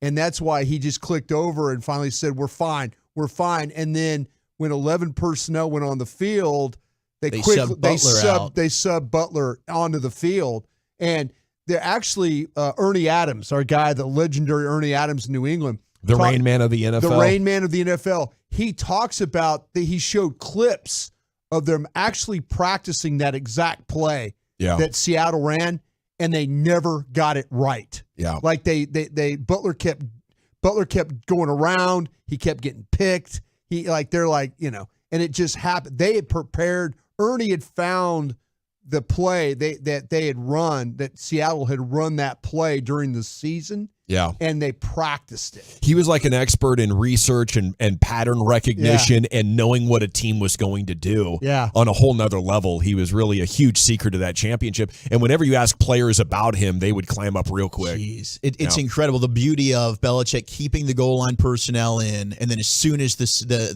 Pete Carroll's thinking, okay, we're good. I've got the right play call. Then he subs Butler out last second, completely bleeped the whole thing. Incredible football right there. Yeah. Ernie's a narcoleptic. Is that, did I say that right? Like he falls asleep. He's got narcolepsy. Yeah, like Lombardi used to tell me. Like narcotics a lot. Well, they would be sitting in a meeting, and all of a sudden they're sitting in a meeting, and Ernie just fall over and go to sleep. THC got him in the middle of the meeting. But he brought so much value that Bill was like, "That's they fine." just wake him up. You know, hey Ernie, what about this? Guy had a mean mustache too, according to Google. Okay, I have a handful of ideas. How do we fix these Rangers? Are they slumping or imploding? You can vote on that Twitter poll at GBagNation. Thanks to Wolchuk there, the NFL news of the day, most days at 3 o'clock here on 105.3 The Fan, and we're back with more. I got to chat Window Nation with you, though. You know, speaking of the Cowboys, you know, Window Nation is a proud partner of the Dallas Cowboys.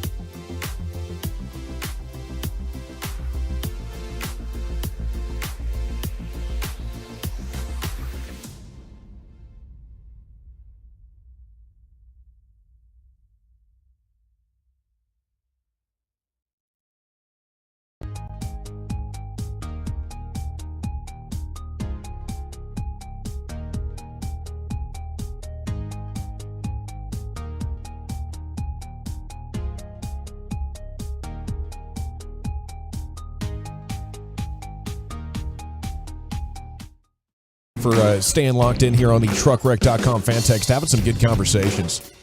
Segment here is brought to you by Soda, that's state of the art, and by the Frankels.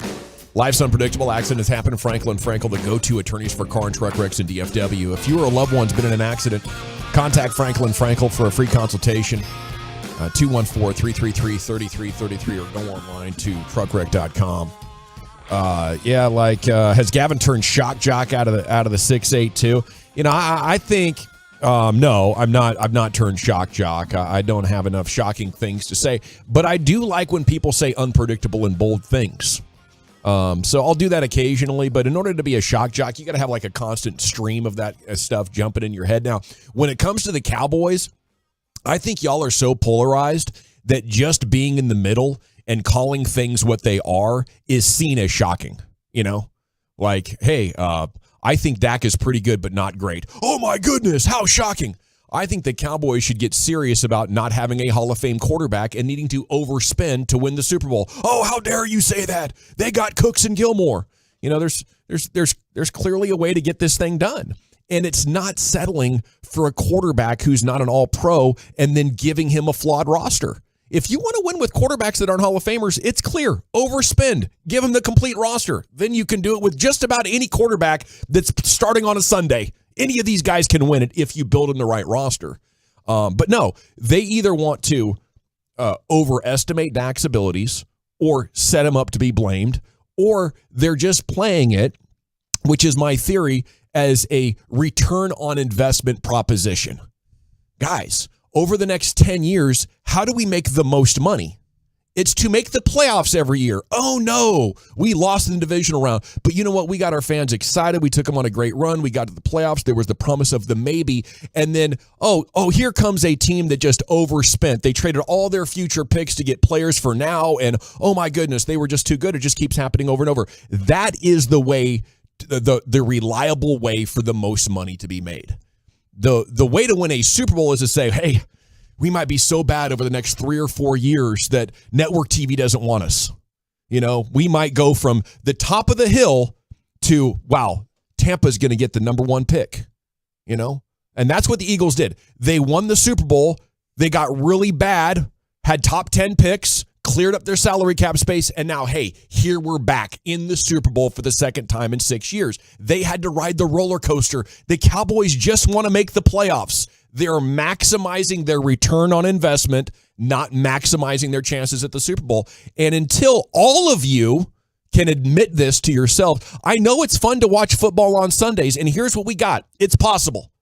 The Cowboys have given themselves the chance to win the Super Bowl if they have the draft of the gods. It happens sometimes. It does. Sometimes you end up with a draft where, 2 guys are damn near Pro Bowlers, and 4 of the guys are threatening to be on the all-rookie team, and you're like, oh, wow, how did all these great players fall from the sky? It happens, maybe a couple times a century. You get to be that NFL team that the draft gods smiled on so convincingly. And now, even if you're managing the cap super conservatively and believing in a non-all-pro quarterback to overcome everything, you could win the Super Bowl. That's your hope. And damn it, it's fun to get together with your friends and go to the stadium or watch with your family and cheer on the Cowboys. Come on, we can do it. But you know what this is more like? It's like rooting for the New York Knicks. Big brand, front office and ownership, not focused enough on winning, don't hire quality enough people to give themselves an edge. But dang it, it's cool to go to MSG, isn't it? It's the mecca of basketball. That's what the Cowboys are. That's until they become a winning football team instead of a winning football business, that's the reality that we're in. Hoping the draft gods smile on us so convincingly that a team with a pretty mediocre offensive line and an above-average quarterback could get it done. How's that happen? You see what defense the Niners have. You see what defense the Eagles have. Aaron Donald is over there with the Rams, and if they are in contention, will trade all of their future picks for better players to come kick your offensive line's ass. It just keeps happening. And now going into 2024 after, probably a wild card or divisional loss again, I'm going to be sitting here saying, when is this team going to actually move all in and build the kind of complete team that it takes to win a Super Bowl with a pretty good, not great quarterback? And to me, it comes back to this offensive line. It's lack of focus. It's lack of acknowledging what has happened inside your own walls and on your own football team for 7 years. Dak's best efficient year is still his rookie year. How does he keep getting better but can't play at that kind of level that went to Lambeau and went to Hines and was the number one team in the NFC? How can you not get back to that level despite Dak being better? It's the offensive line. And so I'll be back here in 2024 saying, hey, let's go ahead and spend a ton of money if you want the good defense and use the draft picks to install great offensive linemen for the future to provide Dak that kind of protection. And that is, again, the 100% God's honest truth. I'm not shock jocking, but it is what it is. And when I first got here, I was like, man, this is weird. How could people say Jerry likes money instead of winning? But after time, if you really pay attention, it's very, very clear. It is an ROI football business, return on investment, not doing everything to win the championship. You know, it appears that out there in Arlington, you do have at least one old billionaire who's like, damn it, I want to win. He's got the baseball stadium. The guy at the football stadium is about the same age. And maybe he's satisfied from the 3 that came in the 90s. Or maybe his win is the financial legacy that he's leaving. He's going Walter White on this. You know, he's just trying to stack up as much bricks of cash in the in safekeeping and in a storage unit, in Swiss bank accounts, wherever that could be. That's his dub. It's not the Super Bowl. You know, going for the Super Bowl, there's a sacrifice of the future. You know, going for the Super Bowl for me right now would probably involve looking for another quarterback every year until we find the Hall of Famer, right? That's if you want to manage the salary cap like that, that's how you get it done. Not saying, oh, look at this. We got Tony Romo. It's our ticket to the playoffs. We have a good enough quarterback to make it to the playoffs, guys. We've done it. Let's marry this dude. Oh, and then how lucky could we be? Right as Tony is ushering out, here comes another guy who's good enough to win regular season games and get us to the playoffs. And we don't have to risk drafting. We don't have to risk using first-round picks to try to get these guys anymore because we already got what we want, what we need. That is the relevance on TV for ratings. That is winning regular season games.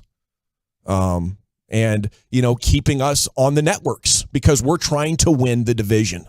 And you know, again, until this becomes like a consensus among all fans, I'm not falling for the candy. I'm not falling for the fun. I'm insisting on keeping the Jones boys accountable. All we can hope for is the miracle draft or one of these guys down the lineage with the last name Jones who is going to take the organization by the scruff and say, I'm tired of it.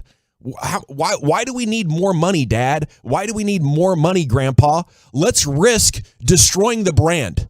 Who cares about the brand? We can build the brand back eventually. It might suck for 5 or 6 years, and people might look at us like, "Oh, it's the modern Cleveland Browns." You know, a once very popular franchise, maybe right up there as far as Notre Dame, as far as brands in American history, up there with the Cowboys at the very beginning of it. We might risk falling all the way down there, and you know what? It's okay. Because once we start winning championships, all the fans are going to come back. They don't want to ride that roller coaster. That to them is terrifying.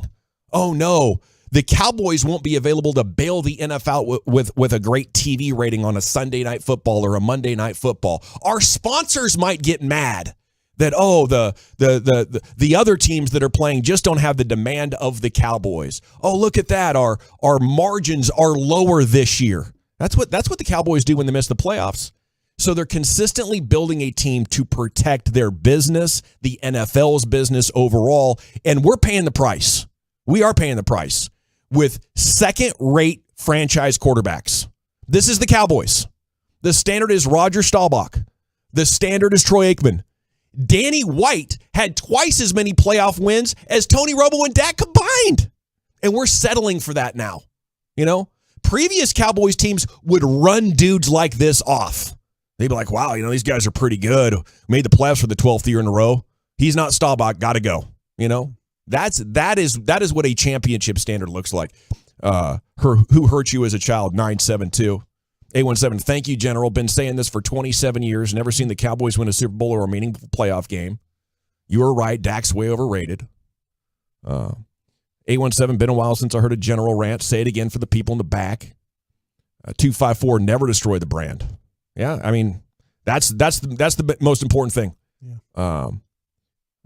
Get him, Dawson. General, I'm sorry, that makes no sense. To say that they don't want a Super Bowl is crazy. Winning a Super Bowl literally makes their ratings better. Yes, but in order to win the Super Bowl, I have to risk 3 years of bad ratings. I have to risk household names that we've drafted and built. I might have salary cap casualties of star players. Now, what's a star player in Jerry's world? A TV star, okay? Think of these guys not as players who are helping us win a championship. In Jerry's eyes, Dak Prescott is the number 1 rated TV star, okay? I drafted him. I've developed him. If I take away my TV star, I'm taking away my ratings. I'm taking away all of the advertising that comes around with it. I'm taking away confidence that my team is going to be good. Those are the big decisions. You got to run everything through the Jerry Jones money filter. To anyone who says it makes no sense, they're all total idiots, says the 817. Preach the 806, preach the 214. Gavin, this is all off the head, or is it written down? I'm just talking. That was the one. That was the one that I wanted to read. Was that written down, or was that off the top? And that was a freestyle, boys and girls. Look, I agree with everything you're saying there, being a Cowboy fan for my entire life. And the sad thing is when it comes to the quarterbacks, and I don't know if the Jones family feels this way, but this is kind of, and I'm finally getting over this now. But when you finally got a Tony Romo, that's pretty good. When you finally got a Dak, that's pretty good. Yeah. Not great, right? It was the years of, when you didn't have a quarterback and you were 5-11, 5-11, 5-11, and you finally found one. And I know, Brian, you know that better than anybody. Yeah. The fear of, well, holy crap, it's so bad when you don't have one. Now you finally got a guy. Do you want to risk going back to that hell? But to be able to finally overcome and take that next step when you realize that guy's not going to get you over that hump, you have to do it. Yeah. You have to build it back down so you can build it back up. Just don't make me go full Browns. I hear you. Just don't make me go full Browns. Yeah. Well, and I do believe if Jerry really wanted it, you could drive this thing all the way down below the Browns and be back in 3 years. Nothing stands in that way of that man getting what he wants, and he knows how to do it. He knows the way home is just too risky. Teams most likely to improve, most likely to regress in the upcoming NFL season. I believe this is Wolchuk, right? We got a little Barnwell stuff coming up. Yeah, this is Barnwell. He does this every single year, and you might like the teams that are going to regress in the NFC East. And I'm going to get back on that Rangers topic. I'm sorry, I meant to do that with you, and my ideas for how to fix this. We'll check in with that poll as well for you next. The G-Bag Nation, the fan. We have your latest Dallas Stars offseason news on Spits and Suns.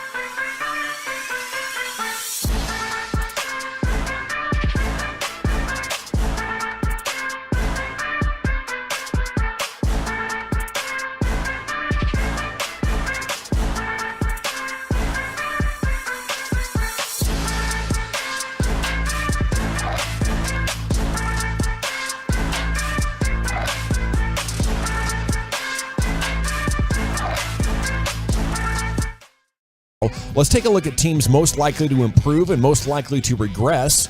Are the Cowboys on either of these top fives, Wolchuk, or anywhere in the rankings? They are not, but two NFC East division rivals are.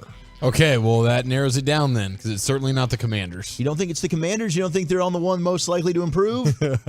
I guess there isn't the improved They list, could improve. but no. Giants are regressing, though. That one's easy. Giants That's fish in a regressing. barrel. Giants regress. All right, ding, ding, ding. We got Giants Yeah. regression. Giants and Eagles. I can understand both Eagles of those. regression? No, Commanders improvement. Commanders improve. Commanders Giants progression. Commanders improvement? Yeah. It's Eagles regression. Eagles and Giants are going to stink this year, boys, according to Barnwell. A double regression? Well, I do they're not think going to stink. Now, but when he says regression, it could be as little as to just one game.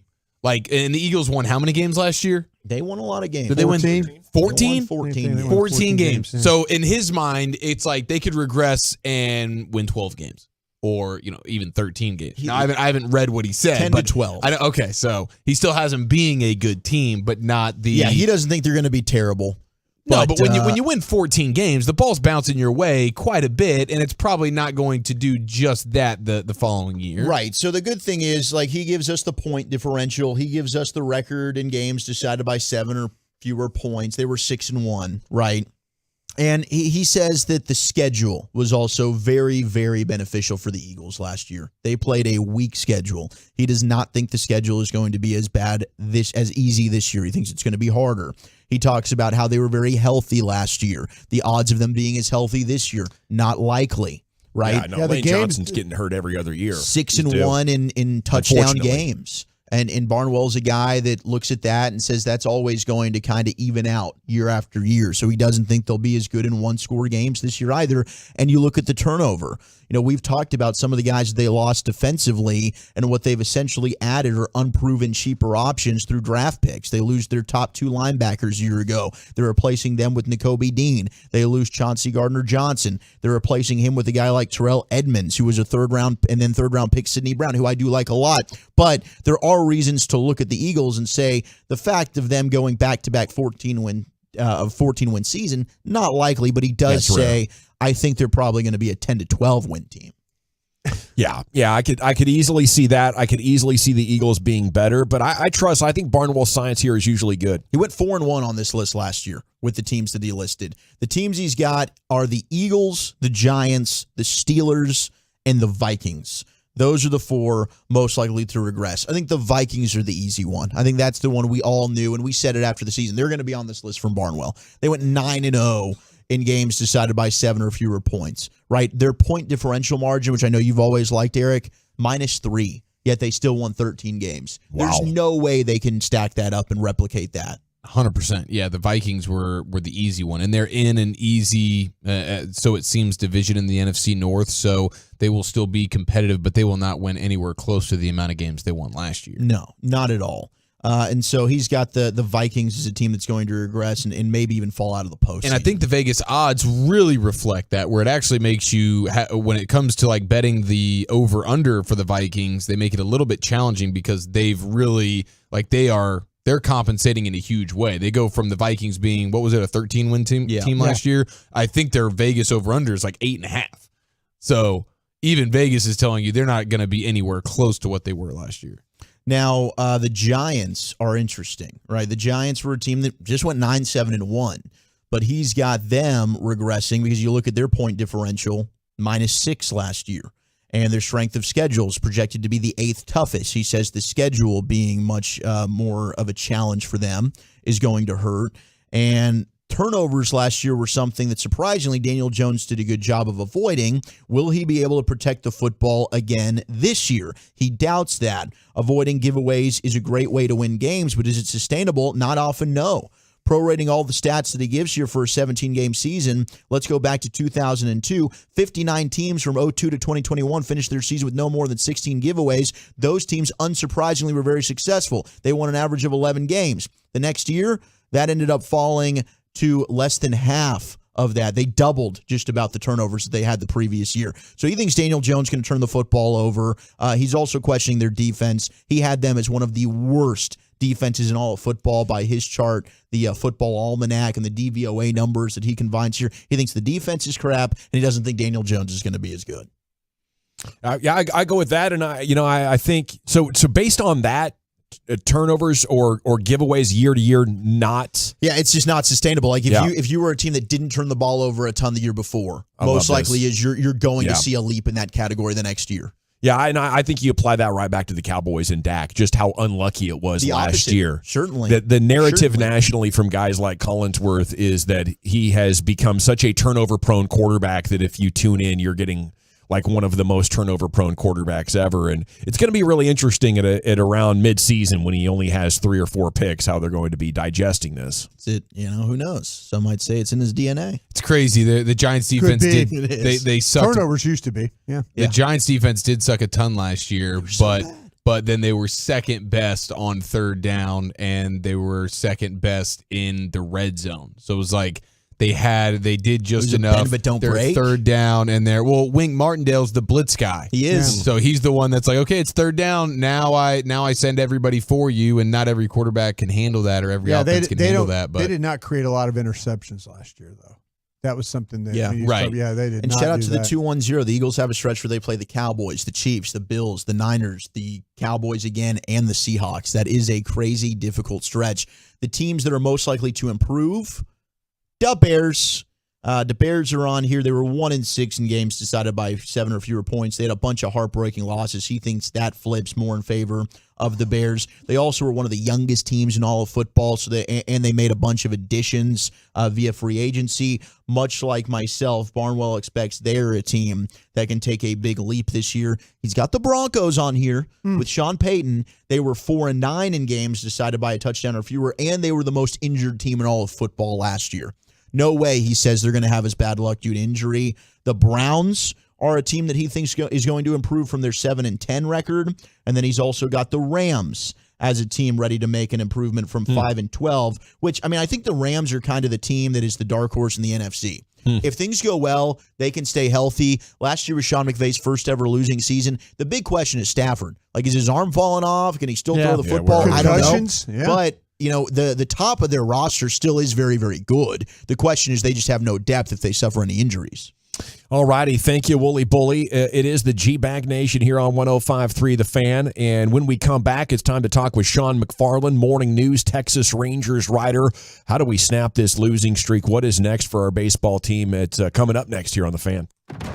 The Fan continues to grow because of you, our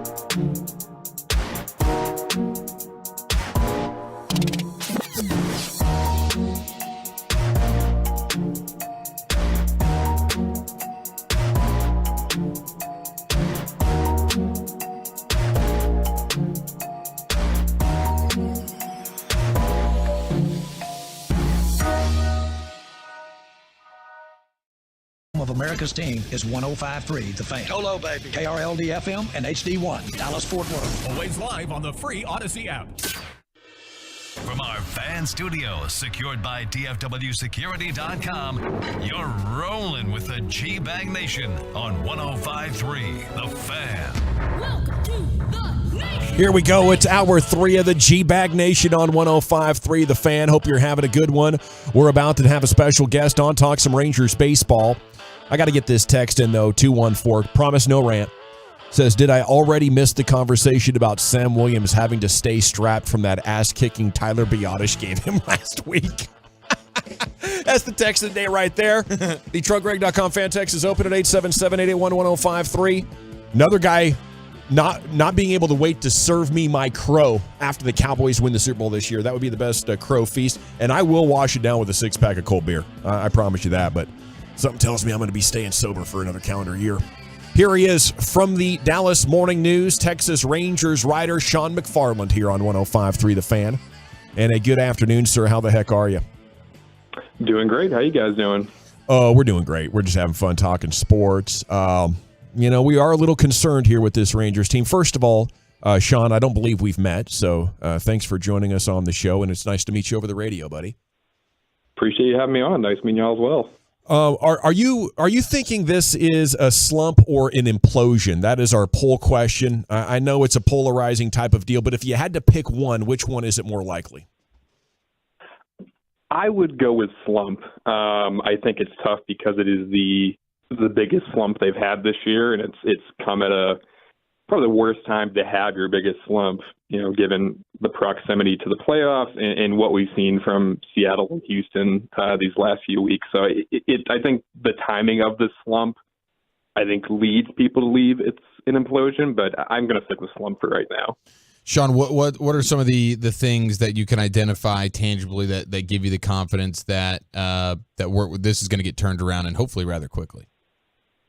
I think for the most part, I'm leaning on the fact that they have led this division more or less from the start of the season. You look across this dugout, this lineup, you got a 3-time World Series champion in Bruce Bochy managing this team. You've got a revamped pitching staff, and this offense has been solid all year. I think as we talk about this slump, you look at some factors around it where what made this lineup so strong for most of the year was its depth. And, you get Josh Young out, Jonah Heim is still working his way back. And with Adolis Garcia in the slump he's in right now, it really creates a pretty wide opening gap in that lineup. And I think that's contributing to the slump. But I think those are things that we have enough, proof on paper that they can rebound from. We've seen some struggles as of late from a guy like Will Smith. Unfortunately, things didn't go well for Chapman the other night. The Rangers made the move to get Chris Stratton, who's been really good, but do you think that they did enough in the bullpen for that not to be an issue down the stretch here and maybe in the postseason?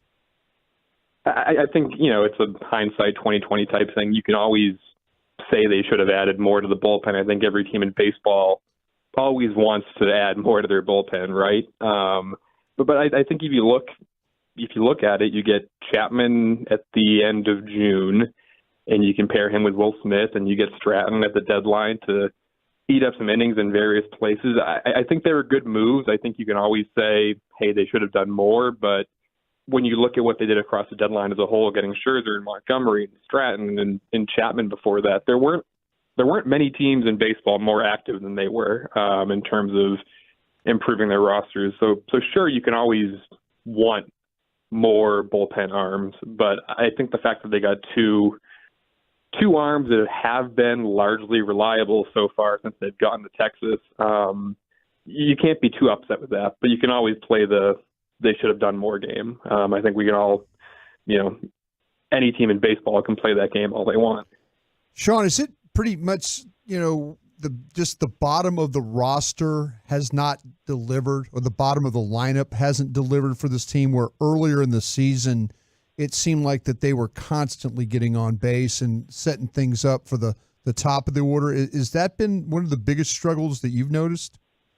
I think so, and I think a reason for that is because of injuries and guys in slumps, there are now guys being asked to do more than maybe what they should be asked to do. Something I think about was back in early July, I talked with Travis Jankowski about the season he was having, and he kind of said that he was playing so well because he wasn't asked to do more than what he does best, which is hit singles, steal a base, score a run. And I think a lot of those guys in the bottom of the lineup were succeeding because they didn't need to do more than what they did best and what they were capable of. But when Adolis Garcia goes through a slump, Josh Young is out of the lineup, Jonah Heim is still working his way back from an injury, those guys towards the bottom of the lineup are being asked to maybe do more than what they are best at. You look at Travis Jankowski, who's been recently kind of hitting more towards the middle of the lineup. Like, that's not his role. That's not what he does best. He's not a guy who's out there to drive guys in, and he's talked about that. He did his best when it was his job to hit eighth or ninth and just get on base. But when Garcia is slumping and you pull guys like Young and Heim out of the lineup, everyone's role kind of gets bumped up a little bit more. And I think that's been one of the cruxes of the offensive power outage recently is because of various slumps and injuries, you're seeing these guys that I think had success as 7, 8, 9 hitters who now have to be the guys that can spark this offense, which maybe isn't the role they're best suited to be in right now. It's Sean McFarland, Dallas Morning News here, talking Rangers with you, and it's just crazy. Everything that could go wrong for the last week has gone wrong. Well, just as I say that, the White Sox scored 1 in the bottom of the ninth, so they have tied it up. The Mariners scored 3 in the top of the ninth to take a 4-3 lead. Chicago has just scored, so I think that's the first good thing that's happened to the Rangers in a while, Sean. But I wanted to talk about the division rivals and the two teams behind you. If you took out the records and what we've seen through 120 plus games, how would they stack up if you compared just who the players are and we had to restart right now? I'm kind of wondering, are we regressing back to a team we should have been and the start just got our hopes up? That's a good question. I think I would still, if we're going off players and talent alone, I think I'm still going to take the Rangers there. This team didn't produce 6 All-Stars based on a fluke. They got a 3-time Cy Young Award winner, Max Scherzer, who's been largely great since he got here. I think Jordan Montgomery is a capable arm who can pitch in the postseason. I think, but if you're taking away everything we've seen so far, it's hard to bet against the Astros given what they've done these last 5 years. And I think, they're, even as much as Seattle is surging, I think Houston still probably worries me the most this final month and a half of the season because they've been there and done that. But I think if we're going off talent alone and the players, it's still Marcus Semien, Corey Seager, Adolis Garcia, Jonah Heim, Josh Young, guys who I don't think are necessarily having fluky seasons, but they are the players that the numbers have shown. So I think if we're going on paper, I think I would still take the Rangers. But as we know, it's the long season. That doesn't always mean that's how it goes in the end. We've talked a lot on our show about, the relation of Nathan Eovaldi, what he's going through, and then kind of the things we were hearing about Jacob deGrom and having PTSD about how that ended up. What's the latest about Eovaldi that you've been hearing, and do you expect him to be back? Yeah, so he threw to live hitters this week in Arizona. That's a good sign. That's right on track with what you want to see from a guy returning from an injury. I know Bruce Bochy talked about it's possible that he comes back without having to do a rehab start somewhere, which has sort of been a trend recently with the Rangers bringing back guys like Jonah Heim and Corey Seager without sending them off to Frisco or Round Rock for a rehab assignment. So that's encouraging if the Rangers think that he can return to this rotation without needing to go pitch a few innings in the minors. But I think all inclinations is that he will return to this rotation before the end of the regular season. And, that's, adding him to Scherzer, Montgomery, and Dunning and Gray, I mean, that's a huge boost. You can look at it almost as like a trade deadline acquisition.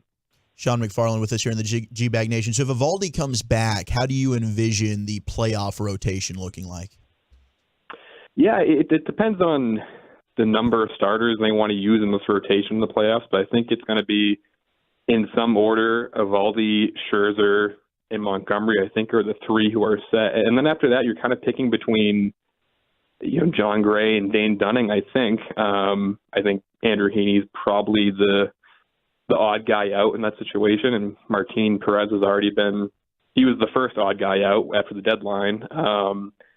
So I think after that, you're kind of choosing between Dane Dunning and John Gray. I think Dunning has had the better season. John Gray may have the more playoff-type stuff you want, but he hasn't been as consistent as Dane Dunning. But, I think that top three of Scherzer, Eovaldi, Montgomery is set in some order, whether you want to go Eovaldi first, Scherzer second, however you want to do that. But I think at the end you're picking between John Gray and Dane Dunning for that kind of that fourth spot if you want to go to a four-man rotation come playoffs.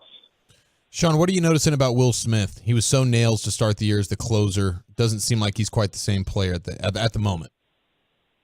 Yeah, I think it's one of those things where it's always tough when you have a few bad outings in a row. I think if you look at that Milwaukee outing he had in that eighth inning, I think I hit with bad luck in that one. It starts off with the error, and then there's the bunt. It was some soft contact before that triple from Tyrone Taylor that kind of broke things wide open in that one. I think you look at Will Smith, and his slider is in one of the best pitches in baseball. I think he's a veteran guy who most importantly knows how to get himself through some tough outings. I think that's an important thing here with any of these veteran guys is they've been through slumps. They've been through some tough outings.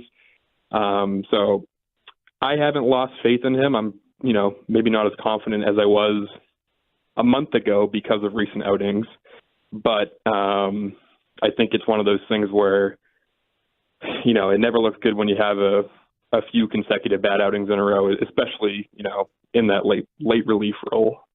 We're talking Rangers here with Sean McFarland of the Morning News. Has Bochy's message changed or the tone at all?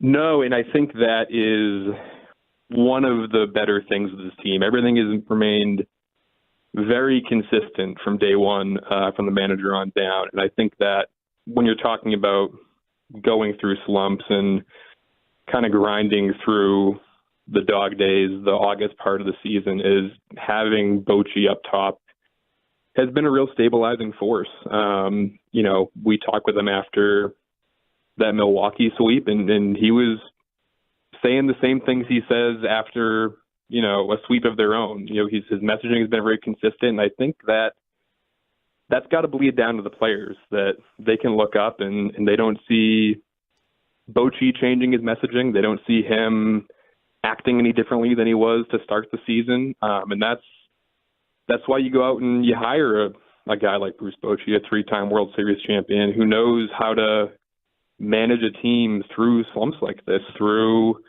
a 162-game season. I think that is, if you want to pinpoint something that's going to help get them through these final 5 weeks of the regular season, it's that top-down, consistent messaging. No one appears to be panicking, and it kind of starts with Bochy, I think.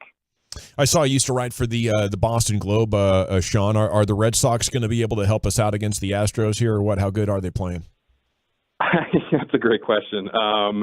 I cannot get a read on the Red Sox, I'll tell you that.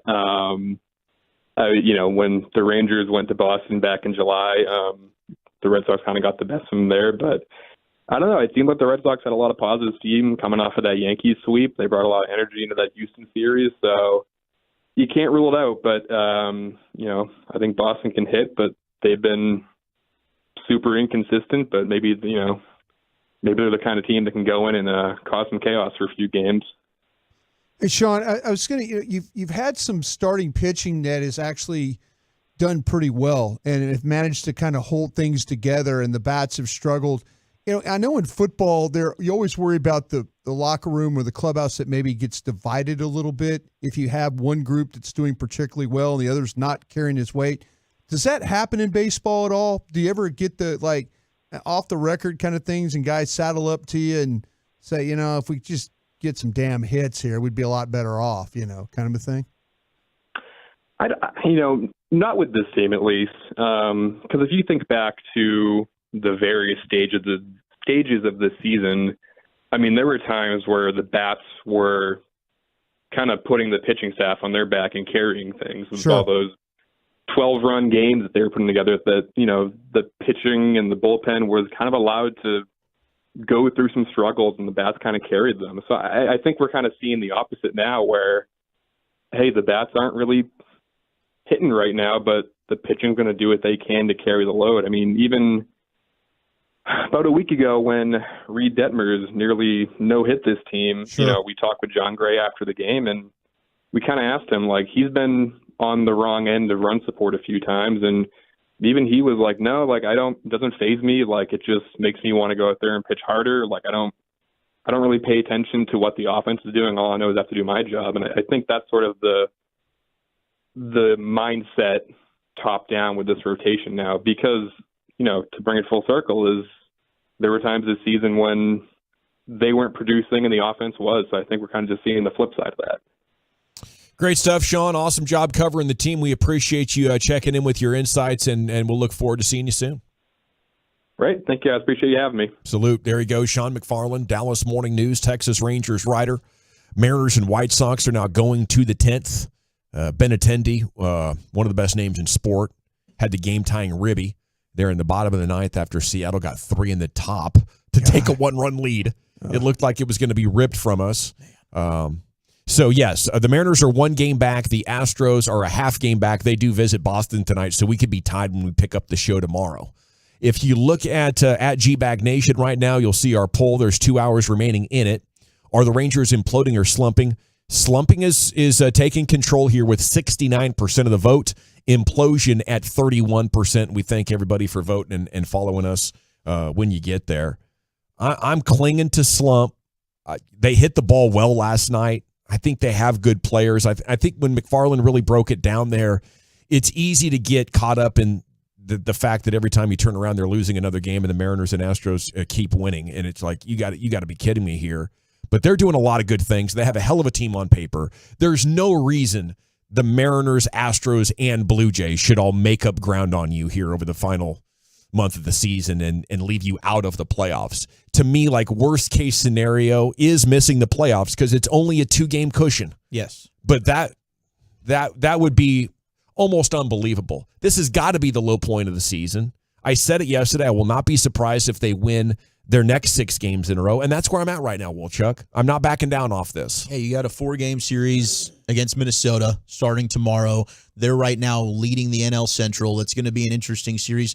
Minnesota's a team that can be a little Jekyll and Hyde. That might be a good team to kind of bounce back against. Their pitching's been so-so. They don't even know who's going to start for them on Saturday and Sunday of this series. Of course, you'll get to see your old buddy Joey Gallo, but I do expect Jonah Heim. I mean, he's not going to be in a slump like this for the rest of the season. Jonah Heim's bat's going to come alive. Marcus Semien is a guy that I think is going to be able to step up and get back to where he was when Corey Seager was out, and he was doing an excellent job at carrying the offense. Adolis Garcia, hopefully, is starting to get out of that. It's just kind of been the perfect storm of bad. There's no way it continues for the Rangers. Go ahead, Brian. This team has got to find a way to win a game from coming from behind. They just haven't. It's they're an offer right now when it comes to this. Had a chance the other night, up 3-1. And that actually makes me feel better because I think those late inning games are kind of a coin flip. The 1-run games, coin flip. Well, okay. You have bad luck in those for long enough, you're due for good luck. We just talked about the Vikings winning, 9-0 in one-score games or something like that. Yeah, they got lucky. Yeah, I just wish the Rangers would get lucky. I hear you. I know. Yeah, hopefully that's it turns what I'm around saying. when you need it here. One of these games they're going to need. They had it the other night. Your pitchers. I mean, you had two of the guys out there when your two relievers that you kind of feel like, okay, now we're going to get this thing. We're going to shut this thing down, and we're going to you're going to get a victory, and here we go. But man, it's just tough. That game one against Arizona, man. They let that one get away. Yeah, it's just bad. All righty. I'll tell you something good, though. We got the top 10 at 420 with Wolchuk right around the corner. And, Zach, where are you taking us? There is a great article about Chuck Norris on ESPN. We talked yesterday about some commercials with Will Levis and, of course, our guy Bijan Mustardson. I got the top 10 actors who used to be athletes. That's next. DFW's #1 Cowboys podcast. 1.2 million downloads and counting. Love of the Star with top insiders Brian Broaddus and Bobby Bell on Odyssey or wherever your top podcasts are found. If you're within 10 years of retirement, listen up, because I know you're seeing what's going on with the stock market and you want answers. This is Sean Sharif sitting here with Jeff Jr. of Trades and Wealth. Jeff, is there anything we can do to offset our losses? Well, you might be surprised that there is. If your goal is income in retirement, you may qualify for an upfront bonus of up to 25% for opening an account and guaranteed growth of up to 10% per year for income. That'll certainly offset some of these market losses, but keep in mind it's designed for income in retirement. So if you like the thought of getting a check every month that you can't outlive, this could be a great option for a portion of your assets. I can get up to 10% per year guaranteed? That's exactly right. If you're within 10 years of retirement and want up to a 25% bonus just for opening an account and up to 10% per year income growth, call Trades and Wealth today. Call 469-579-3500. Guarantees are based on the claims paying ability of the issuing insurance company. Paid advertisement.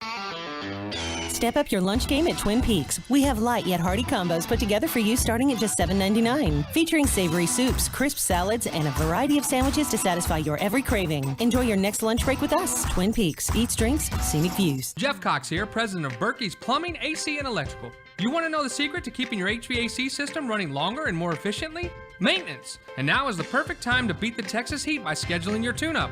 We also have a great deal to improve the indoor air quality in your home. Save $150 on a Captura UV air purifier, proven to kill germs and viruses in the air you breathe. Call 877-BERKEYS or visit us at Berkeys.com. Berkeys, we're there when you need us.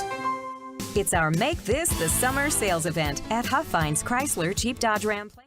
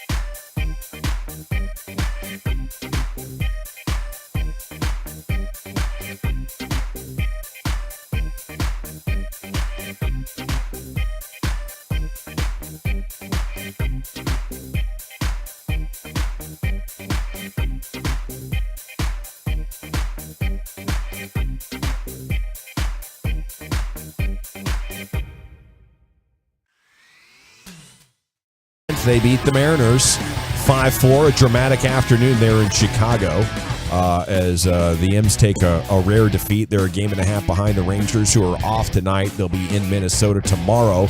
And that's an early start tomorrow. It's going to be a 5:30 pregame, 6 o'clock first pitch. We're going to be at Twin Peaks in Louisville, and we hope to see you there. This segment right here, Wolchuk's Top 10, is brought to you by Soda. It's state of the art. Here he is, Zach with an H, the Wooly Bully. Thank you, gentlemen. Who is the best actor that used to be an athlete? I got the top 10 for you as voted by America. Now, I don't know if you have a former athlete Jim Brown. actor. Jim Brown? Jim Brown, number 12 on the list. What? Yep. Mars Attacks, Any Given Sunday, The Dirty Dozen. Jim Brown. He Didn't crack also the made top for 10. a great centerfold Yeah, and playgirl. You always bring that up, don't you? I mean, listen, man, if you saw it, you would too. Yeah. I more identify Jim Brown with that than I do being a badass running back. I mean, what do you want from me? You hate running backs, so it doesn't matter. Hey. I never saw him play.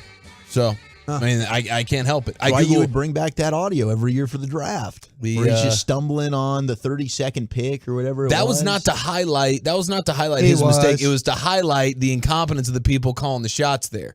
If my guy's getting up in 2016 and he's thinking it's 4 years before that, then maybe we should, sub out a different Brown to make the pick in the 4th round that no one cares about, right? Instead of embarrassing this guy. If he doesn't know what year it is, give him a dang break. Hasn't he done enough for you, the NFL? I agree, and I always felt bad playing the audio because it just sounded so bad. And I think they need to think about this when they're, figuring out who's going to go to Radio Row as well. We had some of those issues.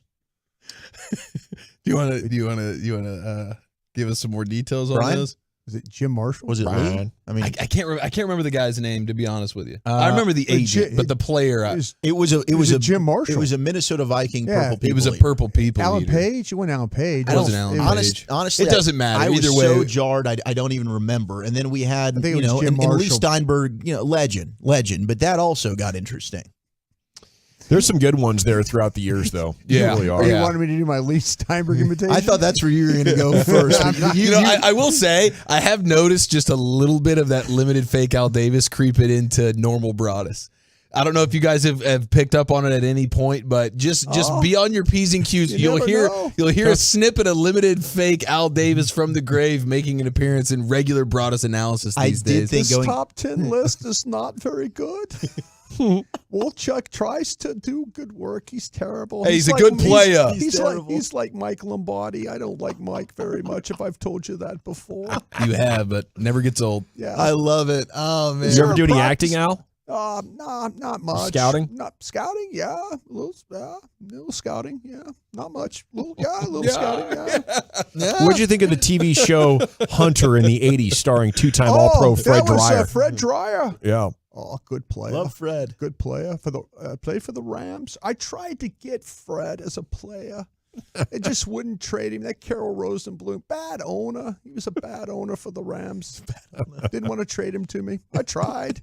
Lombardi told me he wasn't very good. I didn't believe him. I didn't believe him. Can't believe that Lombardi. Oh, it's so good. The best interview I think we might have had. Fred at the Dreyer Super Bowl. was That was a good show, Hunter. Good show, yeah. I never saw it, yeah. but I'll put that in the rotation. But when we had Akbar Gabajabiamila, and you guys were going back and forth on the Al Davis stories, that was a blast. Oh, dude, he lit up. He's like, oh, you want to talk about Al Davis? Let's do it.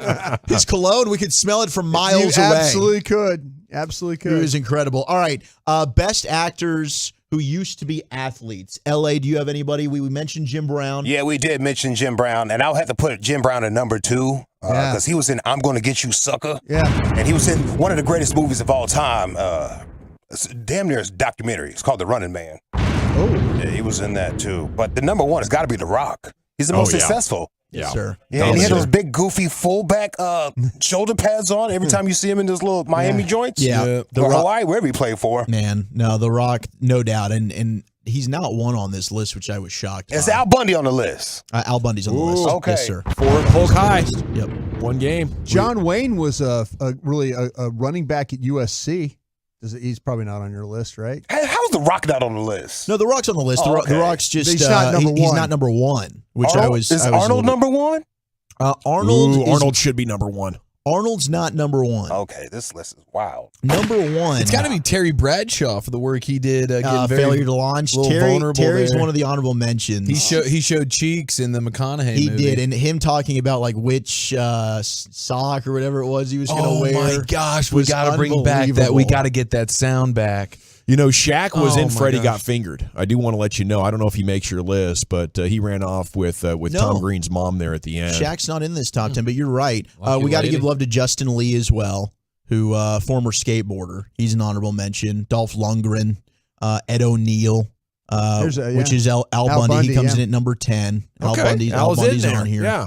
Number I 9. think he's a good jiu-jitsu guy too now. Yeah. Let's check you okay, out. so that's my thing. Like if martial arts were considering an athlete, maybe it should be Bruce Lee then. Bruce Lee then? Okay, good. All right. So as long as we're cool there, because Bruce Lee's in the top 10, and so is our guy Chuck Norris.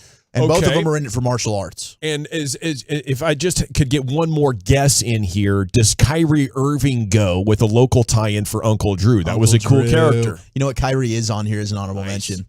So is Mike Tyson What for about The Hangover. the basketball? The dude that was the Ray Allen, right? Was Oh yeah, Jesus Shuttlesworth. Was Good he- roll. Oh, and Shaq is 20. Shaq's 20 on here. I'm not seeing Ray Allen, unfortunately, but Kyrie does. Was make he an loving appearance. basketball? What was that one he was in? He was with two ladies in the. He was in a movie. The Ray Allen movie with Yeah, when he- Denzel he was a Washington. good- He got game. He got game. He got He game. wasn't. He got game. I Yeah. forgot Yeah. about that. You're The absolutely Jordan right. 13s. And then, of Yeah. course, there's Ed Marinero, who Yeah. I think they're still trying to get him off the stage there at the draft. With the 31st pick. My gosh. Kareem Abdul-Jabbar also deserves to get some love as well. But Oh, we got- Airplane. Yeah. We got Al Bundy at 10. Number 9, we've got Lou Ferrigno. Oh, the Incredible Hulk? The Hulk. Professional bodybuilder from 69 to Olympia. 94. Yeah, Mr. Yep. Olympia. And the original Hulk. Number 8 is The Rock, Dwayne The Rock Johnson. Wow. And that's an upset. I figured he'd be in the This top 3. this must be an old list from when he was just acting in the WWF. We've got some old crusties that make appearances here. So we'll see if you guys agree with this or not. Number 7, we've got Arnold. Okay. Terminator 2, The Terminator. should be a lot You're going to higher. get 6 better than Arnold and The Rock. Yeah. See, I would definitely put Arnold and The Rock above, and The Princess Bride's a great movie, but Andre the Giant. Okay.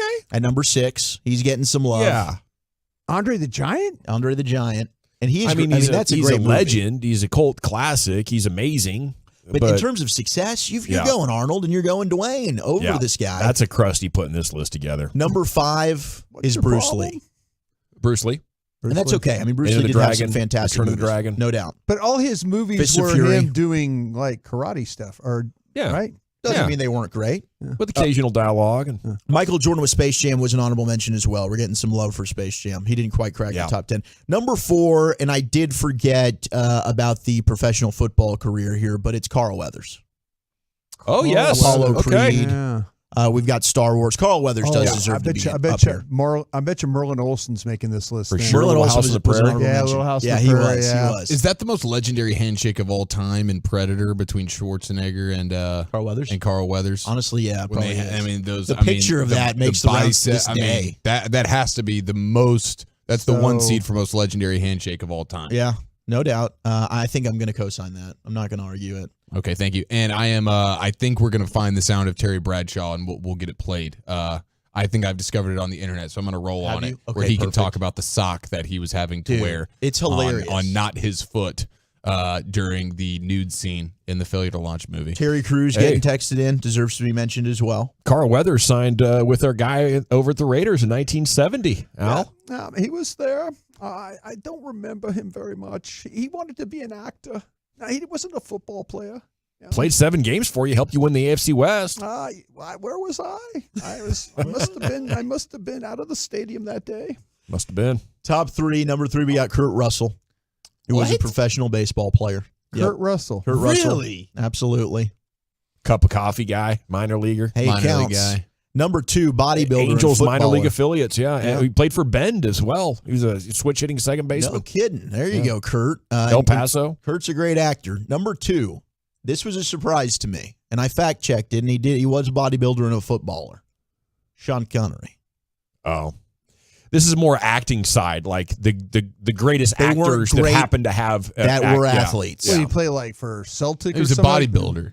Oh, he's a bodybuilder? Just a big bodybuilder weightlifter? and a footballer, yeah. I mean, so was like Lou Ferrigno. He was a pro bodybuilder. But Lou Ferrigno was actually like Mr. Olympia. He was. But yeah, they're going Sean Connery at 2. I'm cool if we want to put Jim Brown at 2 and just sub Sean out. No disrespect to Sean. Sean's great. I mean, Bond.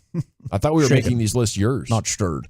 This was one I haven't seen enough of these guys, some of their stuff, to really pull a top 10 that I felt confident about. Yeah. Like yesterday, I'd fight you for my top 10 apps. I'm not going to fight you over this. This one, I didn't have the passion. Kind of mailed it in today? Mail it in. I found a list that I thought was interesting. Oh. Hey, I was doing Terry Bradshaw. I mailed it in, damn it. Sock research. Did we mention Terry Crews? Terry Crews, I gave a mention. Okay, to. cool. Yeah. Cool. Number 1, though, greatest former athlete turned actor. Kareem. I gave Kareem a love earlier. It's Chuck Norris. Oh, okay. Yeah. I mean, Walker, Texas Ranger. Yeah, the Ranger. The unsuspected stranger. Gosh. I mean, come on now. The Classic. Expendables. He was also in Dodgeball, the Delta Force. Oh, he was in Dodgeball. Chuck Norris is the bleeping man.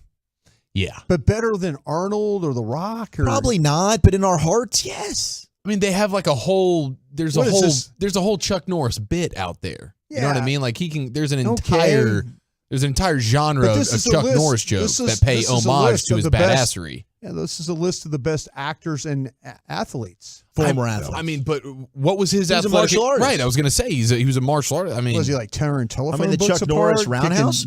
You want to go fight Chuck Norris? We'll get him in here. Did Van Damme get in there? Van Damme was honorable mention as well. He didn't crack the top 10. Mark Wahlberg, no, he wasn't on here. As Mark a former Harmon athlete. No. is in the show. And OJ does deserve a nominee. Oh, wow. Because some acting. How he was able to that's avoid true. prison was incredible. I mean, That was the acting acting. he did during that entire trial was outstanding. It really was. There it is. Wolchuk's Top 10 at 4:20 every afternoon here in the G-Bag Nation. Mondays, it's at 4 usually because CY joins us.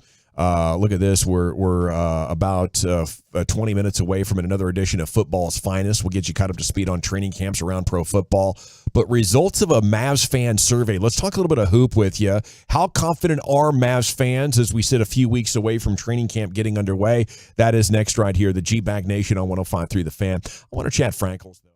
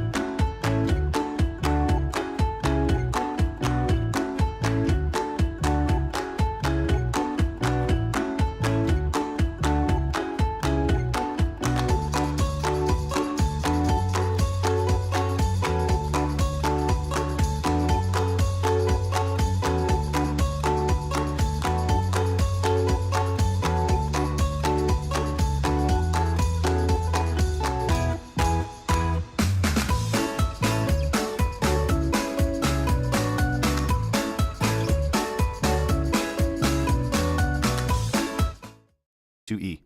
September 9th, it's an awesome night out for an amazing cause. The Fan, along with the On-Time Experts, are proud to support the 22nd annual Guns N' Hoses Boxing Tournament. It's police versus fire going at it in the ring Saturday evening, September 9th at the Credit Union of Texas Center in Allen. Help us cheer and support our first responders. Get your tickets today at Ticketmaster.com. At Classic Chevrolet, they do everything with purpose. That's why they're offering you their best model year-end savings on new Silverados. See them all at ClassicChevrolet.com. Your upgrade is their purpose. This is Texas. This is Classic Chevrolet. Relax and enjoy the difference. Find new roads. And Texas just beat Washington in an epic Little League Baseball game, 1-0 in the 9th inning. The shortstop going deep into the hole, down to the ground, spun and made a throw to first base. If they don't get that out, the tying run plates, it would have been 1-1. It was scoreless all the way until the 9th inning. Texas had bases loaded twice with nobody out, and somehow the Washington pitchers kept getting out of it, but they advance. And now that's the quarterfinal game, right? So. Yeah, this is the first time that Texas has been in the U.S. Championship game since 2017. Huh. They're behind big time the state of California. So, yeah. Well, I haven't watched this tournament for years. I used to watch it all the time when it was like the only thing on. But that was exciting, and congratulations to everybody involved in that Texas program. Yeah, and we have tonight. You get Tennessee and California playing, and then they'll play in the elimination game. They'll play Washington to the right to play Texas again in the championship. So yeah, here we go. Beat goes on. Okay, how much confidence do you have that Luka Doncic is the superstar that's going to take us to that ultimate place? You know, for a long time, we thought, well, Dirk was great, but he's not going to get us there. He did get the championship. I do think there is a big difference between superstars and championship superstars, that I don't think it's a coincidence that the same guys at the top continuously win these things. But is Luka in that group? Is he with Jokic and Giannis and Kobe and LeBron? Is he that guy, or is he in the step down? We have results of the fan survey. You know, The Athletic didn't put that question out there, but I'm putting it out there for you right now. The truckwreck.com fan text at 877-881-1053. And then I'll get into some of these listener answers. Chief, do you want to touch that? Where are you at right now with Luka being a guy that can, drive a team to a championship? He's obviously one of the most talented players in the sport, and so much of it is going to come down to how committed he is from a conditioning standpoint and a desire on the defensive end, for sure, to put him over the top. But I absolutely believe he's capable of it. He's still extremely young. I expect growth from him over the next few years from a maturity standpoint. And at some point, everything will click for him. But he's way too special of a talent, and he's the kind of guy that takes his game to another level in big moments. We've already seen it, like from an early age. Like, he doesn't shy away from the big moments. He offensively is as ridiculous as it gets, and now he's got to refine some things and really commit to certain things. But yes, we've already seen this dude take a team to the Western Conference Finals, and this is with all of the immature flaws that he has, and that was not a roster that anybody felt like was really a Western Conference championship sort of roster, and he was able to pull that off. So I 100% think he is going to be one of these guys. He will develop into one of these dudes in terms of refining a couple of those things that he needs to, but he's way too good not to be a part of a championship team at some point and be the reason why his team's winning a championship. Yeah. I just hope it's here. I mean, that's what it looks like now. It'll be interesting in 10 years. Are we going to be reflecting on him the same way we reflect on James Harden? Just didn't have the dedication, the commitment, the competitiveness to do everything necessary on the court at all times. I think you hit the proper word, though. Is he going to develop into that guy? And right now, he's still young enough, barely 24, where oftentimes the players that win it don't get like calloused and hardened into that like bitter older player that's just determined to not let it happen again until they, 27, 28. That's oftentimes when that championship medal or character really starts to get formed. Some guys have it early, clearly Kobe did, Magic Johnson did. We know LeBron took a lot of teams to the finals, and those teams weren't close enough to actually get the job done, but he was taking teams to the finals. I'm more like on the side of I'm waiting to see it from Luka than I'm convinced that it's inside of him. Which is totally fair. Yeah, it is. It's absolutely fair. I guess I do believe it's inside of him. I think he can be that guy without question. But, man, he does need to buy in and just give effort on the defensive side of the floor. He does need to mature and stop whining at the officials for not getting every single call and then being a liability because now he's not getting back and helping on defense. And now you've got a fast break opportunity going the other way. There's certain things that are frustrating when you watch Luka play. Offensively, he's one of the best at getting a bucket at any time he wants in the sport. But there's certain areas where the want to, the desire, the effort. Dirk was not a great defender either. Yeah. But he tried. The effort was there. It was clear that Jokic is playing a sport that he likes, but his heart and soul isn't totally into it. They put a bunch of great players around him, and his skill set helped carry them to a championship. But Luka hasn't had anything close to what Denver has had and what Giannis put together there in Milwaukee. Yeah, this is where, and this is exactly what the path I was thinking.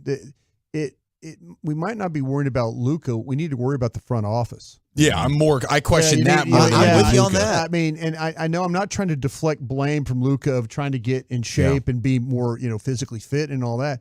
But, you're dealing with, are we going to waste some years with this general manager learning on the job? I know they brought others. This is his last chance, I think. That's what I'm saying, though. How quickly can things turn around if they move away from Nico? I think that's a great point. Luka has his part of it, but the front office, and I think specifically Mark, has butchered team building post-championship. It's been one disaster after another, and I think we're just really starting to grasp what post-Donnie Nelson is like from Vegas Bob through this disaster with the sneaker guy. See, this is where you need a general manager that will tell Luka, listen, you've got to get in better condition. I mean, and we understand you play international ball, all those things, but you're going to have somebody.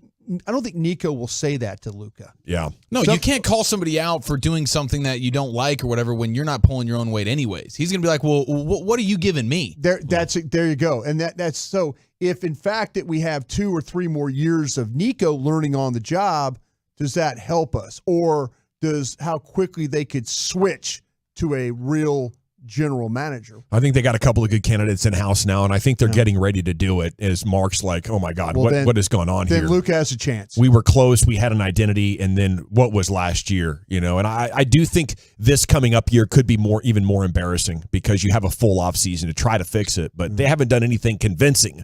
They've done things that can make you hopeful. How much confidence do you have Luka and Kyrie when both are available, are capable of being the 2 best players on a title contender? A 54% responded with a 5. That's the maximum amount of confidence. And I agree. Just comes down to the supporting cast. You put great defenders and great bigs around those dudes, they're going to kill it. How much confidence do you have in Kyrie being available and effective as the team's second best player throughout the 3-year contract? The majority of fans voted either a 3 or a 4, with some on a 5, some on a 2, and a couple of them on a 1. I think I'd answer that with about a 2. I'm hoping for one great year from Kyrie, and if we get 3, I'll be ecstatic. But, I mean, there's just throughout his career, there's been so many injuries. We don't even have to talk about anything else that could take a bigger priority in his life than basketball. But I'm pretty low on that. I'm hoping that the highs are great with Kyrie. The problem with Kyrie is, and we've seen this before, if things start to go bad, there'll be the injury, and then there'll be the dissatisfaction of playing basketball. He'll look at something else and he'll say, why are we doing this? I mean, okay. Yeah. In retrospect, would you have done the Mavericks deal for Kyrie again? 75% said yes. That's a no-brainer. I don't know what the other 25 are thinking. Yeah. I mean, I think you'd have to. Pretty outstanding. It gives you options. Gives you a chance. As long as he keeps playing well, the trade idea with multiple contenders is always going to be out there. Asset, man. Yeah. You need him to stay interested, though. That's the thing I worry about the most. How much confidence do you have in Luka being on the Mavs past the 2026 offseason in 3 years from now? Well, most people voted 4 with 38%. Some voted 3. Some people voted 5. Just a couple with a 1 or a 2. Yeah. I'm on a 2. I'm not confident Luka is going to be here in 4 years because what I just said about Mark Cuban in this front office, it has been other than drafting Luka post championship. What have they done well? You would really struggle to find. They drafted Jalen Brunson, but that's neutralized by the fact you let him go. Yep. I can't give you credit for Jalen Brunson. You didn't realize what you had. You botched the re-signing of him. Yeah. Well, you botched the initial signing of him with the way it played out. Yeah. You gave him the opportunity at a year sooner than most guys drafted to go be unrestricted. Unrestricted. Oh no! They botched that from top to you bottom. should have been a first-round pick. We feel bad for you, so we're going to take away our contract leverage. It's just weird. From Porzingis to Harrison Barnes to Tim Hardaway Jr., everything but drafting Luka has been bad post-championship, I would say, from this team, and that should give you no confidence. It should give you zero confidence. I mean, he spent a half decade just giving Dirk like a post-championship celebration because he didn't have the stones or the heart or whatever to start a rebuild. So we just kept putting mediocre players on a team trying to make the playoffs. That was brutal. He should have been forced to sell the team as a result of just that. And now we're getting close enough. I didn't think the product could deteriorate further, right? They had a really poor supporting cast around Luka, but at least they'd figured out a way to make that work. They blow that up and bring back much less complementary pieces. I think last year Jason Kidd lost his patience with the front office and the bad defensive players they kept giving him, and this year could actually be rock bottom, which is a scary thing. I'm hopeful it could be much better than last year, but that's no guarantee. We got an edition of Football's Finest coming up next, Chief. Where are you taking us? Well, among other things, we will pay off on Terry Bradshaw and the penis sock. That's next. All right. I do want to chat Window Nation with you before we do anything else. I have in my hot little hand right here the Window Nation endorser of the year.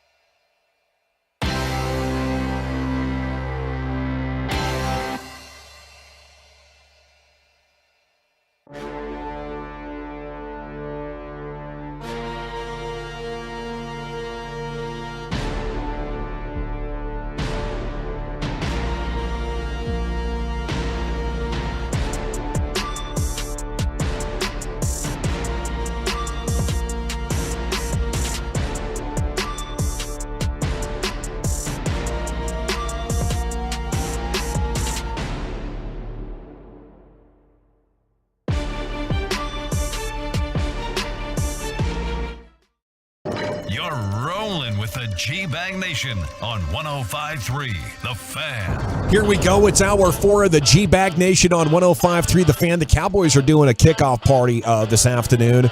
You have D. Ware interviewing a bunch of players up there at the Star. They have practice starting in about an hour.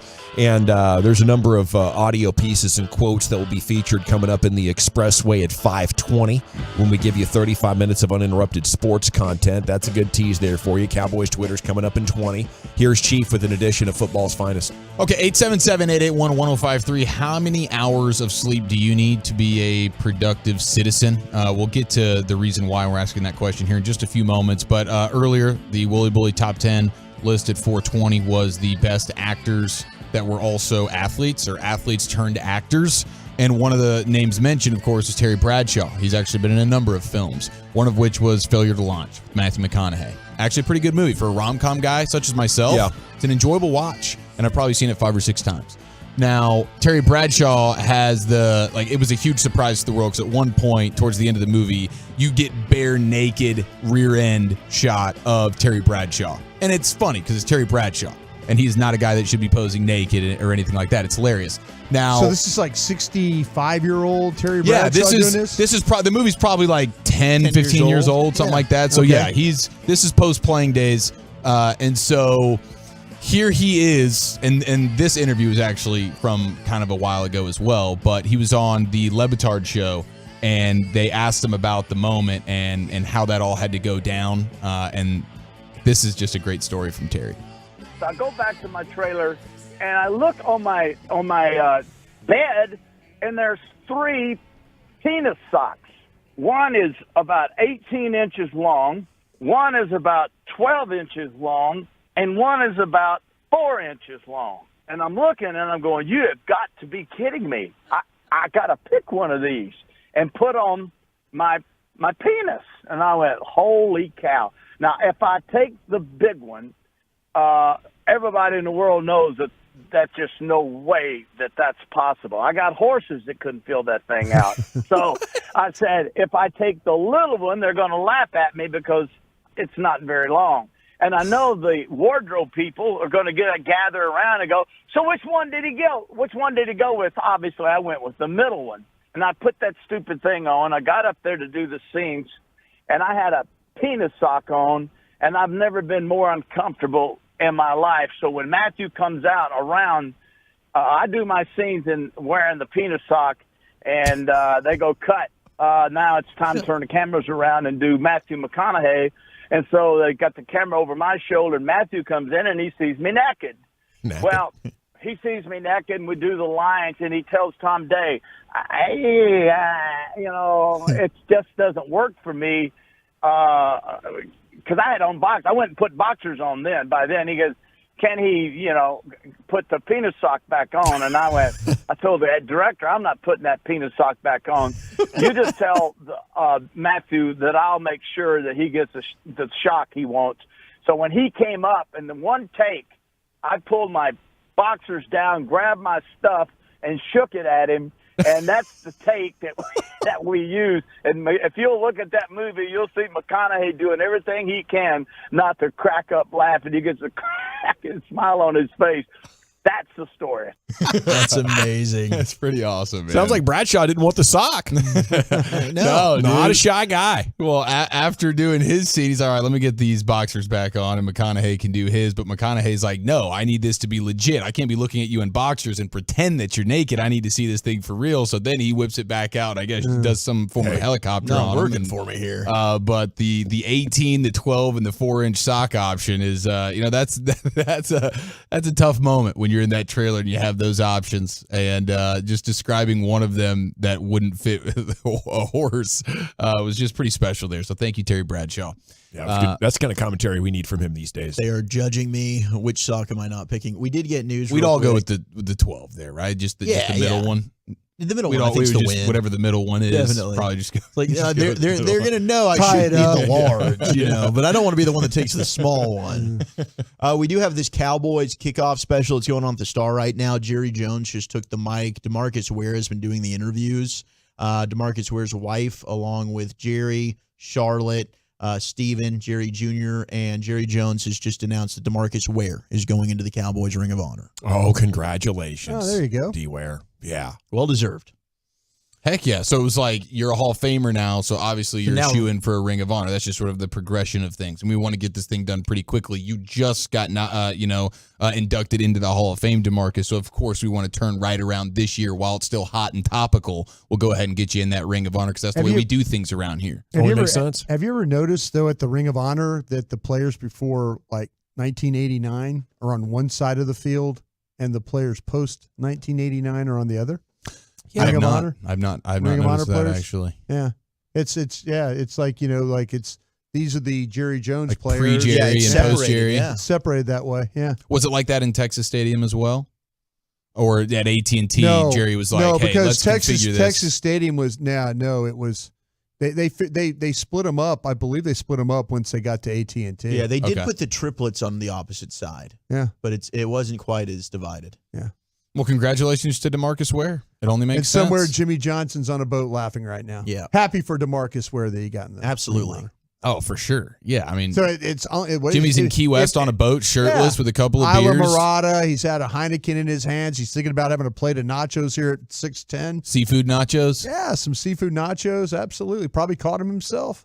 Yeah, it's not a bad gig. Not a bad gig at all. No. He's like, yeah, I'll zoom into that Fox pregame show on Sunday here from Key West. Yeah. Every once in a while when I feel the itch to get to New York or LA. I'll wear that aqua shirt. Yeah. They'll ask me what I think about the Rams. I'll give some funny answer, and away we go. I mean, back to the fishing and back to the beers. You pay for that gas for that boat. Yeah. Wide receiver for the Eagles, Devontae Smith, says he plays better when he's sleep deprived. Now, this is not something that makes any sense to me. I don't understand how it would work for anybody. He's quoted as saying, I don't need a lot of sleep. I get 4 hours of sleep. I'm good. All I need is 4 hours. There are people like that. John Gruden was. They're just different. I think Jerry Jones is one of them. Yeah, Jerry is. But what about the additional piece to this where he says, if I get a full 8 hours, I'm actually going to be worth nothing the next day? See that it's like, okay, cool. You can function on 4 hours, but obviously you'd prefer the 8, right? Devontae Smith's like, no, I need only 4 hours. Otherwise, I've overslept now. What the average human sort of needs to sleep, they recommend 7 hours, 8 hours. There must be something in his life that when he was a kid that he didn't have to sleep. That he was working or something. They have a lot of brothers and sisters that kind of. Got his body used to it, he had to get, like he didn't always sleep comfortably. So you're claiming you're not born this way. You develop this ability to sleep 4 hours and crush. I know Gruden went to Johns Hopkins there in Baltimore and they did tests on him, and they said, no, bro, you only need 3 hours of sleep. There's some people like that. Yeah. Where they don't need. Some people are born like that, but also you can be conditioned for it, like a doctor going through their residency. They got to be up for like 48 hours working in emergency rooms and stuff, and they just kind of train their bodies and their brains to still manage to focus through it. Yeah. But I do think the majority of people, it's kind of like being intoxicated where your reaction times are down. If you're not naturally built for it, it's it's going to be a serious problem. I'll tell you the thing I bet he likes about it, though, and for me, I feel the emotional swings a lot more if I'm sleep deprived, And I think if you really want to get me offside and on a rant and maybe arguing with a co-host or a guest like Banny, you just give me 4 hours of sleep, put me on the air for 5 hours. And the emotional swings, and I feel more powerful on the highs. A little bit ornery? Yeah, a little ornery. Irritated. Yeah. Little bit of a chip on your shoulder. I could see wanting to play football like that. That would be the only maybe scientific advantage I would see. But if you're not born to operate on lower sleep, trying to play football, I think would be dangerous. But the idea of getting 8 hours in it and you being worthless the next day, it's just crazy to me. I think that's the biorhythms. Like what your body is used to. Now you've just thrown it off. It's going to find like a state of harmony inside your body and your mind with whatever kind of patterns you throw at it.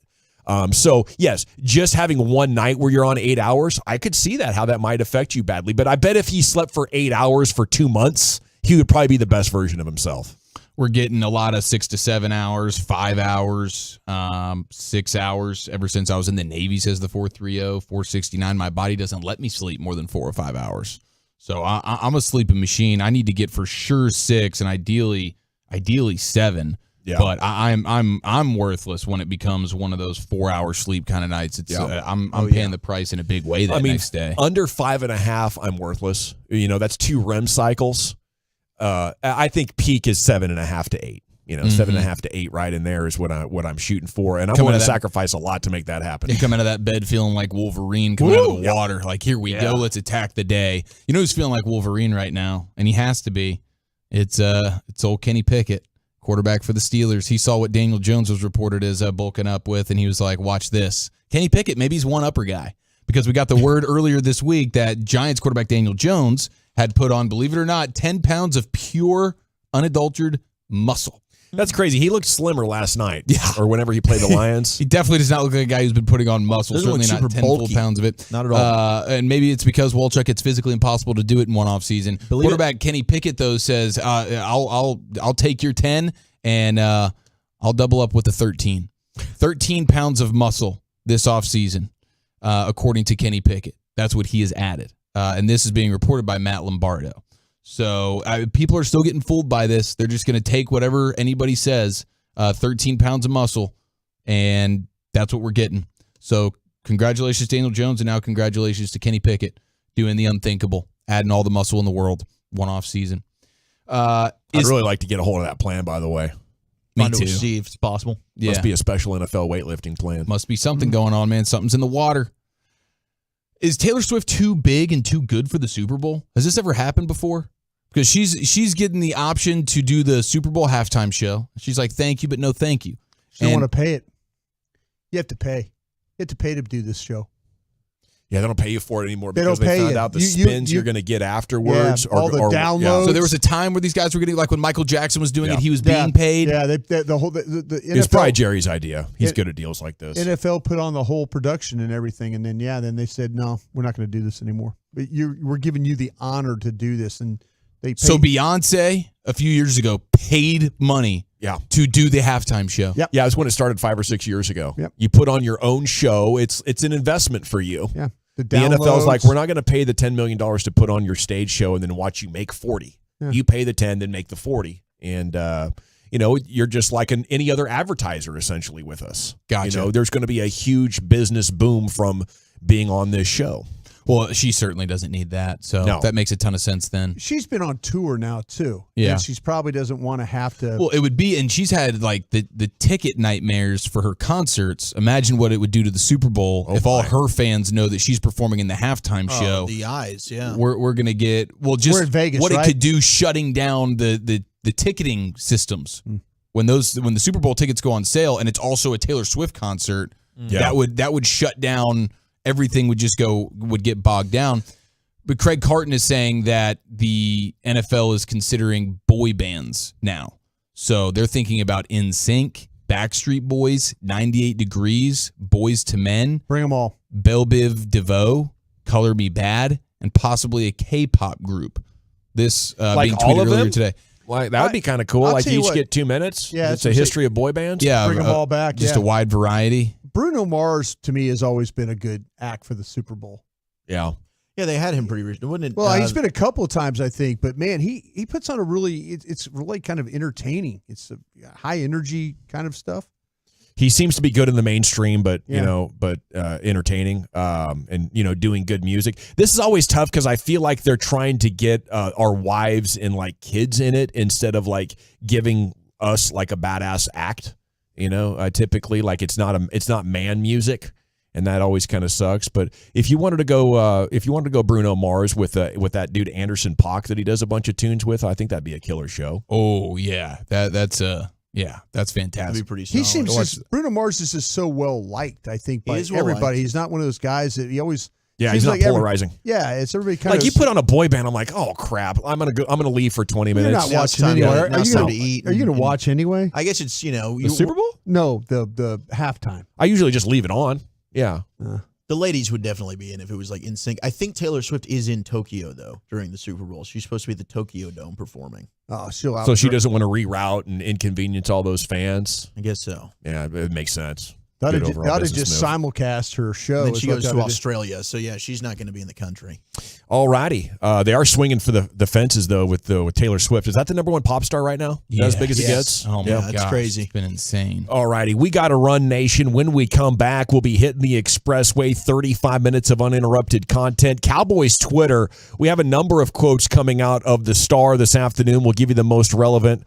Plus a starter trying to set the tone going into his contract year. Why I think it's his final year here with these Cowboys. That's coming up next. G-Bag Nation and the Fan. Do you need a new vehicle? Do you want some?